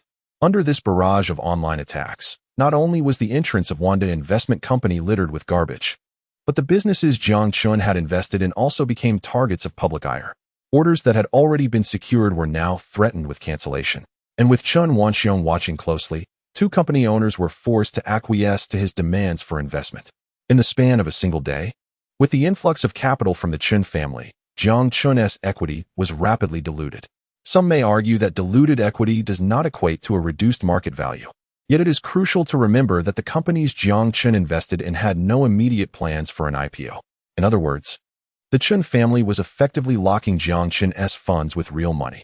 Meanwhile, in the office of the general manager of Tianlong Entertainment, Zhang Shou sat opposite a middle-aged man clad in a pristine black suit. His face bore no hint of emotion, even in silence. His presence cast a heavy pall over the room. In front of Zhang, a gleaming business card lay, inscribed only with Chen San's name and phone number, devoid of company details or position. Mr. Zhang, this is the intention of our boss Chen. 500 million in exchange for 50 equity in Tianlong Entertainment. This is a mutually beneficial arrangement. If our two companies unite, other entertainment firms in China will certainly think twice before targeting Tianlong Entertainment. The terms presented by Chen San were indeed enticing to Zhang Shou. Yet his next words elicited a derisive snort from Chen San. I'm afraid Tianlong Entertainment is not in need of funds at present. All our business operations are running smoothly and have begun generating profit. Thus your generous offer is regrettably declined. You are certain you wish to reject the Chen family? Chen San's threat hung in the air. But Zhang Shou's gaze remained eerily calm. He glanced at the blonde Ruth beside him and chuckled softly. Ruth, why are you still standing there? Please show our guest out. Chen San, observing Zhang Shou's indifference, rose from the sofa, his eyes flashing with barely concealed hostility. Since you are so ungrateful, prepare to face the Chen family's suppression. I believe that once we unite with several other giants in the entertainment industry, they will relish the sight of Tianlong Entertainment's downfall. With that, Chen Sen left, shaking his head in disdain. Only Mr. Zhang possesses such refined tastes, still needing to indulge in foreign goods. Once Chen Sen stormed out of Tianlong Entertainment, Ruth furrowed her brow, staring at Zhang Shou. Boss, was that guy just insulting me? Calling me an object? Yes. But before Zhang Shou could finish his sentence, Ruth erupted in fury, racing out the door. Moments later, as Chen Sen stepped into the elevator, he was blindsided by a high heel crashing onto his head. How dare you insult me? How dare you? Meanwhile, as Wando Investment Company and numerous affiliated businesses faced the Chen family's onslaught, Jiang Chen and Su He continued to amble about the streets of Wu City. However, this time, under Zhang Shou's introduction, Jiang Chen planned to meet with the owner of a real estate firm that had fallen foul of Chen Wanxiong. Due to a broken cash flow, their newly developed project was on the verge of abandonment, which was why they had provided Jiang Chen with their contact information. 2 hours later, as Jiang Chen and Su He arrived at the hotel entrance, a middle-aged man in a gray casual suit approached them directly. Chapter 75, Is 500 million enough? Before the person arrived, the words had already been joyfully exclaimed. President Jiang. In the next moment, the two individuals firmly clasped hands. Had I known President Jiang was also in Wu City, I would have sought you out days ago. I've arranged for a meal. Let us dine and converse together. As Jiang Chen, Su He, and others entered the hotel private room, the female secretary trailing behind had yet to recover from her earlier astonishment. Who exactly is this young man? Why does Mr. Sun appear so subservient? Could he be yet another wealthy heir? Half an hour later, after Jiang Chen and Su He had enjoyed their meal and drinks, Mr. Sun finally guided the conversation to the main topic. President Jiang, you truly are an exceptional talent, establishing such a vast enterprise at such a young age. When I was your age, I was merely selling lunchboxes. Mr. Sun chuckled, but he dared not entertain any inappropriate thoughts regarding Su He, well aware that Zhang Shou had cautioned him multiple times. By the way, what is the nature of your project development? How did your funding chain suddenly break? This was precisely the question Jiang Chen had long wished to ask. Even though he currently lacked for nothing financially, it did not imply that he would invest in unsavory projects. The public announcement regarding Wando Investment Company's listing would be released within 3 days, making it imperative for Jiang Chen to secure a quality project for investment. Ideally, this project would bolster stock prices upon the company's successful listing. 2 years ago, I bid on a parcel of land in Linhu Park, initially intending to develop a high-end residential community. However, Chen Wanxiong took an interest and insisted on purchasing my project for 500 million in cash. How could I possibly agree? Just the land and labor costs have already approached 1 billion. Isn't Chen attempting to take advantage of my predicament? Listening to Mr. Sun, Jiang Chen nodded thoughtfully. So why did the funding chain suddenly collapse? Is Chen Wanxiong involved? Indeed. At the mention of this matter, Mr. Sun's expression darkened further, the intensity of his clenched teeth revealing the depth of his animosity towards Chen Wanxiong. Because I refused to sell the project to Chen Wanxiong, the Chen family colluded with my lending bank to fabricate minor issues, resulting in the immediate rejection of a loan that was on the verge of approval. I intended to seek funds from another consortium, but upon hearing Chen Wanxiong's name, they hastily declined to cooperate. Suddenly, the usually taciturn Su He spoke up. You mentioned that Chen Wanxiong threatened you. Do you have any evidence? Yet, the moment Mr. Sun produced a voice recorder from his pocket, Jiang Chen was taken aback. Even Su He could not suppress a smile in Jiang Chen's direction. Indeed, when one is in need, fortune arrives unexpectedly. After listening to the recording, the depth in Jiang Chen's gaze brightened significantly. This recorder had become a powerful asset in his hands. Here are all the documents pertaining to my project. Please take a look, President Jiang. Mr. Sun then extracted a thick file from his briefcase. Jiang Chen accepted it, sharing half with Su He, and they began to swiftly peruse the contents, diligently verifying key project documents as well as the genuine status of Mr. Sun's company accounts. Even with Zhang Shou's recommendation, they could not afford to be careless. The processes must be followed diligently, as this was not merely a matter of tens of thousands, but rather an investment of at least 1 billion for real estate projects. There is one more thing I must inform you of, President Jiang. Mr. Sun hesitated for several seconds before finally deciding to disclose this piece of information. I heard from the Chen family that the policies regarding Linhu Park are about to change. and there is a substantial likelihood that commercial residential development will not be permitted. In truth, Mr. Sun could have easily withheld this information from Jiang Chen, for he was not from Hu City, yet his conscience compelled him to share it. Following his revelation, Mr. Sun found himself engulfed in a state of panic. However, both Jiang Chen and Su He were acutely aware of Mr. Sun's words, yet they continued their meticulous review of the documents. Seeing this, Mr. Sun could not help but cautiously probe, "President Jiang?" After calling several times, Jiang Chen finally looked up and broke into a smile. "You needn't oppose to inform me of such news. Anything released by Chun Wanxiong is inherently untrustworthy. Moreover, how much more do you require for this project? Is 500 million sufficient? If so, let us proceed with the contract immediately." In the next moment, Mr. Sun stood dumbfounded. This might be the swiftest contract negotiation he had ever experienced. It was merely over a meal. "President Jiang, don't you need to think it over? No need for contemplation. Your willingness to share this information indicates your integrity. You have not been blinded by profit. One should not take hearsay at face value. I believe the policies will not specifically target you, and the government will act fairly and justly." Once the contract was signed, Jiang Chen promptly called the finance department of Wandu Investment in front of Mr. Sun, and at that moment, the heavy stone of anxiety within Mr. Sun finally eased. After leaving the restaurant, a black sedan that had been idling across the street suddenly began to take frantic photographs with a mobile phone. 10 minutes later, when the photo of Jiang Chen standing alongside Mr. Sun reached Chun Wanxiong's phone, he could not help but burst into laughter. Jiang Chen. 2 years ago, I would have done anything to seize Mr. Sun's project. However, with the policy changes, the government no longer requires commercial residential development near the park. Consider this money wasted. Little did Jiang Chen know, the project in Mr. Sun's hands was not even classified as commercial land. Watching Mr. Sun drive away, Suhi linked her arm with Jiang Chen's as they strolled down the bustling street. Hu City, the capital, was alive with vibrant nightlife, despite it nearing 10 p.m. For a city of such economic prowess, this was merely the commencement of the evening's activities. Otherwise, throngs of young women in revealing attire would not be heading in droves toward the nearby bars. Yet, this lifestyle had lost all allure for Jiang Chen. Just then, a red beetle twisted through the congested thoroughfare, followed by a dull thud as it collided with the pedestrian barrier. Chapter 76. The fiercely Jingjing as the vehicle's owner succumbed to unconsciousness. Jiang Chen and Su He frantically dialed the hospital while relentlessly striking the passenger side window with a stone. Bang! Bang!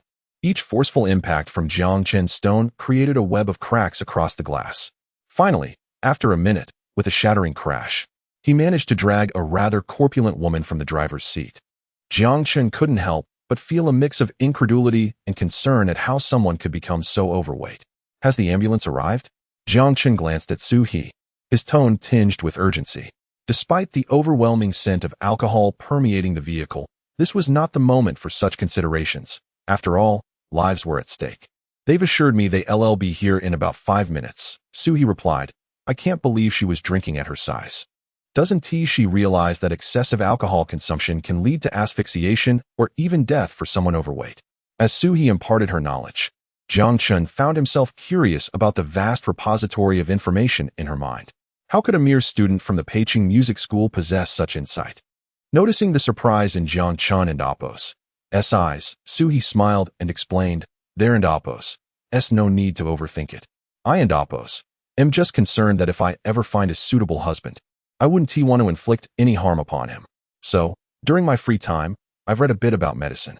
For reasons unknown, Jiang Chen felt a surge of sympathy for whoever would one day wed Su He. What misfortune must they have endured in a past life to deserve such a fate? Was it akin to a nurse stabbing her boyfriend multiple times, yet resulting in only a minor injury?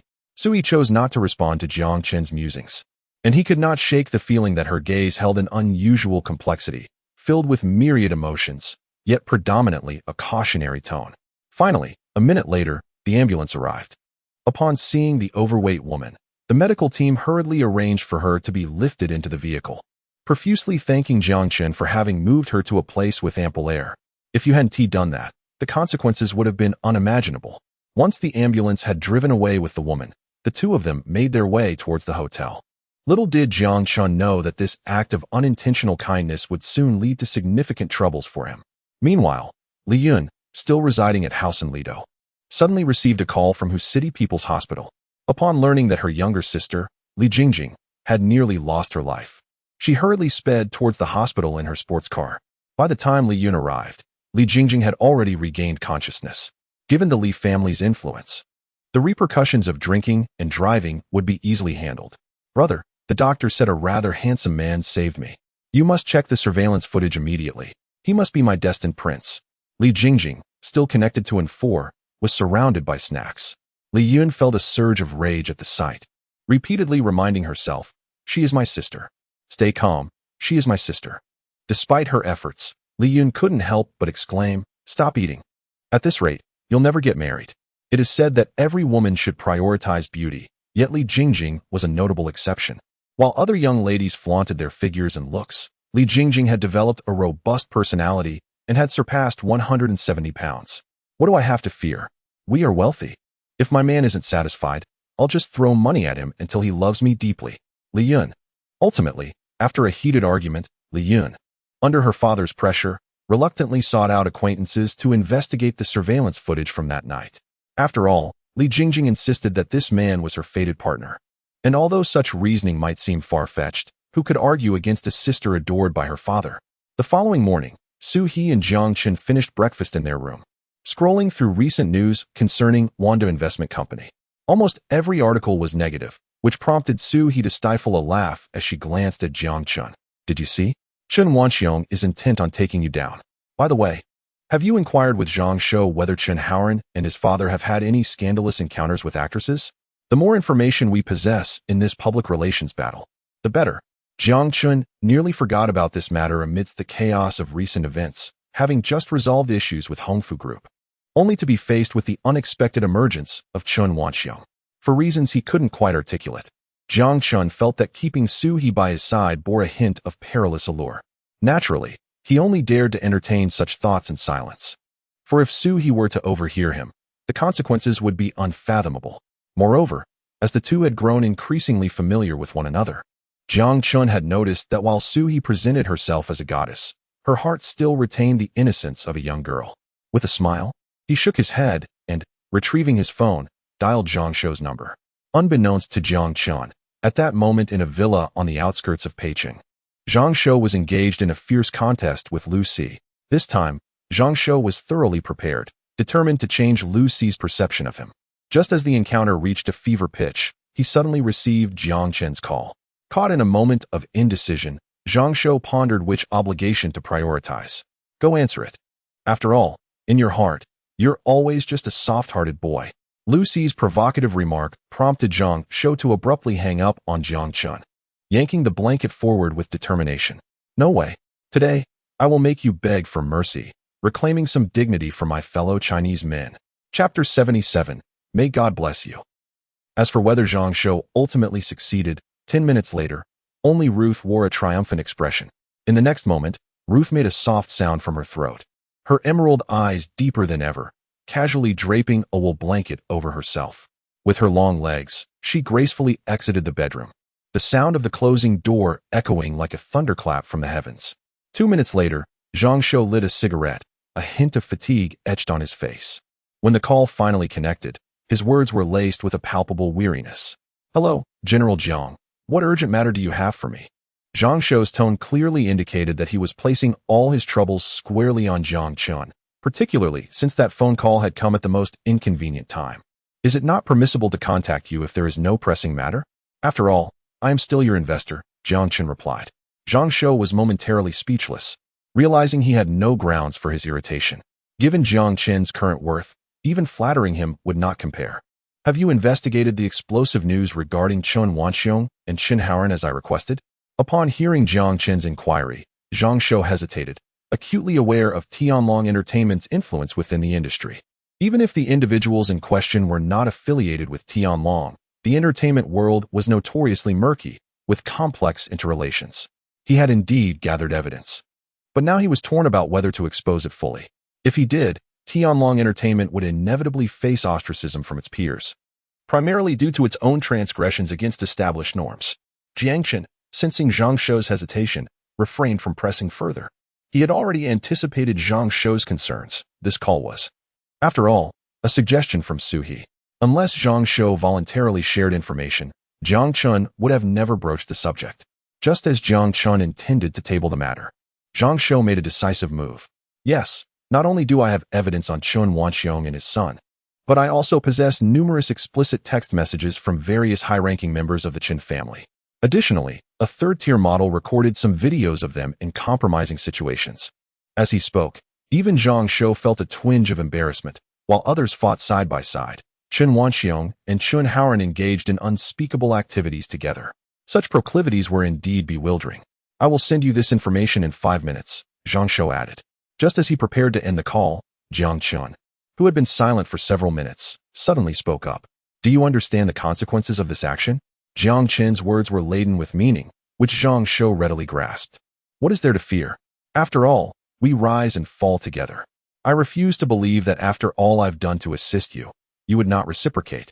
Jiang Shou retorted, prompting laughter from both men. In truth, the camaraderie between men can be straightforward yet complex. However, if neither party is driven by greed, such friendship often evolves into the most reliable of bonds. Indeed, it's even more dependable than one's own wife. After hanging up, barely 2 minutes passed before an email arrived in Jiang Chen's inbox. Upon casually opening a few screenshots and audio recordings, Su-hee's face lit up with delight. Armed with this evidence, along with the recordings provided by Sun Wang, they could obliterate the Chun family's hard-earned reputation built over decades. As for the videos included in the compressed file, Jiang Chen refrained from viewing them in Su-hee's presence, knowing full well that the content would lead to an awkward situation. Moreover, he was conflicted about whether his feelings for Su-hee were genuine affection or a desperate need for security. Are there more videos? Shall we take a look? Su-hee inquired, her gaze fixed on the bottom of the compressed file. Upon hearing this, Jiang Chen felt a wave of dread wash over him, evident by the beads of sweat forming on his forehead. Ahem, those are not suitable for viewing. Let us skip them. Not suitable.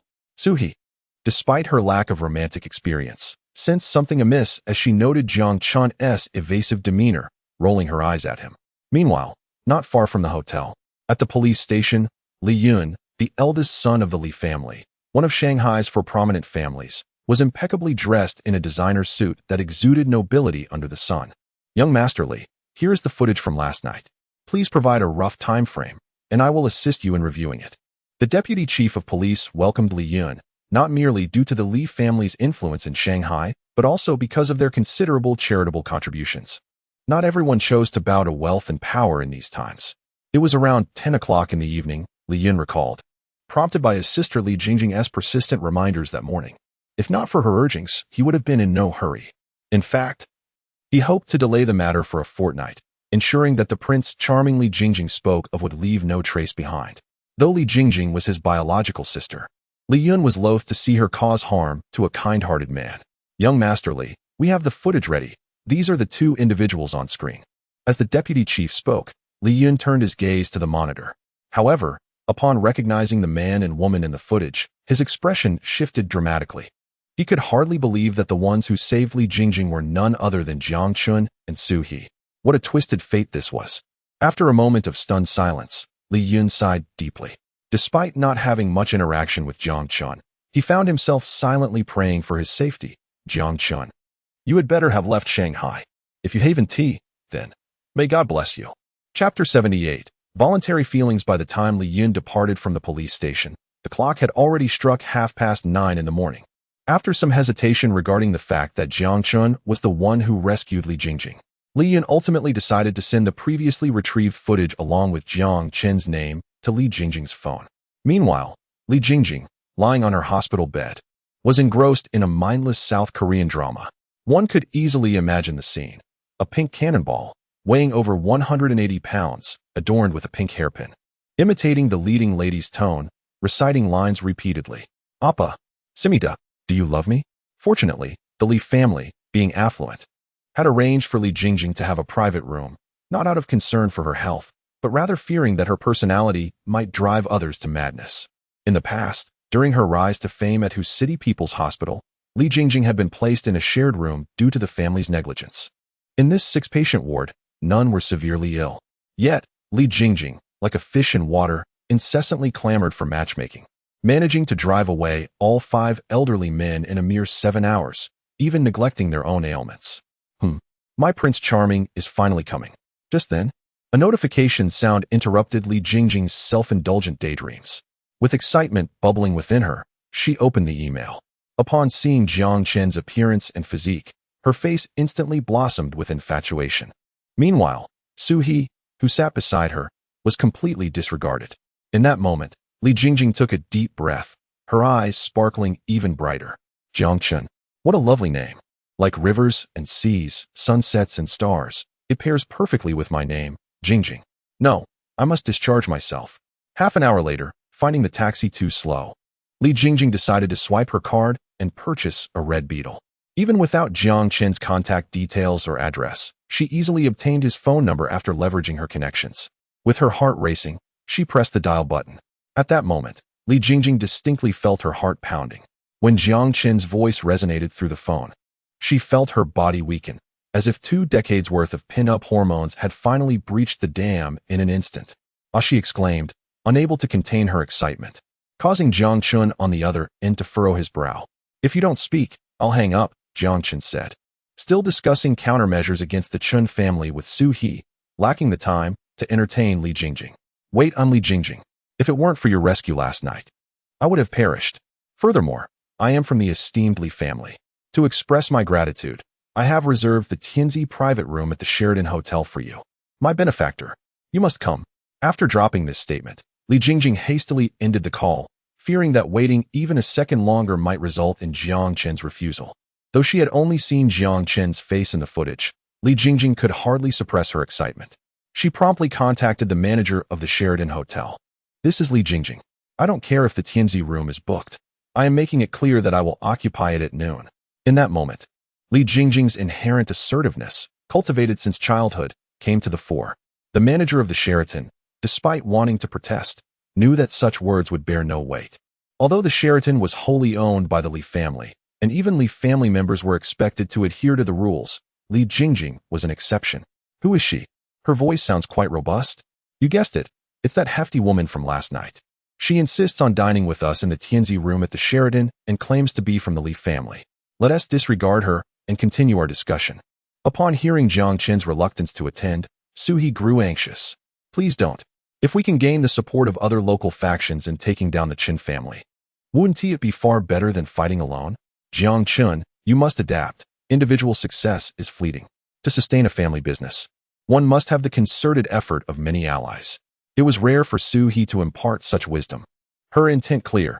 She did not doubt Jiang Chen's abilities, but wished to prevent him from suffering the consequences of arrogance. Hearing her words, Jiang Chen ultimately nodded in agreement. With some time remaining before noon, he decided to organize the negative news about the Chen family. After all, over the past few days, the Chen family's formidable connections had ensured that negative news regarding Wanda Investment Company topped the headlines daily. The frequency of such occurrences had incited envy among stars who spent exorbitantly to secure trending topics. Even negative news that reached the top would be welcomed by those reliant on public attention. Thus, Wanda Investment Company, without any announcements from Jiang Chen, appeared to be escalating the situation. This spectacle did not escape the notice of Chun Wanxiong and his associates, who could only comfort themselves with the thought that Jiang Chen was not as formidable as he seemed.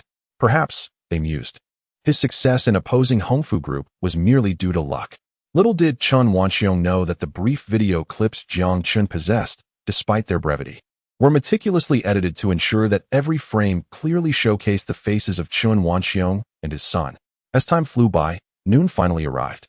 Sui glanced at her exquisite wristwatch, rose from the sofa, and pulled Jiang Chen out of the hotel. The Sheraton was conveniently located just a 10-minute walk from Su He's residence. Chapter 79. Would you be my man? 10 minutes later, as Jiang Chen and Su He arrived at the hotel entrance, they could already spot Li Jingjing in a striking pink dress from a distance. Her golden waves were clearly the result of a recent styling, her face painted in an unnaturally pale hue, and her red lips appeared as if stained with blood. Glaringly vivid. Although Li Jingjing was not unattractive, the term "indapos," beautiful indapos, did not quite encapsulate her appearance. Before Jiang Chen could utter a word, upon catching sight of him, Li Jingjing's eyes sparkled with excitement as her plump hands seized his right hand with surprising force. The other hand was busy rubbing against her palm, creating a rather awkward atmosphere that darkened Jiang Chen's expression. Suhee managed a nervous smile and greeted Li Jingjing. "Hello, I am Suhee, Jiang Chen's secretary."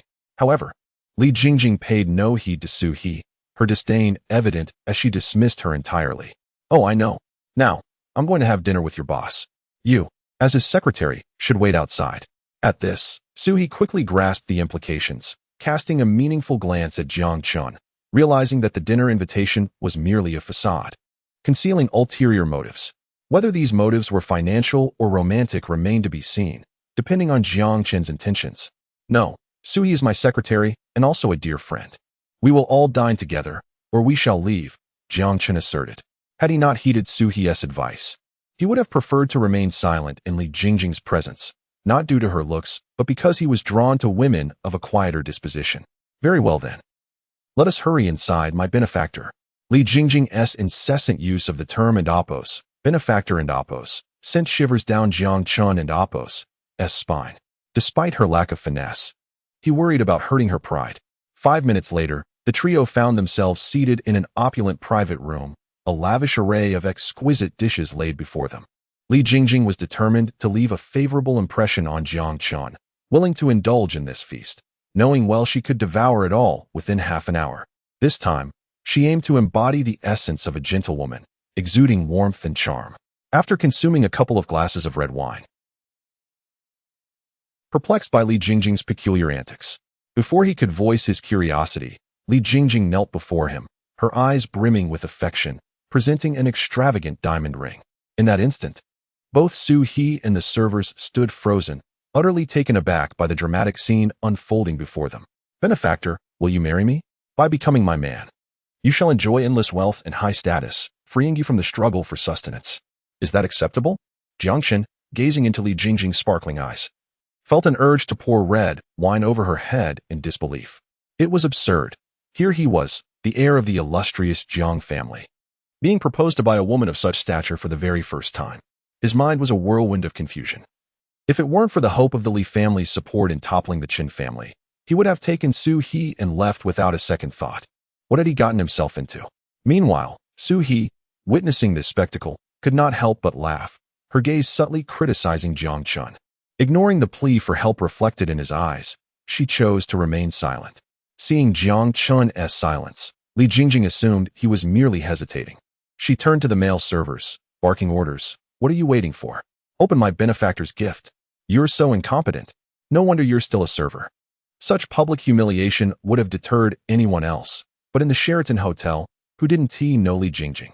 It was, after all, the establishment that had nurtured her larger-than-life persona. "Yes, Ma am." In the next moment, as the suitcase was unlatched, a cascade of crisp cash revealed itself, filling the room with the intoxicating aroma of wealth. The sight left the servers dumbfounded. One of them murmured, "If I had this much money every day, I would gladly forsake my happiness." "Benefactor, did you see? There's 3 million here, a token of our first meeting. If you agree to be my man today, we can head straight to get our marriage certificate. And don't worry about my father. He will be thrilled as long as I'm married. Have you made your decision?" Faced with Li Jingjing's relentless advances, Jiang Chen gritted his teeth, willing to take a leap of faith. He decided to navigate this situation before considering Suhee's feelings. Before Suhee could react, Jiang Chen's next move left her utterly speechless, her delicate features reflecting shock. With a swift motion, he wrapped his arm around Suhee's slender waist and pulled her close, catching her off balance. In an instant, Suhee's cheeks flushed a radiant red, her heart racing wildly. Although she longed to push Jiang Chen away, at that moment, her limbs betrayed her, rendering her powerless to break free from their intimate embrace. "Did you see? Although Suhee is my secretary, our bond is that of engaged partners, albeit not publicly acknowledged. My concern for you is purely out of worry for your safety, nothing more. My apologies." With those words, Jiang Chen tightened his hold on Suhee and strode confidently out of the room, the brief distance feeling like an eternity in Suhee's eyes.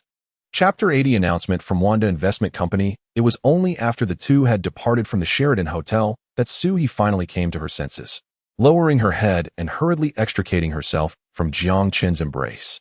Little did Jiang Chen realize the profound impact that his casually uttered words, "fiancé," had on Suhee. During those fleeting moments of distraction, she found herself grappling with the unsettling thought. Had Jiang Chen always known her true identity? Yet, that was not the crux of the matter. The real concern lay in the inexplicable sense of loss that enveloped her, despite having physically distanced herself from Jiang Chen. Her mind was in disarray, and with a furtive glance at Jiang Chen, she appeared as bashful as an inexperienced maiden. Had she truly grown accustomed to Jiang Chen's presence? The sudden emergence of this thought left Su-He momentarily speechless, even though she possessed numerous rational justifications to convince herself that it was premature to arrive at such conclusions. Nevertheless, the feelings of emptiness and desolation surged within her like a tempest, utterly consuming her. Unbeknownst to Jiang Chen, who was blissfully unaware of the turmoil brewing within Su-He, he sighed in relief upon noticing that Li Jingjing had not pursued them. The earlier scenes from the private room had haunted him like a nightmare. Must wealth necessitate the companionship of a plump woman? Had he known that rescuing Li Jingjing would lead to such turmoil, he would have preferred to shatter the glass and leave immediately. Meanwhile, within the confines of the Sheraton's private room, Li Jingjing's expression transformed from one of stupor to furious indignation, her flabby form trembling with rage. Her pink kawaii-style dress seemingly straining under the weight of her fury. The two male servers behind her were too frightened to even breathe. If there was anyone to be feared at the Sheraton, it was undoubtedly Li Jingjing. Bro, we must escape quickly. Based on my experience, the flood will erupt in less than a minute. One of the male servers, having only recently joined, was still processing the rumors surrounding Li Jingjing and was momentarily baffled by the term flood. What is a flood? We have no mountains in Hu City. But in the next instant, a deafening roar erupted from Li Jingjing, causing an entire table of delicacies to topple over as she lunged forward. Seizing the collar of the two servers, with eyes blazing, she bellowed furiously, "It's all your fault. Why weren't you here on time?" As for how the situation unfolded thereafter, Jiang Chen had no desire to know, wishing instead that he would never cross paths with Li Jingjing again.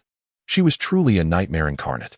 That evening, upon returning home, Li Jingjing vehemently hurled her plate of rice to the ground in front of Li Yun, prompting astonished gazes from onlookers. She then resorted to tears and tantrums, vowing that her three brothers would avenge her grievances. Should Jiang Chen learn that he had inadvertently provoked an entire family, he might well question whether his father possessed some prophetic ability. After all, throughout his life, Jiang Chen had been endlessly scolded for being a troublemaker. Wherever he went, significant events seemed to be inextricably linked to him, often in chaotic ways. Meanwhile, atop the luxurious house in Lidu, Chen Wanxiong was in significantly better spirits than in recent days. After several days of probing, he had concluded that Jiang Chen's silence merely indicated that he had overestimated him. Yet, this also implied that the Chun family would soon launch a genuine offensive against Jiang Chen's Wando Investment Company. The recent barrage of negative news and rumors was merely the first step in the Chun family's campaign to undermine Jiang Chen. Inform the online trolls and keyboard warriors that starting tomorrow, the price for every piece of information will double. Any post that tarnishes Jiang Chen or Wando Investment Company, regardless of its veracity, will be compensated at 1 yuan per post. One should not underestimate the influence of this seemingly trivial sum, nor the legion of trolls that frequently populate the internet. For some seasoned individuals, posting 2,000 times in a day was akin to child's play. Typically, the going rate was merely 50 cents per post. Otherwise, these trolls would not have earned the derisive label of 50-cent party. Although the Chen family, as the foremost of the four great families in Hu City, was not short on funds, it did not mean that Chen Wanxiong would indiscriminately squander wealth. After all, how long could a family of considerable means sustain such extravagance? Rest assured, father, Jiang Chen is not as formidable as you believe. This time, let us see your son's capabilities. I will undoubtedly triumph over Jiang Chen. Upon hearing Chun Haoran's declaration, Chen Wanxiong felt a swell of pride, recognizing that his son was finally maturing. However, the next moment, as he leaned in to whisper something into Chun Haoran's ear, his son's expression morphed into one of intrigue. Is Zhang Ziao free tonight? Of course. Father, let us go together. Zhang Ziao is holding a fan meeting in Hu City. I prefer to go alone. By the following morning, thanks to the relentless efforts of countless online trolls, a deluge of negative news had spread, catapulting Wando Investment Company into infamy across China. Even the Jiang family in the capital was aware of the situation. Heartless boss Jiang Chen, return my hard-earned money. Deceptive practices, shady contracts, and keeping young starlets. Jiang Chen, What haven't you done? My girlfriend left me because of you. You owe me for the loss of my youth. Wanda Company should shut down immediately. Since the bankruptcy of Hongfu Group, how many people in Peking have lost their jobs? Oh heavens, open your eyes. As Jiang Chen began to peruse the avalanche of negative news, he couldn't help but burst into laughter, while Sui beside him was utterly speechless, astonished that the illustrious Chen family would stoop to such underhanded tactics. Isn't it time to retaliate? Indeed, I shall no longer entertain the Chen family. I will place a call to the company and officially announce Wanda Investment Company's intention to go public. Chapter 81. The beginning. As soon as Jiang Chen's words fell, he had already dialed the phone of Song Feng, the portly figure from Wanda Investment Company in Peking. It is worth mentioning that after enduring the blow from his ex-girlfriend, this little chubby man had directed all his energies toward his work. Although Jiang Chen had merely assigned Song Feng the role of managing some trivial matters within the company, after all, it was impossible for Jiang Chen to address every detail.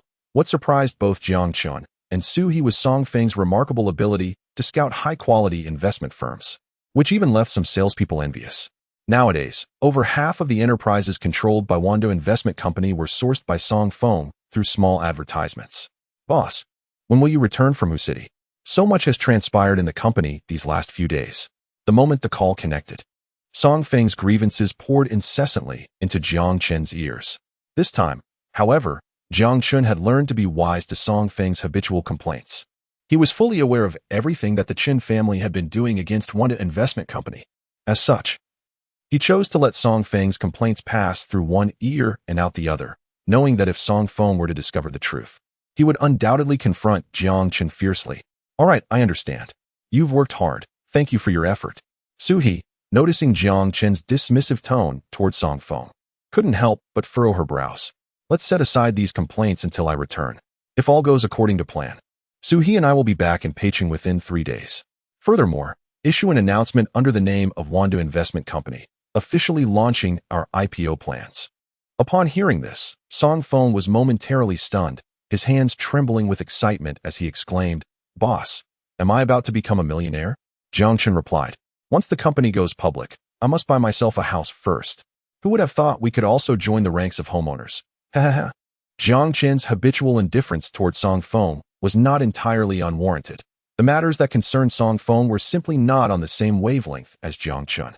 Immediately release the announcement and inform the companies we control that the final counterattack is imminent. They must be prepared. After articulating this, Jiang Chen ended the call. He couldn't help but gaze out the window at the bustling traffic, a complex emotion swirling within him. After enduring the slander from Chen Wanxiong for so many days, Jiang Chen had finally chosen to retaliate. However, he was uncertain whether the Chen family, led by Chen Wanxiong, could withstand the weight of the evidence he held. 15 minutes later, Wanda Investment Company released a simple yet significant announcement, stating, From this moment on, Wanda Investment Company officially enters the IPO process, striving to break the record for the fastest listing of a startup. Under the pressure of Chen Wanxiong's hired army of trolls, Wanda Investment Company had already been subjected to relentless defamation. Any minor disturbance would garner widespread attention across the internet. In an instant, this company, which had just fallen from the top of the trending list, reclaimed its position as the #1 trending topic. This scene infuriated a celebrity who had spent $30 million to secure her spot in second place. Wanda Investment Company is going public? How is that possible? Quickly investigate the company's background. Isn't it rumored that they are drowning in debt? How can such a company qualify for an IPO? Is this a joke? Wanda Investment Company has been established for less than 4 months, and their monthly profit has already exceeded 50 million? Countless netizens flocked to social media, commenting on the announcement from Wanda Investment Company. However, thanks to the efforts of the trolls, any favorable remarks about Wanda were quickly buried. When the news of Wanda Investment Company's IPO reached Chen Wanxiong, who had been enjoying the scent of expensive sandalwood, he was so enraged that he hurled the incense onto the floor. His temples throbbed with fury, and it dawned on him why Jiang Chen had remained unfazed by the smear campaign against Wanda Investment Company. It turned out that he had been using the Chen family's wealth and resources to create an extravagant advertisement for Jiang Chen. Quickly informed the keyboard warriors to shift their narrative, redirecting all online discussions to the alleged debts of Wanda Investment Company. Even if we have to twist the truth, let us make white appear black. At that moment, Chen Wanxiong experienced an unfamiliar sense of humiliation. A mere investment company from Peking should have been insignificant in his eyes. Yet, the man who had always believed he could crush Jiang Chen at will found himself manipulated like a pawn in Jiang Chen's game. It felt as though an invisible hand had delivered a resounding slap across Chen Wanxiong's face. In his rage, he shattered the priceless antique tea set on the table into countless pieces. Gather all senior executives of the Chen family. If you do not arrive within 30 minutes, you will no longer have a place in any company under the Chen family. The ferocity on Chen Wanxiong's face left Chen Haoran trembling in silence, fearful that a single misplaced word might unleash Chen Wanxiong's wrath upon him. With Chen Wanxiong's orders and an additional 20 million in cash flowing into the network trolls, it was said that under the influence of money, even the most righteous could be swayed. It was merely a matter of distorting the truth. For these trolls, while the risks were considerable, it was expected that any dedicated troll would possess hundreds of accounts. In just half an hour, while the public had been rallying against Wanda Investment Company for its dubious dealings, the narrative swiftly shifted to concerns about its financial situation. What? Wanda Investment Company owes the bank 10 billion, and they are also delaying employee salaries? What right do they have to go public? I demand a reasonable explanation from Wanda Investment Company. Chapter 82. Mutual harm regardless of how these critics distort the truth. They cannot alter the fact that Wanda Investment Company has embarked on its formal listing plan. The company has met all requirements in terms of both scale and net profit. Upon learning this news, the upper echelons of the Jiang family in Jiangdu were taken aback. They had previously believed that the company founded by Jiang Chen would not last long. At best, they anticipated it would flounder into a state of near demise by the time of graduation. Who could have foreseen that Jiang Chen would deliver such a monumental surprise? The implications of an impending public offering are substantial. Our young master possesses undeniable talent. Yet, given the current situation, it seems Chen Wanxiong has spent a considerable amount of money merely to promote Wanda Investment Company, and he must be seething with frustration. From my perspective, our young master is biding his time. Why announce now, of all times? Those who doubt will soon see that the so-called four great families of Huqing may find their standings altered, having offended our young master.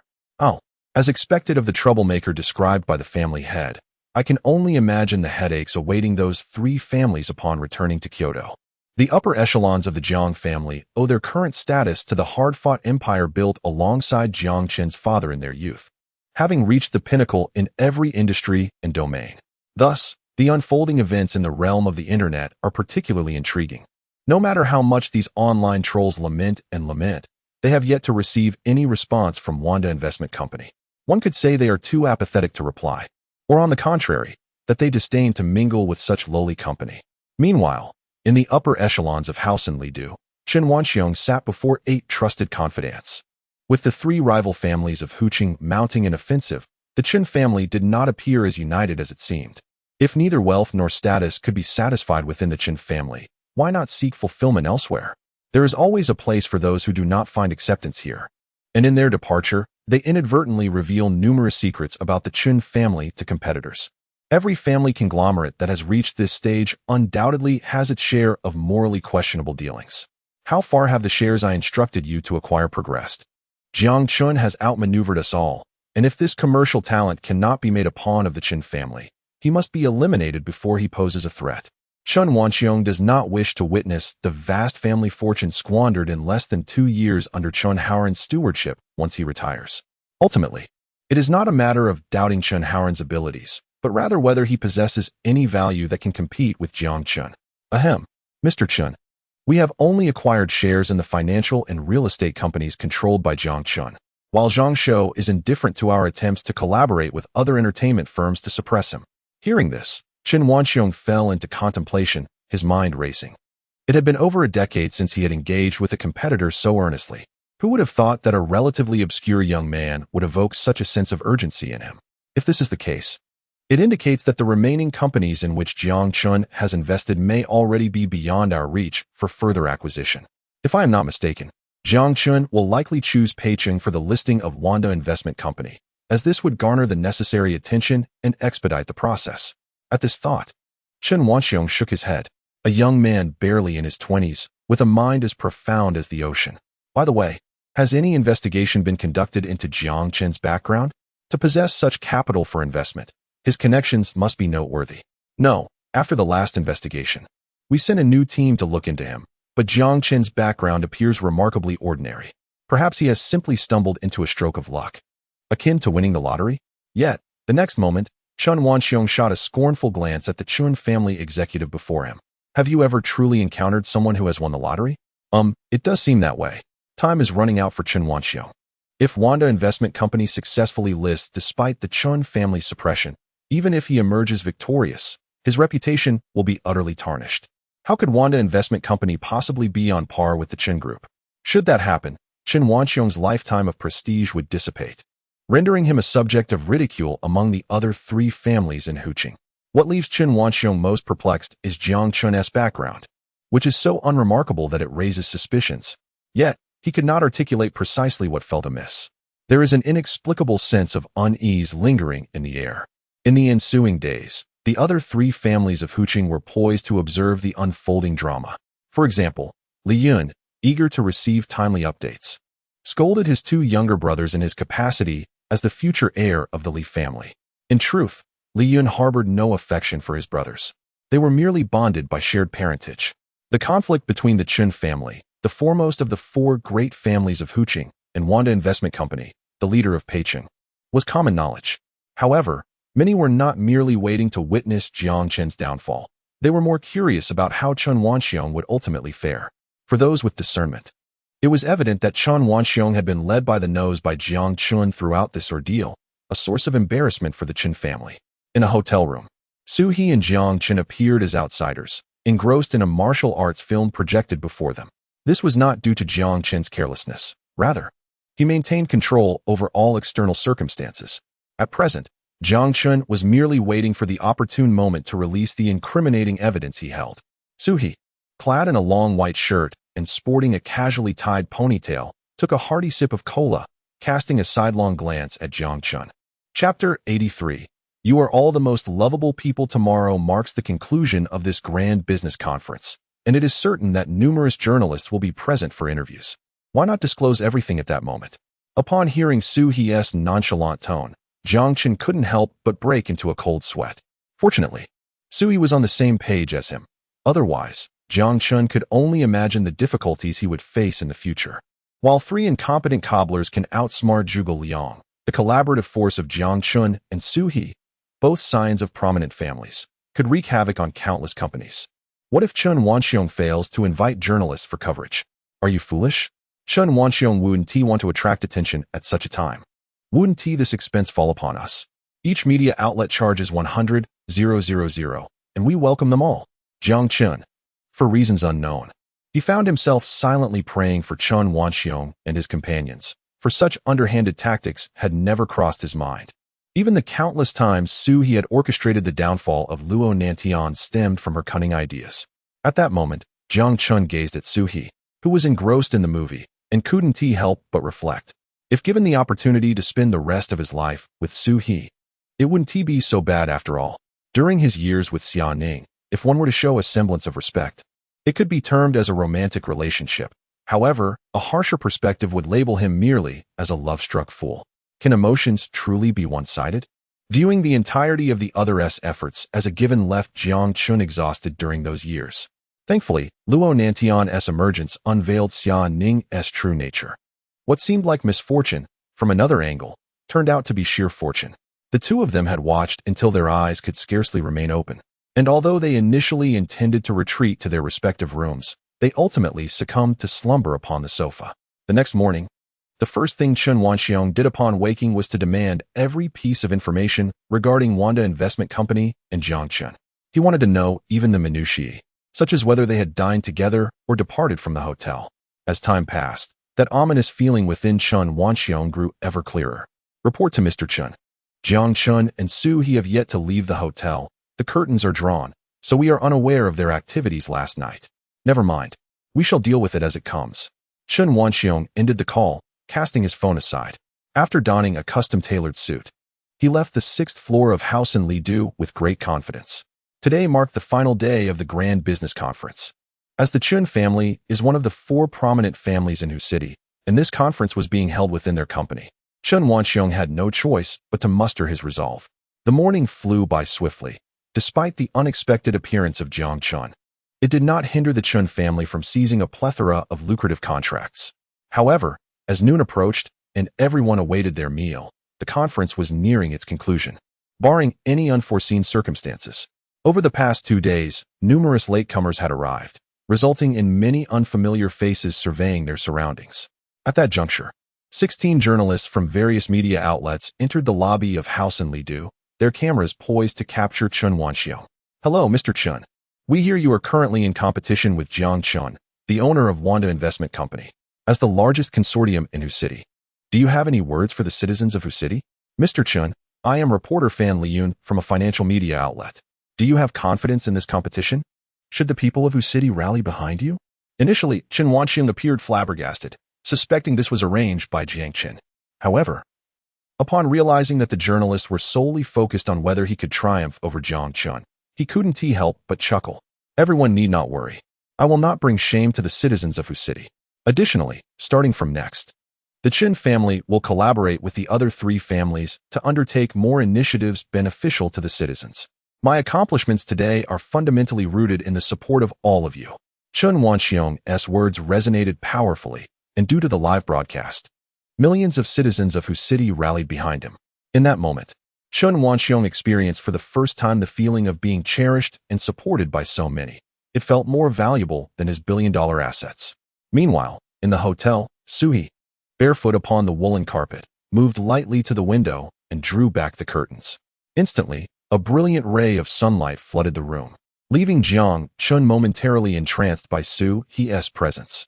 In that moment, she resembled a celestial being descended from the heavens, and the golden sunlight filtering through her form subtly revealed glimpses of things Jiang Chen ought not to see. In the next moment, Suhi stretched languidly, emitting a soft sigh as she turned to press the television's power button. Mere seconds later, Chen Wanxiong's beaming face occupied 2/3 of the 60-inch LCD screen. Let the show begin. Let Chen Wanxiong experience the taste of being cast in a negative light. You are mistaken. This is not slander against Chen Wanxiong. It is merely the truth. Jiang Chen corrected a minor verbal error of Suhi's and promptly sent the meticulously compiled first batch of incriminating evidence to one of the journalists via email.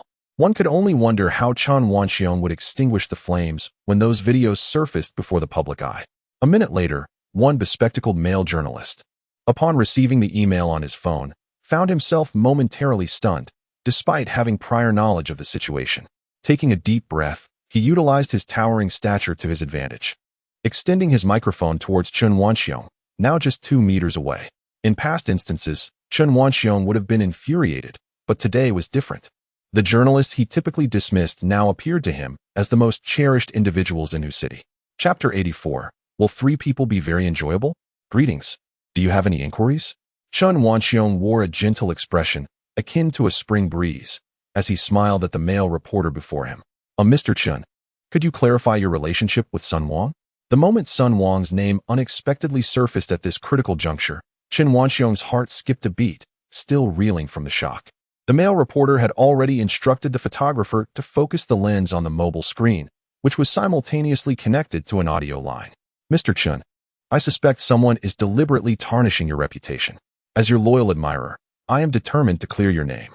Now, let us listen to the recording that was just sent to my email. Upon hearing this, Chen Wanxiong panicked, frantically waving his arms in an attempt to intervene. But the surrounding reporters had already formed an impenetrable barrier. Sun Wang, I offer you one last chance. If you refuse to transfer your project to me at a low price, do you believe I cannot find a way to halt your project's progress? Mr. Chen, could you spare me a lifeline? The price you offered barely covers my costs. Whether it suffices is of no concern to me. Chen Wanxiong, you have 3 days, 3 days to comply. Otherwise, prepare for your real estate project to face total ruin. In Hu City, there is nothing beyond my reach. Due to the audio connection, not only did everyone at House in Lidu hear the exchange, but countless citizens watching from their televisions also listened intently. The once boisterous House in Lidu fell silent. The faintest sound of a pin drop could be heard. All eyes turned toward Chen Wanxiong, whose face bore the weight of shock, as if demanding an explanation from him. However, the unexpected unfolded before Jiang Chen's eyes. The male reporter seemed intent on vindicating Chen Wanxiong and directly connected with Sun Wang through social media. Moments later, when Sun Wang appeared on television, tearfully recounting his plight, Jiang Chen could not help but smile, glancing at the nearby Sui. "Did you orchestrate this?" To his surprise, Sui shook her head. "I suspect this is Sun Wang's doing." However, Chen Wanxiong is rather foolish. He repeatedly states his own name in the recording, leaving no escape route for himself. "Mr. Sun, can you guarantee the authenticity of the recording? If it is fabricated, Mr. Chen has the right to sue you." Before the male reporter could finish, Sun Wang, wiping his tears away, offered no explanation but simply showcased his dismal surroundings through his phone's camera. The dilapidated furniture, cigarette boxes piled high on the floor, conveyed a sense of helplessness and grievance that resonated even from afar. "Mr. Chen, your heart is truly ruthless." With those words, Sun Wang abruptly ended the call. In that vast venue, amidst the opulent decor, the contrast was stark. Chen Wanxiong stood frozen, his rage simmering, as he initially believed the crowd's reaction stemmed from their affection for him. Yet, he now realized the truth. It was akin to a knife plunged deep into his heart. "No, I refuse to accept this as reality. I believe the beloved Mr. Chen would never commit such an act." At that moment, a male reporter with black-framed glasses fervently defended Chen Wanxiong, leaving him uncertain whether to be grateful to the reporter or contemplate arranging for his disappearance from Wu City. Just as Chen Wanxiong pondered how to navigate this crisis, a female reporter with striking golden waves interjected. "Mr. Chen, I suddenly received an email from a stranger titled A Letter from the Past for Chen Wanxiong." Upon hearing this, the venue erupted in a frenzy. The female reporter, clearly earnest, remembered her duty as a journalist and, without consulting Chen Wanxiong, shared her screen via Wi-Fi. When 37 screenshots of messages appeared on the television, Chen Wanxiong nearly fainted from shock. The contents were explosive, undoubtedly the handiwork of Jiang Chen, who had painstakingly curated these incriminating images. The most critical aspect was that Chen Wanxiong, due to his excessive confidence, had used his home photos as profile images on social media. Thus, even if Chen Wanxiong attempted to fabricate a story, he would find it impossible, as all publicly circulated images of him were of a formally attired man in a suit. "Darling, did you miss me today? You haven't taken the medicine I gave you? At my age, I cannot afford to have children. You must consider this seriously, my dear. Sweetheart, how is your mother's health lately? I have transferred 2 million to ensure her recovery. I will be waiting for you." These brazen messages made Chen Wanxiong wish to vanish into the ground. He was now certain that Jiang Chen was behind this scheme. Chen Wanxiong felt a surge of rage. He had believed the worst outcome would merely be mutual defamation, as the Chen family still held power in Wu City. Yet, he could not fathom how these private messages had come to light. Suddenly, a thought struck him. "Tianlong Entertainment, Zhang Shou. Where are the security personnel? All of you. Come here at once. Ensure these reporters are escorted out. Did you not see that this area is off-limits to outsiders?" Seeing that the situation was spiraling out of control, Chen Haoran shouted for security. Under his command, 30 guards rushed into the hall. However, at that moment, a nondescript man at the back of the reporters quietly connected the audio line of his camera to his phone's headphone jack. He then activated a multi-screen interaction feature. And on the grand screen of House in Lidu, an image appeared. Anyone familiar with the hotel would recognize the background instantly. Yet, in the next moment, Chen Wanxiong and his son, Chen Haoran, were depicted bare-bodied, scrambling over a woman. This spectacle shattered Chen Wanxiong's heart. Chapter 85, Interview Do Not. "You are truly terrible. Could you please come one at a time? Serving 2 people simultaneously is overwhelming for me. Could you be gentler? Who is this woman, after all?" Jiang Chen had once delved into her identity, but ultimately reached only this conclusion. The filming technique was indeed commendable. Even the audio had been cleverly disguised. Jiang Chen's original footage revealed not a single frame of her face. In other words, even without Jiang Chen's revelations, this video would undoubtedly find its way to Chen Wanxiong and his son in the future. Logically speaking, Chen Wanxiong and Chen Haoran should be thanking Jiang Chen. Ahem. If Chen Wanxiong were to hear such words, he would likely be infuriated to the point of spitting blood. The threats made in private pale in comparison to the scrutiny of millions of citizens in Wu City. Clearly, Jiang Chen's method was the most thorough. In that moment, everyone present was stunned, including Chen Haoran, who felt too ashamed to lift his head. The guests in the hall, including the reporters, numbered in the hundreds. The most critical aspect was that this was a live broadcast. Countless citizens who had previously shown concern for Chen Wanxiong fell into silence upon witnessing this scene. After all, this slap seemed to come too swiftly. Yet before the security could rush over, Chen Wanxiong waved them off, having regained his composure. He realized that any action he took next would likely become the focal point of public discourse. It is well known that if public opinion is mishandled, the result could be akin to lifting a stone only to drop it on one's own foot. No one understood the perils of public opinion better than Chen Wanxiong.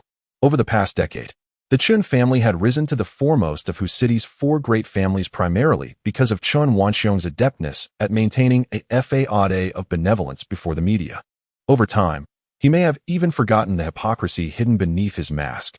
Yet, Chen Wanxiong never anticipated that Jiang Chen would present him with such a gift. This gift was indeed a hot potato, leaving Chen Wanxiong racking his brain, unable to devise a strategy to quell the impending storm. Even the hundreds of thousands of hired online commenters, initially employed by the Chen family, found themselves frozen before their screens, at a loss for what to do. Engaging in such illicit activities was already a crime, and if the Chen family were still in their prime, Chen Wanxiong would naturally handle any legal repercussions. However, it was evident to all that even if the Chen family survived this ordeal, their influence would certainly wane. This rare opportunity would not go unnoticed by the other three great families of Hu City. They would undoubtedly seize the chance to take a significant bite out of the Chen family's vast wealth. Since Chen Wanxiong's family had ascended to the pinnacle of Hu City's elite, the resentment from the other three families had accumulated to a terrifying degree. No one would be more delighted than them. They truly deserve it. Engaging in such vice is one thing. After all, every man has his physiological needs. But the fact that father and son indulge in such proclivities together speaks volumes about their bond. Following this event, I must spend a fortune to acquire that snippet of footage from the reporter and set up an advertisement screen across from House and Lidu, playing it in an endless loop. It will be fascinating to see how Chen Wanxiong navigates this calamity. After a few minutes of silence engulfed the grand hall, someone finally reacted, and a flurry of microphones surged toward Chen Wanxiong. Mr. Chen, could you explain if what was shown is true? Also, Mr. Chen, could you briefly describe the situation and your feelings at that moment? Why did you choose to share a woman between the two of you? Is this a distortion of humanity or a moral decay? Oh wait, my apologies, Mr. Chen. Could you explain to the millions of citizens of Hu City why this was done? Chen Wanxiong. At that moment, Chen Wanxiong dared not utter a single word, maintaining his silence. Moreover, no profession is more opportunistic than that of a journalist. Each question seemed trivial. Yet regardless of how Chen Wanxiong responded, it would inevitably become a topic of discussion in the future.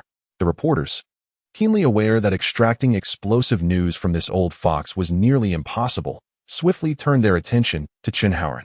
Upon witnessing this, Chen Haoran spun around and attempted to flee. But how could he outrun seasoned reporters? After roughly 10 seconds of pursuit, he found himself encircled. Chen Haoran's temperament would typically have him boiling with rage, ready to retaliate against the reporters. Yet upon catching a glimpse of Chen Wanxiong's threatening gaze, he faltered. No matter what questions the reporters posed, Chen Haoran could only muster a singular response. Mr. Chen, can you tell us if the footage is real? Chen Haoran, I don't know. Don't ask me. Is it true that you and your father have shared such peculiar tastes for a long time?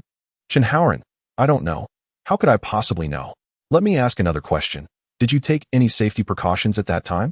Or did you, as suggested by previous chat logs, pressure each other into taking drugs? Chen Haoran, I don't know. At that moment, Chen Haoran had completely crumbled, caught between the urge to strike out and the inability to escape the reporters. Once encircled, any notion of fleeing would be met with the cameras pressing closely behind him. In a hotel room, watching the live broadcast, Jiang Chen and Su He were nearly doubled over with laughter at Chen Haoran's responses. However, Jiang Chen quickly regained his composure and dialed another call to Song Feng. Little fatty, please issue another announcement on behalf of the company. Additionally, I've sent some materials to the company's email. Just say that Wanda Investment Company has decided to sue for all accounts that maliciously defame us, regardless of the cost, and that we will not let a single one escape. Chapter 86. Shifting situations. Was the scandal exposed during the boss's live broadcast meticulously orchestrated? Additionally, from my years of experience, it is evident that the video has undergone professional editing. I find myself compelled to make an inappropriate request. However, how could Jiang Chen be unaware of the contents occupying Song Feng's mind? He promptly declined without hesitation. You are aware that this request is inappropriate. Therefore, remain silent. I expect to see this announcement within 5 minutes. Upon hearing this, Song Feng's anxiety escalated. Although the video was merely a few seconds long, he could not dismiss the alluring figure of the woman within, igniting a sense of yearning. May I rephrase my request? Before Song Feng could articulate further, Jiang Chen had already terminated the call. Simultaneously, Jiang Chen dedicated over 2 hours to compiling screenshots of various usernames, which were subsequently sent to the company's email. Despite his discontent, Song Feng complied with Jiang Chen's orders. 2 minutes later, when Wanda Investment Company released its announcement, it barely stirred any significant reaction. This situation had become so commonplace among numerous online critics that they hardly regarded it as noteworthy. After all, with countless individuals defaming Wanda Investment Company, how could it possibly pursue every case? If they truly had the leisure to do so, why was it that when female celebrities were exposed, all that followed were mere statements without any further action? Thus, these critics unanimously concluded that Jiang Chen was merely attempting to intimidate them. Brothers, do not panic. Maintain your composure. Jiang Chen is certainly just trying to frighten us, with the initial estimates indicating that there are nearly 1 million accounts involved. How could Wanda Investment Company expend such effort on us? Remain calm. This will be resolved in no more than 2 days. Once the storm surrounding Chun Wanxiong has passed, he will undoubtedly stand by us. Indeed, we have been essentially supported by the Chun family these past 2 years. We must stand together with them through thick and thin. However, these critics were gravely mistaken. Had Jiang Chen been akin to others, the Hongfu Group alone would have sufficed to crush him entirely. Yet what fate befell the Hongfu Group? What has become of Chun Wanxiong, the head of the 4 prominent families in Hu City? In other words, from the moment these online critics emerged, Jiang Chen and Su He began their scheming. The announcement of the lawsuit was merely the initial step. What Jiang Chen and Su He truly desired was for these critics to voluntarily disclose further incriminating evidence against Chun Wanxiong. Moreover, with Wanda Investment Company consistently trending at the top of searches, the newly released announcement was shared millions of times within mere minutes. Most astonishingly, at the bottom of the announcement was a compressed long image. If one were to enlarge it, they would discover a plethora of usernames occupying just a small corner.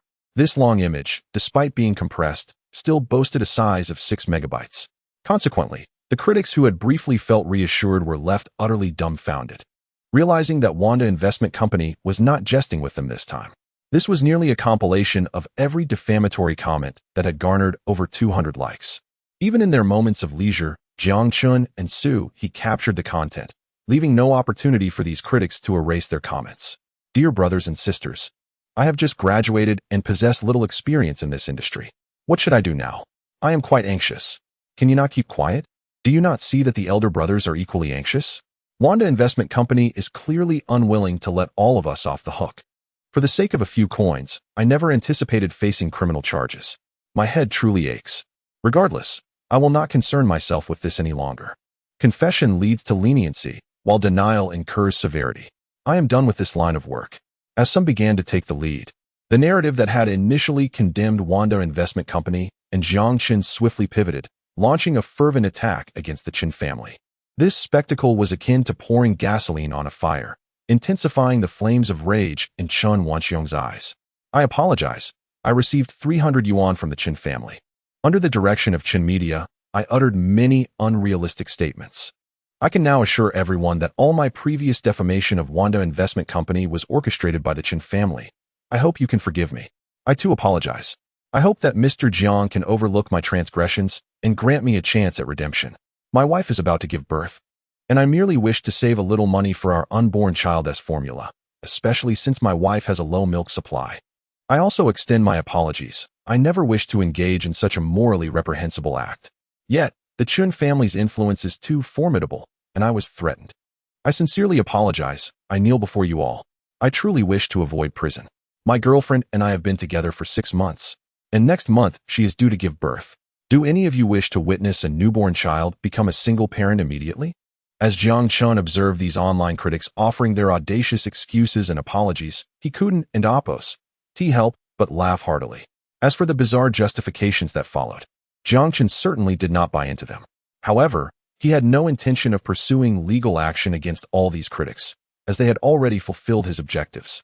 At this moment, The most irate were undoubtedly the Chen family in whose city. In less than 2 hours, they had fallen from their position as the so-called leading family to being mere pariahs. Their myriad of transgressions radiated malice, leaving countless ordinary individuals feeling a profound sense of disillusionment. If in the future, all families were to emulate the Chen family, wielding their wealth and status to act with impunity, what purpose would society serve? As events spiraled beyond control, Chen Wanxiong inhaled deeply and, seizing the opportunity while the reporters were distracted, fled the scene. Even his son, Chen Haoran, had become a stepping stone for his father. Having reached the uppermost level of House in Lidu and stationed several security personnel at the entrance, Chen Wanxiong finally collapsed onto the floor. His pallid face was suffused with an overwhelming sense of powerlessness. The vast empire he had yet to fully establish had been utterly suffocated by Jiang Chen's relentless counteroffensive. Chapter 87. Doubts about Su He's identity at this moment. To claim there was no regret would be sheer bravado. In truth, Chen Wanxiong was nearly consumed by remorse. If there existed a potion for regret in this world, he would spare no expense to procure it. Upon first encountering Jiang Chen, he should have kept a safe distance from such a calamity. What he intended was to transform Jiang Chen into a pawn of the Chen family. Instead, he had unwittingly invited disaster upon himself. Alas, after a lifetime of playing the eagle, he found himself ultimately undone by the very creature he sought to embody. As for the ensuing developments, even Chen Wanxiong dared not contemplate them in detail. The hierarchy of power in whose city was poised to undergo a cataclysmic shift.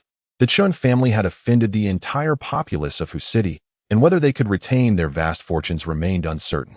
Chen Wanxiong was acutely aware that the other 3 prominent families in whose city had long harbored grievances and would not forfeit this unprecedented opportunity. If Jiang Chen's series of counterattacks succeeded in dragging the Chen family down, the stage would soon be set for the other 3 families to perform. What vexed Chen Wanxiong the most was that, in their efforts to tarnish Wando Investment Company, the Chen family had expended an astronomical sum of resources and connections. Not only did they fail to achieve their desired outcome, but they also inadvertently provided Jiang Chen with stepping stones for success. This inadvertently cemented Wando Investment Company's notoriety across all of China, significantly propelling their forthcoming public listing. Did he harbor resentment? Certainly. Yet, deep within, he began to feel a sense of trepidation towards Jiang Chen, a young man barely in his 20s, who possessed such profound cunning. Were the Chen family merely a trifling entity, Chen Wanxiong could accept defeat. However, the Chen family stood as the foremost among whose cities 4 great families. The disparity in their respective standings was monumental. The once advantaged Chen Wanxiong now faced a catastrophic downfall. Simultaneously, the other 3 families in whose city convened urgent and critical meetings, lamenting Jiang Chen's prowess while mobilizing their entire familial resources to launch an offensive against all of the Chen family's subsidiaries. They seized the moment of vulnerability. For business knows no mercy. If compassion existed in the realm of commerce, then the multitude of affluent families and conglomerates within China would not have flourished atop the ruins of countless defunct enterprises. They instructed every member of their families to halt all business operations and initiate an assault on the Chen family at rock-bottom prices, aiming to consume Chen Wanxiong's 3 subsidiaries within a month. Such an opportunity was rare, and any failure to deliver would result in expulsion from the family. Furthermore, a warning was issued. While the pursuit of romantic entanglements was neither condemned nor endorsed, if any scandalous footage emerged, those responsible could expect to be cast out with nothing. The united onslaught of whose city's 3 great families against the Chen family commenced sooner than Jiang Chen had anticipated. He had expected this assault to begin only after Chen Wanxiong had thoroughly lost his reputation. Meanwhile, seated across from Jiang Chen, Su He's necklace gleamed in the sunlight, reflecting an extraordinary radiance. A simple dress accentuated her unique aura. Her captivating eyes sparkled, and upon hearing Jiang Chen's words, she chuckled softly and shook her head. You are mistaken. The animosities that have amassed over the years among these 3 families have reached an irreconcilable state. Chen Wanxiong is now akin to a rat scurrying across the street, and they are unwilling to wait even a moment longer. Jiang Chen nodded thoughtfully at Su He's explanation. Sometimes, he found himself perplexed about what thoughts occupied Su He's mind. He had spent his youth absorbing his father's business acumen, but what had shaped Su He? With this thought in mind, he hesitated but ultimately posed the question that had lingered in his mind. Su He, what do your family members do? A typical household could hardly nurture someone of your caliber. The moment Jiang Chen's words resonated in Su He's mind, they struck like a dull thud, reverberating through her thoughts. She hesitated, contemplating whether to reveal her true identity to Jiang Chen. Yet, once spoken, it might sever any chance of friendship between them. The outcome would either lead to an alliance through marriage, sealing a familial union, or, upon revealing her identity, Jiang Chen might disdainfully distance himself. Crucially, Su had developed feelings for Jiang Chen that resided in an awkward limbo, poised between friendship and romance. To advance further was a dilemma she grappled with. Although her mind was a tempest of emotions, she maintained an unwavering facade, carefully concealing her inner turmoil. After a moment of feigned contemplation, she spoke. My family isn't as formidable as you imagine. We merely engage in small businesses. If I were truly wealthy, would I be your secretary? Ultimately, Su chose to keep her secret, wanting to indulge in a moment of selfishness as graduation approached. Oh, Jiang Chen replied, nodding. After sipping his coffee, he directed his gaze out the window, observing the bustling traffic below. The assault by the three great families on the Chen family had far exceeded the expectations of both Su He and Jiang Chen. The three families were determined to annihilate Chen Wanxiong completely, driven by a relentless pursuit of vengeance. With the support of countless netizens and millions of Husidi's citizens, the stock prices of all publicly listed companies under Chen Wanxiong plummeted into the red. In a mere 2 days, the valuation of Chen Wanxiong's company had plummeted by over 70%. Fortuitously, Chen Wanxiong's ventures were in tangible industries, granting him a fleeting opportunity to breathe. Had he been operating in the volatile realm of the internet, he would have faced bankruptcy within a day. Even so, the stature of Chen Wanxiong and his family had significantly diminished, their wealth evaporated. They resigned themselves to misfortune, yet since the scandal involving the footage, Chen Wanxiong had not dared to step outside the confines of House and Lidu. The hundreds who had attended the previous business conference felt embarrassed and hastily exited, all drawn into a meeting orchestrated by Li Yun. Chapter 88. The struggle for power regarding the business conference organized by Li Yun. Both Jiang Chen and Su He were aware of it, yet they had no intention of attending. On one hand, with the assistance of Chen Wanxiong, Wanda Investment Company had begun its listing process, rendering Jiang Chen indifferent to these so-called collaborations. After the listing, regardless of the stock market's fluctuations, Jiang Chen would merely need to remain within the company, where a steady stream of contracts would await his review. On the other hand, the three prominent families of Husidi had become frenzied as if sharks had caught the scent of blood, aggressively targeting Chen Wanxiong's companies. In just 2 days, they had already consumed 1/5 of Chen Wanxiong's peak assets. The future remained uncertain, and whether Chen Wanxiong could endure was no longer a concern for Jiang Chen and Su He. The logic was simple. When Chen Wanxiong chose to act against Jiang Chen, he should have anticipated such an outcome. However, Su He estimated that even if the Chen family miraculously avoided collapse this time, they would be too intimidated to flaunt their success in the near future. At this moment, Su He and Jiang Chen were each in their respective rooms packing their belongings. After arriving in Husidi, the items Su He had purchased could likely fill 3 vehicles, not due to a concern for money, but rather Jiang Chen was bewildered as to how he had managed to carry so much. Suddenly, an unfamiliar call came through to Jiang Chen's phone. Upon seeing that it was from Husidi, he reluctantly pressed the answer button. Before he could speak, Li Yun's calm voice echoed through the line. General Manager Jiang, allow me to extend my congratulations in advance. Wanda Investment Company has officially entered the listing stage, and the Li family will certainly provide strong support. Li Yun, basking in the glory of success and his status as the eldest son, was understandably more excited than the other members of the Li family. After all, who in this era would disdain wealth? Thank you. What can I do for you? Jiang Chen replied. Well, due to Chen Wanxiong's situation, this year's triannual gathering has disappointed you. Therefore, the Li family is hosting a dinner tonight at the Sheraton Hotel for everyone. Although it is called a dinner, it is, in essence, a farewell. General Manager Jiang, you have assisted us immensely. If you don't attend, my father might just use his belt on me. You cannot stand by and watch. Li Yun joked, fully aware that he was not well acquainted with Jiang Chen and attempted to bridge the gap through humor. Hearing Li Yun's words, Jiang Chen sighed helplessly. He genuinely wanted to decline, as he felt the dinner was unnecessary. However, Li Yun was the eldest son of the Li family, and their relationship, though not particularly close, was not adversarial either. Furthermore, if all went as expected, The Li family could very well become the foremost of Hu City's 4 prominent families. This was not to imply that Jiang Chen feared the Li family's power. He understood the principle of not striking at those who extend a friendly hand. After pondering for several seconds, Jiang Chen responded, "All right, since I am leaving Hu City tomorrow, I will pack up with Su He and we will certainly attend." "Great. I will be awaiting your esteemed presence," Li Yun replied before hanging up. As he turned away, he shot a fierce glare at Li Jingjing and his 2 half-brothers. "Let me tell you 3, when Jiang Chen and Su He arrive tonight, do not provoke them. Otherwise, do not blame me for turning against you." After leaving this warning, Li Yun departed from the Li family's villa. Unbeknownst to him, as he drove away, Li Jingjing looked at Li Hai and Li Hao with glistening eyes, filled with despair. "Are you both unwilling to help me? Jiang Chen is my savior. I have investigated and discovered that he and Su He are merely colleagues. The last time at the Sheraton, they were clearly putting on an act for me. If you can get Jiang Chen drunk tonight and bring him to my bed, I promise to share some of my stock with you after our father passes. What do you think?" While others seek wealth to bear children, Li Jingjing was a unique case, determined to pursue Jiang Chen with monetary incentives.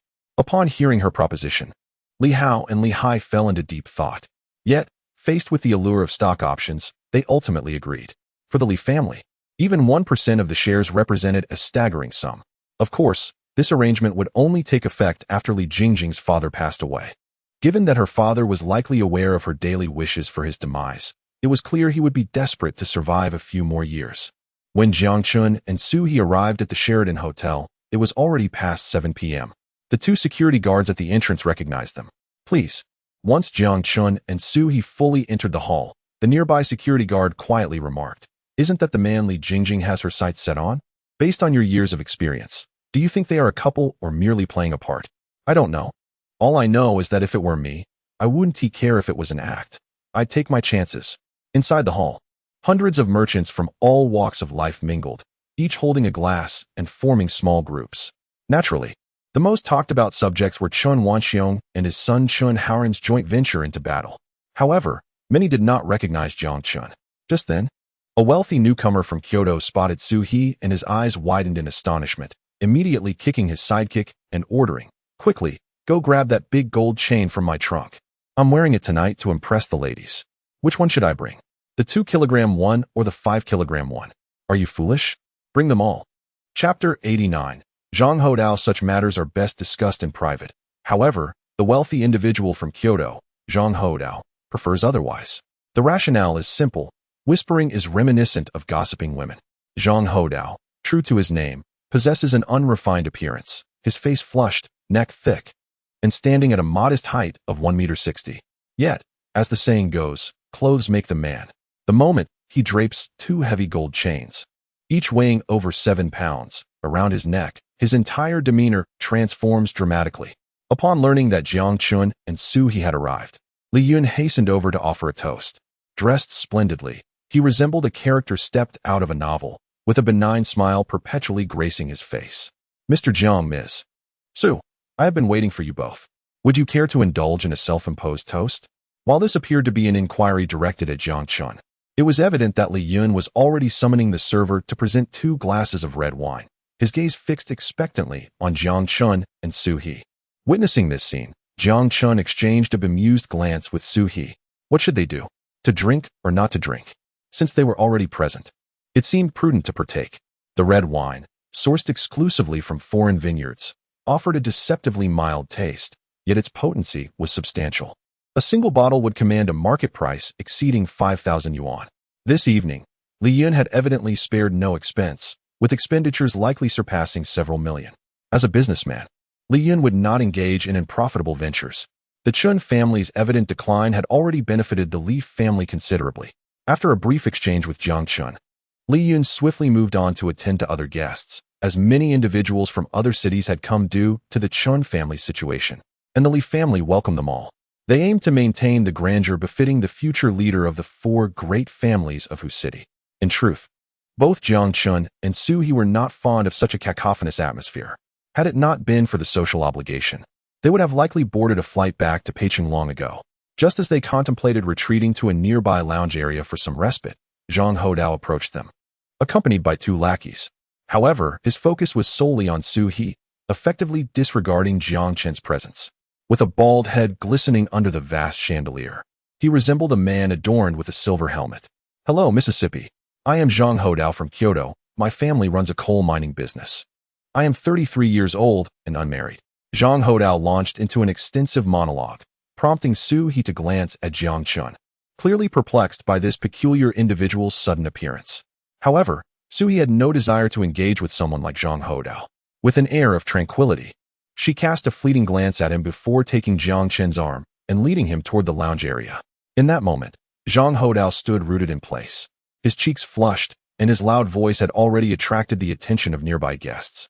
Before Zhang Hodao could conjure an excuse to retreat, the surrounding guests seized the opportunity.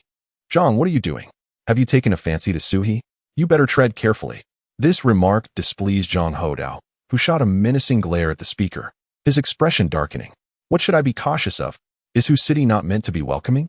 Although this statement seemed fairly reasonable, his subsequent words revealed his true nature. "Besides, I am not married. What is wrong with pursuing my own happiness? Who are you to meddle in my affairs?" The speaker had intended to offer a friendly warning.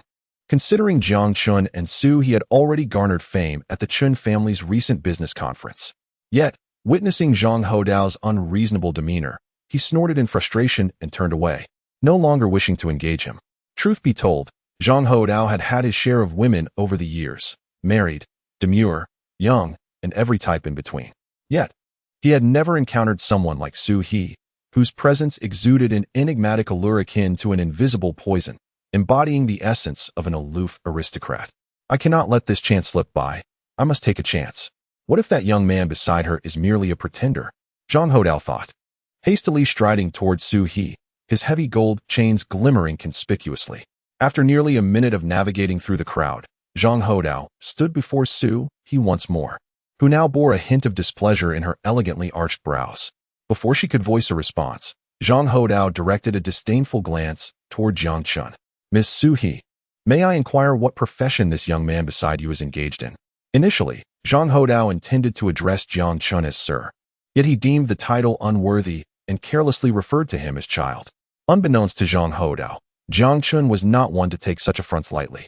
While he might initially choose to ignore the slight, should he become truly angered, the consequences would be dire. Being in his 20s, he found it particularly irksome to be called a child in front of Su He. An inexplicable sensation churned within him, as if an invisible hand urged him to uphold his dignity before her. "How dare you speak to me in such a manner? Moreover, why should my profession concern you? Keep your distance."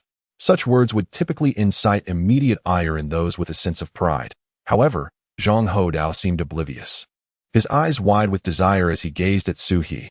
Taking a deep breath, he boldly declared, "Miss Su He, I genuinely admire you.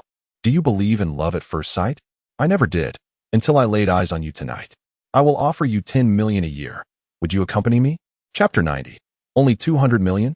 In the next moment, an icy aura emanated from Su He, as though the temperature in the surroundings had suddenly plummeted.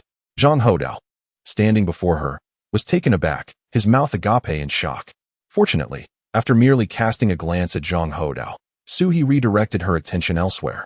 Moreover, to think that a mere 10 million could suffice to support Su He, setting aside the formidable family backing her. One must consider that a family capable of forming an alliance with the Jiang family is not to be underestimated. Such claims might deceive those newly emerged into society. But one must remember that Jiang Chen is present before Su He. 10 million? Jiang Chen couldn't help but chuckle. Bemused by Zhang Hodao's audacity, was he genuinely wealthy or merely pretentious? 10 million a year amounts to less than 30,000 a day. What could such a sum accomplish? Thus, when Jiang Chen's dark pupils suddenly gleamed with derision, Zhang Hodao furrowed his brow, unable to restrain himself from exclaiming, "If the amount is insufficient, just name your price. I lack nothing but money. Whatever you ask for, I shall provide." Were it not for Zhang Hodao's earnest expression, Jiang Chen would have been tempted to deliver a punch. Was this man truly oblivious to the fact that he was the owner of Wonder Investment Company? "Do you even know who I am?"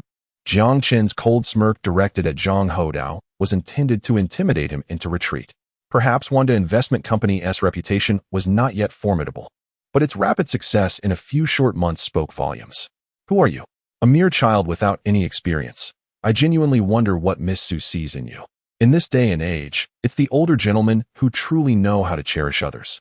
Jiang Chen was utterly at a loss for words regarding Zhang Hodao, pondering whether he was invited by the Li family or the Chen Wanhong, questioning why they sought out such dimwits. How about this? Name your price, and I will give you a sum to leave Miss Su alone. At that moment, as Jiang Chen and Zhang Hodao found themselves in a standoff, several onlookers in the distance could no longer contain their laughter. After sharing a glance with a few friends, they approached Jiang Chen. What is the point of talking? Why not compare who has more money? The speaker was a real estate mogul from Wu City. His proposal stemmed from a selfish motive. He was currently burdened with a bankrupt property that no one in Wu City wished to touch. If he continued to wait, he risked losing 200 million in capital. What's the comparison? Zhang Hodao was quick to bite. Jiang Chen, however, regarded the man with a knowing glance. He vaguely remembered this individual, Zhang Daqian, who ran a failing real estate firm. Upon hearing Zhang Hodao's words, Zhang Daqian's face broke into a broad smile, as this was precisely the scenario he had been waiting for. I have a bankrupt property, covering approximately 200,000 square meters. While it is somewhat out of the way, it remains within the capital city. Unfortunately, I lack the funds to develop it further. You two appear to be promising young tycoons. Could you possibly lend a hand? Jiang Chen listened intently to Zhang Daqian's description, sensing an underlying motive. Somewhat out of the way? Where exactly is it located? If it were as Zhang Daqian claimed, the four great families of Wu City would never abandon such a property. Perhaps it had already been dismissed by every company in the city. Zhang Daqian, confronted by Jiang Chen's direct inquiry, displayed a clear sense of embarrassment, as he grappled with whether to reveal the truth. It's south of the moat, near Beihai Cemetery. As Zhang Daqian finished speaking, Zhang Hodao waved dismissively. You wish to invest, correct? Do you have a contract? Wherein we supposed to compare wealth? I have plenty of money. Just tell me how much you need. Upon hearing this, Zhang Daqian was instantly exhilarated, realizing he had finally found a gullible investor. Initially, he had intended to borrow money to develop another project, but a recent government decree had prohibited construction near Beihai Cemetery for the next few years. For other corporations, 200 million tied up for a brief period might be inconsequential, but for Zhang Daqian, it was a different story. Although his company appeared to be in real estate, it was primarily focused on quick turnover investments. I require 100 million in exchange for 50% equity. Fearing that Zhang Hodao might quickly change his mind, Zhang Daqian swiftly produced the contract. As soon as Zhang Hodao signed, even if he later attempted to back out, he would face substantial penalties. From Zhang Daqian's arrival to this moment, only 5 or 6 minutes had elapsed, yet Jiang Chen had already seen through his scheme. Otherwise, he wouldn't have been sitting back, waiting to observe how Zhang Hodao would fall into Zhang Daqian's trap. Upon hearing the demand for 100 million, Zhang Hodao deflated like a punctured balloon. His initial intent to flaunt his wealth and pursue Su He now seemed overwhelmingly costly. Noticing the discomfort on Zhang Hodao's face, the astute Zhang Daqian sighed and turned his gaze toward Jiang Chen. Mr. Jiang, what do you think? Before Jiang Chen could politely decline, Su He, seated beside him, gently nudged him with her knee. Though she said nothing, the unspoken understanding between them allowed Jiang Chen to grasp her meaning immediately. How about this? You need not seek investors for your project. Instead, sell it to me directly for 200 million. Chapter 91. Please get me some medicine. After lightly uttering this phrase, Jiang Chen cast a glance at Su He. Upon observing the expression in her beautiful eyes, he quietly exhaled in relief. Indeed, Jiang Chen's initial apprehensions were unfounded. Although he remained unaware of Su He's reasons for urging him to purchase this project, which had garnered skepticism from everyone, he held no doubts. He feared that in the future, should he uncover the true nature of the family behind Su He, he would undoubtedly regret not having seized all the abandoned projects in Wu City when he had the chance. Alas, in this world, regret is a luxury that does not exist. Furthermore, 200 million, for Jiang Chen at this juncture, merely represented 4 months of profit for his company. However, when this statement reached the ears of Zhang Daqian, it nearly provoked him to kneel before Jiang Chen in excitement. He had anticipated finding a big spender, only to stumble upon someone so naive. Naturally, Zhang Daqian dared not voice such sentiments. Initially, he believed securing 100 million in funding was already commendable. Yet upon hearing Jiang Chen's outright decision to buy out, a wave of euphoria enveloped him. Nearby, several onlookers who recognized Jiang Chen noted the competition between him and the Chen family. It was evident that Chen Wanxiong and his son, Chen Haoren, had invested considerable resources and finances in their scheme to undermine Jiang Chen, only to find themselves outmaneuvered. All their efforts ultimately propelled Jiang Chen's company toward its public listing. This did not imply Chen Wanxiong's foolishness. Rather, it underscored Jiang Chen's prowess as a commercial prodigy, suggesting that every move made by Chen Wanxiong had been anticipated by Jiang Chen. Be cautious, President Jiang. Indeed, the Beihai Cemetery lay a staggering distance of over 100 kilometers from the center of Hu City. This was not merely a little remote. It was as if it were situated in the depths of the countryside. President Jiang, exercise caution. The company is currently in the process of listing, so it would be prudent to refrain from further investments. Those offering kind warnings to Jiang Chen were simply averse to seeing him fall victim to Zhang Daqian's schemes. Before Jiang Chen could respond, Zhang Daqian, the astute negotiator, became visibly displeased by the unfolding scene. Like a scorned woman, he began to lash out at those who had previously cautioned Jiang Chen. In a matter of moments, he had rebuked them all. Are you jesting? It is not every day one encounters such a favorable opportunity. How could Zhang Daqian allow this succulent morsel to slip away? Do you possess the contract for the transfer of the project? If so, let us sign it directly. Jiang Chen shook his head, not out of reluctance to explain, but because he himself remained oblivious to Su He's true intentions. Yet such considerations were far from Jiang Chen's mind. Even if the two of them incurred losses, it would amount to mere months of profit for one investment company. Yes, yes, yes. Zhang Daqian eagerly nodded, his hands trembling with excitement as he retrieved the contract. Once Jiang Chen affixed his signature, Zhang Daqian turned and departed the Sheraton Hotel with unprecedented speed. Fear gripped him. He was acutely aware of Chen Wanxiong's prowess and the potential repercussions of Jiang Chen's realization of the situation. Now that the contract was signed, Zhang Daqian did not fret over when the funds would materialize. Moreover, even if Jiang Chen were to retract his agreement, he would still be liable for a 20% penalty fee, amounting to a staggering 40 million. In this day and age, for Zhang Daqian's company, exceeding $1 million in annual profits was a cause for immense gratitude, as if he were honoring generations of ancestors. Jiang Chen watched with amusement as Zhang Daqian's figure vanished from sight, shaking his head in laughter as he placed the signed project transfer contract into Su He's bag. Meanwhile, Zhang Hodao, who had initially intended to lavish $1 million on Su He for a year's companionship, had seemingly departed, perhaps realizing the vast gulf between himself and Jiang Chen as he witnessed the latter's casual mention of 200 million.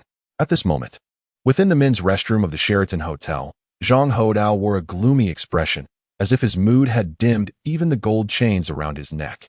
It was evident that a person's disposition could influence everything. The two subordinates beside him, adorned with tattoos of dragons and tigers, exuded an air of intimidation. Yet whether they possessed true capability remained to be seen. Forget it. Do you two have that thing on you? Zhang Hodao contemplated abandoning his pursuit of Su He. Yet the moment he closed his eyes, her visage would invade his thoughts. What thing? The two subordinates were evidently bewildered by Zhang Hodao's inquiry.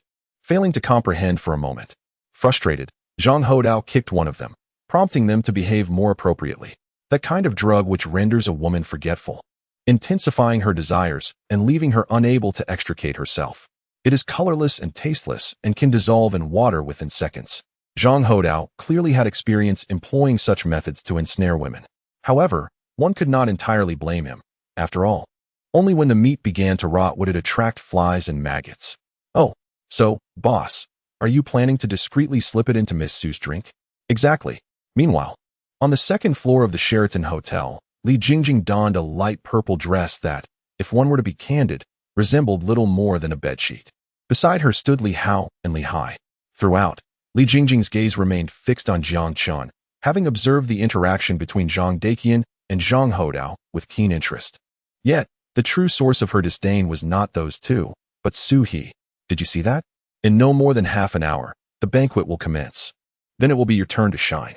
Remember, my lifelong happiness rests upon your shoulders. You must ensure Jiang Chen is thoroughly intoxicated and taken to my room. Though Li Jingjing's plan appeared flawless, as men, they understood the nature of their kind. Furthermore, despite being the offspring of a second marriage, Li Hao and Li Hai had never lacked for wealth. After a moment of hesitation, Li Hai finally spoke to his sister. Sister, you might not realize, but if a man becomes excessively inebriated, he may not perform as expected. Chapter 92. If one is to deceive, let it be to what? Despite Li Jingjing's fierce demeanor, she remains a maiden, proud in her self-assessment, and no one can afford to provoke this formidable tank. Why is that? Is it not said that men become remarkably potent when intoxicated? Yet, Li Hai and Li Hao, being her brothers, spoke so bluntly that the atmosphere became exceedingly awkward. Let me explain. You would not comprehend, but I shall prepare some medicine for you shortly. I assure you, even if one is utterly inebriated, one shall still be capable in that regard. Do you understand my meaning now? Upon hearing Li Hai's words, rather than feeling anxious, a small thrill of excitement stirred within Li Jingjing. Time passed swiftly, and with Jiang Chen and Su He having secured their tickets back to Peicheng for the following day. Li Yun was certainly aware of this. Thus, even though the banquet had not yet commenced, he considered that Jiang Chen and Su He would need to rise early, prompting him to rise from the crowd and clap his hands, silencing the surroundings. Ladies and gentlemen, the hour grows late. Let us enjoy a meal together and conclude this gathering. The Sheraton Hotel has graciously prepared 300 rooms for us, so I wish you all a delightful evening. One cannot help but admire Li Yun's social prowess. Though he is not particularly eloquent, he always manages to seize the right moment, far surpassing Chen Haoran in this regard. Haha, Mr. Li, your generosity is commendable. Let us not be modest tonight. Come, let us dine together and savor the renowned delicacies of the Sheraton Hotel, which has gained fame throughout the entire city. As for Jiang Chen and Su He, they were personally invited by Li Yun, for he genuinely feared that they might depart without notice. 5 minutes later, all guests had taken their seats for the banquet. However, Jiang Chen and Su He chose to remain low-key and did not sit with Li Yun and the others. Nonetheless, a considerable portion of the attendees instantly recognized them, for there are few in this world who have so thoroughly outwitted Chen Wanxiong. One cannot merely say outwitted, for it is more accurate to assert that Chen Wanxiong brought misfortune upon himself, with Jiang Chen merely acting in defense. Before long, an array of exquisite dishes, representative of the culinary diversity of the city, was served by the waitstaff, the aroma of wine wafting through the air, accompanied by the constant sound of toasting glasses. Suddenly, Zhang Hodao, who had mysteriously disappeared earlier, reappeared and, whether by design or chance, chose to sit directly across from Jiang Chen, grinning broadly at him. Brother, I must apologize for my earlier behavior. I failed to recognize your stature and spoke many words in error. Allow me to toast you. Before Jiang Chen could respond, Zhang Hodao raised his glass and downed it in one gulp. As the saying goes, one should not strike a smiling face. With Zhang Hodao having spoken thus, Jiang Chen felt it inappropriate to voice any further objections. Meanwhile, Li Hai and Li Hao, also on a mission, attracted Li Yun's watchful gaze, especially when he observed them approaching Jiang Chen, causing him to spring to his feet in alarm.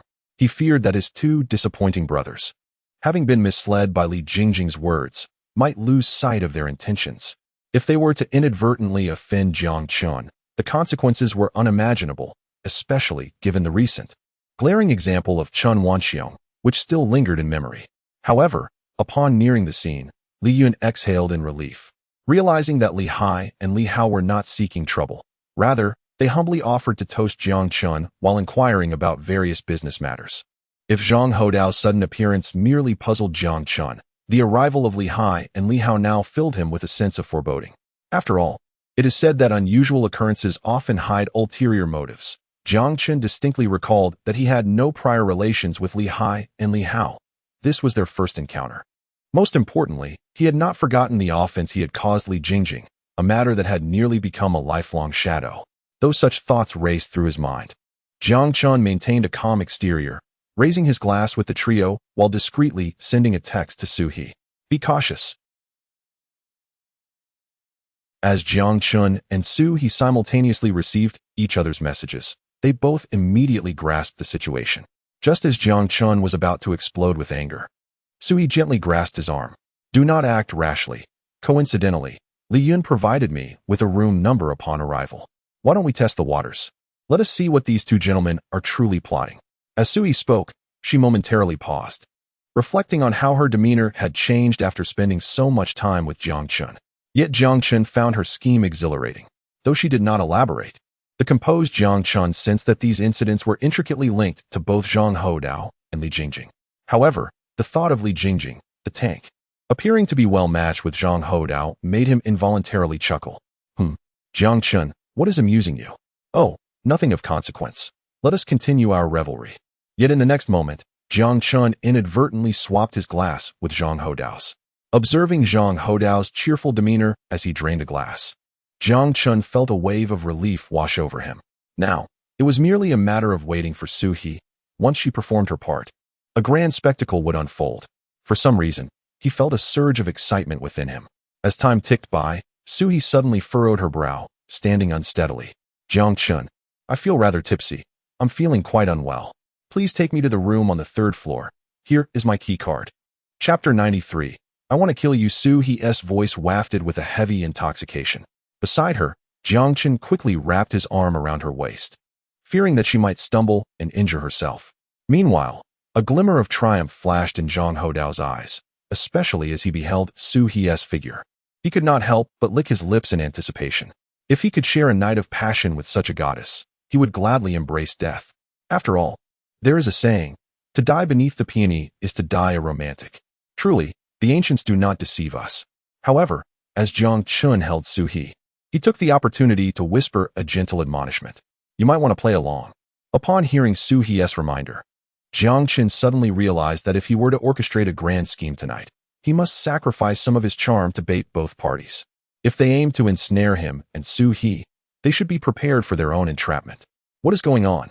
Why does this alcohol hit so hard tonight? Hurry. Give me your room card. I'll take you upstairs now. Jiang Chen exclaimed loudly, deliberately directed at Li Hao and Li Hai. Sure enough, upon hearing Jiang Chen's words, Li Hai exchanged a knowing glance with Li Hao and muttered, this little guy really can't handle being crushed by Li Jingjing. Why worry about that? What if Jiang Chen is the one upstairs? Besides, haven't you seen pigs run before if you've never eaten pork? True enough, Li Hai replied, but for some reason, I can't help but feel a bit sorry for Jiang Chen. He'll probably wake up tomorrow with a lifetime of regret. As Jiang Chen assisted the feigning intoxication Su He into the elevator, Li Hao took out his phone and sent a text to Li Jingjing. It's done. I slipped a hefty dose of that drug into Jiang Chen's drink. Even a cold fish should be on fire tonight. Meanwhile, on the 3rd floor, Li Jingjing, anxiously waiting for news, quickly opened the message. Upon reading Li Hao's words, her heart, which had been in suspense, finally settled. She reassured herself, it's all right, little Jingjing. You are the best. Don't be afraid. Hasn't it been said that every woman must go through a trial? Just endure for the sake of lifelong happiness. She then sent a message back to Li Hao, bring me a glass of the drink Jiang Chen had. I needed to muster up some courage. What Li Hao did not know was that the glass of wine that Zhang Houdao's underling had spiked had already been switched with Su He's. In other words, the drink Li Hao was taking up was the one originally intended for Su He. Conversely, the drink Zhang Houdao consumed was mixed with the substance Li Hao had prepared for Jiang Chen. What a flawlessly crafted plan, only to be completely derailed by Su He and Jiang Chen. As if that were not enough, Jiang Chen, the trickster, had intentionally swapped the glasses. Neither Jiang Chen nor Su He could have anticipated that Li Jingjing would drink from the glass that Jiang Chen had used. Perhaps this was fate, two individuals, both unwittingly consuming the same substance, destined for a sleepless night. When Jiang Chen helped Su He into room 8302, Zhang Houdao, waiting impatiently on the 1st floor, endured another half hour, each passing minute feeling like an eternity. What could be taking so long? Was he overly anxious? But who wouldn't he be nervous about spending a night with such a stunning goddess? Brother, you might just be overly excited. Let us head up. I've secretly acquired a master key card from the front desk. A moment of passion is worth 1,000 gold coins. You all wait here. I'm off to my paradise. Just as Zhang Houdao stepped into the elevator, Li Jingjing finished off her glass of red wine. She glanced at Li Hao and patted him on the shoulder. You two did well tonight. I'm heading to 8303 to wait for Jiang Chen. Call the front desk and have them cut the electricity to 8302. Once you see Jiang Chen enter, lock the door behind him. As a formidable figure in the Li family, obtaining a master key card was a trivial task for Li Jingjing. The moment she entered 8303, Jiang Chen, hearing the commotion from 8302, stealthily emerged and silently swapped the room number signs of 8302 and 8303. 2 minutes later, Zhang Houdao, in a frenzy, sought room 8302. Finally spotting the room number, he noticed the door slightly ajar and, without hesitation, rushed inside. Within seconds, Li Hao and Li Hai swiftly locked the door behind them. With the power cut, Any attempt to open it from the inside was utterly futile. Shouldn't our sister be satisfied now? Absolutely. Hee. It's just a pity for Jiang Chen. Their conversation reached Jiang Chen and Su He's ears clearly. Moments later, Zhang Houdao's desperate cries echoed through the hall. Let me out. The following morning, Jiang Chen and Su He emerged from their room, while Zhang Houdao's two underlings had spent the entire night waiting in the hallway. Upon hearing their boss's frantic cries, excitement surged through them. However, when Su He and Jiang Chen stepped out together, the two underlings stood frozen in disbelief, mouths agape. If Su He had been with Jiang Chen last night, then whose room had Zhang Houdao entered? How can you two be together? Jiang Chen smiled at Zhang Houdao's underlings, shaking his head. I must commend your boss. His unique interests are truly admirable. But it's all fine. Sleeping with Li Jingjing is quite the accomplishment for him. Chapter 94.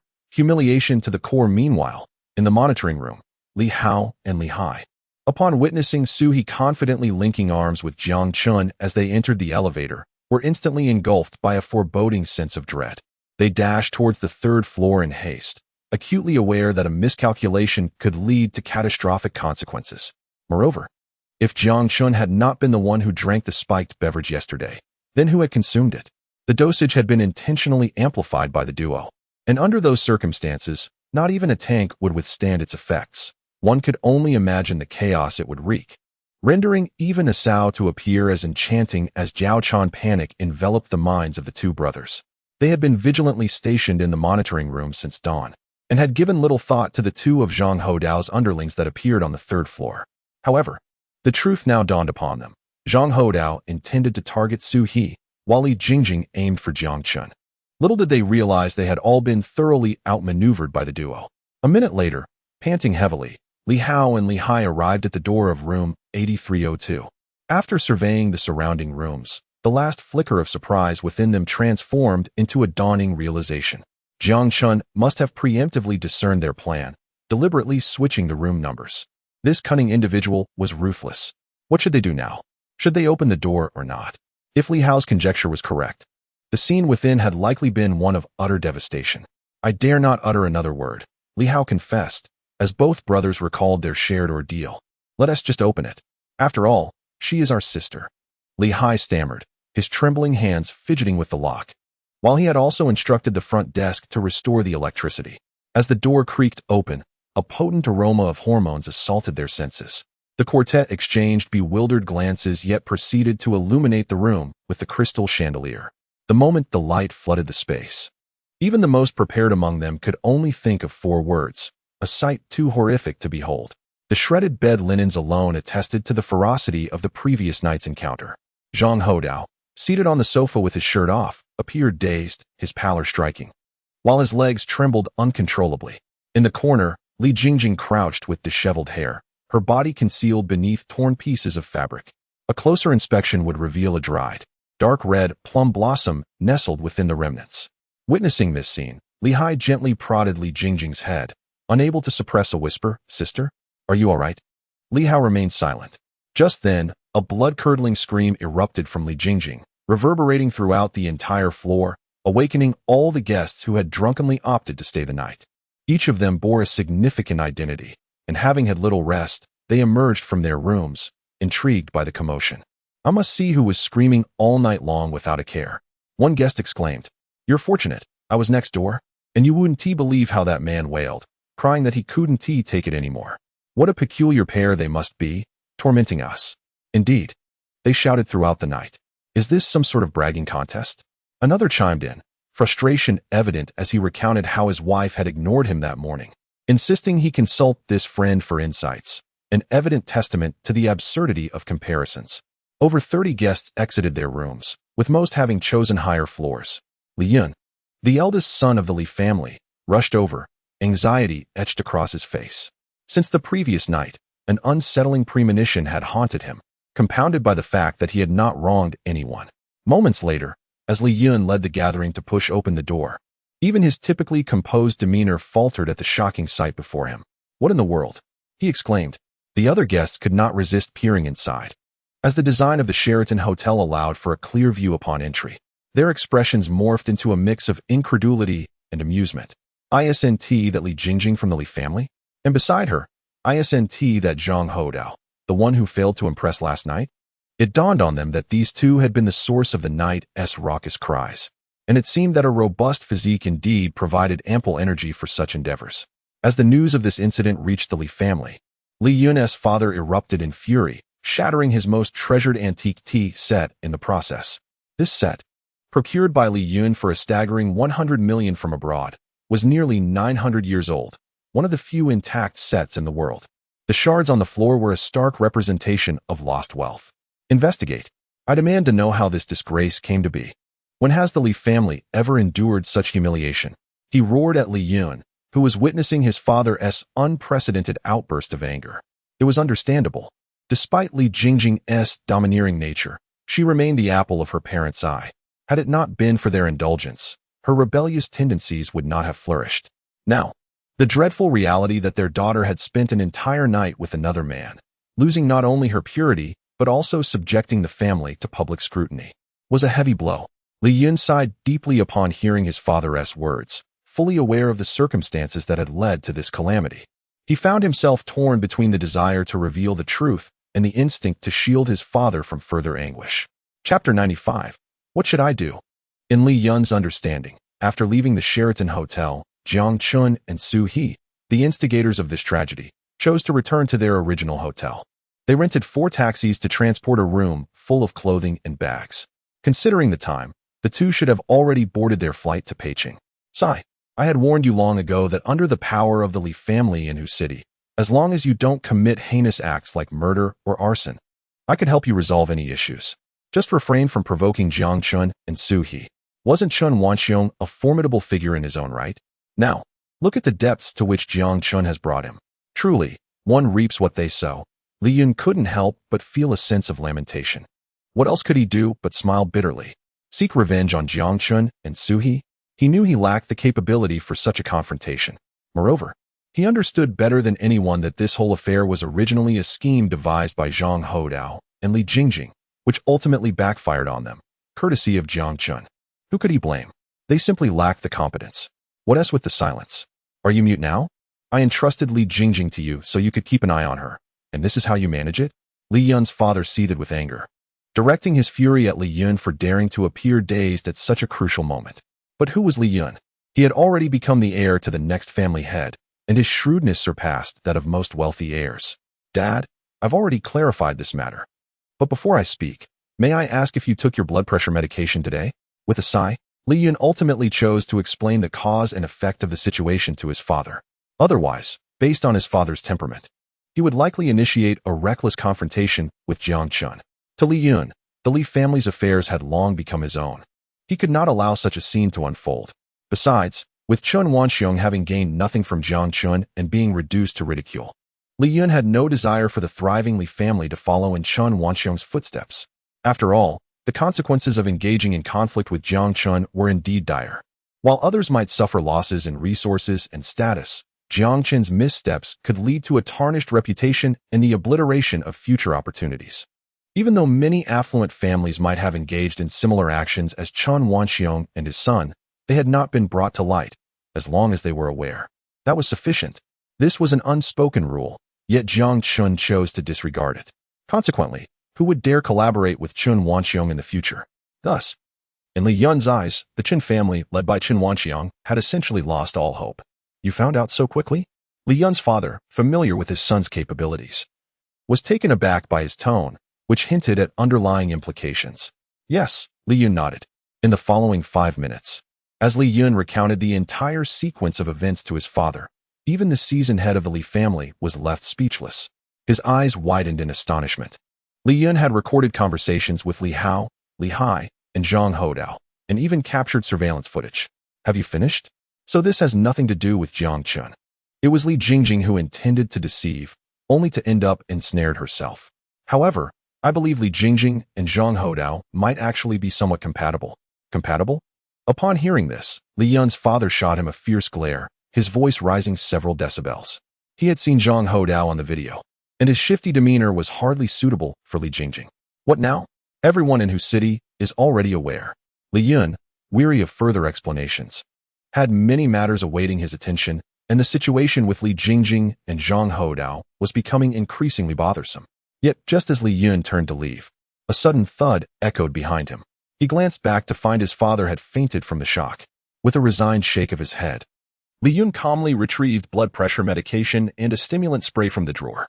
He uncapped the bottle and held it beneath his father's nose, and after a moment, his father slowly regained consciousness. "You're saying you took your blood pressure medication today?" Sigh. Who could have anticipated such a convoluted situation? This is what one calls shooting oneself in the foot. Is Zhang Hodao truly destined to be my son-in-law? Is this fate? Half an hour later, as a plane from whose city landed at Peking Airport, Jiang Chen arranged for another 4 taxis to transport their luggage. This trip to whose city had proven fruitful, not only facilitating Wando Investment's final steps toward listing, but also allowing Jiang Chen and Su He to take pride in having fostered a new union. Regardless of compatibility, that was no longer Jiang Chen's concern. If one sought to deceive him, they must be prepared to be deceived in return. After all, throughout his life, it had always been Jiang Chen who ensnared others. When had he ever been ensnared himself? Well, if one were to count, it would only be this instance with Xia Ning. Yet Jiang Chen had ultimately toppled the Hongfu group behind Luo Nantian. Hey, I wonder if those two have awakened by now?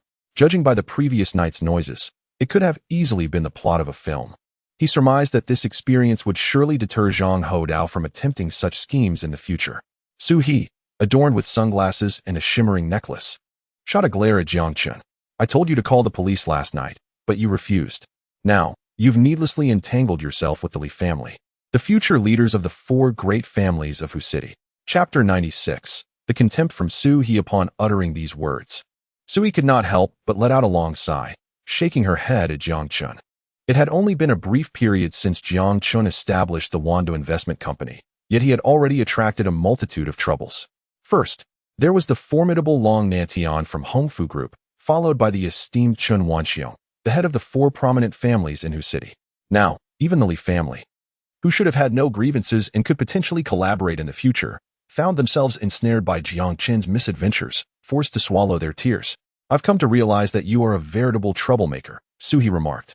"No matter where you go, chaos seems to follow. Moreover, your ability to attract trouble is astonishing, with each adversary proving more formidable than the last." However, Su He acknowledged that the combined strength of herself and Jiang Chen was sufficient to overpower those families. Otherwise, Wanda Investment Company could not have endured this far. In other words, every step of Wanda's expansion had been tread upon the remnants of once mighty conglomerates and families. Upon hearing Su He praise him, Jiang Chen could not suppress a grin. "What is there to fear? Li Yun would certainly think twice before taking action against us. Let us not forget that his father has 2 wives. And besides, you are here with me." As Jiang Chen and Su He pushed open the office door, they found Song Feng still attempting to charm a newly arrived young lady. It was evident to all that the soft-spoken girl was reluctant to engage with Song Feng. Yet he, the rotund figure, insisted on using his authority to converse with her. Their conversation had traversed from the southern reaches to the northern expanses, even discussing how many children they might have in the future. From Song Feng's responses, it appeared he had fallen in love once again. "What are you doing, Song Feng?" Jiang Chen's sudden reprimand ignited Song Feng's ire. However, upon turning to see Jiang Chen and Su He, he immediately transformed into a meek lamb, offering a sheepish grin. "Boss, what else could I be doing? I am merely teaching the new beauty about our company's business." Jiang Chen found something amiss in Song Feng's explanation. After casting a disapproving glance at him, he approached the young lady with a gentle smile. "Hello, I am Jiang Chen, the owner of this company. If there is anything you wish to discuss, please let me know. Is Song Feng bothering you?" Upon hearing Jiang Chen's inquiry, Song Feng panicked, quickly positioning himself behind Jiang Chen, silently gesturing to the young lady. Within mere seconds, his hand signals had transformed numerous times, culminating in a pleading gesture with both hands clasped together. This scene elicited a chuckle from Su He, who covered her mouth in amusement. However, the next moment, upon hearing Jiang Chen's words, the young lady burst into tears, her sobs heart-wrenching. The air was thick with her sorrow, bringing a sense of dismay to Jiang Chen. After some comforting, her emotional turmoil began to ease. Jiang Chen found himself at a loss for words regarding Song Feng. Yet he truly could not fault him in any other aspect. Moreover, this troublemaker was the first employee of Wando Investment Company, a shareholder in his own right. Reluctant to chastise Song Feng publicly, Jiang Chen preferred to maintain a sense of decorum among his staff. I will let this slide this time. But should I discover a repeat offense, I shall deduct your year-end bonus. Commit 2 errors in succession, and do not blame me for being unyielding. A minute later, Jiang Chen and Su He collapsed onto the sofa, enjoying the gentle breeze filtering through the window. This escapade had nearly exhausted them. Just as they had settled for a brief respite, Su He glanced over and intentionally nudged Jiang Chen with her thigh. I am feeling a bit parched. Could you fetch me a glass of water? Warm, please. Jiang Chen, upon hearing her request, cast a discontented glance at her. On what grounds? According to our positions. My rank is superior to yours, is it not? Come, Secretary Su, fetch a glass of warm water for your general manager Jiang. If you delay, I may have to dock your wages. Expecting Su He to comply with his mock threat, Jiang Chen was taken aback by what transpired next. As Su He calmly removed her sunglasses and fixed him with a steady gaze, saying nothing further. Initially, Jiang Chen managed to hold his ground for a few seconds.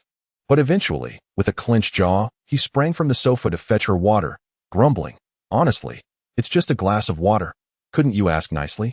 As your boss, is it so wrong to show concern for my subordinates?" Su He, choosing to ignore Jiang Chen's self-serving remarks, recognized his pride and appreciated the rarity of his gesture. A few moments later, Jiang Chen returned, eagerly presenting a glass of warm water to Su He, believing the matter would be put to rest. However, after taking a sip, Su He frowned and looked up at him, coolly stating, "It seems a bit too hot." At that moment, news of Wanda Investment Company's impending public listing had already spread throughout the Jiang family in Kyoto. Jiang Chen's father was displeased with the announcement. After all, as a father, he knew precisely the capabilities of his son. If it were a contest of attracting trouble, Jiang Chen would undoubtedly reign supreme among the wealthy heirs of Huaxia. His childhood antics had often left the family in disarray. Something is amiss, logically. This should have led to bankruptcy. How can they truly be on the verge of an IPO?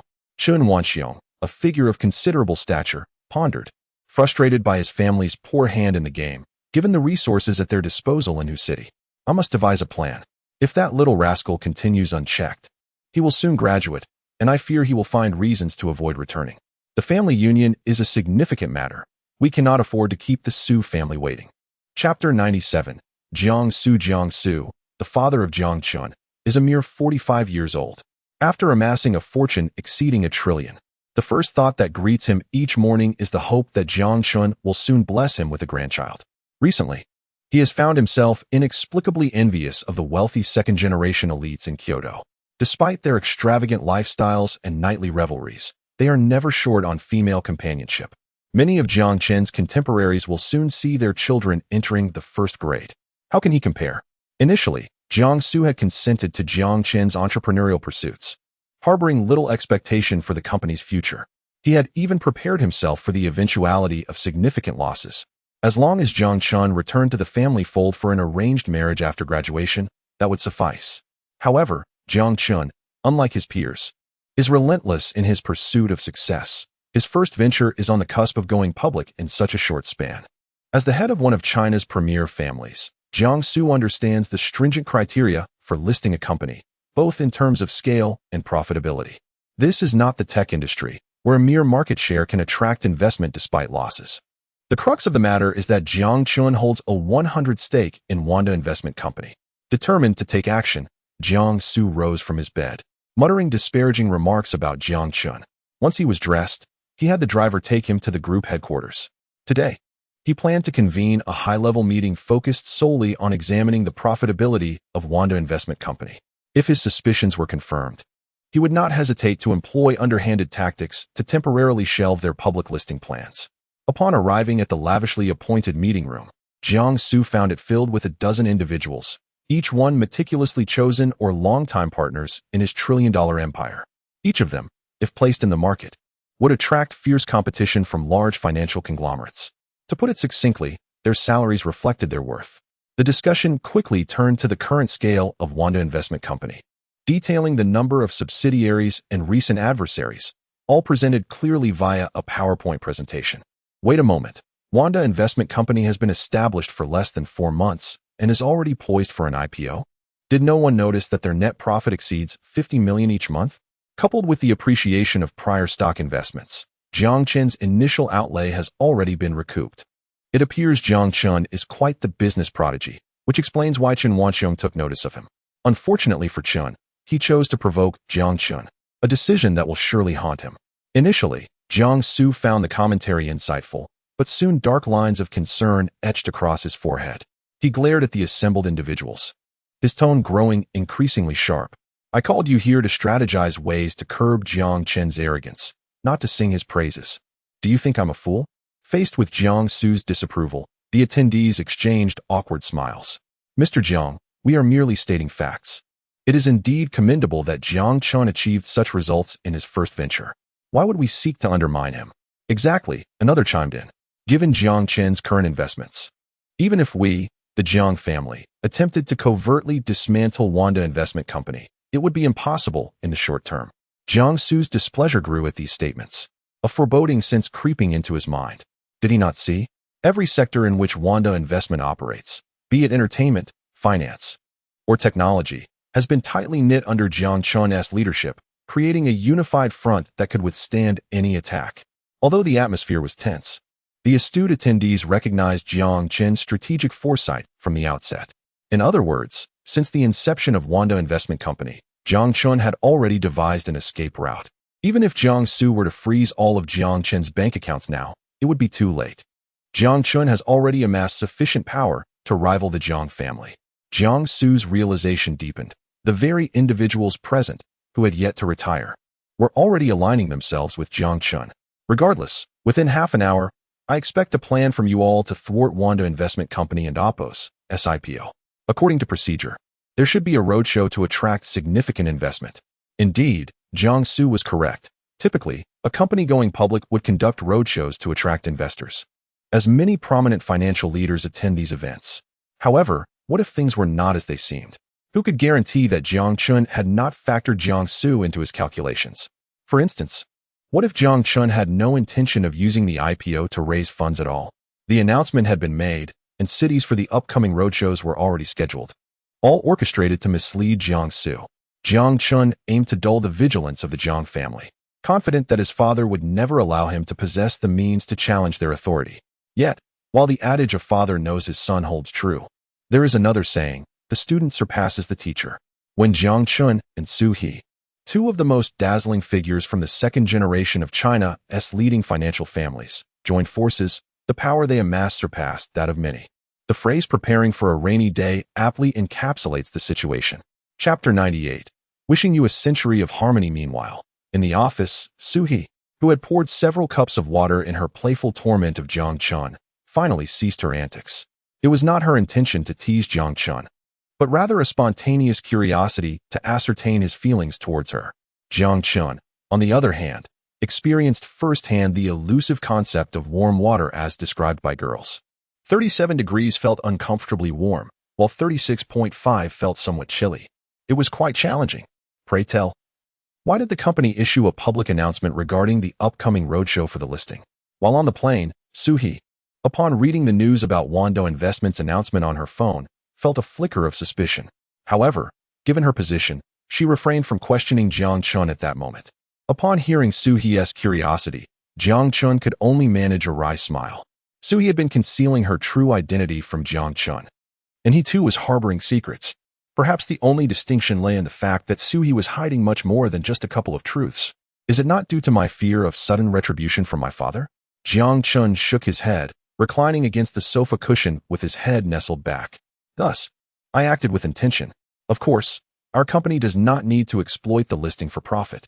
In just 2 days, we shall ring the bell. And the thought of this being my first time fills me with excitement. What Jiang Chen was unaware of was that Su He, upon hearing his guarded remarks about Jiang Su, felt a fleeting pang of helplessness. The state of affairs between the father and son was indeed disheartening. During the following day, Jiang Chen maintained contact with the Peicing Securities Exchange, especially after Hongfu Group declared complete bankruptcy and Luo Nantian was admitted to a psychiatric hospital. Wando Investment had transformed into a dark horse, emerging as the leader in Peicing's commercial scene. Naturally, the Securities Exchange accommodated Jiang Chen's peculiar requests, as his influence now surpassed even the peak of Luo Nantian's. Unlike Luo Nantian, who had drained the lifeblood of every enterprise in Peicing, Jiang Chen had fostered an environment of fair competition. Consequently, Wanda Investment had garnered a favorable reputation with the government. Many bank presidents visited Jiang Chen to inquire if he required loans, yet Jiang Chen's cash flow was ample enough to fund multiple ventures. After a long day's work, Jiang Chen generously decided to treat all employees of Wanda Investment to a lavish dinner at the Blue Ocean International Hotel, which had become a wholly owned subsidiary of Wanda Investment, acquired through a court auction. As the drinks flowed, the number of employees had swelled to over 100. Seated beside Jiang Chen, Su-hee, if unacquainted with their relationship, would easily be mistaken for his wife or at the very least, a romantic partner. Yet, neither Jiang Chen nor Su-hee entertained such notions, as Jiang Chen remained oblivious to Su-hee being the intended betrothed of his family. With the graduation ceremony approaching, an air of anticipation lingered. At that moment, a timid girl, previously bullied by Song Feng, approached Jiang Chen with a glass of white wine, her demeanor shy and bashful. The crowd erupted in applause upon witnessing this scene. "What's the matter, Zhang Xinyu?" The soft-spoken girl, Zhang Xinyu, appeared like a petite lowly at 167 centimeters. Yet she was a graduate from an overseas university, majoring in economics and marketing. "Boss, thank you for intervening last time. My shy nature prevents me from expressing gratitude eloquently. So I raise this glass to you, wishing you and the boss lady a century of harmony." Upon finishing her words, she pinched her delicate nose and downed the entire glass in one gulp. Jiang Chen was taken aback. "Boss lady? Am I not a bachelor? When did I acquire a boss lady?" He looked at Zhang Xinyu, incredulous. However, the subsequent scene left him utterly speechless. Perhaps the alcohol had taken effect. For Zhang Xinyu's cheeks flushed, her steps unsteady, yet she pointed a slender finger at Su-hee in front of everyone. In previous circumstances, such teasing would have made Su-hee blush, but tonight, something was amiss. She neither protested nor sought to clarify the boss lady title. Their relationship at the company was already ambiguous. And with her reaction, the crowd grew more boisterous, the youthful energy amplifying the revelry. Someone shouted for Jiang Chen to take the lead and kiss Su-hee in front of everyone. While Su-hee remained composed, Jiang Chen felt a wave of embarrassment wash over him. "All right, enough of this. If anyone wishes to abstain from drinking next time, simply say so. I've been considering your year-end bonuses lately, so don't give me a reason to deduct any." Jiang Chen's authoritative tone swiftly subdued the rowdy crowd. As who could truly afford to oppose financial incentives? Oh, but that was incorrect. Indeed, there were those like Jiang Chen who remained indifferent. Otherwise, banks would not visit him regularly, compressing interest rates to the extreme, yet Jiang Chen remained unfazed. Not for any other reason, but because after settling accounts with Sun Wang and Zhang Daqian in whose city, he still had a staggering 15 billion left, with millions flowing in each month. Thus, as long as he refrained from large-scale investments, financial constraints were of no concern to him. Chapter 99. The butler arrives. Moreover, what exactly constitutes venture capital? If one intends to invest a substantial amount of funds into an already established company, then Jiang Chen would certainly refrain from such collaboration.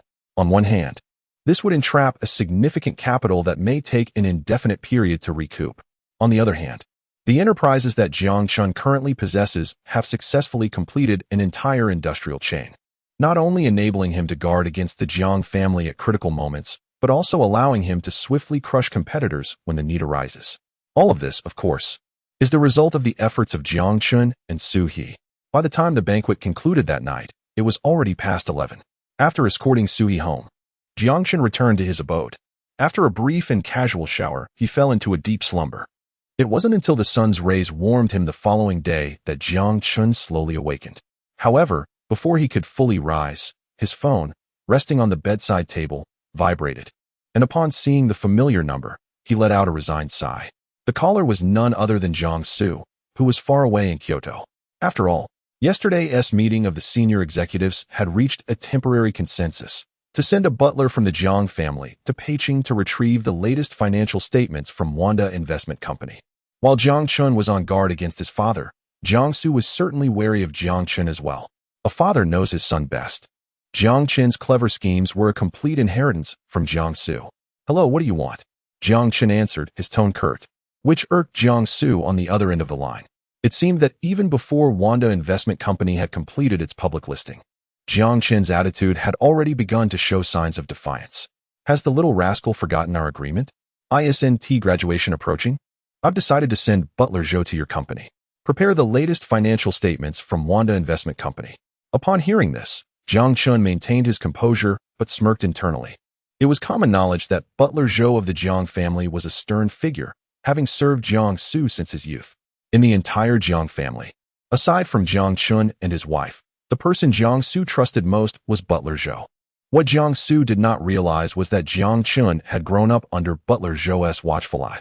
It was Butler Zhou who had assisted Jiang Chen in navigating various significant events within Kyoto's affluent circles.